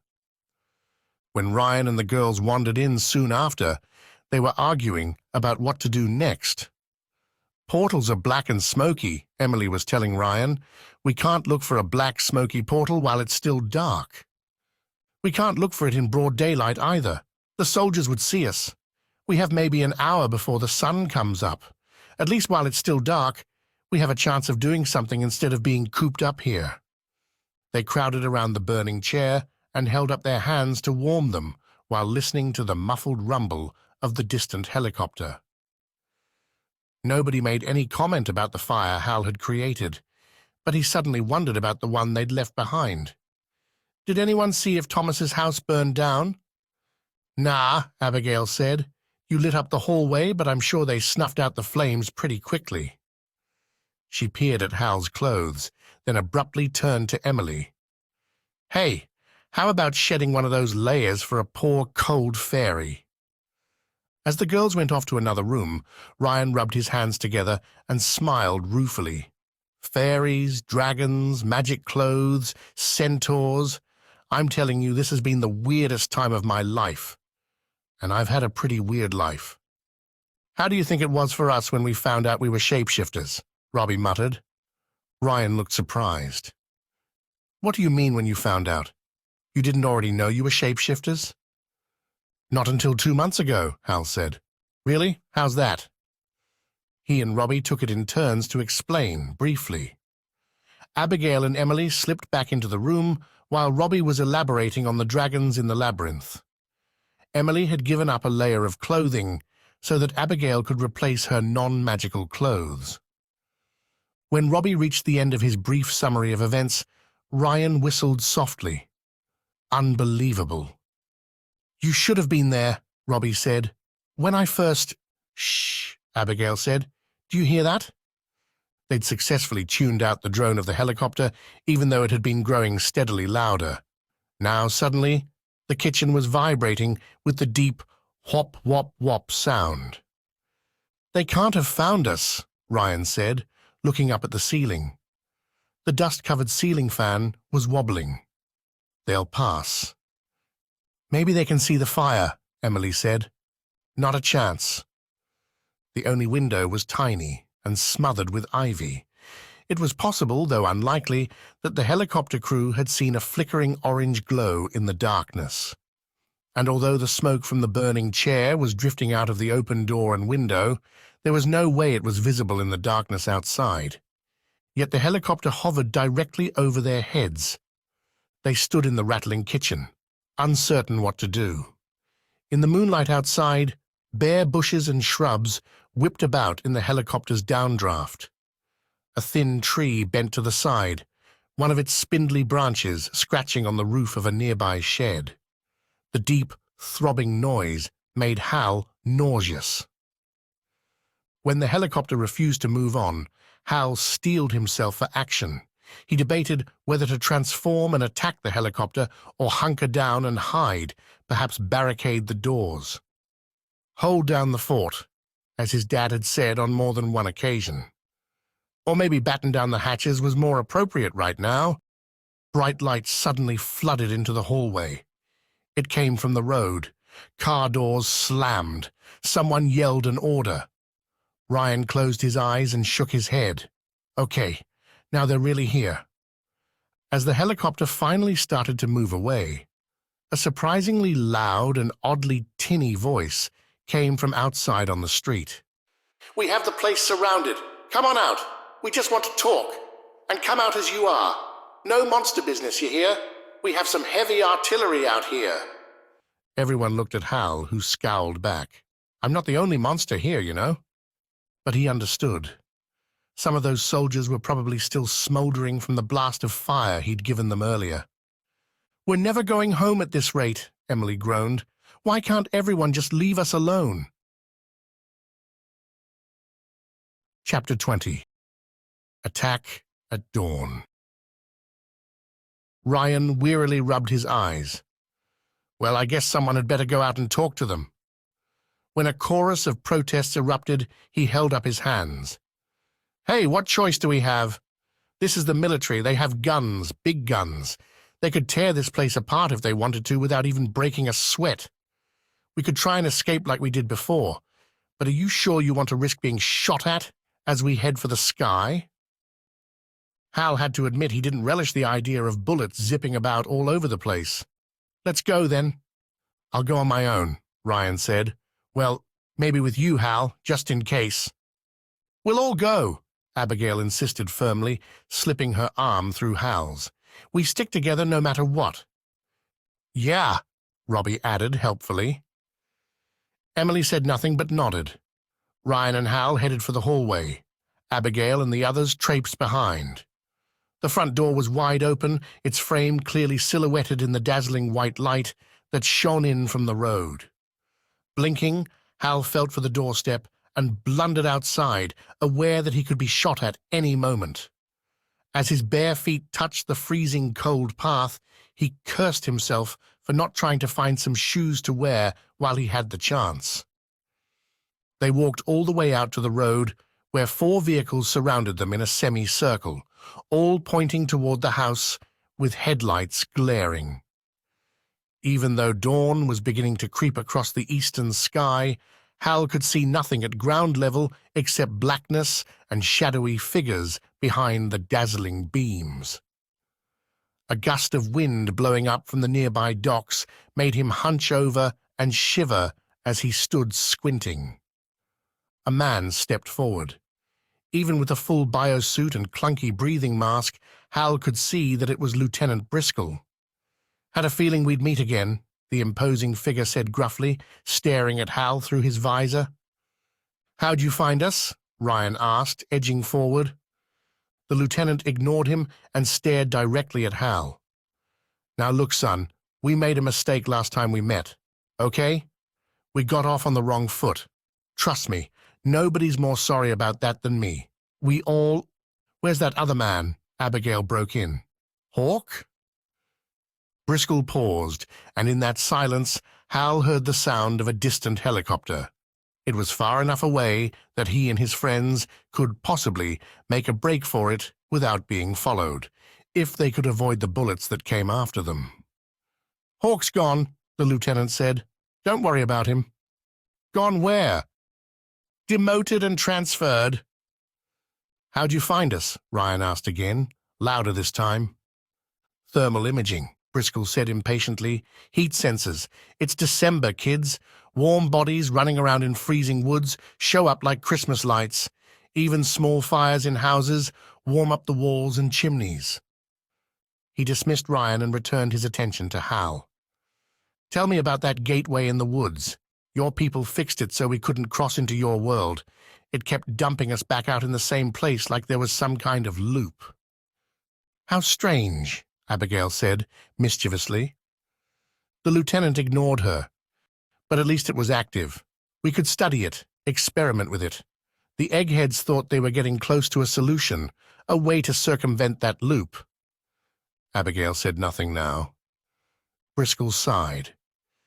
Then a few days ago, the whole thing completely shut down on us. Just disappeared one evening. Did you guys do something to it? It was a phoenix, Hal said truthfully. He quickly described the event, telling how the great bird had gone up in flames and sucked all the magic from the world, including from the gateways themselves. It was advantageous to tell the soldiers the absolute truth on this point. Maybe they'd lose interest if they thought there was no hope of crossing over anymore. So all the portals are closed now? That's it. We're stuck here forever, he added, not quite so truthfully. Briscoe stared at him for a long time, then turned to murmur to a bio-suited colleague standing nearby. When he turned back, he placed his gloved hands on his hips. Something doesn't add up. You didn't come through our gateway. He jerked a thumb over his shoulder in the general direction of Black Woods. If you had, you'd have walked straight into our camp and set off alarms and been captured on 4 different cameras. We came through the other gateway, Abigail lied, in the labyrinth. No, you didn't, Briscoe said, glaring through the glass mask. According to my colleagues, that one's blocked. There was an explosion about a month ago, and the roof fell in. Taking a step forward, he leaned closer. Now quit lying to me. Where'd you come through? Is there another portal? There was, Abigail said with a sigh.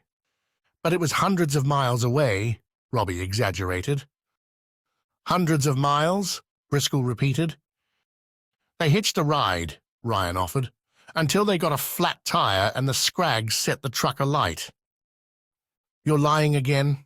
Briscoe stood straight and tall and folded his arms. That truck was ours. Came directly from a manufacturing plant 30 miles away. It was supposed to be making the rounds to all the research facilities in the area, delivering what they call fog pellets. The driver made it to 3 of the places, but not as far as the city or this island. If our man had made it here, this island would be covered with fog, and we'd be walking around without these suits on. As if to punctuate his point, he tapped his glass faceplate. The chopper saw the truck burning. What happened to our man? The swarm has him, Hal said. They wanted to, question him. I hope he's still alive. The lieutenant nodded. I hope so too. We'll send in an extraction team. Now tell me how you came to be here. Hal threw up his hands. All right. We came through a portal just like Abigail said, on the cliff north of here. But it won't do you any good, Abigail said. It closed behind us. All the portals are closed now. Briscoe digested this for a full half-minute, while bio-suited soldiers lurked in the shadows behind him and all around. So why come back here? Robbie spoke up again. We used to live here. We came back because we have nowhere else to go. It's dangerous out there. No kidding, but that ain't enough. You came back here for a reason. What reason? Emily said plaintively. We've already explained that all the portals are closed. We just want to go back to our old homes and— And what? The big man suddenly thundered, making them all jump.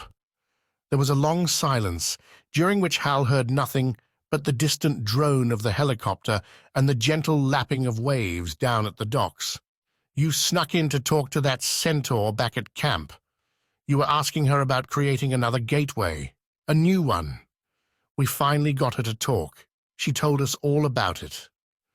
Hal groaned inwardly. We heard an explosion early this morning near the lighthouse. We saw the damage it caused. We know a gateway's been opened. Why do you think we've been letting you run around the island all afternoon? We were hoping you'd lead us to the gateway. Briscoe gave a heavy sigh. Instead, you took refuge in that big old house outside the woods. Or some of you anyway. We figured you were waiting for your missing buddy to return, so we waited too. By the time he showed, I was done with your games. It was time to round you all up. Hal thought about the jeep that had pulled up on the driveway and the soldiers that had stared silently at the house before driving off again. So they'd known all along the house was occupied, and they'd waited for Robbie to return, so the whole group could be captured at once. Briscoe lowered his voice. The gateway. Where is it? As if anticipating that things could soon get very ugly, there was subtle movement in the shadows as soldiers thumbed off their safety catches.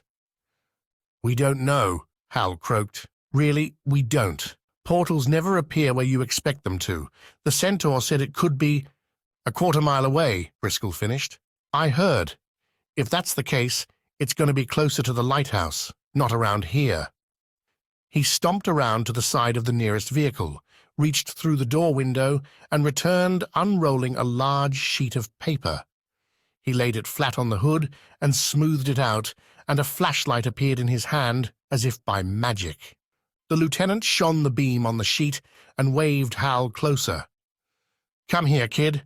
Take a look at this. Hal reluctantly shuffled forward, aware that silent soldiers were lifting their weapons and following his every move. The unrolled sheet was a detailed map of the island, a photograph from high above with notations printed across it. A large red X marked the old fog hole in Black Woods. Something about it made Hal uneasy. It highlighted how much scrutiny the island was under, and the fact that the entire operation in the middle of the woods was there solely for the purposes of crossing over into New Earth again. Hal couldn't let that happen. We don't know where the portal is. We'll find it, the lieutenant said. We'll tear this island apart looking for it. But that horsewoman said it has to be within a quarter-mile of the explosion at the lighthouse. He tapped the map gently. Here's the lighthouse. See? I've marked a quarter-mile radius around it. Hal saw a faint red semicircle at the bottom end of the island. Not a huge area to cover, Briscoe said. We'll find the gateway, kid, with or without your help. My concern is what happens when we step through to your world. We need you there with us, ahead of us, to speak on our behalf. Not going to happen, Abigail murmured from behind them. Briscoe shot a look over his shoulder. Have you ever considered the benefit of having the military standing by your side against the monsters of your world? Of having scientists available to offer their expertise? Despite everything, we still have working factories, research facilities. We'll be sure to pass on your message to those in charge, Abigail said. We're just kids. It's not up to us. Hal only half heard their exchange. He was busy staring at the map. He'd seen vague outlines of the island drawn by Mrs. Hunter during class, but nothing like this. It was an aerial photograph shot in bright sunshine. A smudge of white fog covered part of Black Woods. On the west side, he saw the nearby docks and even the house they stood outside. He traced the road east and eventually picked out his own house, absurdly tiny, a mere pinprick on the map. There was the schoolhouse, the old barn filled with supplies, the endless fields and meadows. It was truly fascinating to see the island exposed like this. Remembering something, Hal's gaze flicked about, and his pulse quickened. Something was amiss. Something important. Abigail was still arguing with the lieutenant. You don't need our world. The virus is gone. You don't need the fog anymore because the air is clean now. Can't you test it or something? You just need to clean up the streets and wash away all the spores. You can all come out of hiding and get the world back to normal. Briscoe had resorted to a forced reasoning tone in an effort to convince the children to see things his way. My techs have already confirmed they're not detecting spores high in the atmosphere anymore, but we still have a lot of cleanup to do. The spores are everywhere, and it blows off the ground and carries from place to place. It's still dangerous, for most people anyway. But even if this world was squeaky clean and civilians were crawling out of the ground to go back home, I can't just forget that there's a whole new world within our grasp. Forget reaching for the stars and all that space travel claptrap. There's a world literally sitting alongside ours. All we need to do is find the door. His voice suddenly hardened. And you'd better believe me, kids. I'm going to find that door if it's the last thing I do. It probably will be, Hal retorted, turning away from the map. Anger was boiling up in his chest again. The thought of these gun-toting soldiers invading for a second time made him intensely mad. Briscoe sighed and rolled up the map. Bring 'em back to camp. As soldiers hurried forward, Hal nerved himself. The moment he transformed, the soldiers might panic and start shooting, and he or his friends would get hurt. Even if they only used tranquilizers, well, those little darts were sharp. They were ushered toward the Humvees. Abigail gripped Hal's hand as a soldier opened the rear door and stepped aside to wave them in. Robbie, Emily, and Ryan were right behind. We can't go with them, Hal whispered to Abigail. I know where the portal is. We need to fly. Ready? Hal, she said, her eyes going wide. She never finished her sentence because a soldier shouted in alarm and guns swung in the direction he was pointing. Suddenly, there was pandemonium as, out of the darkness beyond the vehicle's headlights, figures rushed forward from the direction of the docks, dozens of scarred men and women wielding all manner of crude weapons. They made no sound as they poured into the brightly lit circle and leapt onto the soldiers, grappling with them, swinging heavy metal wrenches and crowbars and hammers, slashing with knives, jabbing with spears. Biosuited men screamed and twisted away, trying to bring their rifles to bear on the attackers. The swarm, Ryan said plaintively. Shots rang out, and after that came a cacophony of yells and cries, gunshots, scraping metal, tearing biosuits, scuffles, and grunts. In the confusion, Hal and his friends ended up huddled in a tight group as soldiers and Scrags clashed all around. Briscoe was shouting at the top of his voice, fighting off a wiry, bearded man while popping off a few shots with his pistol. Scrags fell, but so did soldiers, clutching at bloody wounds or desperately trying to cover exposed skin where their biosuits had been savagely ripped off.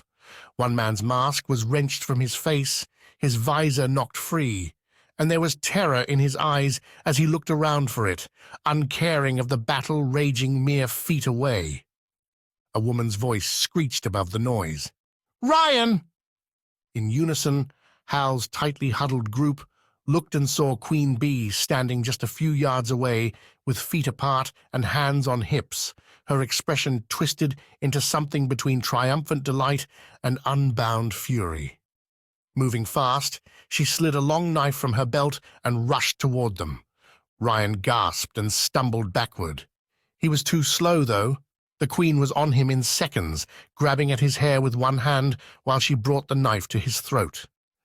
She could have plunged it in without blinking, but instead stuck her face close to his, standing on tiptoes to whisper something in his ear. Hal felt sure he heard the Queen mention the word stinging. Everything had happened so fast that Hal felt like he'd been holding his breath from the moment the swarm had appeared. Finally, with a gasp, he jerked away from the group and into a clear space. He was about to transform when a man, Scrag or soldier, barreled into him and sent him sprawling. With a grunt, he began to pick himself up, only to have another man trip and fall on him.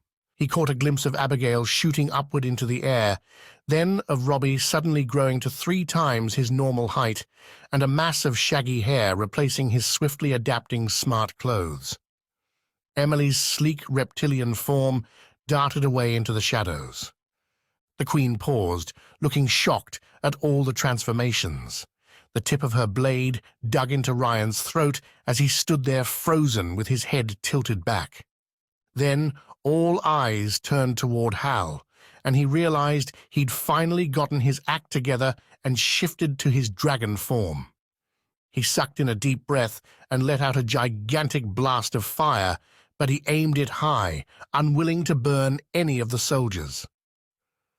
While the Scrags were suitably distracted by his fire-breathing trick, the soldiers were less surprised and used the moment to their advantage, seizing the upper hand within seconds and throwing their opponents to the ground. But the Scrags twisted and clawed their way back into the fight, their teeth bared and long hair flying as they leapt up and clung to the necks and shoulders of bio-suited soldiers. There were several deafening gunshots throughout, but not nearly as many as Hal would have expected. The same thought ran through his mind over and over: help the soldiers or escape. He wanted to help, to end the battle with a few carefully aimed blasts of fire, but it seemed the Scrags had little interest in him. Hal almost felt affronted. How could they ignore him like this? Why were they not falling over themselves to run away? They barely looked at him, all their attention on their bio-suited enemies, tearing the material from their arms and shoulders, ripping the masks and visors from their faces. Another shot fired, but it was a soldier who twisted with the impact of a stray bullet in his thigh. "Cease fire!" Briscoe shouted hoarsely. Robbie was doing his best to break things up, sweeping back and forth with his enormous arms and knocking scarred men and women down. But they turned on him too, snatching up fallen spears and rushing toward him, jabbing at him. Emily slipped back and forth. She looked panic-stricken, uncertain how to help. She sank her fangs into one Scrag's shoulder, and he yelped. She reared back, looking horrified and disgusted at what was perhaps her first ever bite. Hal blew more fire, roared and stamped, tried to club Scrags to the ground, but it was hard to separate them from the soldiers. The Scrags simply clung on, screaming and screeching, and Hal ended up flooring both. He looked for Ryan. The guy was being dragged away by Queen Bee and 3 of her gang. That, at least, was something Hal could help with. He stamped across the road and took the random opportunity to knock down a lone Scrag. It felt good to do something useful. As he continued on, 2 soldiers leapt on the moaning Scrag. Hal looked away, not sure he wanted to see what would happen next. Would they take prisoners in the heat of a battle like this? He shuddered at the number of bodies strewn across the road, most of them writhing in pain, but others unconscious or dead. There were probably more Scrags than soldiers in all, yet the number of injured or dead seemed about equal. Despite being encumbered by the biosuits, the soldiers were fighting well. But not for long. One was beginning to yell as he stumbled along the side of the road with a Scrag pursuing him. The man's suit was ripped to shreds, and he was running with his hands up to his face. Even in the subdued morning light, it was easy to tell that his forehead was oddly swollen and fiery red from the onset of the virus. The lieutenant was right. The atmosphere might be clear of spores, but there was still a lot being picked up and blown about by the wind, and the Scrags were using it to their advantage. Hal thundered after Ryan. He was afraid for his friends, but knew that Ryan was in the most danger right now. He caught up to the Queen and her gang as they were dragging Ryan down the slope to the docks. There, Hal found dozens of boats of all shapes and sizes. The Queen spotted him and hissed. The 3 other Scrags turned to face him. All 4 momentarily forgot about Ryan as Hal reared up and gave a bellow. He came down hard on his front paws and shot forward, putting his snout inches from the Queen's white-painted face. She pulled back, her expression more angry than frightened. Had this woman no fear? Ryan quietly slipped away. He dashed to the side of the road and hurdled a fence, then took off running across a field. The Scrags knew it immediately and turned to run after him. The Queen gave Hal a long, ferocious look and went to follow her gang. While the three men grunted with effort as they scrambled over the fence, the petite, slender woman was like a cat and seemed to bound over it, screaming as she went. Hal launched over the fence and flew low over the Scrags' heads to let them know he was there. One of them yelled with shock, and the Queen gave a furious cry. Then Hal landed at Ryan's side in the field, thumping down in the long grass. He swung around to face the gang and let rip with a long blast of fire that lit up their faces bright orange. They skidded to a stop. "I'm on!" Ryan gasped, clambering aboard. "Go!"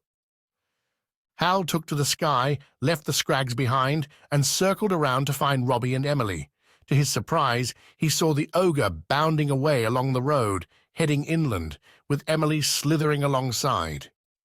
The battle had abated somewhat. With their leader gone, perhaps the swarm had lost the will to fight quite so maniacally, and the soldiers had managed to get the upper hand again.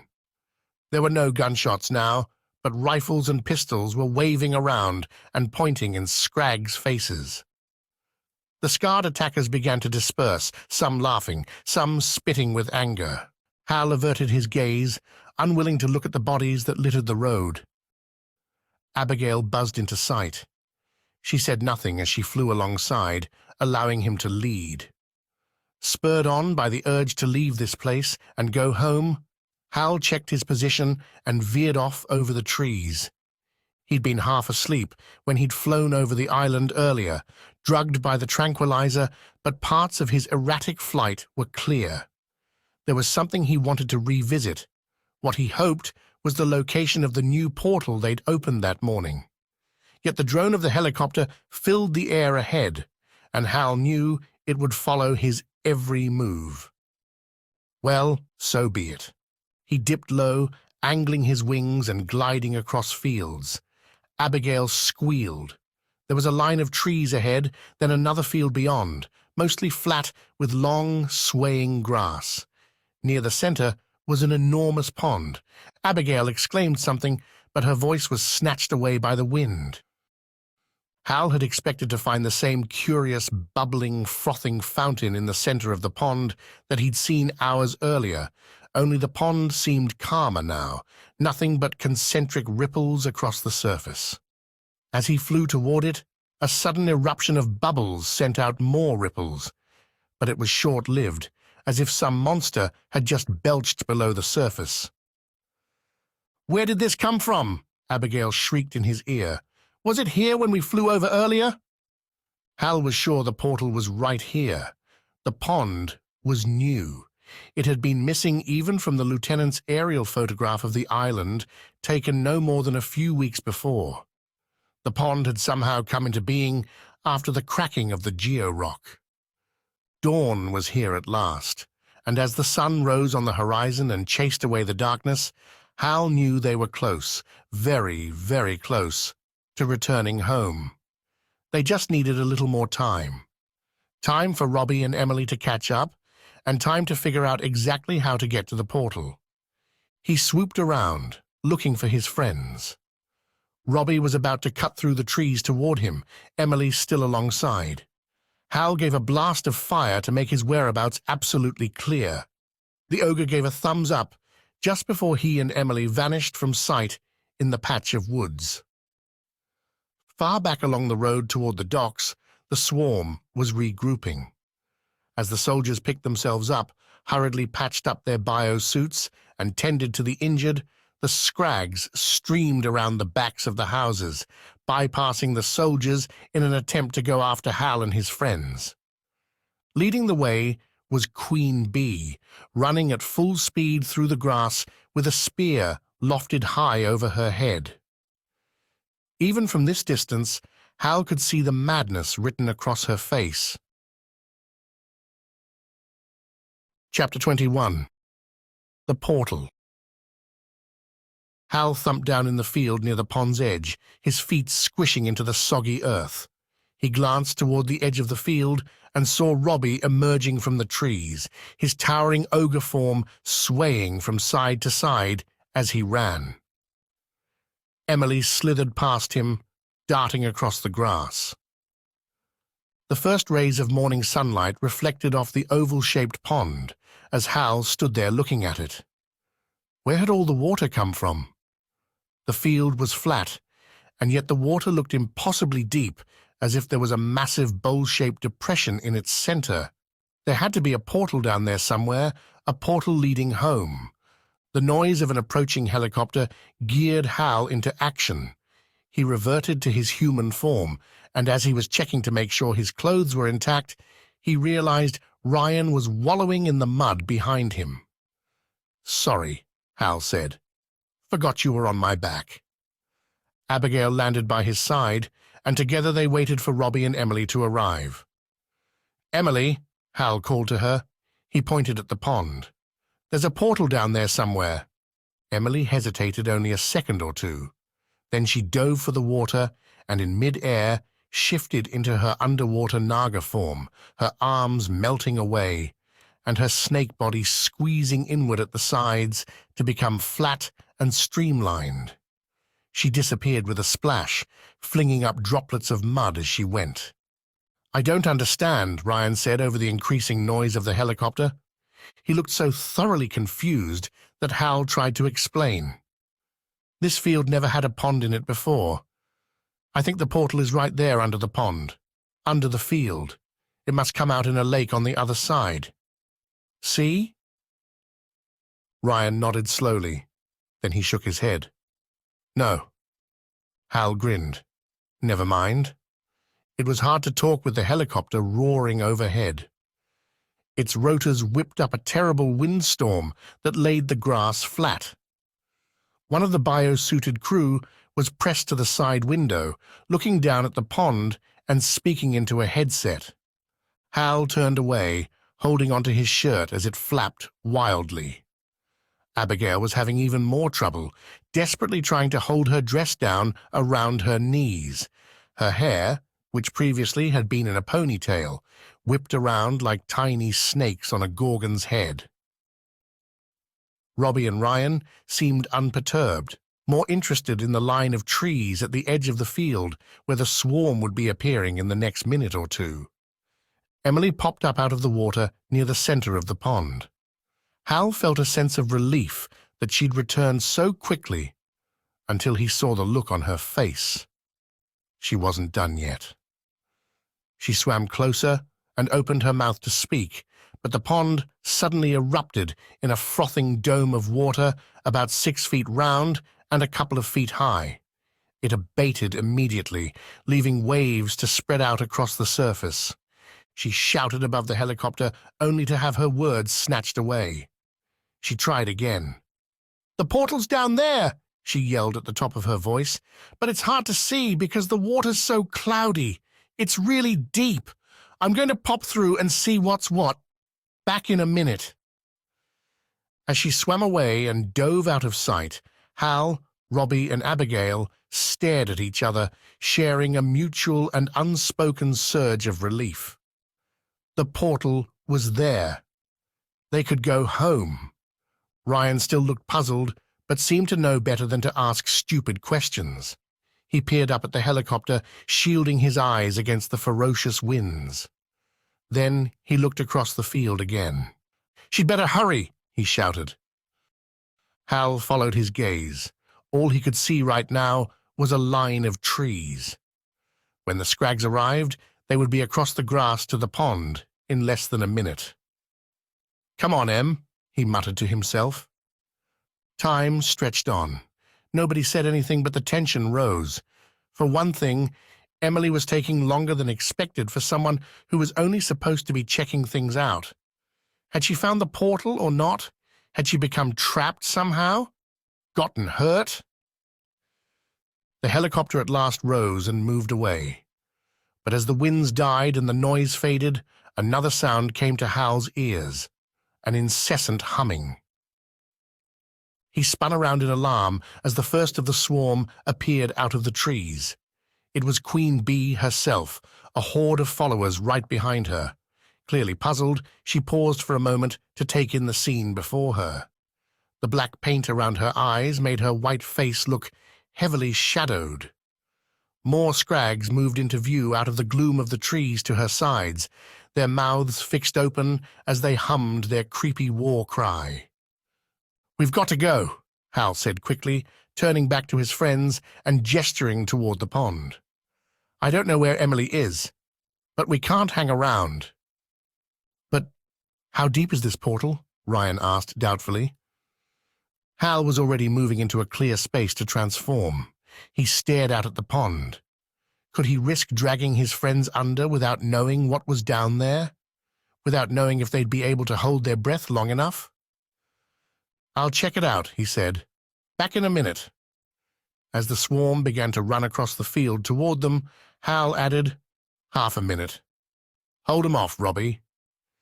With his heart pounding, fearing more for his friends than himself, he transformed.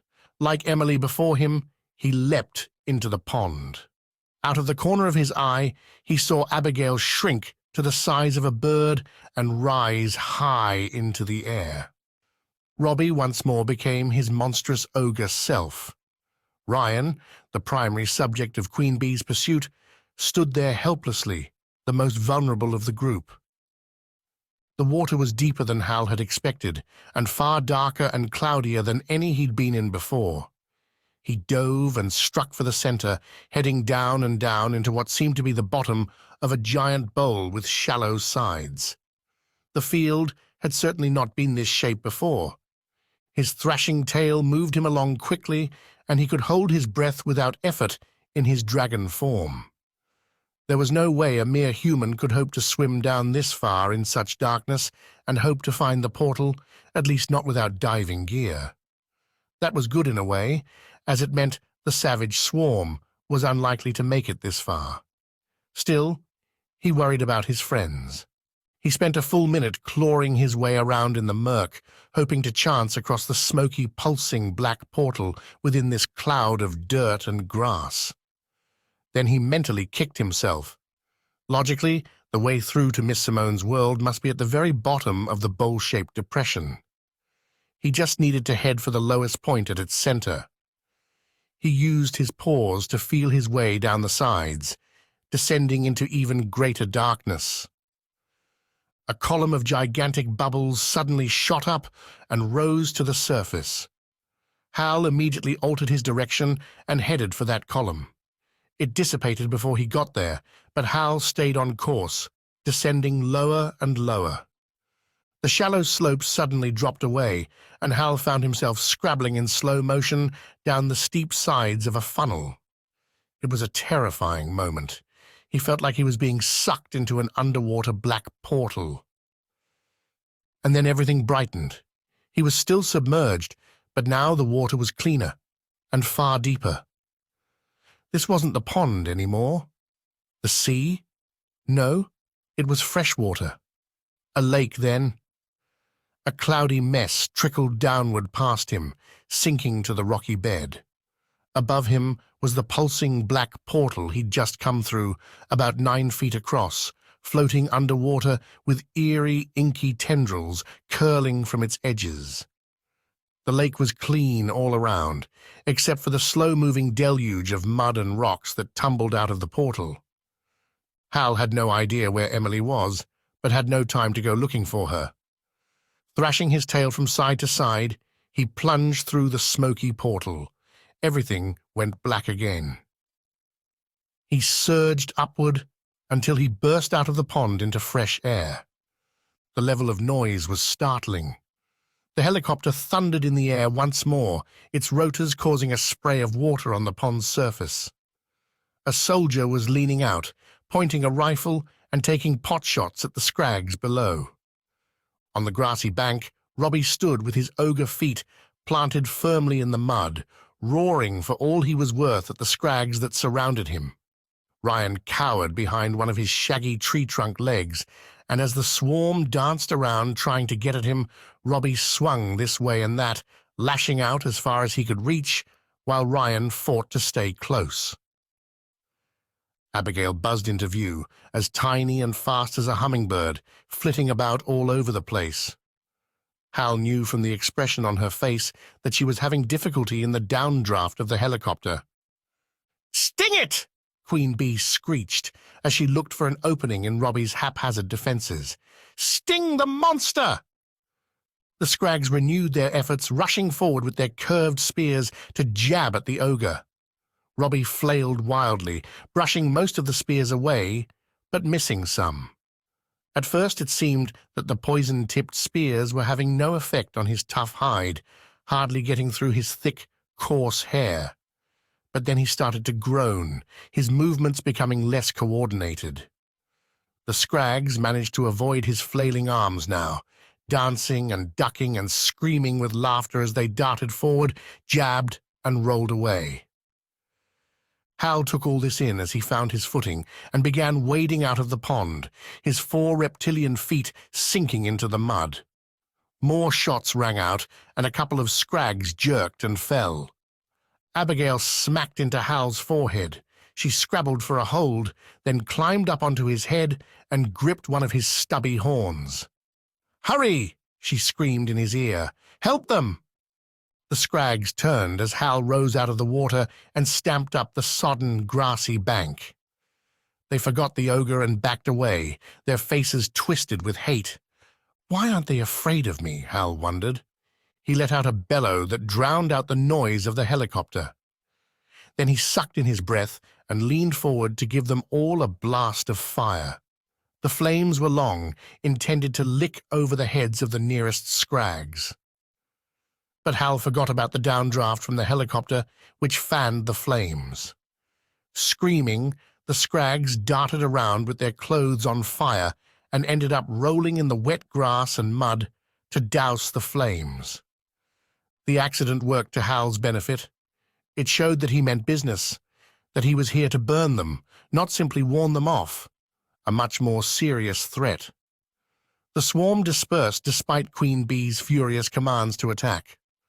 Apparently deciding that Hal had the situation under control, the helicopter crew backed off, rising higher and higher. The ferocious winds and spray once more dissipated, leaving a welcome peace. Hal moved closer to Robbie and Ryan. Somehow, they would have to cling to his back so he could take them down into the water and through the portal. He just had to hope they could hold their breaths long enough. Without warning, Queen Bee charged toward him. Hal was stunned at her bravery, or was it stupidity? He took a breath, wondering if he had what it took to deliberately burn her. A real dragon would roast her to a charred lump without giving it a second thought. But Hal wasn't a real dragon. And he hesitated. His hesitation allowed the small, crazy woman to get close enough to swing her spear at him. Its curved, shiny black point grazed his snout and bounced off, causing Abigail to let out a squeal of fright. Committed to her charge and unable to stop fast enough, Queen Bee slid in the mud and fell on her back right under his jaws. Instead of being terrified as any normal person might be, she took out a knife and jabbed upward, catching him under his chin. He was so shocked that he instinctively reared up on his hind legs to get his face away from her, but then she ran for his belly. She was slick with mud and shrieking with rage, her teeth bared. Hal caught a glimpse of wide yellow eyes staring out from the black-painted mask across her face. Her knife bounced harmlessly off his armor plating. She tried again, jabbing viciously. It was a strange, unreal moment. Hal up on his hind legs with a tiny, insignificant human fearlessly and recklessly attacking his reptilian belly with what amounted to a toothpick. Despite the receding thudding of the helicopter overhead, a curious silence fell among the Scrags. Clearly written across the scarred faces of every man and woman was sheer amazement, awe, and undying love for their terrifyingly inspiring leader. Then Hal belly-flopped and squashed her into the mud. He lay still, trying to determine whether she was still alive and wriggling. It wouldn't surprise him one bit if she were cursing and yelling orders right now, or trying to carve a passage through his belly. But he felt and heard nothing. Around him, Scrags dropped to their knees with horror, some of them with hands up to their scarred faces, others limply gripping their weapons. Robbie let out a deep chuffing sound that sounded like laughter, then lofted a spear he'd confiscated and snapped it in half. He lobbed both pieces at the nearest Scrag, who danced back to avoid the tainted sharp end. Hal climbed to his feet.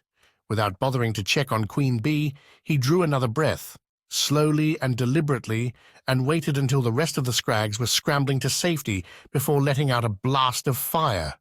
It licked at their backsides as they ran. They didn't go far, though. They knew his limitations, that his fire wouldn't stretch all the way across the field, and that he wasn't likely to fly after them. They were right, but at least they had cleared a space. He advanced on them, pushing them farther back and giving Robbie and Ryan some more room. Out of the corner of his eye, he saw Queen Bee flat on her back in the mud. A hand twitched, and she raised her head. "Time to go," Hal rumbled in dragon tongue to Robbie and Ryan. The ogre tilted his head sideways, the dull look in his eyes suggesting he had no idea what Hal had said. The helicopter moved away to the edge of the field and hovered above the trees. And as the rumble of its engines faded away, the sound of road vehicles came to Hal's ears. A 4-vehicle convoy came hurtling across the field, bouncing over the humps and cutting easily through the long brown grass. The soldiers had finally dealt with their injured and come to help. Jeeps and Humvees pulled up around Hal and his friends, forming a barrier between them and the Scrags. The angry swarm snarled as one, their hatred obvious. Biosuited soldiers jumped out, took up positions, and aimed their weapons. "Go home," Lieutenant Briscoe said to the swarm through some kind of amplifier mounted to the top of a Humvee. "Don't give me a reason to cut you all down where you stand. If you want to live to see another beautiful dawn like this, then get back in your boats and evacuate this island." Nobody budged, but Hal was satisfied the situation was in hand. He turned and lowered himself into the mud, looking sideways at Ryan and the ogre. They both stared at him dimly. "Get on, idiots!" Abigail yelled in her tiny, high-pitched voice. They barely heard her, and she had to leave her perch and buzz around their heads, yelling at them before understanding dawned. Ryan clambered aboard. Robbie, following close behind, reverted to human form. His silky belt expanded into a full set of clothes, which he normally checked for the sake of modesty. Only this time he was too busy swaying dizzily and trying to stay upright. He had purple lumps in various places on his arms, probably more under his clothes. The stinging had worked him over. Still, he stumbled over and climbed up onto Hal's back behind Ryan. As Hal headed past a groggy Queen Bee into the water, Abigail returned to her perch by his ear and clung on. All the passengers were aboard. Lieutenant Briscoe came hurrying up. "Wait! Is the portal down there?" Hal kept wading until it was deep enough to swim. "We're coming after you," Briscoe yelled. "Don't think we won't. We have diving equipment. We have weapons if we need them. We don't want to use force, but we will if you try to stop us. Do you hear me?" Hal sighed. Defending the underwater portal was going to be difficult. It wasn't like he could sit by it on the other side and breathe fire every time someone stepped through. Being underwater made it difficult. The soldiers, wearing diving gear, could come through and split up, perhaps swim the length of the lake before emerging. It would be hard to keep them all at bay without having guards around the entire perimeter of the lake. Briscoe yelled after him one more time. "We'll see you on the other side!" At that moment, the pond erupted in a gigantic surge of waves, bubbles, and spray. Abigail screamed, and Hal almost tipped his passengers off his back in his hurry to backpedal. A monstrous sea serpent with huge, unblinking eyes rose from the pond. Its head was 3 feet wide, and long fins drooped under its chin as water streamed off. Its mouth opened to reveal long, sharp fangs and a black, shiny, forked tongue. The stench from its jaws was overwhelming. When the churning, sloshing water settled, Emily appeared directly below the serpent's dripping jaws. "Hi, guys. Are you coming home or what?" Hal had no way to express his delight at seeing her again without sounding like a snarling, growling dragon. Abigail, however, let out a high-pitched scream. "About time!" Robbie shouted from Hal's back. "Can this sea serpent go in reverse? I don't think there's room for it to turn around." Emily rose up out of the water, mimicking the sea serpent's posture, but on a much smaller scale. When she spoke, a strange hissing escaped her throat. The serpent tilted its head, apparently listening. Then it slowly sank below the surface, barely causing a ripple as it went. Hal glanced across at the grassy bank, amused to find a sea of shocked faces. Bio-suited men lined up with their weapons at the ready, and a mob of scarred Scrags huddled together nearby. Two very different tribes, and yet every man and woman present was wide-eyed and slack-jawed. While the majority of the soldiers understood the situation, the swarm was most likely wondering how on earth such a monster could fit in such a shallow pond. Of course, it had only poked its head and neck through the cloudy portal, thus straddling two worlds, but the Scrags didn't know that. "Okay, people," Abigail yelled, her tiny voice barely audible. "Let's get out of here. Hal, we're all hanging on and ready when you are." "What did she say?" Emily called, cupping a hand around her ear. Robbie repeated Abigail's message. "So go on ahead," he finished. "We'll be right behind you. Hopefully." They all took one last look around at their island. None of them expected to see it again any time soon. Then Emily plunged into the water. It was then that Queen Bee acted. Hal did a double take as he realized the woman had quietly rejoined her people. Slick with mud, she pushed through the crowd and snatched a mean-looking weapon from a member of her swarm. It was a crossbow. Hal took a deep breath, ready to plunge below the surface, but the queen turned and aimed the weapon directly toward him just as he dove. He felt a vicious jab just above the base of his tail. He winced, knowing the bolt had punctured his armor. It hurt. He had no idea if it was tipped with poison or not, but if so, it was just a single dose. Robbie had withstood a lot more earlier. Hal plunged as fast and smoothly as possible, scared one of his friends would lose his or her grip and be separated. Emily was already way ahead, disappearing into the murky deep below, her tail wriggling from side to side and shooting her along at great speed. Although Hal couldn't keep up with her, he followed her approximate direction, knowing the portal was somewhere down there in the dark. Hal's wings scraped against the walls of the funnel as he descended the narrow spout. The moment of utter blackness was brief, and then he was through. More dirt trailed down past him on its way to the lake bed, but he shot away from it and upwards, thinking only of the passengers clinging to his back, especially Abigail, so tiny and delicate right now. Emily surfaced ahead of him. Hal burst out of the water to her side and steadied himself, trying to twist around to make sure his passengers had made it through. He couldn't see them, but heard Robbie and Ryan exclaiming. Abigail said something back to them, and Hal knew they were all safe. Then Ryan gave a yell. Something in the water just off to one side had startled him. Impossibly, Queen Bee had followed them through. Chapter 22. Home. "Ryan!" the Queen screeched between gasps.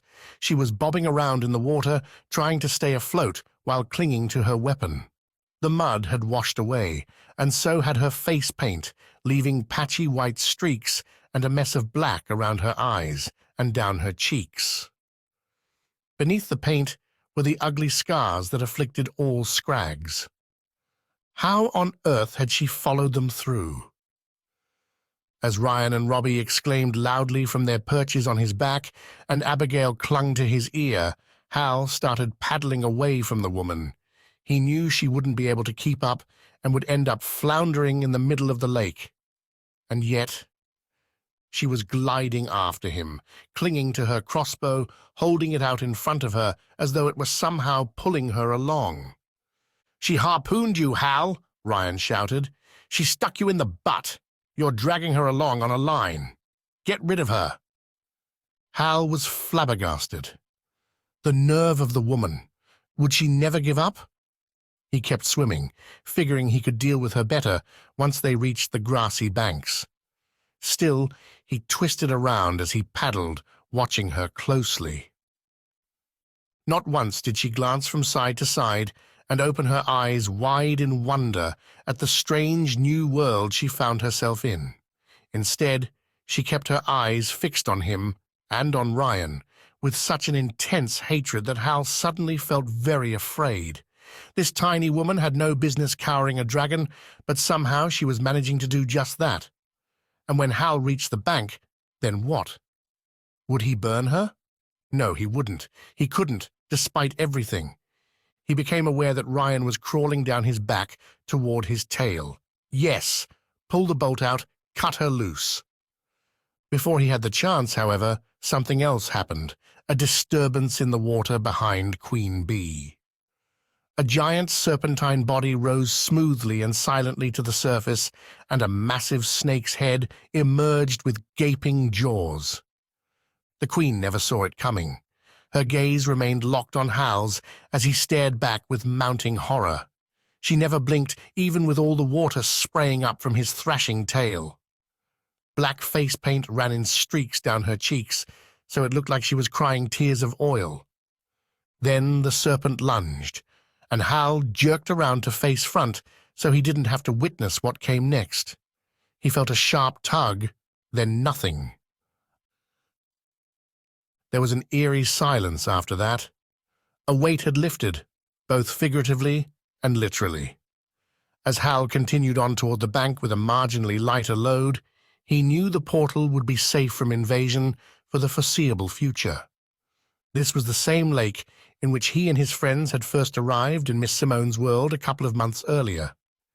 This was the sea serpent's home now, and it was back on guard duty. Emily rejoined them. She looked grim after giving her pet monster the order to deal with Queen Bee. No doubt Ryan was relieved. His nemesis had been put down, as he'd say. It was raining lightly. Ryan and Robbie talked, and Hal listened as he paddled. The conversation had thankfully lightened. It was funny to hear Ryan's disbelief at their crossing from one world to another, and funnier still that Robbie was unable to refrain from exaggerating everything he said. "The oxygen is 10 times richer here. You can taste it, can't you? And because of that, bugs are the size of dogs. Winter comes later, too. That's why it's so hot here. And the bugs stick around longer. So don't be surprised when a 2-foot ant bites you or a 10-foot millipede crawls over your foot. The oxygen is 10 times richer here. You can taste it, can't you? And because of that, bugs are the size of dogs. Winter comes later, too. That's why it's so hot here, and the bugs stick around longer. So don't be surprised when a 2-foot ant bites you or a 10-foot millipede crawls over your foot." Hal stopped listening after a while. He'd have to set Ryan straight on a few things later.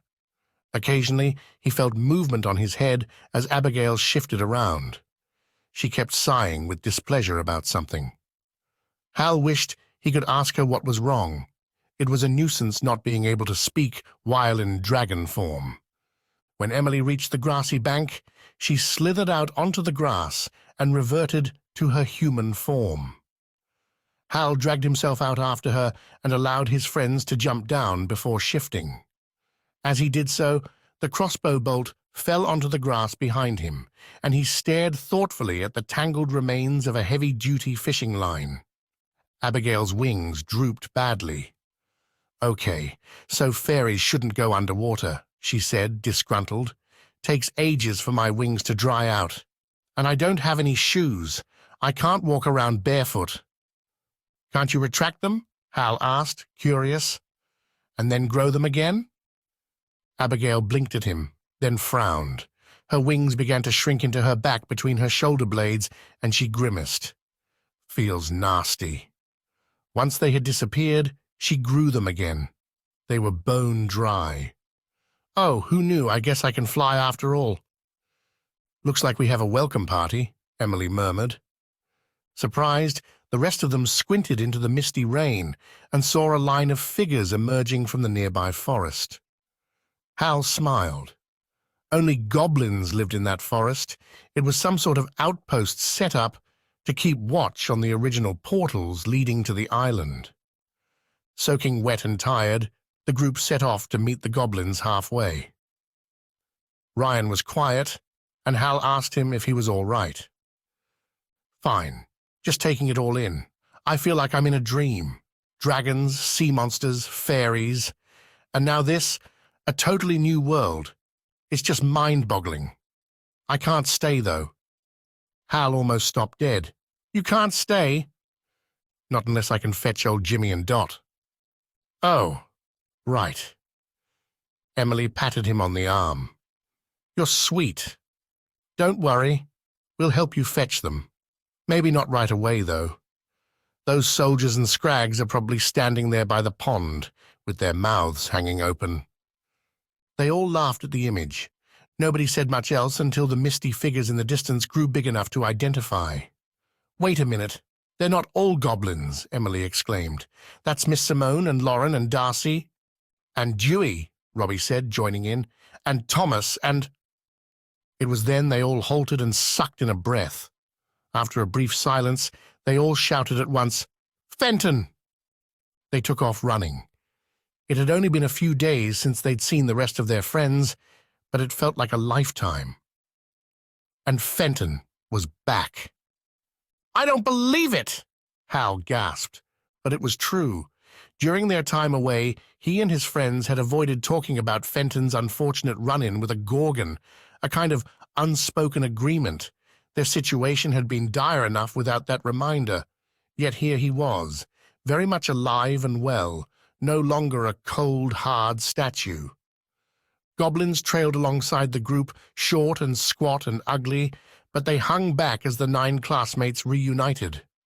Just before they came together, Miss Simone shouted, Wait! Decontamination procedures! Everyone froze. Hal looked at Abigail, then at Robbie and Emily.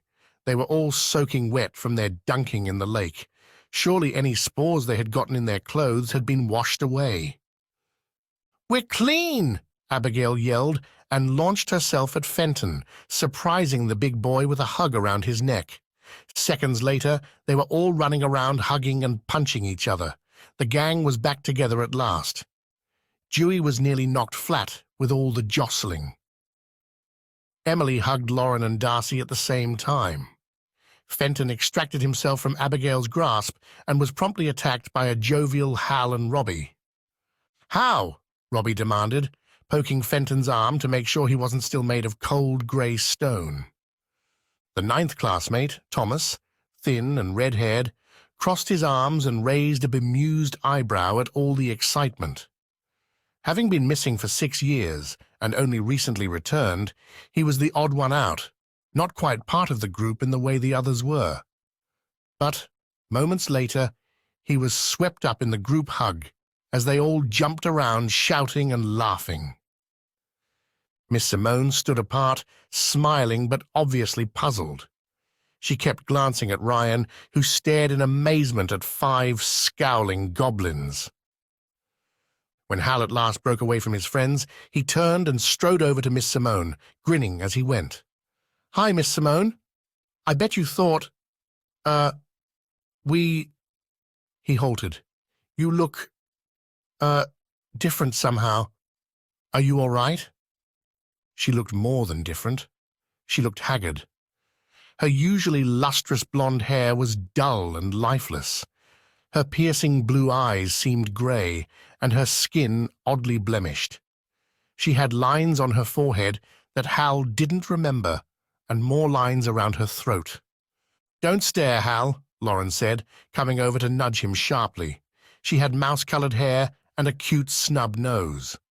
Until recently, She and Robbie had been something of an item, an awkward and indefinable relationship, granted, but something.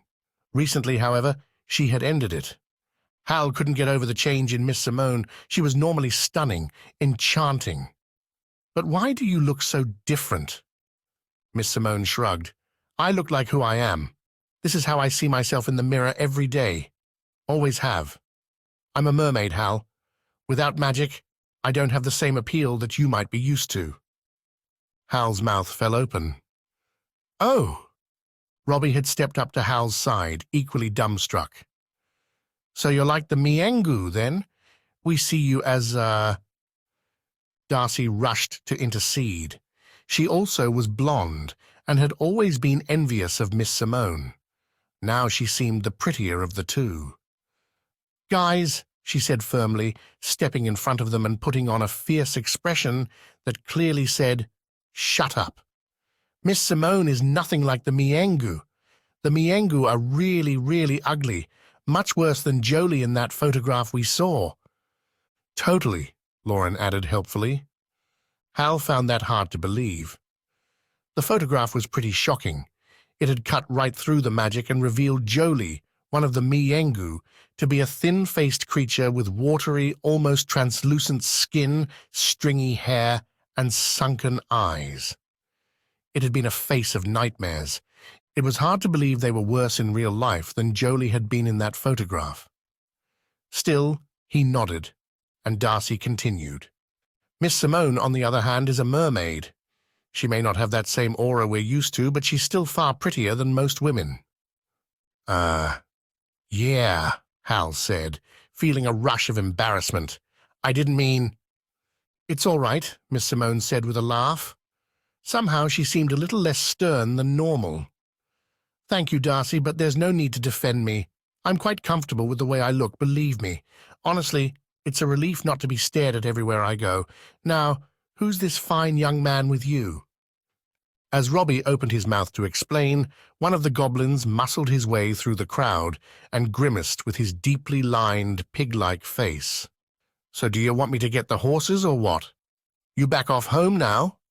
"Yes," Miss Simone said, turning to pat his shoulder. She towered over him. "We'll get Emily back to Carter at once. She's still sick." "It's not so bad now that I can shift," Emily said. Still, even though she had literally just switched back to her human form, she looked drawn. Conversation halted for a moment while everyone looked around at one another. There was so much to say, so much to ask, that nobody knew where to start. It hardly mattered that it was raining. They were all so wet and dripping that a newcomer would be hard-pressed to tell who had emerged from the lake and who hadn't. But they were all happy. In the end, while the goblins shuffled off across the soggy grass to the forest, Miss Simone led them to a clump of trees set way back from the lake. It sheltered them for the most part while they waited for the goblins to return. "You have a lot of explaining to do," she said, splitting the group into two in case clothing was still contaminated. Once they were dutifully separated, they all sat and made themselves as comfortable as possible on the wet grass. "Start from when you all went ahead without Molly." Robbie opened his mouth to start, but Darcy held up a warning finger. "Let the others tell the story. We want the unembellished version." So Hal began. By the time the story was finished, the goblins were rolling up with 2 horses and a 4-wheeled cart. Miss Simone and the others hung onto every word as Hal, Abigail, Emily, Ryan, and even Robbie took turns to speak. When they talked about the sea serpent, everyone at once looked out to the lake. There was no sign of it now, but it was down there somewhere, guarding the portal. Miss Simone went to speak to a goblin. She talked to him at length, pointing out into the lake. The goblin listened intently, his face darkening. Finally, he nodded and turned to leave. "My friends will keep an eye on things here," she said. "This is a very serious situation, but let's board and get moving. Ryan and you others, please quarantine yourselves on one side of the cart, especially you, Ryan." As they climbed up onto the cart, which had hard wooden bench seats running down both sides, Hal cleared his throat. I guess we're sorry. About cracking the geo-rock on the island.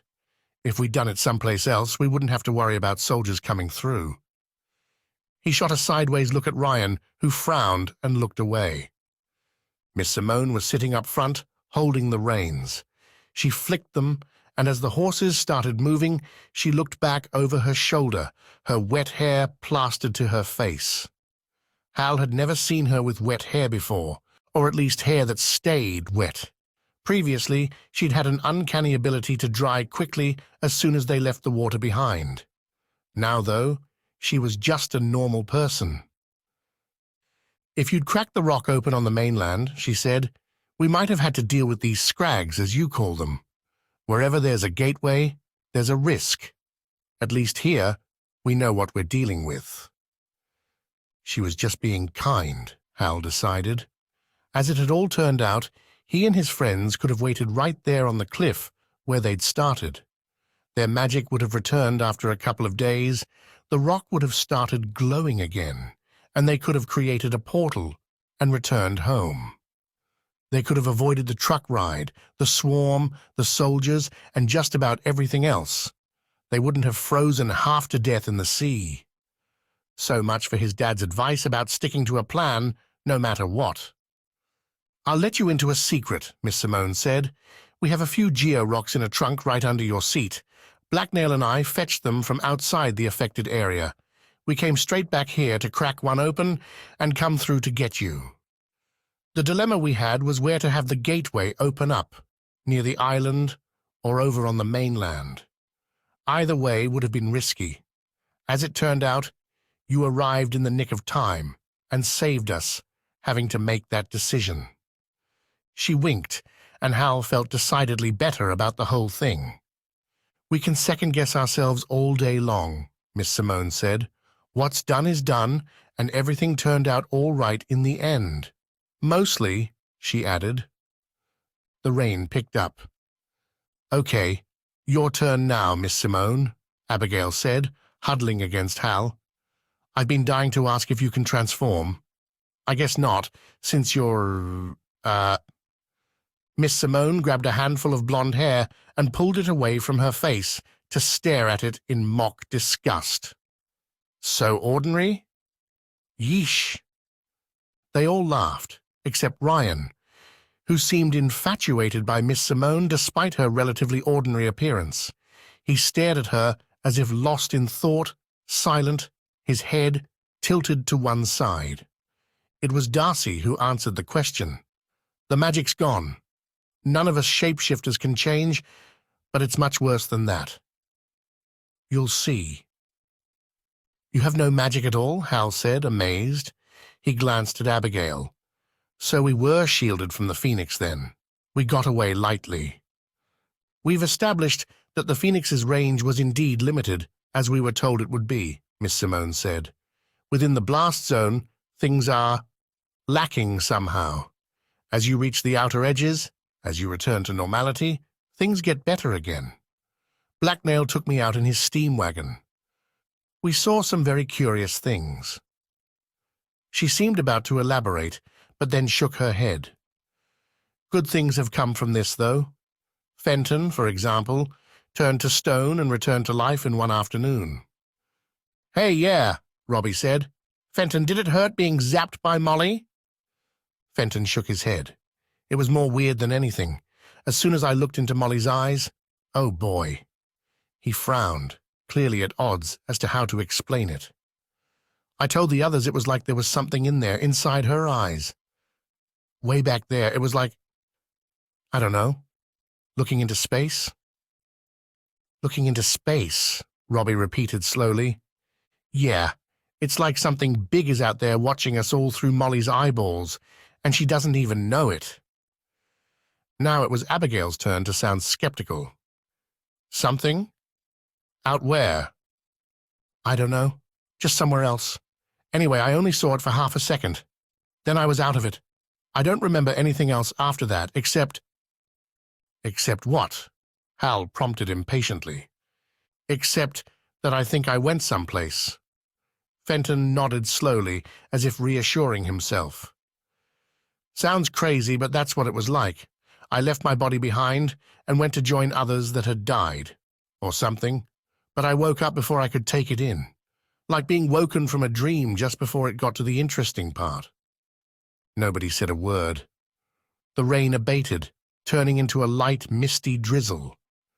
Ryan continued to stare at the back of Miss Simone's head, chewing his lip and frowning as if trying to remember something. Abigail snuggled even closer to Hal and rested her head on his shoulder. After a while, Fenton continued.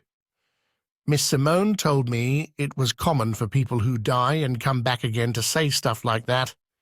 She thinks it's all in the head, some kind of brain thing, electrical pulses and whatnots firing. Whatnots? Abigail said. Miss Simone spoke over her shoulder. What I actually said is that during a near-death experience, there's some random synaptic firing in the visual cortex that causes a flash, what people think of as a guiding light to the other side. So you say, Lauren said. She reddened. Sorry, it's just that my mom said it really is a guiding light, and I believe her. As she spoke, the sun suddenly peeked out from behind the clouds. Miss Simone smiled. And our beliefs, Lauren, are what makes us all who we are. I'm just a cynical scientist. I still don't even believe in magic, and yet there's so much I can't explain with science. What's happened to us all, for example, defies any logical explanation. Oh, look at that. She pointed, and everyone gasped. There was a spectacular double rainbow on the horizon. Miss Simone winked over her shoulder. As beautiful and magical as that rainbow is, it's something I can explain with science. And Fenton's white light, as he was stoned by Molly? Well, we shouldn't read too much into it. But I saw more than just a white light, Fenton said. There was an orange glow as well. It was freaky. The glow was everywhere, all around me, sparkling like... His sudden fit of poetry had faded him. Fairy dust? Abigail murmured. Fenton scowled. Yeah, go ahead, make fun. See if I care. I'm not making fun. It's just that there's a similar glow, sometimes orange, in fairy glades early in the morning. Only fairies can see the glow, but it's pretty powerful stuff. Fairies kind of get a buzz from it. Miss Simone frowned over her shoulder. Why don't I know this already? It's private fairy stuff. Fenton looked confused. So you're saying I saw what fairies see? No, Abigail replied. Well, maybe. I don't know. I'm not sure why there would be a connection between what fairies see every morning and what you saw when you died. I didn't die. I know who you are, Ryan said suddenly and loudly. His statement was so out of the blue that everyone glanced at him in surprise. He was staring at the back of Miss Simone's head, his fingers twitching as if he wanted to reach out and attempt to pass on his mutated strain of virus. He's talking to you, Miss Simone, Hal said helpfully. She twisted around in her seat. Me? Ryan glared at her. My dad was a driver. He told me about a job he did back when the virus broke out, the last paid job he ever did. He was one of 3 truck drivers moving stuff across to the island. Miss Simone's eyes widened. She nodded slowly. I was home in bed at the time, Ryan went on. He didn't tell me any of this until years later. He told me about a woman, blonde, blue-eyed, beautiful, but cold as ice. He asked her if there was room on the island for one more family. He was willing to pay rent or work for her in some way, anything to get my mom and me to safety. And this woman looked at him like he was a piece of dirt and... Refused, Miss Simone answered softly. I remember. The silence was long and uncomfortable. The horses trotted on, following the muddy trail up an incline as the clouds slowly broke apart to reveal the blue sky beyond. Birds twittered in the trees and flew down to grab at worms that had crawled out of the ground. You're not as cold as I imagined, Ryan muttered, nor as... Miss Simone smiled ruefully, and the rest of his sentence was left unsaid. At this moment, she was hardly beautiful. "So it is you," Ryan said, sitting back in his seat. "So it is you," Ryan said, sitting back in his seat. "It took me a while to make the connection. My dad never mentioned your name, but now everything makes sense to me, except why you refused to save a family when you had plenty of room on the island. Plenty of room here, in this world." His challenge caused her to close her eyes and nod. She turned away, her shoulders sagging. When she spoke next, her voice was soft, barely audible over the clip-clop of hoofs and the rumbling, rattling wheels. If a sinking ship's lifeboat is filled to the brim with people plucked from a freezing ocean, and there are more and more people calling out to be saved, there comes a point where you have to say no for the greater good. If the lifeboat capsizes, everybody dies. Isn't it better to save a few than none at all? My dad was talking about one more family, him, my mom, and me, and it was an island, not a lifeboat. I know. And do you know how many other people asked me the same favor that night, Ryan? When no answer came, she finished with 24. 24? She nodded. 24 different people, drivers, workers, anyone I hired to do something for me that night on the island, even the ferry pilot. At first I considered the idea, but I knew where it would lead. I was so sorry I had to refuse them, but by the end I was tired of being asked. My heart had already broken. Ryan, your dad was the last to ask me, and I think at that point I just closed down inside. I know I was rude, and I'm sorry for that. But no matter how rude I was, the answer would have been the same. What about bringing them here? To this land? There's so much room. Miss Simone gave the reins a gentle flick. She was quiet for a while, and when she turned to gaze at Ryan again, Hal was shocked to see tears running down her face. Where would it end if we started letting people through? We allow you through, then your neighbors, then their neighbors, and then your relatives in other towns, and all your neighbors' relatives. And while we're at it, why not everyone else on your street, and the next street, and the next? She swallowed, her bottom lip quivering. Hal had only ever seen her shed tears once before, and those were tears of happiness for her long-lost brother. "Where does it stop?" she asked softly. "Who gets to choose who comes across and who doesn't? You? And how about all those poor people who caught the virus but lived through it, horribly scarred? The Scrags, as you call them. They did nothing wrong, and yet they're doomed like everyone else, just to a different kind of fate. Don't they have the right to a decent life as well?" Ryan looked away. Miss Simone nodded and wiped her face with the back of her hand. "Trust me, Ryan, I've had this same conversation many times over." She turned to face the front. "But I promised to rescue Jimmy and Dot for you." After a moment, Ryan said, "You'd better. I have a few friends of my own trapped in your old world too, so believe me, I'll be sending a couple of rescue teams through very soon." Hal's mouth fell open. He'd completely forgotten about Miss Simone's poor scientist colleagues, who had gone to the town of Lewis and crossed over on a mission to seek out old pharmacies to plunder. Well, now that there was a portal and a batch of live geo-rocks, if Miss Simone decided to create a new one somewhere else, it should be possible to fetch them all home. Nothing else was said for a while. Hal felt bad for Ryan. The guy had lost his family to the virus and naturally blamed the one person who failed to extend a helping hand. On the other hand, Miss Simone had a point about overcrowding the island and this alternate land. Emily suddenly sat up straight and pointed. Everyone looked, and several gasps escaped.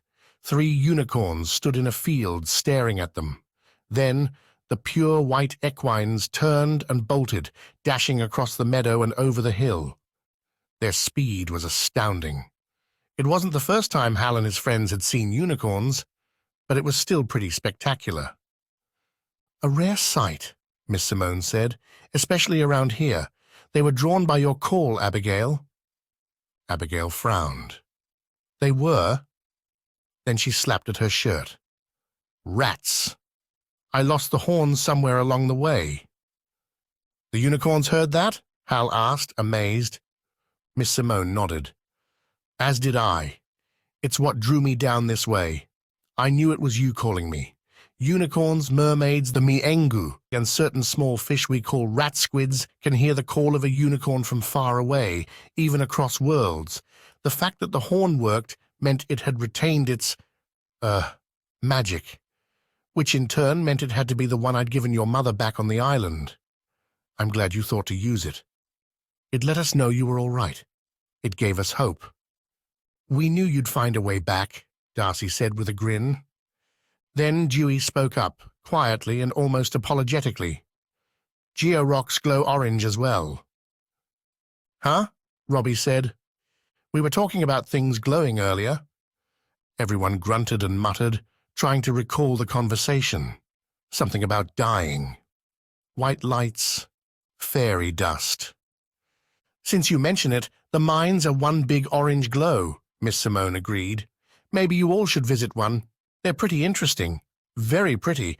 The goblins who work in them have quite a few strange tales to tell. We have a mine not too far from Carter, but the most spectacular is a long way east of here, up in the mountain, Bad Rock Gulch, so named because the entire ravine glows with energy. There's one cave in particular that nobody dares mine, in case demons leap up and bite them or something ridiculous like that. Superstitious nonsense, but interesting all the same. I'd like to see that, Abigail murmured. Miss Simone flung her sodden hair out of her face. The rain had finally stopped, and steam was beginning to rise from her shoulders as the sun's rays heated them. You should. In fact, I'd like you all to go. I'll send you with Blacknail in his steam wagon. The gulch is well outside the Phoenix's blast zone, so is untouched. You can bring back a few trailers full of glowing geo-rocks for the village. She pursed her lips. And while you're there, you can visit my old friend Lucas. He's a lichen, short for lycanthrope, commonly known as a werewolf. Epilogue. Hal followed Emily under the lake. He had no interest in seeing the hideous Jengu creature from the photograph, but felt he needed to go along to support his friend. Besides, his fiery breath could be very persuasive. Ideally, he would simply force the spiteful Jolie to remove Emily's sickness. However, there was no magic in these parts, so that wasn't an option for Jolie or indeed any of the local miengu water spirits. Emily had another plan. At the side of the lake, a submerged tunnel led under the hillside. It was pitch black, but Emily carried a waterproof lamp powered by one of the geo-rocks Miss Simone had brought back from outside the Phoenix blast zone. It cast an eerie white glow as the Naga undulated along. They paused about halfway along the tunnel. The pulsing black portal that had once been there was no more, and since it no longer spanned the width of the tunnel, it was possible to travel deeper into the narrow darkness. It was interesting that none of the miengu had ever ventured down this way until a few days ago, when the portal had winked out of existence. Emily swam on, lighting the way with her lamp. The tunnel narrowed so much that Hal feared his dragon body would not fit. His wings scraped the ceiling, and he tucked them in as tight as possible. He admired Emily's courage. Since Molly was unable to transform and lead the way, and the miengu of the lake were showing absolutely no interest at all, Emily had decided to visit Jolie herself. All Molly had ascertained from the miengu in a brief 2-minute discussion was that Jolie was now an outcast, hiding away at the end of the tunnel. Having been unable to change her mind about coming and being the only other shapeshifter able to swim underwater for so long, Hal had joined her. The way ahead began to rise, sloping upward and widening. As they broke the surface and bobbed there, panting for breath, Emily shone her lamp around to reveal smooth, glistening rock faces slanting overhead and endless nooks and crannies all around. The tunnel had opened into a gigantic fissure that extended into the heart of the hillside by the lake. There was no way out from here. It was completely enclosed, black and cold, a narrow crevice half filled with lake water. "Jolie," Emily called sternly, "come on out." There was no sound at first, no sign of movement. Hal remained in his dragon form just in case the creature came rushing to attack them. Emily writhed from side to side. Hal knew she was not such an adept swimmer in this particular Naga form, with arms and with a more rounded snake body that was better suited for wriggling across ground. But she needed a way to hold the lamp. Hal had offered, but his clumsy paws were too big for the delicate handle. "Jolie!" she called again. A splash in the darkness caused them to whip around. Emily moved closer, holding her lamp high. A figure straddled a slippery ledge against the sloping rock wall, her lower half in the water. The light made her flinch, and Hal caught sight of a thin white face, deeply sunken black eyes, and hideous blotches on her translucent skin. Her black hair stuck to her face and shoulders like a stream of oil. Her teeth were rotten, her lips cracked. She was pitiful, excruciatingly thin and weak, nothing like the beautiful young woman Hal and his friends had fallen for when they'd first met her. "Keep staring," Jolie hissed, lying on her stomach and propping herself up on her arms. "This is all your fault." "It's your fault," Emily said shakily. "And you should think yourself lucky you made it back through the portal at all. You might have been stuck in that cavern otherwise, or worse." "Worse than being a cripple?" Jolie snapped. She pulled herself higher on the ledge, dragging herself from the water. "See? You did this to me." Hal's gasp came out as a rumbling growl. She was cut off below the waist, her tail fin having been cleanly severed. Miss Simone and Molly had explained the situation, but it still shocked Hal to see it. Jolie was literally half the person she had been. She'd almost made it back through the portal just before it closed. "Does it hurt?" Emily asked. The ugly creature shook her head. "But it itches. Have you heard of phantom itch? It's driving me crazy. I can't walk, I can't swim, and I'm ugly. I'm utterly worthless." She flopped over onto her side, her dress draped across her like seaweed. It, too, was cut short. As she moved, Hal glimpsed her wound and wished he hadn't. There was no blood, no mess, just her thighs ending in one clean slice. By rights, she should have bled out, died of shock and pain, and yet here she was. Miss Simone had suggested the wound must have been cauterized, but Hal saw no burns.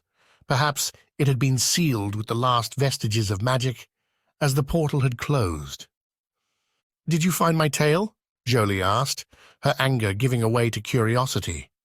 Was it sticking out the other side?" Hal thought back to the cavern under the cliff. No, he'd found nothing but a smooth wall where the portal had been. But it was more likely her severed tail had sunk to the bottom, and he'd simply missed it. "You're coming with us," Emily said softly. "I'm not going anywhere." Emily's voice was harder the next time she spoke. "You're coming with us. Hardly any of the Miengu speak our language, and we have no idea where to find others outside the Phoenix's blast range. None of the Miengu in this lake even care about me, so you're coming with us." Jolie glared, her eyes too black to see in the shadows. "Where?" "To Bad Rock Gulch. To a place where magic shines from the rocks. We're going to take you there, Jolie, so that you can get your magic back. You'll be beautiful again, even without legs, or you can rot away in this cave." There was a long silence. "Why?" Emily sighed heavily. "Because I'm still sick, Jolie. When you get your magic back, you're going to take this sickness out of me once and for all." The Island of Fog series. In the next book, Chamber of Ghosts, the shapeshifters visit Bad Rock Gulch, where deep in the hills, the rock is riddled with magic and offers a way to restore their lost powers. But there are also strange people in the walls. Visit islandoffog.com for all the most up-to-date information.